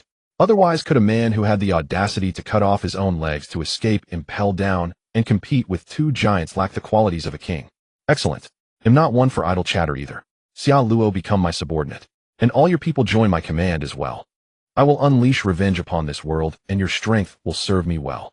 Golden Lion Shiki extended his right hand, then clenched it fiercely, speaking loudly. Make me your subordinate. Xia Luo raised his eyebrows and laughed. Don't you know I'm the 4th Division commander of the Whitebeard Pirates? Golden Lion Shiki sneered. A man like you would submit to that old man Whitebeard. And why would I submit? Golden Lion Shiki, aren't you being ridiculous? Xia Luo sneered back, a mocking expression on his face. How about from today you acknowledge me as your boss and become my lackey? He'll take you to conquer the world. What do you think? Golden Lion Shiki's expression changed, and he shouted, arrogant brat. Are you seeking death? The presence of Conqueror's Haki instantly radiated outward like a tidal wave, spreading across the surroundings and causing everyone present to change color. With an even denser Haki, Charlotte's crew members collapsed one after another. His golden locks, while Golden Lion Shiki gazed at him with icy eyes. This was a silent threat. Though the great battle had yet to formally begin, the overwhelming aura already revealed the dignity of a king. Without any further words, Charlotte's own Haki surged forward to meet it. The collision of their presences caused the very void to tremble, unleashing countless ripples that spread in all directions. In the blink of an eye, this force enveloped the entire thriller bark. Countless zombies who had peeked out of curiosity instantly rolled their eyes and fainted. The clash of Conqueror's Haki continued, and the faces of those present grew increasingly grave. A battle of kings. This domineering spirit could make anyone pale. Kiha. Youngsters these days really don't know their place. They have no respect for their elders. With a faint smile, Golden Lion Shiki dove forward, initiating the attack. He felt it necessary to teach the other a lesson, to make him understand the power he truly wielded. But the moment he moved, Enel on the ground also stirred. 100 million volts Thunder Dragon. With a gentle tap of his golden staff on the thunder drum, a burst of lightning shot forth, coiling around the rod, and then writhing outward to form a massive thunder dragon. In an instant, it lunged ferociously at Golden Lion. Boom! The thunder roared with tremendous force. Golden Lion raised his right leg and slashed it toward the dragon. A flying slash erupted, cleaving the lightning-made dragon in two and continuing undiminished straight toward Enel. The latter's expression shifted slightly as he transformed into lightning and dodged. Slash! The slash struck the ground, leaving a chasm 1,000 meters long and bottomless. Small fry like you, stay out of this. I'm here for your boss. Golden Lion Shiki said calmly. His eyes held no regard for anyone other. At that moment, Crocodile also moved. He raised his right hand, conjuring a massive sand blade that he swung. Seeing this attack, Golden Lion grew slightly serious, raising his right leg to meet it. Clang! The collision rang out like metal striking metal. Are they your right and left hands, Charlotte? One mastering armament Haki, the other observation Haki. On this half of the Grand Line they are indeed decent. But on the world stage they are utterly insignificant. Golden Lion Shiki shook his leg. Another slash carved out, and the desert blade exploded into a cloud of sand. Then Golden Lion spun his body, briefly flipping upside down and spreading his legs into a full split. The swords Sakura and Kaku on his feet gleamed beautifully under the sunlight. He rotated his split stance, and the long blades on his legs moved accordingly. Whoosh! Two flying slashes screamed toward Enel and Crocodile. Cutting wave. A smile blossomed on Golden Lion Shiki's lips. Before losing his legs, his swordsmanship was superb, easily unleashing flying slashes that could cleave the sea. Even now, with two long blades replacing his calves, he could still wield formidable swordsmanship. The light of the blade and a thunderous roar, golden slashes howled forward, reaching the two in an instant and causing their expressions to change. Enel vanished in a flash, the slash grazing his afterimage and soaring into the sky.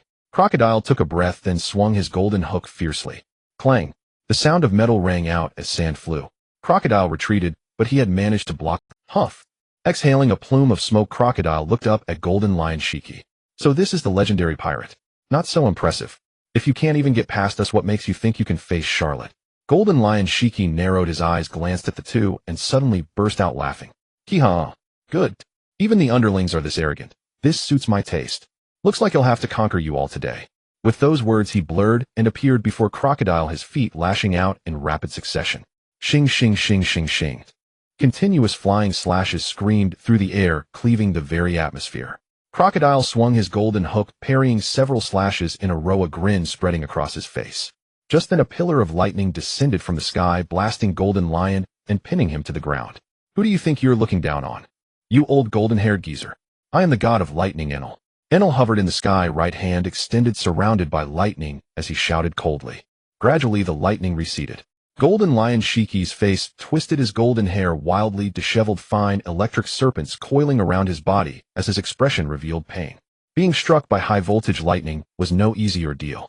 After emerging from the lightning, he shook his entire frame and expanded his Haki to expel the electricity, then spat out a puff of black smoke. Interesting. Your powers have exceeded my expectations. 2 Logia users, each mastering one type of Haki, and their devil fruits were decently developed. Such strength if placed in the Marines would undoubtedly mark them as future admirals. It makes me curious. Why are you both willing to serve under him? Golden Lion's eyes shifted to Charlotte, and he laughed. From appearances, this young man seemed unremarkable, devoid of any power. But clearly he had underestimated him. A man who could tame 2 such powerful right-hand men must be even stronger and possess a unique charisma. An old geezer like you with 1 foot in the grave can never understand what makes Charlotte special. Enel shouted, waving down another bolt of lightning. Golden Lion raised his foot, cleaving the lightning in 2. His eyes remained fixed on Charlotte. Afraid to spar with an old man like me? Charlotte, they call you the 5th Emperor. Surely you're not that cowardly. He suddenly spoke, laughing loudly, a hint of mockery in his eyes. It was clearly a provocation. If Enel and Crocodile continued their combined assault, even Golden Lion would find himself in serious trouble. After all, these 2 had once joined forces to contend with Kizaru, and now, after a period of training, they had grown even stronger. Shiki. Finally Charlotte spoke. You're nothing but a remnant of the old era. And you still dream of finding your ship in this new age. Heal your legs first, reclaim the power of your prime. Then come challenge me. The Golden Lion's expression shifted abruptly, his eyes filling with fury. This young man's words were unbearably provoking. What did he mean by a remnant of a bygone era? This era had no vessel to carry him. The Golden Lion, with his boundless ambition and unquenchable thirst for power, had never once considered himself old. But now, with 2 Logia users blocking his path, he could barely break through their defenses. To even reach Charlotte, he would first have to defeat these 2. For a moment, Golden Lion Shiki's expression flickered with uncertainty. However, at that moment Charlotte spoke again, casting a glance at Enel and Crocodile. Understanding the cue, the 2 stepped aside, clearing the way. As a young man, I am still willing to offer you a chance to see yourself clearly, Charlotte said with a faint smile. Arrogant. Golden Lion Shiki roared, his eyes blazing. The aura of Conqueror's Haki surged forward, but in the same instant Charlotte's Haki collided with it. The 2 mighty forces clashed, splitting the entire thriller bark into 2 distinct colors. Gales howled above their heads, and every expression turned grave in that moment, for they all understood the true battle was about to begin. Shahaha! Golden Lion Shiki laughed, his Conqueror's Haki radiating relentlessly. At the same instant Charlotte leaned forward, stomped the ground with his right foot, and shot forth like an arrow released. He drew the long sword from his back, engulfing it in Ryuo Haki. His eyes blazed as Conqueror's Haki rippled outward in brilliant crimson rings, spreading like ripples in all directions. In the blink of an eye, Charlotte's sword in hand arrived before the Golden Lion. Clang, the blade traced an arc wrapped in Haki, and lightning descending with a roaring slash. 3 mountains and 5 peaks, thunder calms the prefecture. Sword draws lightning, blade cuts the void. Sword path, caress, slash. Like a gentle goddess caressed, the long sword flashed with lightning, instantly reaching Golden Lion Shiki. The latter's pupils contracted as he sensed the lightning and Haki on the blade. In an instant he raised his right foot, and a slash burst forth from his sword. Boom! The 2 slashes collided, triggering a massive explosion. Pillars of lightning crashed down, blasting a charred crater into the ground. Multicolored light erupted and spread, obscuring the 2 figures. In the next second, one figure was sent flying backward, his golden hair whipping wildly, his expression shifting. In the contest of raw power, he had been defeated. Wielding a sword with his leg was fundamentally different from using his hands, not only in strength, but also in the ingrained techniques honed through years of training. Moreover, there was something Golden Lion Shiki would never admit: he was truly growing old. Aging sapped the Bodhi's functions at a pace he could scarcely imagine. Opposite him, the man emerging from the lightning, surrounded by Conqueror's Haki, was in the prime of his life, still in his growth phase. Can your ambition, your resolve, all your aspirations still be realized? Golden Lion Shiki. Charlotte grinned and asked. Golden Lion Shiki's lips trembled as he tried to answer, but the other spoke first. Sorry, but you've run out. The moment you met me, all your dreams and ambitions turned to smoke. Because I am far stronger. You will fall here defeated by my hand. These words, like the greatest mockery, made Golden Lion Shiki's expression twist and fury ignite in his heart. Arrogant brat, what are you saying? With a mighty roar, Golden Lion Shiki lunged forward, appearing above Charlotte, in an instant, his right foot, sword slashing down with full force. The latter merely smirked, revealing a mocking grin, and raised his long sword to block the blow steadily. Boom. The ground around him exploded, dust flying, but Charlotte stood unmoving. That's no strength, Golden Lion. Is this all you've got? How about tasting mine? With a laugh, Charlotte spun, gripping his sword. Armament Haki enveloped the blade, and simultaneously a pop sound accompanied a disintegration wave swirling around the edge, followed by explosion waves spreading along the steel, while lightning crackled. In an instant, 3 devil fruit abilities were fully wrapped around the blade. Unquestionably, Charlotte was far stronger than when he fought Akiji.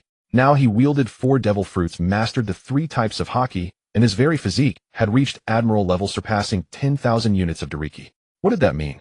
In this moment, the explosive power of 3 fruits combined with armament Haki erupted instantly. The moment Golden Lion Shiki's right foot sword clashed with Charlotte's blade, he sensed danger.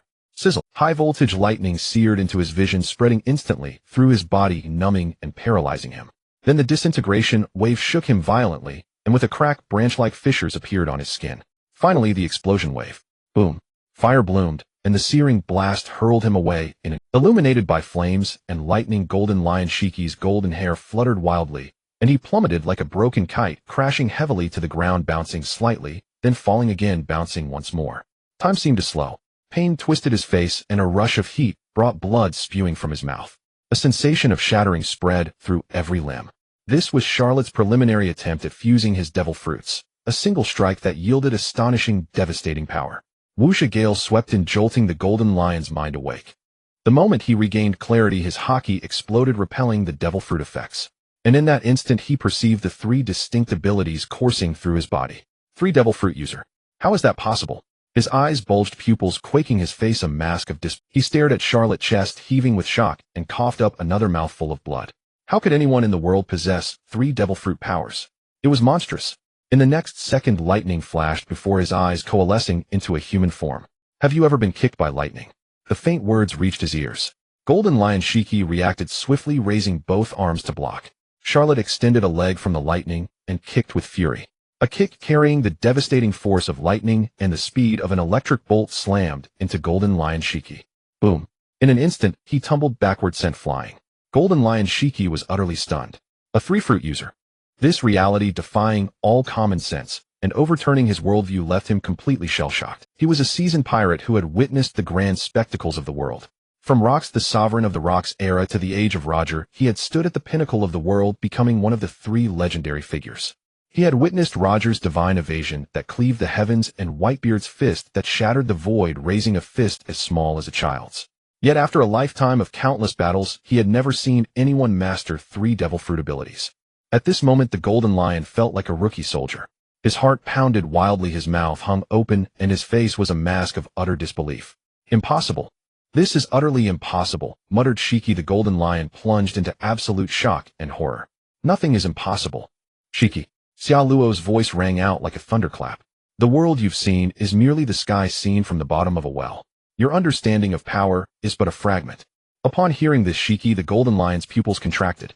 The horror and shock in his eyes slowly receded, replaced instead by a look of utmost seriousness and sharpness. Is that so? Then this old man must thank you for showing me a new sky. Xiao Luo stepped forward, lightning crackling around him, and replied with a smile, You're welcome. And with that single step, his form transformed into a bolt of lightning, winding its way forward, reaching Shiki, the Golden Lion, in the blink of an eye. The lightning twisted and reshaped itself into a human form. A hand with 5 outstretched fingers suddenly shot forward, then swiftly clenched into a fist. A wave of crushing energy swirled outward before the fist struck downward. Crushing fist. The previous move was a lightning kick, and now this was a crushing fist.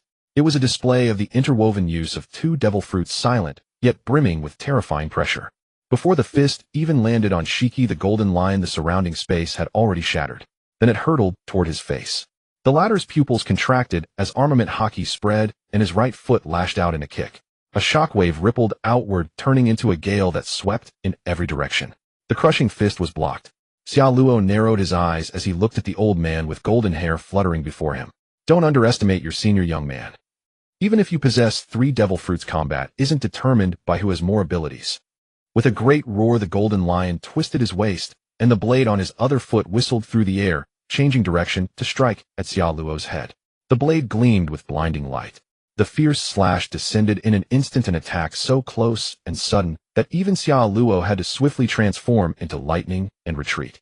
But in the next second, the Golden Lion floated up into the air, arms outstretched, golden mane dancing wildly. 3 fruits, 3 colors of Haki, excellent swordsmanship. You are indeed extraordinary, young man, worthy of the title of the 5th Emperor. But the Golden Lion's eyes flickered, his expression twisting into a snarl. Don't underestimate me. I am. As his words trailed off, his hands slammed downward. With the pressing down of his hands, an invisible force spread across the entire ground. A violent tremor resounded, and everyone's faces changed color. For they soon saw the ground writhing streams of earth and sand rapidly coalescing into massive lions. One after another 5 of them took shape in an instant. As they formed, they threw back their heads and roared, their manes shaking, showering down streams of sand. Their colossal bodies, towering over 100 meters high, blotted out the sky and the sun, encircling Xia Luo in the center and cutting off all light. Darkness spread over Xia Luo, and he looked up, his eyes narrowing. Undoubtedly, this was an extremely awe-inspiring scene. 5 giant lions stared down from above, all locked onto him, their forepaws slamming down, raising vast clouds of sand, while the ground rumbled and shook. Being surrounded by these 5 lions wrapped in their sandy bodies was clearly extremely dangerous. With their terrifying weight and the density of the earth, they could seal off a person's breath, suffocate them to death. Xia Luo looked up, and a smile suddenly appeared on his face. Ha ha ha. Interesting.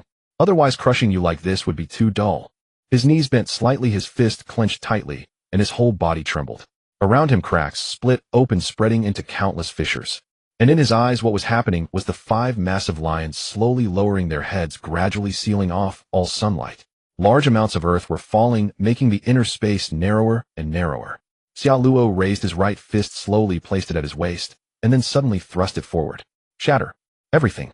With one punch, the 5 earth-formed lions instantly burst at the head, turning into a rain of sand that swiftly cascaded down. But in the very next second, with a crackling sound, branch-like fissures appeared, the earth crumbled, and a massive hole. Xia Luo leaped with explosive force, transforming into a flash of lightning and charging out in an instant. As light returned, everything outside became clearly visible.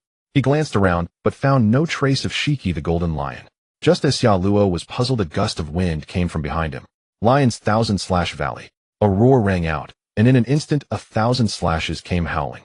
Xia Luo turned around, and the slashes were already right before his eyes. Because of the sudden attack, one slash grazed his shoulder, cutting a gash across his face, and blood immediately seeped out. Then he swiftly raised his sword. Clang, clang, clanged. A relentless barrage of slashes came howling down, striking his blade, and the powerful force made him stumble backward. Brat, how dare you look down on me? Saying the old era's remnants have no ship in the new age. This old man has never grown old. It's you who are still green. With a fierce roar, Shiki the golden lion dove down, the 2 blades on his legs swinging continuously. Though not wielded by hands, their dexterity was no different from hands. In his fury, Shiki the golden lion was undoubtedly unleashing all his potential. This old man has fought 100 battles. What kind of opponent have I not seen in my life? How could I fall before an arrogant brat like you? The golden lion roared in anger. But gradually, he also noticed that the man before him quickly grew accustomed to his slashes and began to handle them with increasing ease. And at a certain moment, Xia Luo's long sword trembled, firmly blocking the strikes from his feet, and he no longer retreated. The times have changed, but you still haven't recognized yourself. It seems only a thorough defeat in power will make you realize that you are already an old man long past your prime, who should retire and rest. His body shook violently, and Xia Luo flicked his fingers. An iron pellet shot out with a whistle. Shiki the golden lion's eyes flashed red as he dodged the attack. Behind him, an eruption sent a column of fire into the sky, and the shockwaves surged as wind, rustling the robes of both fighters. A petty trick. You think you can ambush this old man? The golden lion laughed aloud. But in the next second, his expression changed. He saw the man flick his fingers, and one by one iron pellets wrapped in lightning came whistling out. A quick glance revealed 20 or 30 of them. Thunder burst bombs. Xia Luo said calmly. The golden lion narrowed his eyes, swiftly retracting his right foot and retreating with astonishing speed. At this moment, it was unimaginable that a man over 70 years old could possess such nimble agility. Even Charlotte was startled. Lion's might, imperial ground roll. A massive surge of mud erupted skyward at incredible speed, forming a shield before him. Iron balls bombarded in succession, erupting into clouds of dust and sending flames soaring. The golden lion rolled rapidly, covering hundreds of meters in an instant. As he stabbed his 2 swords into the ground and slid backward to stabilize himself, his pupils contracted. The power of these explosions was no ordinary matter. Every single iron ball upon impact released a terrifying explosion, intense heat, and even crackling lightning. The bomb fruit. The thunder fruit. The split fruit. A triple devil fruit user. What a troublesome brat. Whether he combined the 3 abilities or used them interchangeably, it made him nearly impossible to defend against. One slight lapse would lead to severe injury. Ahead, a vast burst of flame blossomed into a mushroom cloud. All the onlookers had long retreated to a safe distance, watching the battle from afar, their hearts deeply shaken. Moria and Perona in particular were rocked to their core. The Golden Lion Shiki was formidable enough, but Charlotte's displayed combat power was even more overwhelming.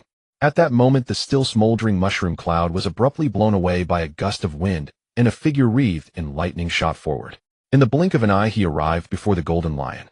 Then came an abrupt halt. The long sword swung down, trailing arcs of lightning. Boom! A thunderous roar echoed across the sky as the Golden Lion raised his foot to block the strike. But in the next second, his expression shifted. Crack! Cracks began to appear across his body, even on his head and neck, revealing beams of light through the fissures.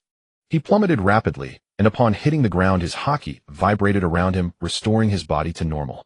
Truly hard to guard against. The Golden Lion Shiki looked up. His eyes were heavy with wariness. The man before him had exceeded his expectations, far surpassing them. But would he admit defeat so easily? Impossible. As he had declared before, he was the Golden Lion, a legendary pirate who once stood atop the world. Even if he were to exit the stage, it would be with a grand blazing finale. Shishishishishi. Time will remember me. Charlotte, I acknowledge you. The Golden Lion laughed, his chest heaving violently as he began to pant. But in the next instant, Charlotte dove down. His body spun rapidly, wreathed in lightning like a whirlwind. When he reached 3 meters above the Golden Lion's head, he unfurled, leveraging the rotational momentum to swing his sword downward. The Golden Lion looked up and kicked out. Boom! The ground exploded, but after a brief instant, Charlotte transformed into lightning again, appearing above him. Time to exit, Shiki. The Golden Lion jerked his head up and laughed. What makes you think that? I've still got plenty of moves left. Charlotte remained silent, but countless rays of light burst from his body, winding through the void. Seemingly slow, yet impossibly fast. In an instant, the Golden Lion Shiki was encircled. Slow prison. Also known as time imprisonment, it used countless beams of light to form an inescapable cage, forcing the target into a slow, sluggish state. The duration of this technique depended on the comparative strength of the combatants. Against an old veteran with such refined Haki as the Golden Lion, Charlotte couldn't predict how long it would hold. But if it succeeded, it meant the battle was decided. The Golden Lion's face instantly froze, his body unable to move, tightly bound by the slow rays. What? Is this a forefruit user? Are you kidding me? The shock in the Golden Lion's eyes was clearly visible. Having 3 devil fruit abilities in one person was already absurd, and now he saw another. Was this? He was too old for such jokes. Then in the next second, Charlotte clenched his fist, gathering the shockwave. Without hesitation or delay. Boom, boom, boom, boom, boom. A storm of fists rained down upon the Golden Lion's face, body, and crack. More and more fractures appeared. After 3 seconds, the Golden Lion's suspended body shattered into pieces with a loud pop. His body regained mobility 2 seconds later, but as Charlotte had said, the outcome was decided. The shattered Golden Lion lay scattered and motionless on the ground, his eyes wide with shock and disbelief. For fruits. This man possessed 4 devil fruit abilities, and each one had been developed to a terrifying extent. Hell, he didn't even know if there might be a 5th or 6th. How could he fight this? He, the Golden Lion, had harbored grand ambitions, spent decades plotting to throw the world into chaos, only to be defeated while trying to recruit a subordinate. Charlotte strode over and looked down at the Golden Lion. I told you, Shiki. Your era is over. Then he barked orders to the others. Bring the sea stone shackles. From today onward, it seems our crew will have 1 more member. Buggy, dazed, and without even time to celebrate, hurriedly carried the sea stone shackles over and locked them onto the Golden Lion's wrists. Charlotte raised his palm and clenched his fist, causing the scattered fragments of the Golden Lion to reassemble. From now on, you are my prisoner. Shiki. The Golden Lion's face twitched, but in the end he fell silent. He felt utterly humiliated, but had no choice but to accept. He had indeed lost, and lost fair and square. In the face of a man wielding 4 devil fruits and all 3 types of Haki, how could he possibly win? What could Whitebeard have achieved against such power? In that moment he felt boundless despair and lament. Decades of preparation, old hatreds, and vengeance, all reduced to smoke. Overwhelmed by pain and resentment, he gradually grew drowsy, finally closing his eyes and falling into unconsciousness. Rob Lucci approached, studied him for a while, then slowly stood up. Having lost both legs, grown old, and with the old injury from the ship's will on his head, his strength has dropped by an unknown degree. If he were in his prime, his power would probably be terrifying. Charlotte nodded in agreement. He was well aware of this. Compared to Roger and Whitebeard, a pirate who stood alongside them as a legend couldn't be far behind. In fact, back in that era, it was possible that the Golden Lion at his peak had mastered Conqueror's Haki coding. Then Charlotte's eyes flickered.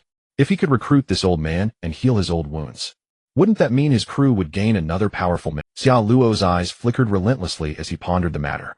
But clearly a figure like Golden Lion was too proud to easily subordinate himself to anyone. To truly make him submit proved an arduous task. Thus Xiao Luo needed to deliberate further. Beyond this, his thoughts soon turned to another matter. Next stop, we need to head to the Sabaody archipelago, Xiao Luo declared in a grave tone. In Moria's castle, he had casually chosen a room as the meeting chamber, and at his words, everyone present turned their gaze toward him. His crew had grown considerably. Moria's faction Bellamy, Enel Crocodile with Baroque works, and also Buggy, Alvito, Wapple Foxy, and others. The total number all combined exceeded several dozen. But Captain, didn't you say earlier that we were to prepare for the battle at Marineford? Crocodile asked in a low voice. Going to the Sabaody archipelago is precisely to prepare for that. Since we've resolved to fight the Navy, I must do everything possible to bolster our current strength beforehand. There's someone on the Sabaody archipelago who possesses the power I need. Xiao Luo extended his right hand, fingers spread, then slowly clenched them into a fist. I must obtain his ability. These words caused a subtle change in the expressions of everyone present. After all this time together, they had come to understand that their captain possessed not just one devil fruit ability.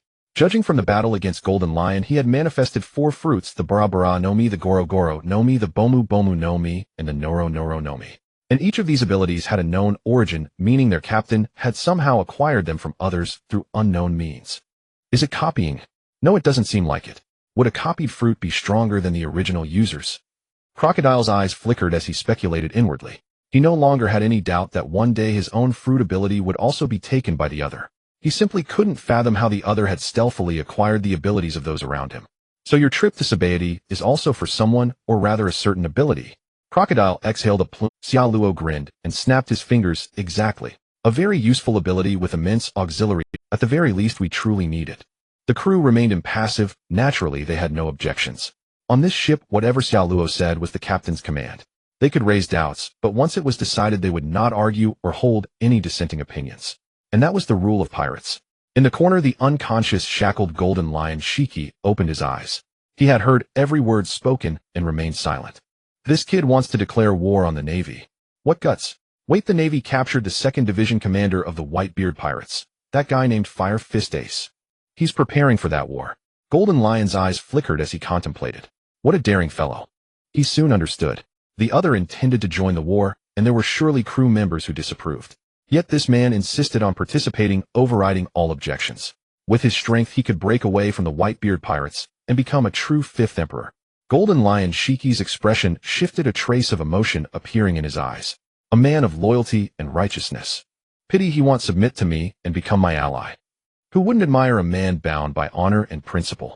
For those who had spent nearly a lifetime witnessing the world's vicissitudes, such a young man was even more endearing, or rather admirable.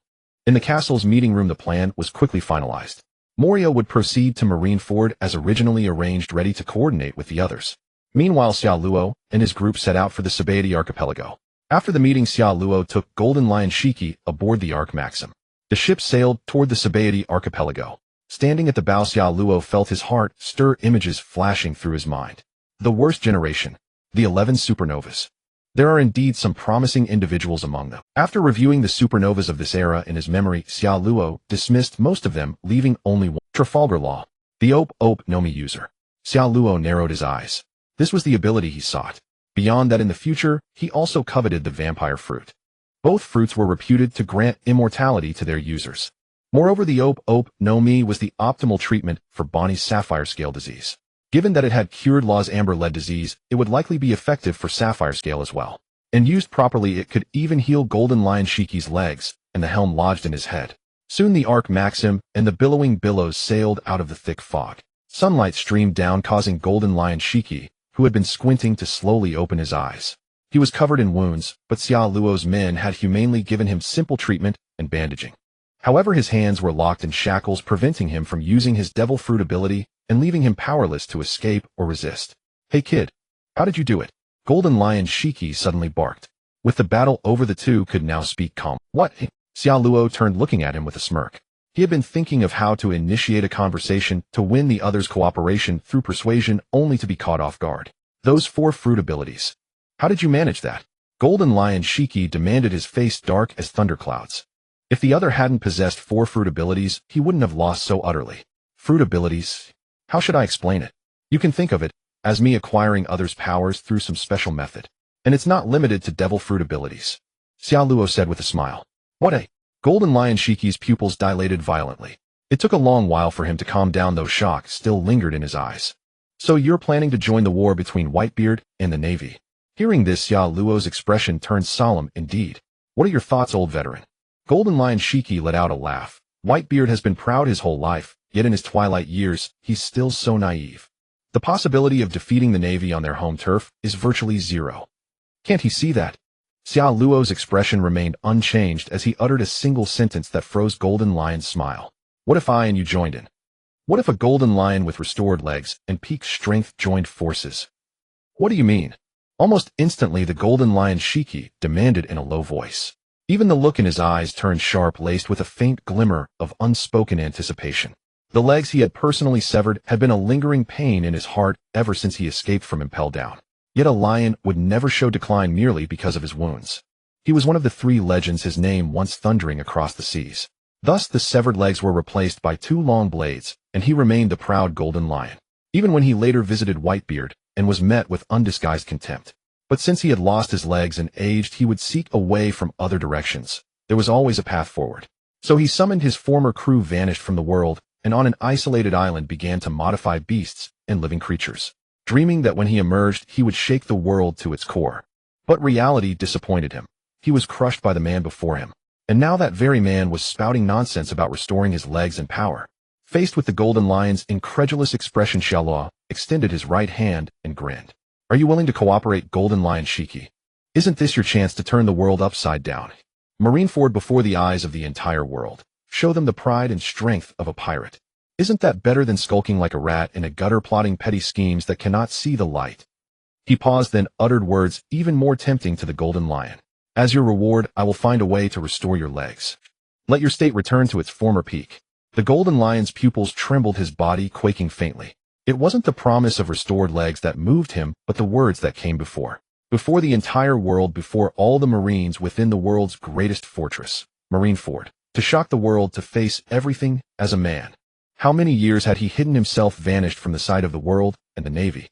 But was this truly what he wanted? What do you say, Shiki? Xia spoke again, his outstretched hand still extended. Are you willing to join me in throwing this world into chaos? The Golden Lion's pupils quaked, then he took a deep breath, his expression shifting as he fell into the greatest moment of hesitation in his life. After a brief pause, determination shone in his eyes. Jaha, I have to admit you've convinced me, Brad. The Golden Lion Shiki burst into laughter, reaching out his right hand to firmly grasp Xiaoluo's. Pleasure doing business. Xia grinned in return. He breathed a secret sigh of relief, genuinely pleased.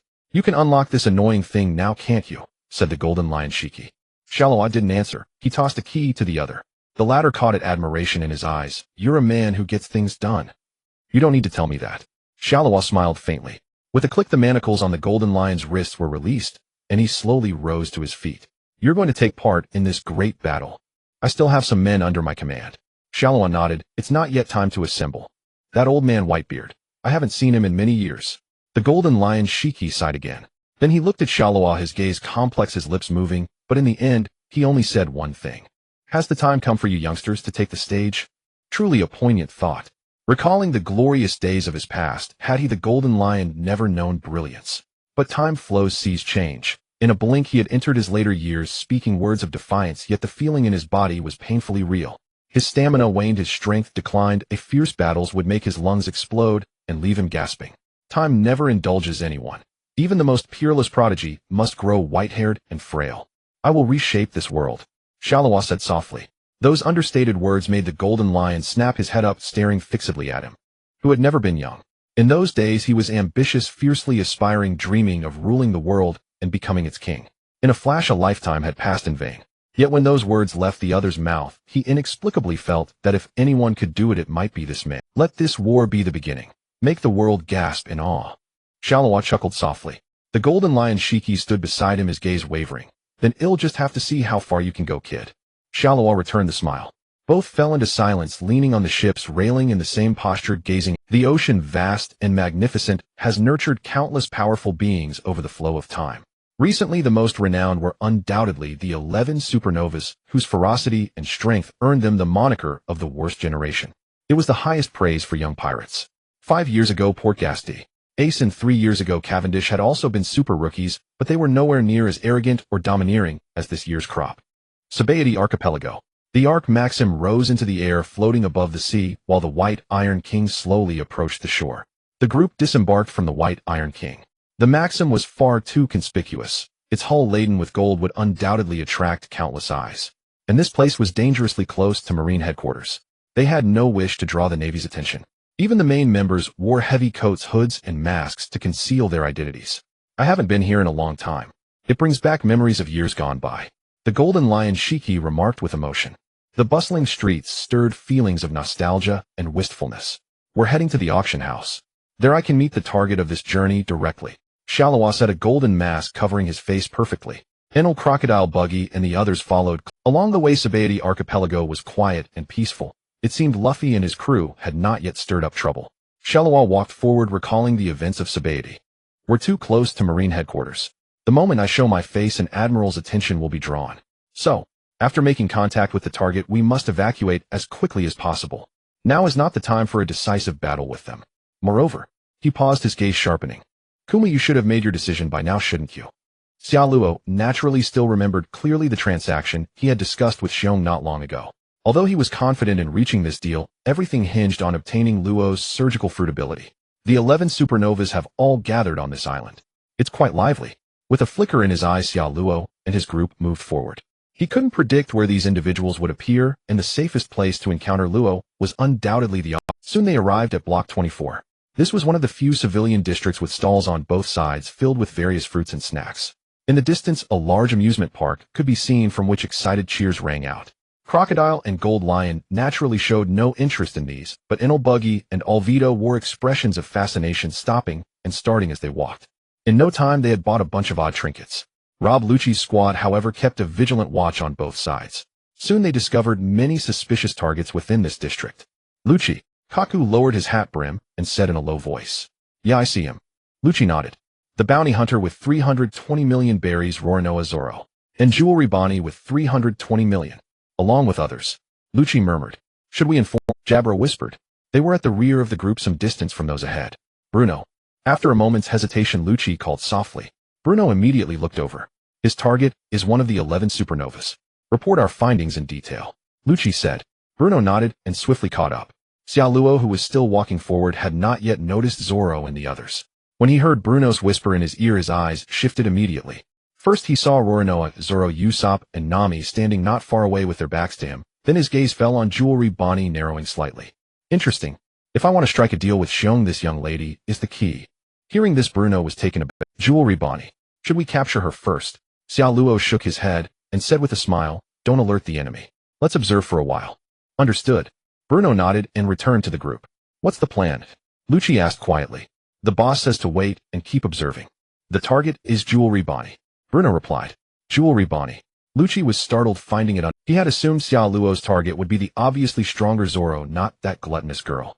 Got it. Then he nodded, his gaze also drifting subtly toward Jewelry Bonnie. On the other side, neither Zoro nor Bonnie, who was not far from them, noticed this.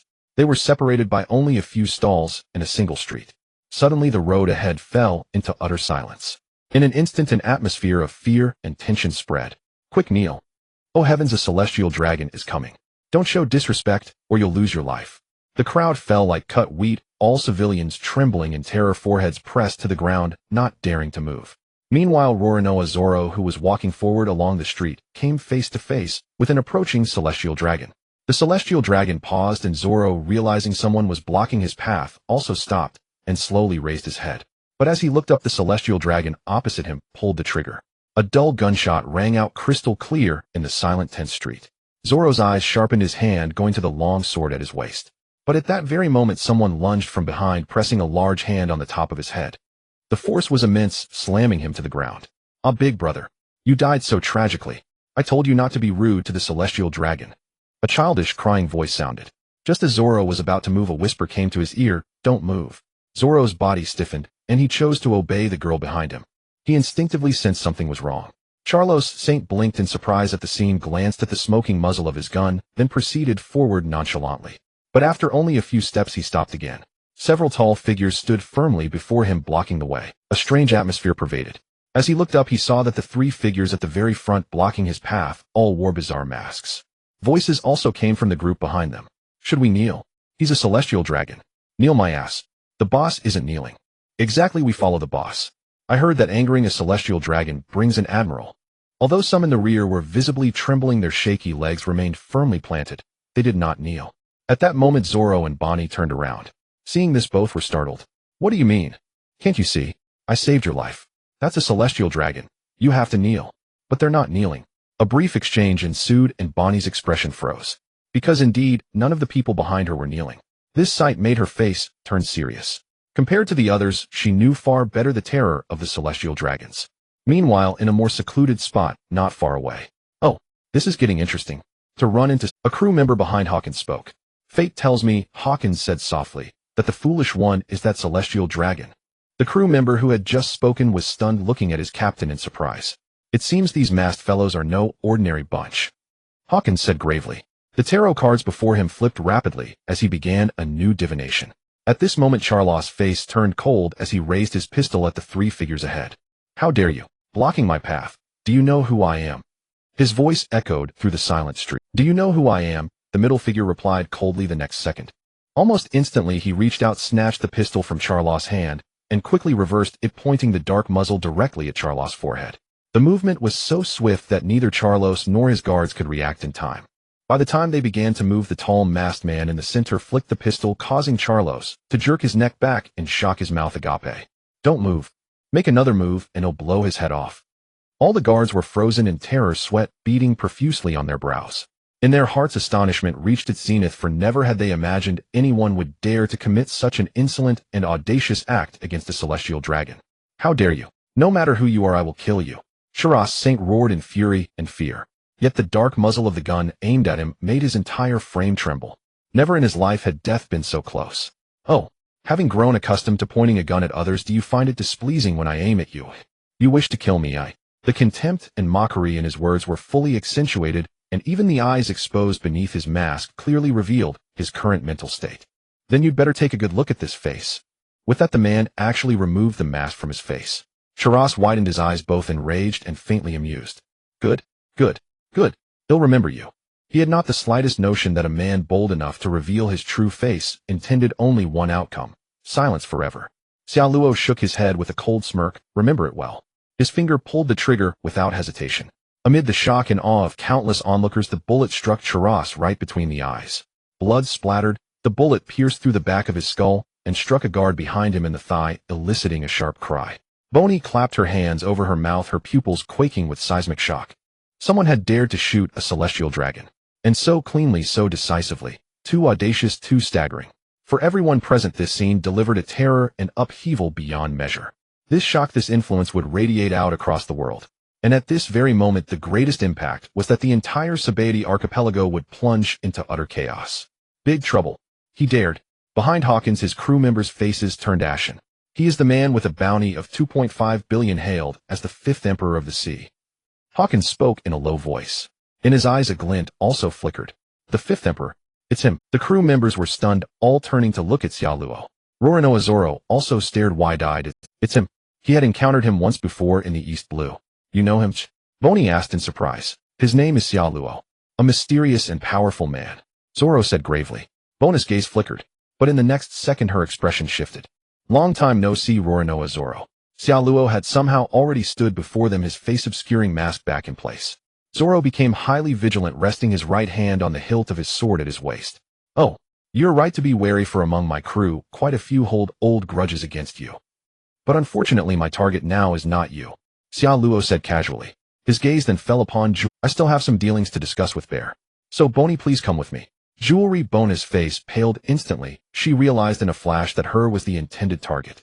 This was truly dire. We don't know each other, so don't be so familiar. But as she turned to flee, she found herself surrounded by his people. One had sand swirling around him, another had lightning coiling about his body, and a third was clearly odd. A ship's wool stuck to his head, grinning at her.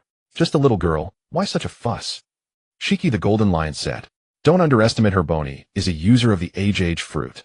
If she touches you, you'll instantly turn into a child or an old man. Xiao Luo said with a grin. His eyes were also gleaming with interest. Among pirates, fruits with time-related powers are rare. The slow fruit is one her age fruit, another the reverse fruit also qualifies, and then there's Toki's time fruit. But without a doubt, each possesses formidable auxiliary power. Jewelry bonus face changed. She hadn't expected him to see through her ability in an instant. Come with us, Bony. It will save you from bruises and more pain, Xiao Luo said with a faint smile. Zoro's eyes sharpened. He drew all three swords, glaring fiercely at the man before him. Save your strength, Roranoa Zoro. Keep it for your captain and companions. After all, you're not exactly safe here either. Xiao Luo turned and said casually. Zoro's expression darkened. What do you mean? But Xiao Luo ignored him and looked at Bony. What's your choice? Bona's face shifted repeatedly. Finally, she stepped forward, stopping Zoro from attacking. I'll go with you. The crew behind her also changed color in unison. Don't worry, they probably mean me no harm, Bony said. Xiao Luo smiled. You judged correctly. Then Bony merged into the crowd. Xiao Luo and his group quickly departed. Having just killed a celestial dragon, it was foreseeable that the entire Sabaody archipelago would erupt. Once they had vanished completely, the celestial dragon's guards collapsed to the ground, their bodies limp. It's over. Everything is over. When the patrolling marines arrived and saw Charos lying in a pool of blood, their faces turned ashen. A catastrophe. Damn it, something has happened to a celestial dragon. Report to headquarters immediately. In an instant at Marine headquarters, Marineford, hurried footsteps echoed through the corridor, and then the fleet admiral's office door was pushed open. Kizaru, with his feet propped on the desk, Akiji asleep on the table, and Sengoku frowning while reviewing documents, all stirred at once. Kizaru squinted, Akiji shifted to a more comfortable position, and Sengoku looked up. Bad news. The celestial dragon on Sabaody has been attacked. The 5th Emperor Xiao Luo killed Charos Saint just 10 minutes ago. Hearing this, Sengoku's pupils contracted. Light glinted off Kizaru's sunglasses, and Akiji, who had been dozing on the desk, abruptly opened his eyes. You mean? A celestial dragon was killed by Xiao Luo, Sengoku said in a grave tone. Yes. The marine officer nodded emphatically. Silence. A deathly silence filled the fleet admiral's office. After a long pause, bang. Sengoku sprang to his feet, slammed his fists on the desk, sending documents bouncing 20 or 30 centimeters into the air in utter disarray. Utterly audacious. This is more than audacious. It is simply a cataclysm, shattering the very foundation of the world government. How dare they go as far as to strike down a celestial dragon? And the ensuing repercussions, as one can foresee, will be utterly terrifying. Fleet Admiral, do we need to dispatch forces? Xiao Luo's appearance on the Sabaody archipelago is undoubtedly not a good thing for us, Huang Yuan asked in a low voice, his eyes filled with gravity. Hearing this, Zhang Guo's expression turned solemn, but he did not give an immediate answer. After a long pause, this matter has exceeded the scope of what the Navy can decide. Since it involves the celestial dragons, I must seek instructions from the world government. Huang Yuan seemed to understand and made no further reply. Clearly, Zhang Guo was unwilling to bear too much responsibility. Moreover, with the death of a celestial dragon involved, this was indeed no longer a decision the Navy could make alone. So we just wait here in peace. Do nothing about Xiao Luo's crew, the rear admiral asked in confusion. Given his strength, sending troops would only escalate the war. Do not forget our current target is Whitebeard, Zhang Guo said in a deep voice, his eyes flickering. Even if we must fight, we wait until the Whitebeard Pirates arrive. Hearing this, the audience fell silent. The Paramount War was imminent, drawing closer by the day. It could be said that virtually all of the Navy's focus was now concentrated on this conflict. A so-called 5th Emperor of the world was after all less important than a true Emperor's crew. Moreover, our people have also discovered that the 11 supernovas are on the Sabaody archipelago this year. They might stir up trouble. The rear admiral added hesitantly. The 11 supernovas. Upon hearing this, Zhang Guo furrowed his brows, a surge of irritation welling up within him. He abruptly turned his head to look at Kapu. Kapu, if I recall correctly, your good grandson is also on the island right now, and he is one of the most vicious among these 11. Kapu scratched his head sheepishly. Ha ha ha, is that so? Zhang Guo shot him a displeased glare, then turned to Huang Yuan. Please be prepared to deploy at any moment. However, he paused. Remember one thing, until a new order arrives from the world government, do not engage Xiao Luo's crew rashly. If the Paramount War were to break out prematurely on the Sabaody archipelago, it would be extremely troublesome.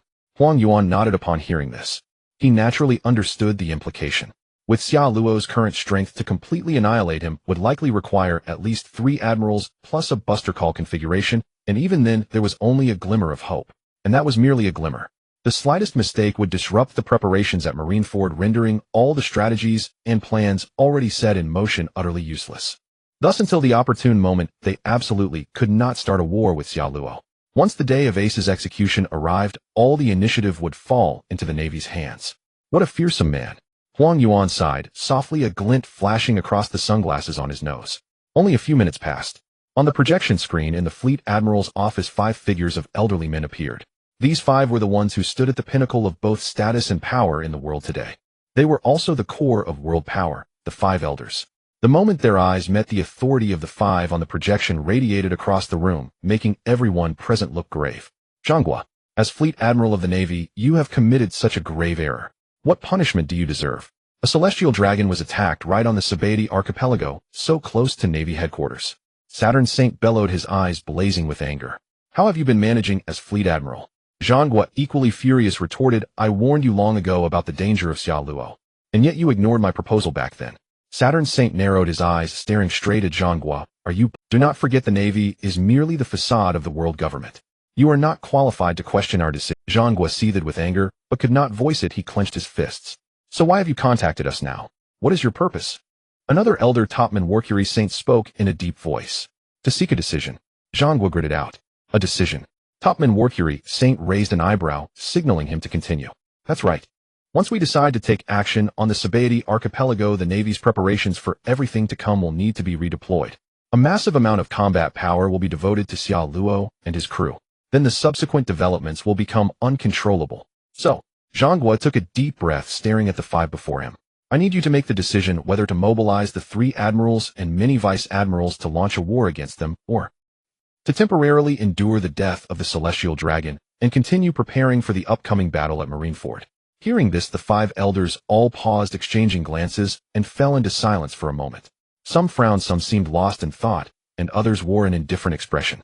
After a long while, do you even need to ask us? Of course, devote all our goals and energy to the Whitebeard Pirates. A mere Xia Luo is not worth waiting. When the war breaks out, I want you to annihilate them with full force. Once the Whitebeard Pirates are defeated, the balance of power in the New World and the entire world will shift dramatically. The Navy and the world government will then be able to intimidate the whole world. This is the most important matter. Saturn Saint said sharply, his eyes fierce. Then I understand. The conversation ended there, and the projection soon shut down. Phew.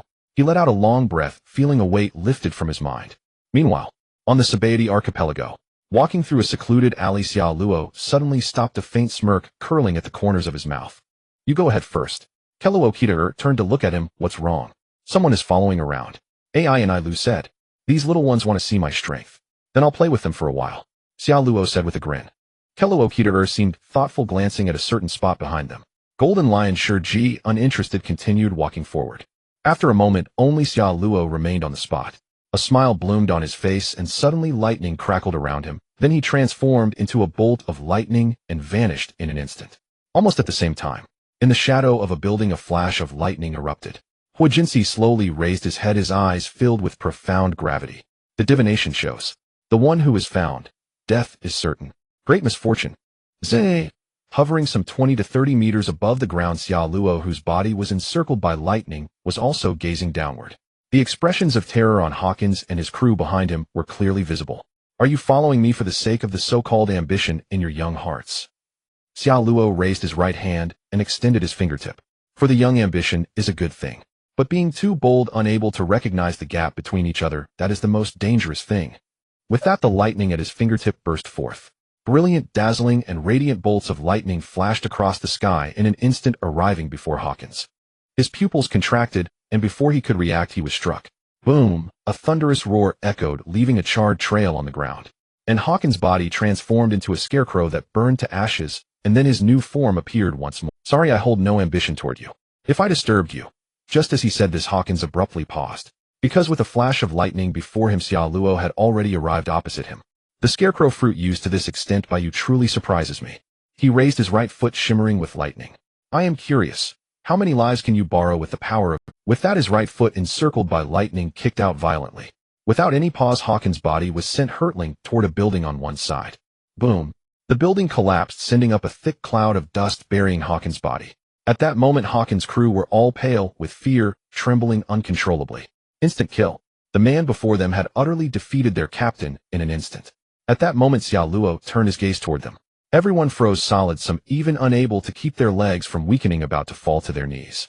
But fortunately, Xia Luo merely glanced at them before lightning flickered around him, and he vanished in an instant. In the blink of an eye, he reached the ruins where Hawkins had fallen, raised his right hand, and was about to unleash the divine thunder. But just then on the rooftop of a nearby building a figure struck his own head. Dong dong dong, the sound of a drum echoed. Xia Luo's body trembled slightly, and the next second a blast erupted from his chest, sending him staggering backward. But as he fell, just before hitting the ground, a surge of lightning blazed from his body, transforming him into a bolt of lightning that instantly appeared before Apu. Young pirates, having gained a bit of power, always think they can defeat everyone. They have no idea how vast this world is. The gap in strength is as immense as the ocean.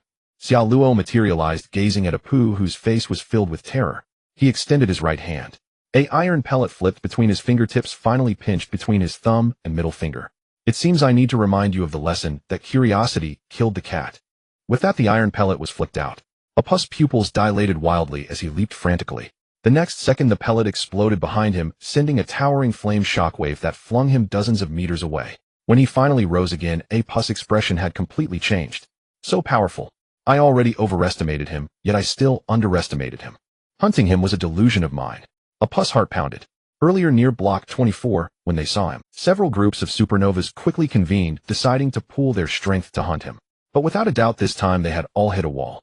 This young man, who looked even younger than some of them, the fifth emperor, possessed overwhelming strength. As images flashed through his mind, Apu barely had time to react before another iron pellet whistled toward him. He spun sharply to dodge the pellet. With a thunderous roar, the explosion sent a shockwave that hurled him away again, as if struck by a ship. The explosive power is terrifying. Blood trickled from Apu's mouth. Just the aftermath of two explosions had already inflicted internal injuries. He leaped up abruptly and rapidly struck his own head. Bang bang. The sound of instruments rang out, and a slashing attack whistled towards Xia Luo. But the latter merely raised his head slightly. Oh. The next second he stretched out his right hand and pressed directly against the slash. Then something that made Apu's soul flee in terror occurred. He actually caught the slash with his bare palm. How is that possible? Apu muttered in shock, forgetting even to. Then in the next instant, Xia Luo's lightning-encircled figure was already above him, his right hand, with 5 fingers spread, lightning suddenly coalescing. Nothing is impossible. You so-called supernovas, the worst generation, are merely overpraised, undeserving of your reputation. With those final words, a pillar of lightning descended, completely engulfing Apu. 2 seconds later the light faded, and Apu lay on the ground, his body, smoking eyes rolled back, collapsing with a thud. Meanwhile, in the ruins, Hawkins staggered to his feet. He looked behind him at the scarecrows that tumbled out one by one, smoking, his pupils contracting, his expression extremely grave. A dead end. No solution, he murmured. Just as the words left his lips, a flash of lightning appeared before him, and a figure once again materialized, looking down upon him from above. You have some tricks. Good survival skills, Xia Luo said with a faint smile. Thank you for the compliment. But still, in front of you there is no chance of escape or survival. 10 deaths without a single life. Hawkins said softly. I like sensible people. You seem to be one of them. Xia Luo smiled.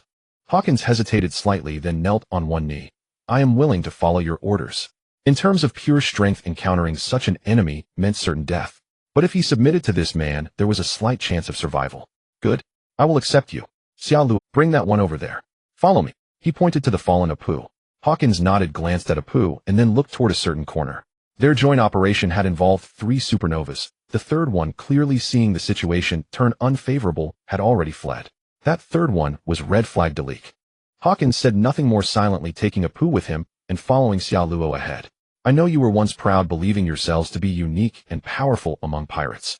But that is only in the first half of the Grand Line. He paused and smiled faintly. If you had been to the New World, you would know that with your strength, you still have a long way to go. Meeting me is your fortune. Otherwise, going alone and encountering those who are unreasonable, only death awaits. Hawkins' eyes flickered slightly. He felt that this legendary 5th emperor seemed capable of communication. Is the New World truly such a hell? Charlotte smiled. What else? A pirate's paradise. That place is a sea ruled by the 4 emperors who possess everything. Small pirates like you will either die at sea through bad luck, or if you're slightly luckier, encounter an emperor and be annihilated in an instant. Or lower your proud head and submit, perhaps earning a sliver of a chance to survive. Hawkins was taken aback. 4 emperors. The 4 pirate emperors standing atop the world. Each possesses the greatest strength, and their combat forces are no less formidable than a powerful nation. And these 4 are respectively the captain of the Whitebeard Pirates, Whitebeard Edward Newgate, the captain of the Beasts Pirates, known to the world as Kaido of the Beasts, the Charlotte Linlin of the Big Mom Pirates, And lastly, the red hair pirates, the Iron Wall pirates, whose captain is red-haired Shanks. Charlotte said calmly. 4 emperors, all notorious great pirates. Hawkins' eyes flickered with wistfulness and awe. Undoubtedly, he was far inferior to these great pirates. Even this so-called 5th emperor before him was only legendary in name, not truly at the level of the 5 emperors in strength. One could imagine that even this man lagged behind those 4. If you knew their bounty amounts, you probably wouldn't even have the courage to face them. Charlotte chuckled. Hawkins was stunned again. Your bounty is now 2.5 billion. What about theirs? But Charlotte didn't answer. He just chuckled lightly and walked forward again.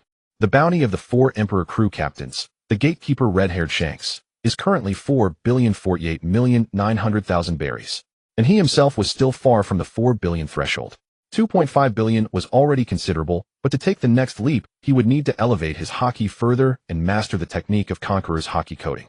No emperor reached the top relying solely on devil fruit abilities. Hawkins followed closely behind, remaining silent the whole way, his heart exceptionally heavy. Having personally witnessed the might of the 5th emperor, it felt like an insurmountable mountain. Then how formidable must the 4 emperors be? The vastness of this world far exceeded his imagination. Oppo, lying on Hawkins' shoulder, moved his eyes slightly. He had heard every word of their conversation. Though knocked unconscious by a lightning strike, he had awakened fairly quickly, but still couldn't move. Time passed. Charlotte unhurriedly arrived at District 1, the human auction house. The crowd was modest, the gate was open, and many well-dressed nobles walked in haughtily. Charlotte and his group blended into the crowd, quickly found Enel and the others, and took their seats. The auction hall was spacious. A glance suggested it could hold over 1,000 people, with an imposing stage at the far end. Clearly preparations were underway, and the hall was buzzing with noise. So who exactly is your target? Crocodile exhaled a plume of smoke and asked gravely. Trafalgar. Charlotte no longer hid it, and replied directly. Hawkins and the weakened Oppo both opened their eyes and turned astonishment in their gazes. Was this man going to sweep through all the supernovas? They had ambition, so falling was one thing, but the others hadn't offended him. Moreover, Jewelry Bonnie had already been captured by him. Now she sat silently in the back row. Between Rob Lucci and Kaku sat Bonnie. At that moment, the CP squad was also conducting surveillance. Soon they spotted the Straw Hat crew, who looked tense, though Straw Hat Luffy seemed absent. Target located Trafalgar Law and his crew members. Additionally, we have also spotted Eustace Kid. 3 supernova crews lurking in one auction. How interesting. Lucci smirked. Not just these 3 supernovas, there's also us. Kaku murmured. Haha. Lucci chuckled softly. Califa adjusted her glasses, her fair skin gleamed, and her gaze fixed on Charlotte in the front row. Why is he the target? Crocodile asked. To be precise, my target is the devil fruit ability on him. Charlotte said softly. What's so special about it? Crocodile grew curious. A fruit that could pique Charlotte's interest must be extraordinary. The Ope no Mi. Charlotte didn't hide it. Ope no Mi. Crocodile looked puzzled. Enel, Hawkins and the others were even more confused. This fruit sounded like a support healing type. Ooh, what was so amazing about it? Hey Charlotte, are you sure it's the Ope no Mi user? At that moment, Golden Lion Shiki beside him exclaimed excitedly. Even with a mask on his face, the madness and shock in his eyes were visible. Otherwise, how could I have been so confident in saying what I did to you? Charlotte smiled faintly. Golden Lion Shiki took a deep breath, his voice even trembling. Ope no Mi. Damn it, someone actually obtained this fruit. It is one of the few fruits in the world that can grant immortality. When they heard those last words, Crocodile, Enel, Hawkins, and the others all widened their eyes in utter disbelief. Immortality. Had they really heard that correctly? If you can truly obtain the power of this fruit, then my old ailments and the injury to my legs can indeed be cured. You're right. Even if I can't return to my peak, I won't be far off. Lifting his head and staring fixedly at Charlotte, Shiki's tone was complicated. You're really unfathomable, kid. Charlotte only smiled faintly, then turned his eyes forward again. Let's watch a show first. It's not yet time for us to act. Golden Lion Shiki's eyes showed confusion. Watch a show. And just then, on the auction stage below, a man in a black suit and sunglasses stepped forward, holding a microphone, a smile on his face. Welcome everyone. Our auction will begin shortly.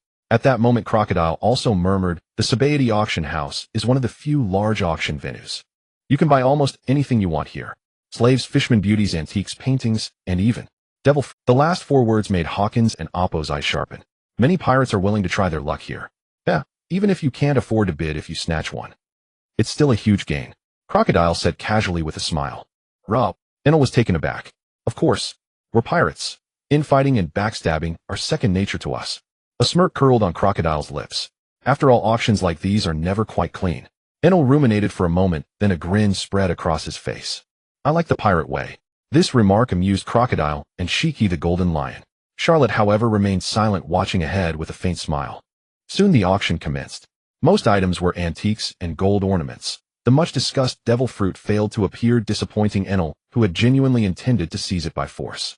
Just then a fish tank was slowly wheeled onto the stage. Good heavens! A mermaid! Truly the world's most precious mermaid. A rare commodity, 99% pure. An absolute rarity. Gasps of awe erupted from the audience, and the atmosphere grew electric with excitement. In the front row, clearly reserved for nobles, only a handful of seats were occupied. Father, I want this fish. Charles Saint stared at Cammy on stage, drool nearly dripping from his lips. My dear son, your brother Charles has just passed. Whatever pleases you, I shall buy it. Now you are my only son. Roseward dabbed his eyes with a handkerchief, speaking between sobs. Thank you, father. I will never forgive the murderer of my brother, Charles Saint declared fervently. But then the bidding began. As the auction heated up, the audience erupted in fervor. Many rolled up their sleeves to compete, and Nami brimmed with confidence, ready to strike first. Yet at that moment Charles suddenly raised his hand. 500 million. Silence fell over the hall. Nami and her companions paled. It's a celestial dragon. Damn it, if they speak we stand no chance. No one dares to compete with a celestial dragon. Meanwhile a smile bloomed on Charlotte's lips. The real show begins. Shiki the golden lion also chuckled. This I must see. Enel and Crocodile wore impassive expressions. Nami and her crew turned green. Hachi clenched his fists, his eyes fixed on Cammy on the stage. Cammy, the auctioneer shouted, 500 million. Any higher. If not, the bidding ends. The rare species mermaid Cammy will be won by the world noble celestial dragon Charles Saint. The auctioneer raised his hammer, ready to strike the final blow. In the audience, Kid abruptly stood to leave. But at that moment the doors burst open and Straw Hat Luffy arrived with Zoro. Dust flew and all eyes turned. Crocodile, Lucci, and Buggy widened their eyes. Straw Hat, rubbing his head and brushing off dust, Luffy looked up at the stage. Spotting Cammy, he froze for a moment, then dashed forward. Luffy. Hachi reacted swiftly, grabbing Luffy. Charlotte grinned. I think I understand now how he managed to defeat you. Crocodile, Lucci. He paused mid-sentence. If memory served, Enel and Shiki the golden lion beside him had both been defeated by Luffy in the original timeline. These mighty fighters at his side, truth be told, were all former victims of Luffy's fists. And at that moment, bang! A gunshot rang out. Charles Saint rose with a dark expression, fury blazing in his eyes as smoke curled from the revolver in his hand. You're too noisy.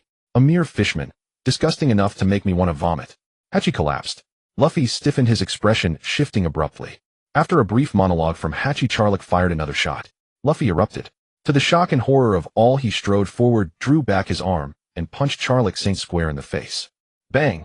The punch carried immense force, a fist brimming with rage. For a moment the entire audience stood frozen. 2 breaths later screams erupted. He struck him. Run! This is huge. The mass of spectators fled the auction hall in terror. Eustace Kid and Trafalgar Law remained seated, strange smiles playing on their faces. An odd mix of excitement, surprise, and something else. That guy actually knocked out a celestial dragon. Kaku murmured in disbelief. Beside him Jewelry Bonnie stared blankly ahead. Her gaze swept past Luffy and landed on the green-haired youth who had half-drawn his sword. Then she turned to Charlotte, seated directly in front of her. All three of them had struck a celestial dragon without hesitation. Utterly insane, audacious to the extreme. Screams, footsteps, and rapid breathing filled the air. Within moments the auction hall was cleared save for a few groups. Kid tilted his head back, eyeing Hawkins, Apu, and Charlotte's crew in the northwest corner, narrowing his eyes. Yo, looks like we're not the only ones here. Basil, Hawkins, Scratchman, Apu, Jewelry Bonnie. All supernovas like you, Kid. Killer lowered his voice, speaking gravely. That's what makes it interesting. Add the Straw Hat crew and Trafalgar Law over there. Most of the supernovas have gathered. Kid laughed with not far away. Trafalgar Law's gaze fell on Hawkins and Apu, then shifted to the masked figures beside them. The sight sent a chill down his spine, making his hair stand on end and goosebumps erupt across his skin. The faces hidden behind masks were indistinct, but their exposed eyes fixed on him like hunters targeting. These people were after him. In an instant Trafalgar Law's heart tightened. Glancing again at Hawkins, and Apu only made his heart race faster. Something's off. These aren't their crew members or subordinates. It's more like the two of them have been captured by... But how? What kind of strength could subdue 2 supernovas in the first half of the Grand Line? No, add Jewelry Bonnie.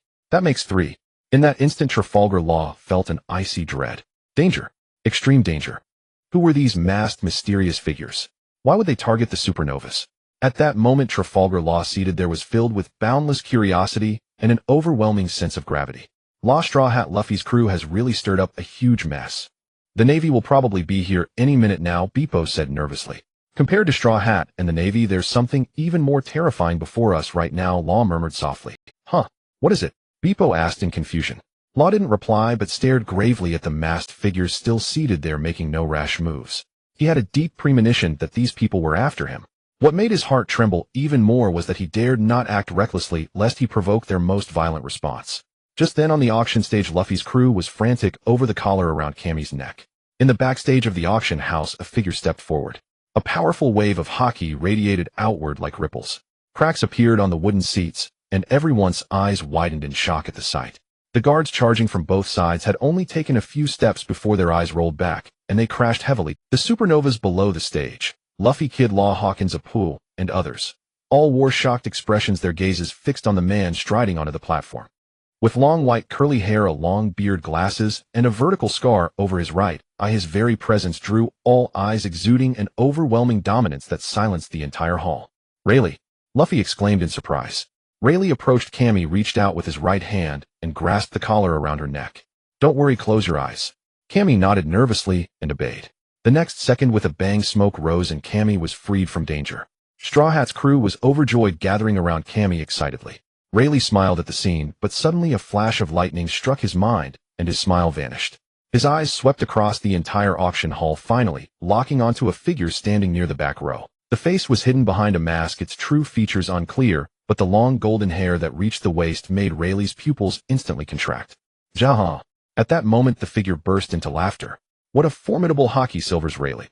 A powerful, domineering, and contemptuous voice resonated, shaking the entire auction hall.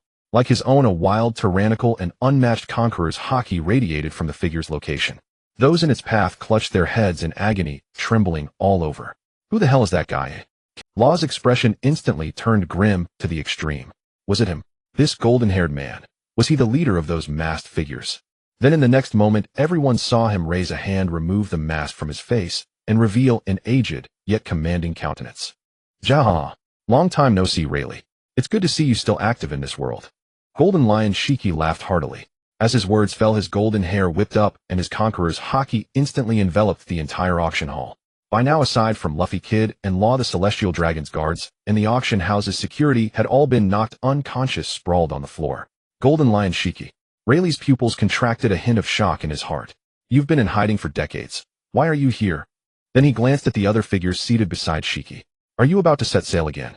At your age, you're still quite the troublemaker. Shiki laughed heartily at this. Don't misunderstand. This place isn't under my command. Rayleigh was taken aback, then a look of surprise crossed his face. Others might not know, but those Oldtimers certainly recognized him. The legendary pirate who once stood alongside Roger and Whitebeard Golden Lion Shiki. His abilities and strength were indisputable, and even now in his old age he could not be ignored. At that moment another figure stood up beside him. There's no time for you to reminisce with your old friend. We need to move. In a little while the Navy will surround this place, Charlotte said calmly. Hearing this, the others beside him rose. Enel Crocodile, Charlotte commanded. Seize the target. We leave immediately. Without hesitation, Enel and Crocodile moved. A flash of lightning in the void, and Enel was already before Law while Crocodile behind him raised his right hand.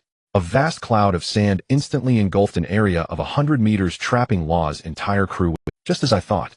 Law's face changed as he saw the stance. They're coming for me, he shouted gravely. Who are you people? We have no grudge, do we? Enel wasted no words, raising his hand to unleash a pillar of lightning. 50 million volts, thunder pillar. Lightning burst forth, illuminating the entire auction hall, the dense crackling sounding like 1,000 birds shrieking. Kid Luffy and the others turned to look, their expressions changing drastically. Rayleigh's gaze grew heavy as he fixed on the figure standing beside Shiki. The lightning exploded, bolts scattering in all directions. Law crouched on the ground, panting, the surrounding seats reduced to ash. But by using his devil fruit ability, he barely managed to withstand the lightning. Yet in the next second a low voice came, Sandstorm. A sand tornado over 10 meters tall howled toward him, instantly engulfing Law, Beepo, and the others. Room. Shambles. Suddenly a voice rang out. Space warped, and Law, Beepo, and the others escaped the sand tornado. But after 2 consecutive moves his stamina was clearly heavily drained. Damn it. Who are they? Why is my burden so heavy? If he were facing opponents of the same level, his devil fruit ability would never have drained him so severely. Law looked up, sweat beading on his forehead, his expression grim to the extreme. It wasn't just physical exhaustion, it was also mental strain. You've got some skill, Crocodile said coldly. Enel flashed in a bolt of lightning, appearing above Law once more upside down, pulling his hands apart. Discharge 100 million volts. In an instant, lightning flared, engulfing Law and his entire crew. At such close range, the speed of lightning was incomparably fast, far beyond what human nerves could react to. In an instant, it struck Luo, Beepo, and the others. Black smoke billowed, and everyone collapsed to the ground. Luo's eyes twitched, his body stiff and numb, helplessly watching as the opponent dragged him away. Even his crewmates and companions suffered the same fate. In less than a minute, his entire pirate crew was wiped. This shocking scene made Kid and his crew, who had smiles on their faces just moments ago, break out in cold sweat, their expressions turning rigid. Luo, with a bounty of 200 million, was instantly defeated in the blink of an eye. This only proved that the gap in strength between the two sides was unimaginably vast. Seeing that Luo had been captured, Xiao Luo turned to look at Rayleigh, former right-hand man of Roger the Pirate King's first mate. Silver's Rayleigh. It's an honor to meet you here. Rayleigh's expression turned serious. Sir, wearing a mask while speaking such words. Isn't that somewhat discourteous? Xiao Luo nodded. Indeed. Then he removed his mask, revealing a young, handsome face. This made Rayleigh pause, then furrow his brows, his tone turning grave. You are Xiao Luo. He had never seen him in person, only on wanted posters. The reason was also that Xiaoyao had once mentioned that Xiao Luo was the biggest dark horse among pirates in recent years. Exactly. Xiao Luo nodded with a smile. Meanwhile, Luffy, standing beside Rayleigh, exclaimed in surprise, Xiao Luo, it's you. He was about to run over, but Zoro grabbed him, having already spotted Bonnie. Luffy, this guy is different now. Luffy was startled. He is different. Look at the people around him. Sanji said gravely. The Straw Hat crew looked and realized that those standing beside Xiao Luo seemed familiar. Wait, is that Crocodile? Rob Lucci. No, the entire CP9 is with him. Everyone was astonished. Xiao Luo shifted his gaze to Luffy and began to ponder. At present, Luffy naturally didn't know that the so-called gum-gum fruit on him was actually the Nika fruit. The power of this fruit could be called divine, undoubtedly the strongest. But he had previously looked at Luffy's information. The world had concealed it well, displaying him as a gum-gum fruit user, not a Nika fruit user. That is to say, before Luffy awakens the Nika fruit, the fruit will manifest as the gum-gum fruit. At this moment, Xiao Luo was deep in thought. If he obtained the gum-gum fruit now and awakened it, would it transform into the Nika fruit? Apparently, that was also a possibility. Luffy, would you be willing to help me with something? Xiao Luo said with a smile. What kind of help, eh? Luffy asked. Xiao Luo responded, his body slowly leaning forward as bolts of lightning burst forth, transforming into an electric flash in the blink of an eye. Almost instantly, he reappeared in front of Luffy, reaching out with 5 fingers. I want to use you for an experiment. Only then did the voice come out, but to Luffy and the others, he was already within arm's reach. Rayleigh's eyes sharpened, and without hesitation, he shielded Luffy, swiftly drawing his sword and swinging. Clang! The rapier collided with Xiao Luo's right hand, producing a metallic ring. Fine threads of electricity firmly blocked the rapier's blade. Oh, you want to stop me, Silver's Rayleigh? Xiao Luo said with a smile. Sorry, but I won't allow you to lay a hand on the young man behind me, Rayleigh said in a low voice, his eyes filled with wariness. Almost at the same time, Enel, Crocodile, Rob Lucci, and Shiki the Golden Lion, who were standing nearby, all prepared to move. But Xiao Luo suddenly raised a hand, halting their movements. You misunderstand. I won't harm him, Xiao Luo said with a smile, straightening up and looking at Luffy again. Luffy is my friend after all. Rayleigh's eyes narrowed. He naturally wouldn't believe those words. He had clearly sensed that flash of killing intent from Xiao Luo earlier. This guy definitely intended to attack Luffy. After giving Rayleigh a careful look, Xiao Luo smiled slightly. It seems I'll have to greet him another time. With that, Xiao Luo turned and left. In a flash of lightning, he rejoined Enel and the others. The Marines are coming. Time for us to withdraw. Putting his mask back on without another word, Xiao Luo turned and walked toward the rear of the auction house. The others wasted no time and hurriedly departed. Meanwhile, the Straw Hat crew and Kids group also quickly fled the scene. When they exited through the front gate, the Marines had already surrounded the area. Where's Xiao Luo? He left so fast. Luffy looked around but didn't see him. You don't have time to worry, and can't you see? That guy is extremely dangerous to us now. Zoro shouted. Because of the incident with Bonnie, he was now very wary of Xiao Luo and his crew. That guy is the legendary pirate most likely to claim the title of the 5th Emperor. Kid said coldly. We're lucky he didn't notice us this time. Luffy wanted to say something, but the Marines on the opposite side had already charged. After a moment, they broke through. Meanwhile, at Marine headquarters, the auction house is in trouble. Straw Hat Luffy just injured Charlot's younger brother Charlik. The Celestial Dragons demand that we dispatch an admiral immediately to eliminate these audacious pirates and ensure their safety. In the fleet admiral's office, a Marine captain reported quickly. Sengoku's already grim expression darkened further. He slammed the cup he had just picked up onto the desk. Order Admiral Kizuru to deploy immediately. Make sure to teach these arrogant, reckless pirates a lesson. The captain immediately turned and left quickly. Sengoku sat at his desk, his expression shifting between anger and worry.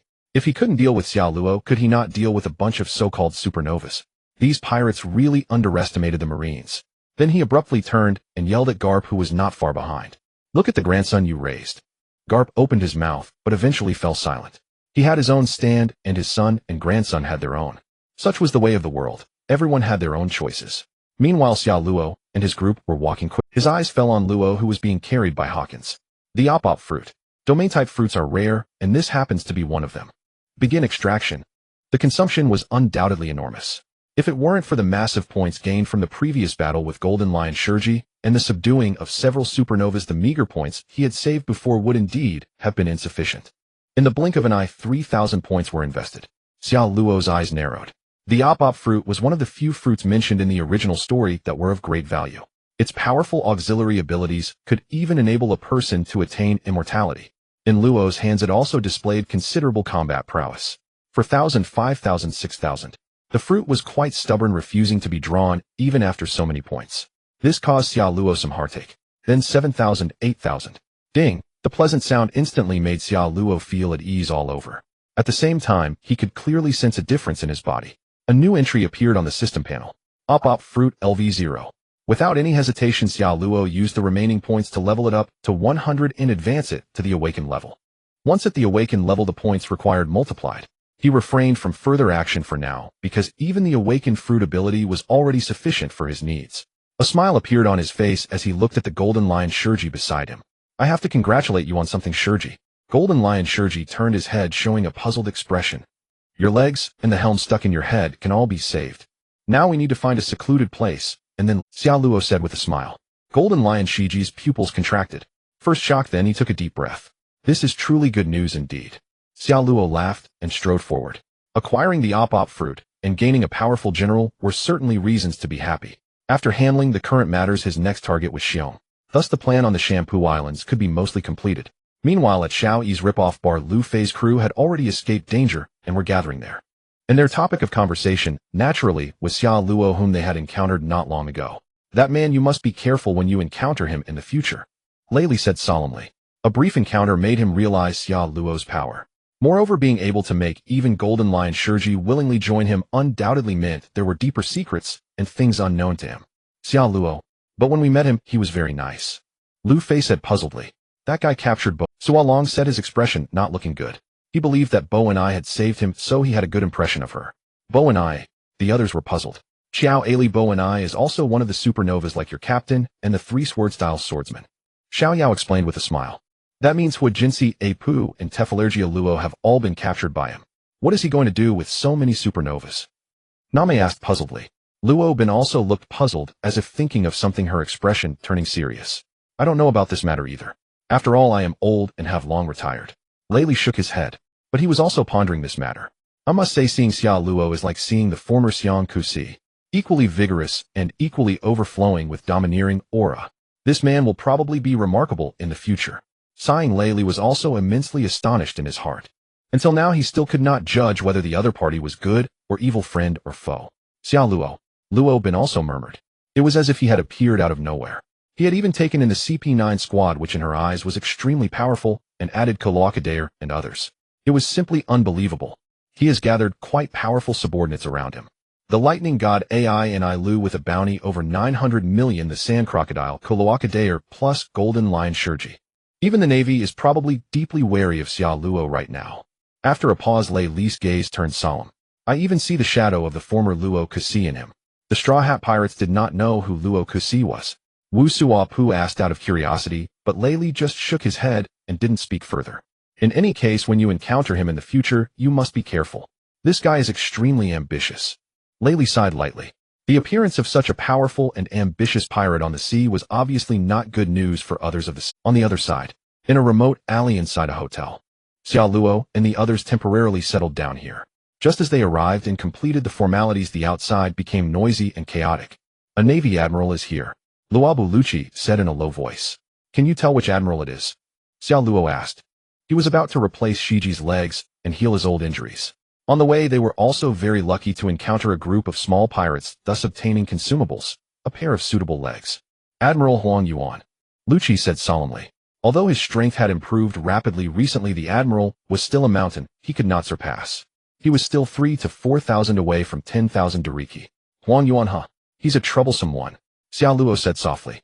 In his eyes, Huang Yuan was undoubtedly the most troublesome. Shi Quan and Xing Ji could face him in direct combat, but if the opponent wanted to escape, he really had no way to stop him. Moreover, Huang Yuan had always appeared very mysterious, never showing a full power battle posture. However, his purpose this time was not to fight the admiral. Continue to keep an eye on Baisomio Xiong's trail. Once he appears, tell me immediately. Lucci nodded. He quickly walked out of the hotel and left through a door opened by Bulu Nua together with Ka, Li Fa Ka Ku, and others. At this moment, Xiao Luo looked at the golden lion sitting in the room, holding 2 legs in his hands, deep in thought. What are you thinking about? Shurji, he asked with a smile, walking over. These 2 legs are still a bit inferior to my old ones. Golden lion, Shurji said. Xiao Luo was stunned, then laughed and scolded. Do you even have a choice? Even if you went back to Impel Down, you could only pick up 2 white skeletons completely unsuitable for transplantation. Hearing this, Golden Lion Shurji also laughed and said with emotion, once people have hope, they always want to make things a little more perfect. I understand. Xiao Luo nodded. Then he turned to look at Luo and said, come and help. Take out the anesthetics and other matching medicines. Luo's face was expressionless, sitting there without a word. Why should he help an enemy? But in the next second, room, Xiao Luo raised his palm. A ripple spread instantly, and a strange domain space radiated out, enveloping everyone present. What a... Luo looked up in shock. As a user of the Op fruit, Luo was naturally well acquainted with this power. But since he hadn't activated his ability, where did this force shrouding his entire body come from? Staring blankly upward when he saw the familiar glow in Xiao Luo's palm, his pupils contracted instantly. Impossible. Reflexively, Luo blurted out. Xiao Luo frowned, flicking his fingers, and the 2 legs of the golden lion immediately floated in midair. Nothing is impossible, boy. As you can see, I've already acquired your fruit's power. And, as his words fell, the domain of the Op fruit expanded further, its force more concentrated. Even more, accompanied by his words, the 2 long swords attached to the golden lion's legs were also removed. Don't resist, it might hurt a little. But I think you can take it, Xiao Luo said. The golden lion hissed in pain, gasping, boy, I'm not as young as I used to be. Take it easy. Ouch. Damn, that hurts. Xiao Luo noticed sweat on the other's forehead, his body trembling slightly, his face turning crimson. He immediately shouted at the still-dazed Luo. What are you standing there for? Give him the anesthetic. Luo snapped back to reality, forced to accept the truth that the man truly possessed his ability. After a brief hesitation, he sprang into action. He quickly opened his portable surgery case, pulling out a syringe and anesthetic. Room. Luo extended, but soon he frowned, looking at Xiao Luo before him.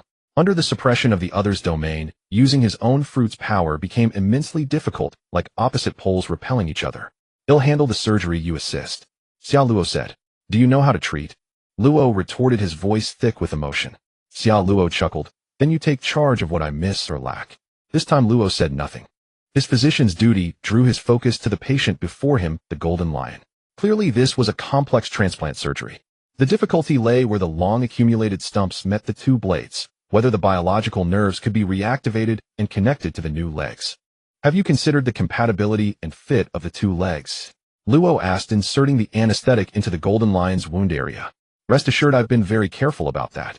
I specifically chose a pirate whose bone structure, height, and everything matched. Xiao Luo replied with a smile. Let me handle the wound, you prepare for surgery. Luo said sternly. No problem. Xiao Luo nodded. Being not a real doctor, he was far less professional than Luo. His strength lay in the fruit's power. In his initial plan, the surgery would have been crude, just attaching the legs. But under Luo's subsequent guidance, he realized the transplant surgery was far from simple. Glancing at Luo immersed in his work, Xiao Luo's eyes gleamed. A true talent. His ship had no professional doctor. Even with the Op fruit, he himself was no excellent physician. Prepare for the transplant. Since you claim your fruit ability surpasses mine, let me see it. Time passed slowly as Luo finished treating the wound's interface, then suddenly spoke. No problem. Xiao Luo snapped his fingers. Room. Transplant. The domain swiftly coalesced, enveloping the connection points, and instantly the 2 legs fused with the golden lion's stumps. The junction was flawless, a feat only a true doctor could achieve. Xiao Luo, a half-baked amateur, could never manage such precision. At that moment, Luo's pupils contracted. Seeing the perfect union, even the cells and granulation tissues connecting, he was utterly astounded. This man had truly mastered the op fruit more deftly than he. Phew. Is it done? The golden lion broke into a cold sweat asking. He was a bit apprehensive, casting a distrustful glance at Xiao Luo. Without this young man's assistance, even if his legs were reattached, he'd likely suffer a string of after effects. Not yet. We need to remove that rudder from your head. Xiao Luo looked at the golden lion's head.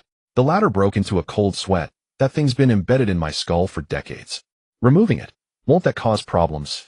In truth, he also feared the man might take the opportunity to end his life. A surgery on the head was far different from one on the legs. Without absolute trust, who would hand over their skull? If you're worried about me, isn't Luo here? He's an excellent doctor, Xiao Luo said with a smile. Well, the golden lion hesitated, his eyes flickering. If you're going to do it, go all the way. Otherwise, how can you return to your peak? Xiao Luo said. The golden lion Shiki gritted his teeth. Fine. He raised his head, looking at them. I'm entrusting my head to both of you. Xiao Luo chuckled lightly. Don't worry. Luo meanwhile wore a grim expression. He was forced into this surgery, but halfway through he found the man beside him not so hard to get along with. Of course, the most important thing was that he and his crew were now in the other's hands. Then Luo stepped forward, making the golden lion lie down. The latter complied, and a dose of anesthetic went straight into his skull. Within 5 seconds, the golden lion lost consciousness. Room. Xiao Luo raised his hand, and the rudder on the golden lion's forehead flew out. Blood and some brain matter followed, but under Xiao Luo's control the tissue fluids returned to their original places. Luo's face was solemn as he focused entirely on repairing the golden lion's brain tissue. Thereafter Xiao Luo became a mere assistant, with Luo handling all the details. Time flew by in a flash. Huh. Letting out a long breath, Luo's face first showed a smile, then, the surgery is complete. I suppose you kidnapped us for his sake, right? Now can you let us go? Xiao Luo looked at Luo with admiration, then heaved a deep sigh. You're truly remarkable, Luo. You're a born doctor. Then he removed his surgical gloves and extended his right hand toward the other. Join us, Luo. My crew desperately needs talent like yours. Luo was stunned, incredulous. Are you joking? This man was actually inviting him to join his crew. I'm not joking. Law, I know very well about your past. And you seem unaware of the enormous gap between you and the goal in your heart. If you want to defeat Doflamingo with your current strength, you're still far from it. And He paused, and Xiao Luo smiled. I happen to be able to help you. Hearing this, Law's eyes instantly narrowed and shock surged within him. From his youth, from the moment Razanandi died, that man had forever filled his heart. His lifelong goal was to eliminate him and avenge Corazon. But this matter had always been a goal buried deep in his heart. This man before him had no connection with him at all. How could he possibly know about it? I know everything about you. Trust me, join us, and I can help you obtain the power you seek. Xiao Luo did not withdraw his extended right hand, his eyes smiling as he looked at the other. Law's expression shifted. He stared at the man for a long time before finally making a decision. You'd better keep your word. Then his right hand extended and clasped firmly with the others. Welcome, Law. Xiao Luo smiled. Having a ship doctor in the crew would greatly benefit the entire vessel, especially since the excellence of Law before him was plainly evident. If not for him, the surgery on Golden Lion would have been fraught with complications. Snore. At that moment, the sound of Golden Lion's snoring came from the side. Xiao Luo looked at him and couldn't help but chuckle. After the surgery, Golden Lion had fallen asleep. Please take care of him here, Law. I have other matters to attend to, Xiao Luo said. All right. Law nodded. Since he had made his choice, he would not regret it. But I need the help of my crew. You have to release them. Xiao Luo nodded and said with a smile, Of course, believe me, my men haven't troubled your comrades. Law remained silent and walked out of the place. When he saw Beepo and the others again, he found his crew playing games with Buggy Bellamy and the rest laughing. Captain, Beepo called out happily upon seeing Law. Are you all okay? Law asked with concern. Beepo replied in confusion. Law immediately breathed a sigh of relief, a smile spreading across his face. That's good. From now on we might have to stay with them for a while. Beepo and the others were taken aback, but they didn't say much, merely nodding. Well, follow the captain. Good, Law said. Deep within his heart, the hatred for Doflamingo had never faded. This had also been his goal, ever since he set. How exactly does he plan to help me? The pirate who is about to ascend as the 5th emperor on this sea. He murmured, a gleam flashing in Law's eyes. On the other side, Xiao Luo was already conversing with Lucci. The Straw Hat crew and the remaining supernovas are all engaged in battle with the Marines. Things aren't looking good for them. The Marines have deployed Admiral Kazuru. Eustace Kid Urij Capone Beej and others have already clashed with the Marines. Lucci said in a low voice. Behind him, Enel flickered into view, hovering cross-legged in the air, tilting his head. I found the target you wanted me to watch. The warlord Bartholomew Kuma. Upon hearing this, a smile spread across Xia Luo's face. Then it's time for me to make a move. Otherwise, if I miss this chance, it won't be easy to recruit Kuma later. Lucci and Enel immediately nodded. Moments later, Xia Luo donned a mask followed by Crocodile, Enel, Lucci, and others striding toward the determined direction. Meanwhile, what a terrifying bunch you are. Seeing you reminds me of that fellow who's been causing a stir in the world lately. You all make me too afraid to face you. Kizaru raised his right foot, its radiance blazing, while below lay Zoro sprawled with a look of shock and terror. In close proximity, Brook, Usopp, and the others launched attack after attack, but they had no effect on the Logia-type Kizaru. These supernovas are terrifyingly strong like monsters. Kizaru remarked admiringly. Yet his right foot remained suspended, as if deliberately waiting for something. Finally sensing something, he slowly lowered his foot. But in the next instant, a streak of light came hurtling toward his descending foot. Boom! An explosion erupted. Silver's Rayleigh appeared on the scene, with his rapier firmly blocking Kizaru's kick. How terrifying! To think an Ultimer like you would show up. Kizaru's sunglasses glinted as he spoke in awe. We can't let the Marines just snuff out the buds of the new world. Rayleigh declared sternly. Is that so? Kizaru, well aware of his opponent's prowess, pulled his hands apart as he spoke. Ama no Murakumo. Facing the former right hand of the Pirate King, he naturally wouldn't underestimate him and directly slashed with his sword. Rayleigh also swung his blade with a grave expression. Clang. The two exchanged strikes repeatedly, constantly generating shockwaves and ripples with beams of light shooting off into the distance, exploding on impact. Boom. Boom, boom, boom, boom. A series of blasts rattled the eardrums of Zoro and the others. Run. Phew, I almost died. Admirals are too strong. Thank goodness Rayleigh is here. The group turned to flee. But at that moment, a massive figure strode forward. When they saw this silhouette, everyone's expression changed. A pacifista. Not long ago, they had personally experienced the power of this new weapon. In single combat, even Zoro and Sanji would struggle to overcome it. But in the next second, the figure before them appeared in front of them, as if by teleportation. No. Robin's face tensed as she looked at the immense towering figure whose aura was utterly unlike that of a machine. He's not a machine. He's a real warlord, Bartholomew Kuma.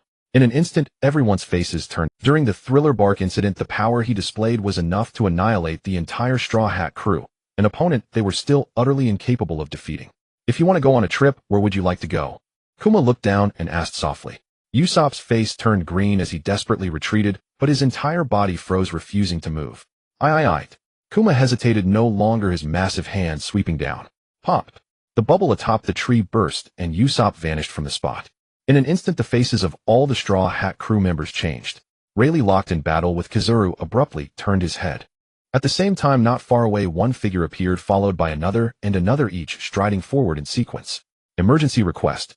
Emergency request. A trembling voice rang out. The Xia Luo crew has appeared. They're heading toward Admiral Kizaru. The Navy on the periphery felt an overwhelming sense of fear and panic at this moment. At first, they couldn't identify the opposing party, but when Charlotte removed his mask, followed by Crocodile, Enel, and others, the atmosphere of fear began to spread. In the eyes of the world today, Charlotte is the fifth emperor. However, his identity has yet to endure the cleansing of the new world. But with his high bounty and the configuration of his team, given time, they will eventually possess the strength of an emperor's crew. Now their appearance on Sabeti Archipelago is virtually overwhelming. Even the Navy must prepare themselves. What should we do? What should we do? Quickly notify the Admiral. No, inform the headquarters and request urgent support. Heavens, how could Charlotte appear here? The terrified voices echoed, and the Navy present fell into... Facing the fifth emperor, they had no possibility of resistance. Everyone back away. We do not have the strength to confront them. Do not sacrifice yourselves in vain. A naval officer shouted loudly. In an instant, the Navy quickly cleared a path. Charlotte and the others observed this scene without concern and continued to advance. Hawkins and App and the crew were astonished at this sight. Is this the aura of the five emperors? Even the naval officers do not dare to block their way and can only yield. In the blink of an eye, Charlotte spotted Kuma on the battlefield ahead, and a smile instantly appeared on his face. Kuma was currently enacting that classic scene from the original work, sending the entire Straw Hat Pirates flying. Forcing children to do things they dislike can hardly be considered a virtuous act, Kuma. Upon hearing this, Kuma looked up, his eyes narrowing slightly with a hint of seriousness. He undoubtedly held a considerable wariness towards Charlotte and his companions. In his eyes, the strength and mystery of this group surpassed others. Especially Charlotte, who displayed immense combat power, having even defeated an admiral. This is a genuine achievement. Enough to shock the entire world. Please give me a moment, Kuma said calmly. Then he waved his hand, and Nami beside him vanished with a sound. At this moment Luffy's expression changed completely, while Zoro and Sanji roared and launched their attacks. Without a doubt this was the most desperate scene for the Straw Hat Pirates, and the most dangerous moment they had ever encountered. With no room for resistance they were easily sent flying, without even a shred of power to fight back. Luffy shouted angrily, "Bang! Bang!" But immediately after Zoro and Sanji also vanished. Following them were Brook, Robin, and Chopper. Luffy knelt on the ground, hitting his forehead against the ground, screaming in despair. He watched helplessly as his companions disappeared before his eyes. Kuma then flashed and appeared in front of Rayleigh, quietly saying something to him. The latter looked slightly surprised before turning to Luffy, who was kneeling on the ground. "Is that so? Perhaps this is the best choice for them." Rayleigh sighed, but in the next second both of them changed expressions. Because in a flash of lightning another person appeared before the kneeling Luffy. "You should understand now. In your most desperate and helpless moment, the only power you can rely on is that in your own hands." "Luffy, do you want me to help you?" Charlotte leaned down, gazing at the boy before him. Luffy slowly raised his head, tears filling his eyes, despairing, and in pain his whole body trembling. "Charlotte," a trembling voice escaped his lips. "Do you want me to help you?" "Monkey D. Luffy, as a cost your second half of life will be decided by me," Charlotte said lightly. His gaze was fixed on Luffy, clearly seeing that the entry on him still indicated the gum-gum fruit, which made him somewhat disappointed. He tried to invest 1,000 points first, but there was not even a splash. He then tried 5,000, yet there was still no response. This made him decisively withdraw and stop investing.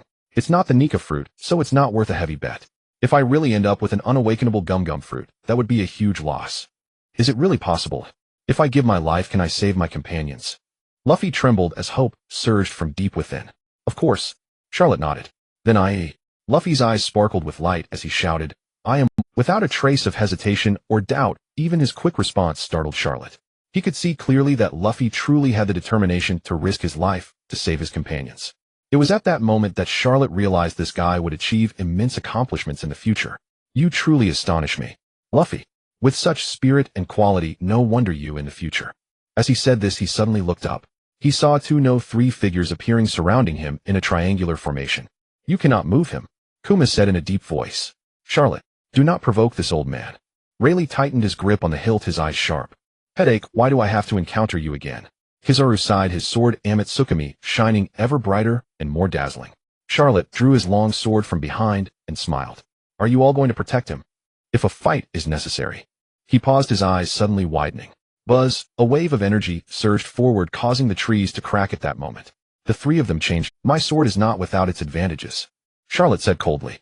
The scene momentarily froze. The four individuals present were not in the same camp. They were in four distinct factions.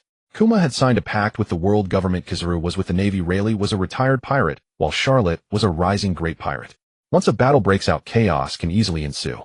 More strangely, Kuma, Kizaru, and Rayleigh all aimed to protect Luffy. What Charlotte coveted was the Nika fruit within Luffy. Narrowing his eyes, he suddenly smiled.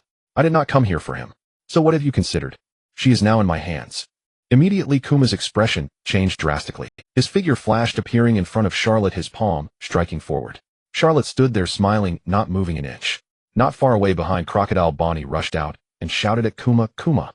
Kuma's hand froze, quickly changing direction to strike at the kneeling Luffy. Bang! The bubble shattered and Luffy disappeared as well. Kizaru and Rayleigh beside him visibly sighed. "Kuma, can we talk?" Charlotte smiled. "I now possess what you need in my hands. You can trust me." Kuma's body trembled, staring intently at the man before him. Just then another figure lunged at him, clinging to him. A hint of gentleness flashed in Kuma's eyes. When he looked up at Charlotte again, he became resolute and determined. "All right, I agree to your terms. Welcome aboard." Xiao Luo extended his right hand, a smile on his face. Basuomio Xiong was undoubtedly one of the teammates he most desired, and anyone familiar with his background would inevitably feel a touch of sympathy and admiration for this honest, dependable man. Being able to alter his fate was of course a gratifying matter for him. Xiong was slightly startled. Glancing at Bonnie clinging to him, he sensed she was unharmed and breathed a subtle sigh of relief, then likewise extended his right hand. The two large hands clasped together, signifying that Xiao Luo's crew had once again grown in strength. "Oh, Xiong, are you planning to betray the world government? This is hardly a good thing for the Navy." The sunglasses on Huang Yuan's nose bridge glinted as he spoke in an enigmatic tone. "Compared to the world government, I simply trust him more," Xiong said in a deep voice. Of course, the most important thing was that he could now stay by Bonus' side forever. There was another clause in the agreement he had signed with the world government. One he had previously found most intolerable, he was forbidden from contacting Bony in private. This was obviously extremely hard for Xiong to tolerate. Meanwhile, the terms offered by Xia Luo were far more acceptable to him. Is that so? Perhaps this is also a better outcome for you, Huang Yuan said softly. Xia Luo turned his gaze toward him and said with a smile, please help us keep this secret, Payasalino. I suppose you will agree, won't you? He said, then turned to look at Xiong beside him. After all there was once between you. The latter upon hearing this exchanged a glance with Huang Yuan and fell silent. Oh, in my eyes you have become even more dangerous and mysterious, Xia Luo. Huang Yuan murmured. To make such a request meant that Xia Luo clearly seemed to know about the relationship between him and Xiong, understanding certain undisclosed information. Then I am deeply honored. Xia Luo chuckled lightly. He then looked toward Lei Li. So Mr. Lei Li, do you truly wish to go to war with me? Lei Li's gaze sharpened as he looked at Xiong and Huang Yuan on either side, then resolutely sheathed his rapier. I have already retired. I have no interest whatsoever in the secrets between you. To fight a young man like you would give me a grievous headache. I would rather go back and enjoy a happy drink. Having said that, he laughed and turned to leave. Xia Luo did not stop him, for he too had little interest in battling Lei Li. Since Xiong had already joined his crew, his purpose in coming to Shampoo Islands had been achieved. We should also withdraw, Xiong, Xia Luo said. Xiong nodded, placed Bony on his shoulder, and followed. Then the group quickly departed, vanishing in the blink of an eye. Huang Yuan narrowed his eyes as he watched Xiong leave and let out a soft sigh. Seeing that you still have hope to live truly brings joy and surprise to this old friend of mine. This was undoubtedly the best outcome, and it even filled his heart with delight. In fact, Huang Yuan had long realized that Xiong's transaction with the world government was problematic, but he was powerless to change it. Arguably, if he wanted to save Bony, there was no other way but to believe in Satan Sheng. All he could do was watch his close friend's body being modified day by day. Until recently, there were even signs of his consciousness fading away. If these mechanical experiments continued, Xiong would undoubtedly lose his life. However, Xia Luo, what exactly do you hold in your hands that can cure a disease like Kinjialan? Huang Yuan's eyes flickered. When he first met Xia Luo, his perception was that this man was powerful and troublesome, possessing more than one devil fruit ability, and could be called the foremost person in the world. He even defeated an admiral like Qingji, making him deeply wary. But this time, upon meeting again and witnessing his transaction with Xiong, he found Xia Luo extremely mysterious, clearly knowing many secrets. In the near future, will he participate in that battle? If he does, then the outcome of this war will truly become He murmured, his eyes deep. A moment later, Malinfanjuo. Marshal's office. Is that so? Xia Luo's group appeared on Shampoo Islands and also gathered these supernovas. This man's ambition is now blatantly obvious. Listening to Huang Yuan's report, Zhang was face darkened to the extreme. The 7 warlord Xiong also appeared on the scene and attacked Straw Hat Boy's group. As a result, Lu Fei and the others are missing, their fate unknown, Huang Yuan added. Ka Pu, standing nearby, had his expression freeze and his face turned somewhat grim. With his eldest grandson captured by the Navy and his younger grandson now also missing, for this man in his 70s, it was truly the most unfortunate moment of his life. Did Xia Luo and the others appear again after that? Zhang asked again. No, we didn't find their ship along the coast of Shampoo Islands either. Huang Yuan shook his head. Evidently, Xia Luo and the others had left Shampoo after inviting Xiong to join. And as Xia Luo had said earlier, he had helped keep the information about Xiong concealed. This is not a cheerful piece of news, Zhang said heavily. Then he let out a long sigh. In any case, since Xia Luo's group has vanished from now on, we must focus all our energy on the imminent war. In the New World, are there any news about the Whitebeard Pirates? Huang Yuan shook his head. Ever since the announcement of Ace's public execution, the Whitebeard Pirates have vanished without a trace.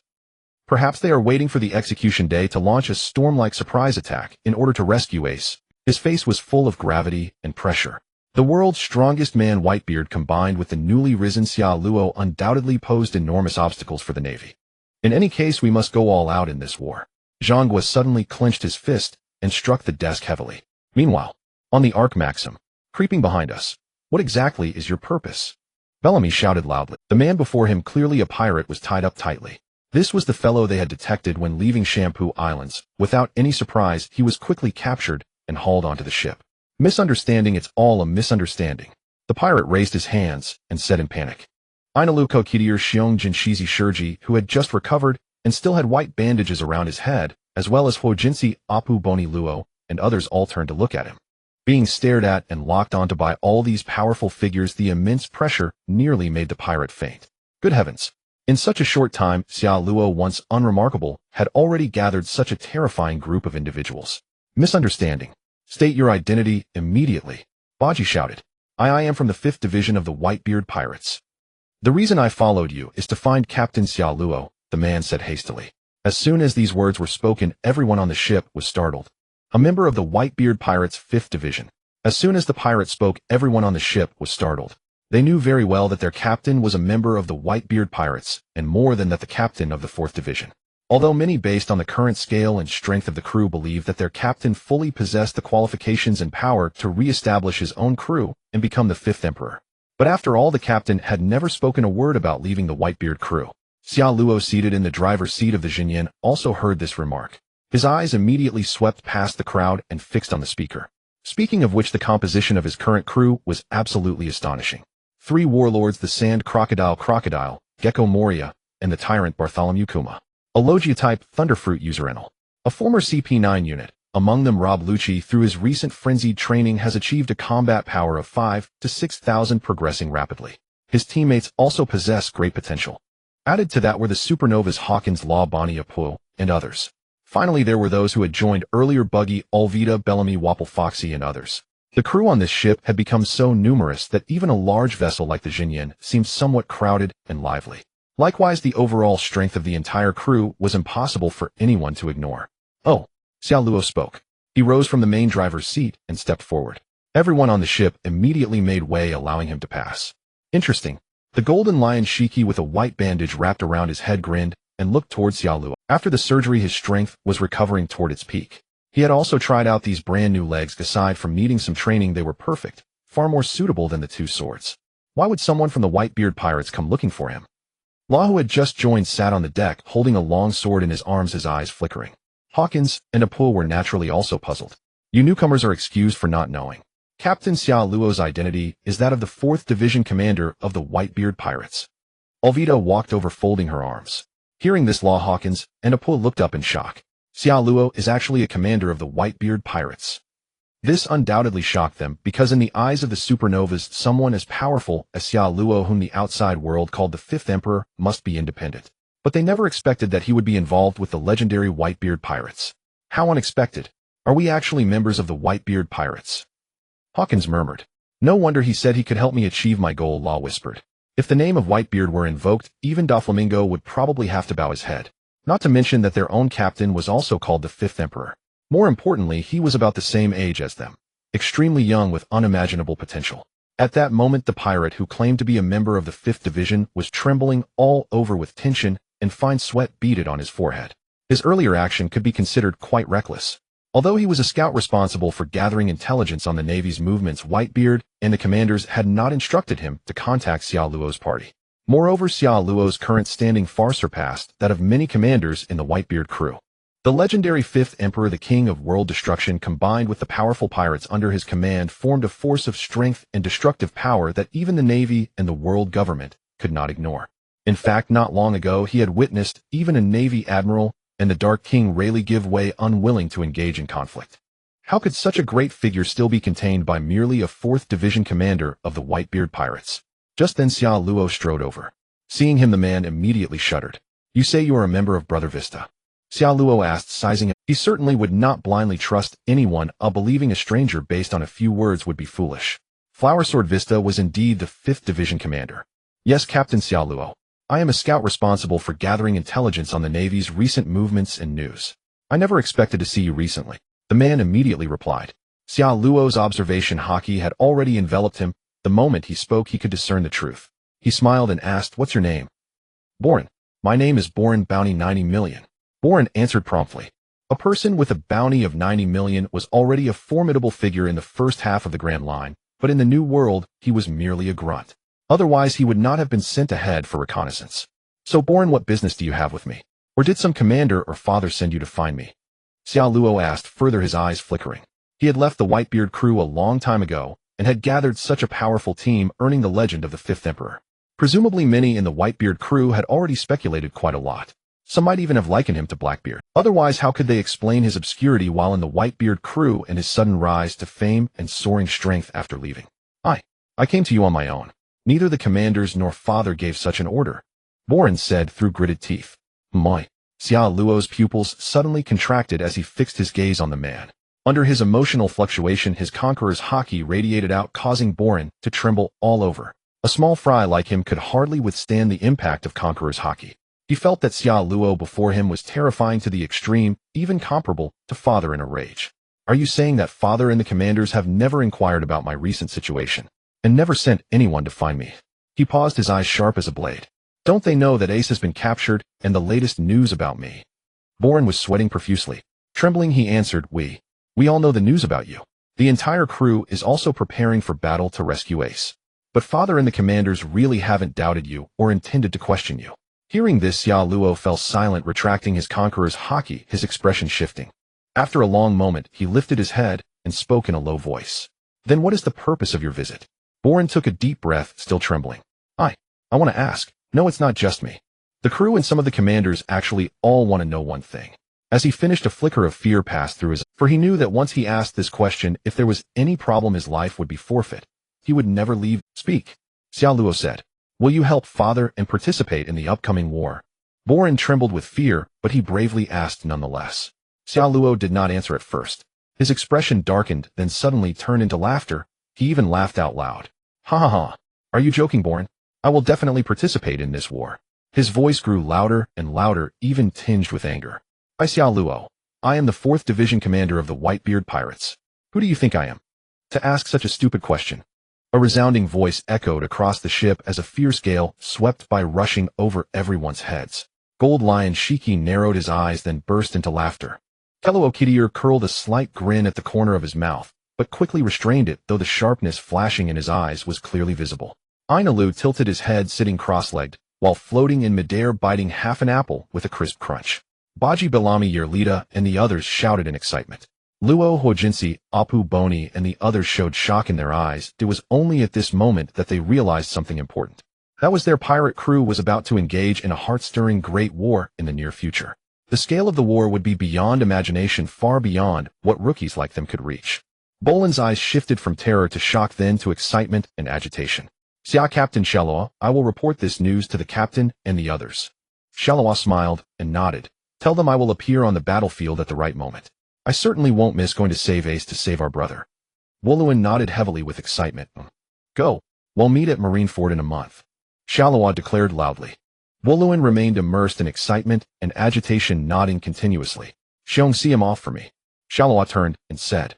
Woluan was stunned at these words, and when he looked up he saw that the massive Xiong had somehow already stood before him. A renowned and notorious 7 warlord of the sea was now face to face with him, causing him to shudder and instinctively want to step back. Where do you want to go? Xiong asked. Sha Shampoo. Woluan replied dazedly. Xiong took off his glove and slapped forward with his paw. Bang! With a muffled sound, Woluan vanished in an instant. The others marveled in amazement. Ainalu expanded his divine sense and soon discovered that the man was being carried by a bubble into the Sabaody archipelago. A marvelous teleportation ability. His gaze shifted to Xiong, finding the man's ability quite interesting. Now then. At this moment Shaloa spoke up again, a smile on his face. For the coming war I hereby declare for the next period of time. He paused, then his tone grew heavier.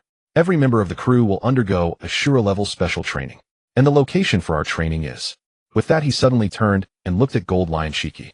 Shiki, you'll trouble you to move your men and the floating island over here. All of us will train and prepare for battle on the floating island. Gold Lion Shiki snapped his fingers. Of course, no problem. Hearing that, Shaloa smiled and then looked at Xiong. Xiong, it'll also trouble you to cooperate with Luo and serve as the medical officer for the entire team during training. Xiong paused for a moment, then nodded. All right. Luo also raised his hand. I have no problem serving as the ship's doctor, but I also want to participate in this training to improve my strength. Shaloa laughed upon hearing this. All of you will undergo special training. After all, if you're going to take part in the upcoming war, your current skills are still far from enough.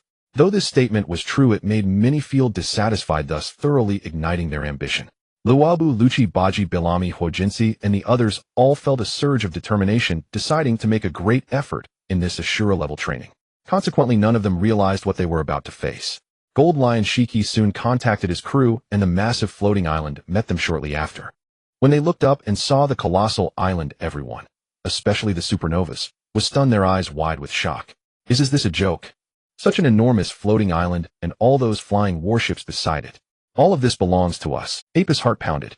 Huojinsi took the card floating before him, glanced at it, and narrowed his eyes, an auspicious omen but tinged with a bit of blood and sweat. He was puzzled, not understanding what this divination signified. Yet since the omen held no danger, he let it go and instead looked at the floating island above with a glint of anticipation. Joining Zhaoluo's crew had broadened his horizons, and his initial discomfort and resistance were fading away. Jaha, you brats. Next you're going to live on my floating island for a while. Gold Lion Shiki laughed heartily, his white bandage still wrapped around his head. They exchanged glances, smiles on their faces. Then the Arc Maxim and the White Iron King flew up to dock with the floating island, and they disembarked one after another. On the massive island, aside from vast forests, there was Gold Lion's own palace. Naturally, there were also the pirates under his command. Among them, the most prominent was Indigo, the ship's doctor and scientist, whom Gold Lion Shiki had entrusted with great responsibility. At this moment he was approaching them. Walking with a halting gait that produced a sound like flatulence, Indigo was undoubtedly a very distinctive ship's doctor. Captain, who are they? Indigo looked at Shalo and the others, asking in confusion. From today on we're all on the same team, Indigo. He'll explain to you later. For now, let's get them settled in first. Gold Lion Shiki said with a smile.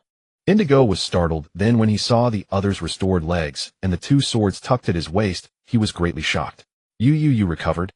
Gold Lion laughed loudly. Yes, Indigo. I have fully recovered. It's time to show the world the results of my decades in hiding. This world will surely be shaken by me. Indigo's face lit up with joy. That's really wonderful. Then he led the way, guiding everyone into Gold Lion's palace. And it was indeed a palace, no mistake. Inside it was resplendent and magnificent, with countless grand chambers that dazzled the eyes and stirred their hearts with awe. After a moment in the spacious bright hall, Shalo slowly raised his cup, facing his crew members, and said with a smile, from today, we'll be staying here. Starting tomorrow, we'll undergo a month of Ashura-level special training. Everyone raised their cups excitedly, then tipped their heads back and drank it all. Gold Lion Kelokidir, Aina Luxiong, and the others sat at his side, also drinking down their wine. Then the banquet began. Undeniably, a feast was the best way to quickly forge bonds among them. Amidst the clinking of cups and the exchange of toasts, the atmosphere grew increasingly fervent. Bonnie stuffed food into her mouth ravenously and poured wine down her throat, her gaze occasionally flickering toward Luo beside her. Hey, gluttonous woman, just spit it out if you have something to say. Why are you always staring at me? Luo, unnerved by her persistent gaze, couldn't help but demand loudly. You're a ship doctor, so your medical skills are exceptional. Bonnie asked. Not bad, Luo replied vaguely. I heard you cured your own platinum-lead disease. Then do you have any remedy for Azure Scale? Bonnie inquired directly, a flicker of light shining in her eyes.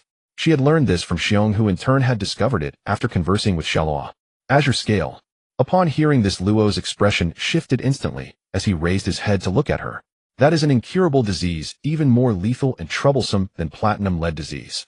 Hearing this, Bonnie grew disappointed. So you have no solution either? Luo sank into contemplation, and after a moment he lifted his head and said, It's not that there's no solution, but it depends on the specifics. If I could actually see such a patient, it would indeed be a disease worthy of serious study. At these words, a smile bloomed once more on Bonnie's face. She lunged over and hugged Luo, exclaiming, That's fantastic. Hey, glutton, what are you doing? Let go of me. Luo cried out in alarm. Chaos erupted on the scene as Baji and the others came over to keep raising their glasses with them, making the atmosphere lively and boisterous. From the elevated platform, Shaw said, Luo is a top-tier physician and possesses the power of the surgery fruit. Moreover, if his abilities prove insufficient. Shaloa raised his right hand, and a spherical domain space materialized. I can also assist him in the treatment. Trust us, Bonnie's illness will not be a problem. If even the two of us cannot find a way, then. He lifted his head, gazing at Xiong before him, a solemn and grave smile spreading across his face. I promise you I will personally capture Vegapunk to treat Bonnie. Hearing this, Xiong's body trembled violently. These words made him realize that the man before him truly valued Bonnie's condition, and the final guarantee undoubtedly showed his unwavering determination, even going so far as to capture Vegapunk and offend the world government. Thank you. I will fulfill my promise, Xiong declared solemnly. Looking at Xiong before him, Shalo couldn't help but marvel. What an endearing, honest soul he was. Yet the world government and Saturn Saint had tormented him into that final state. Losing his consciousness was one thing, but in the end he was reduced to a slave and a plaything for the celestial dragons. Now, however, everything had changed as Xiong had become his most capable subordinate. Spare the thanks, and there's no need to make any promises to me. If I ever do something that displeases you in the future, you are equally free to walk away. He paused. This has nothing to do with curing Bonnie. Even if you make your own choice, I will still heal her, Shaloa said with a gentle laugh. Xiong's body stiffened, his eyes carefully studying the man before him. He realized that he had underestimated the other's audacity and misjudged his character. He made no reply, but precisely because of those words a hint of recognition stirred in Xiong's heart. For the treatment Indigo, my ship doctor can also lend a hand. Golden Lion Shurji interjected. Then I thank you in advance. Shalo replied with a smile. You rascal, you suit my taste. If only I could beat you, I would definitely conquer you, and make you my greatest commander. Shurji laughed heartily. Well, I'm terribly sorry about that. Shalo laughed back. The two raised their glasses and clinked them, tilting their heads back to drain the contents. The banquet continued, the atmosphere growing even more fervent. But happiness was always fleeting, and before they knew it, it was the morning of the second day. The supernova crews, still not fully rested, had their doors knocked on one by one. Still sleeping? The sun is already scorching your backsides. The Ashura level training begins now. If you keep sleeping, we won't be polite. In the corridor, the voices of Crocodile, Golden Lion Shurji, and others rang out incessantly. As the doors opened one after another, the crews of Hawkins, Apoluo, and Bonnie all emerged, their faces still carrying expressions of bewilderment. When they assembled downstairs, they saw Baji Bellamy, the CP squad, and others already lined up straight, standing at attention. Since this is Ashura level training, the suffering and pain you are about to endure will definitely not disappoint you. Shalawa said with his arms crossed, smiling. You should all see the four people standing beside me. Golden Lion Shurji, Crocodile, the Desert King God Enel, and one of the warlords, Bartholomew Xiong. They will be your instructors from now on. They will train alongside you and guide your cultivation. At these words, everyone's eyes lit up. Having sailed the seas, they knew full well how precious the opportunity to receive training from such powerful individuals was. Watching the crowd's eager and excited expressions, Xiaoyuo's smile turned exceedingly wicked. Then let's begin right now. As his voice fell, the four standing beside him also wore sinister looks. As instructors, their purpose was not merely to teach, but also to instill pain and terror in these individuals. Otherwise, how could it be called Ashura-level training? So almost instantly, Enel raised his hand. Discharged 10 million volts. A massive bolt of lightning crashed down from above toward the crowd, sending everyone into chaos as they frantically scrambled to escape. Over the next month, besides physical conditioning and body tempering, we will also refine your combat experience. Therefore, we will attack you either directly or indirectly. In other words, the four of us are also your enemy. Golden Lion Shurji declared loudly. From now on, start running. See the forest down there. There are savage beasts I have meticulously bred. You must pass through that forest, circle the island, and return here. Hearing this, everyone's faces turned pale as they clearly understood the island's immense size. A full lap around the island. With ferocious beasts, and under the constant ambushes of these four. They're trying to kill us. Baji's voice trembled. Everyone realized how daunting this training was. But at this point, there was no backing out. Rest assured, we have the best ship doctors on standby. Moreover, Xiong will be responsible for expelling the fatigue from your bodies throughout this process, allowing you to focus fully on this training. Shalawa said with a smile. Xiong stepped forward and nodded to everyone. This put them somewhat at ease, but Rob Lucci felt a sinking feeling in his heart. He was well aware that the fatigue expelled by Xiong would have to be borne by someone else. Who would that be? In any case, the training had begun. Meanwhile, somewhere in the world, aboard the Moby Dick, Pops, our agent hidden in Sabaody, has made contact with Shalawa and relayed his response.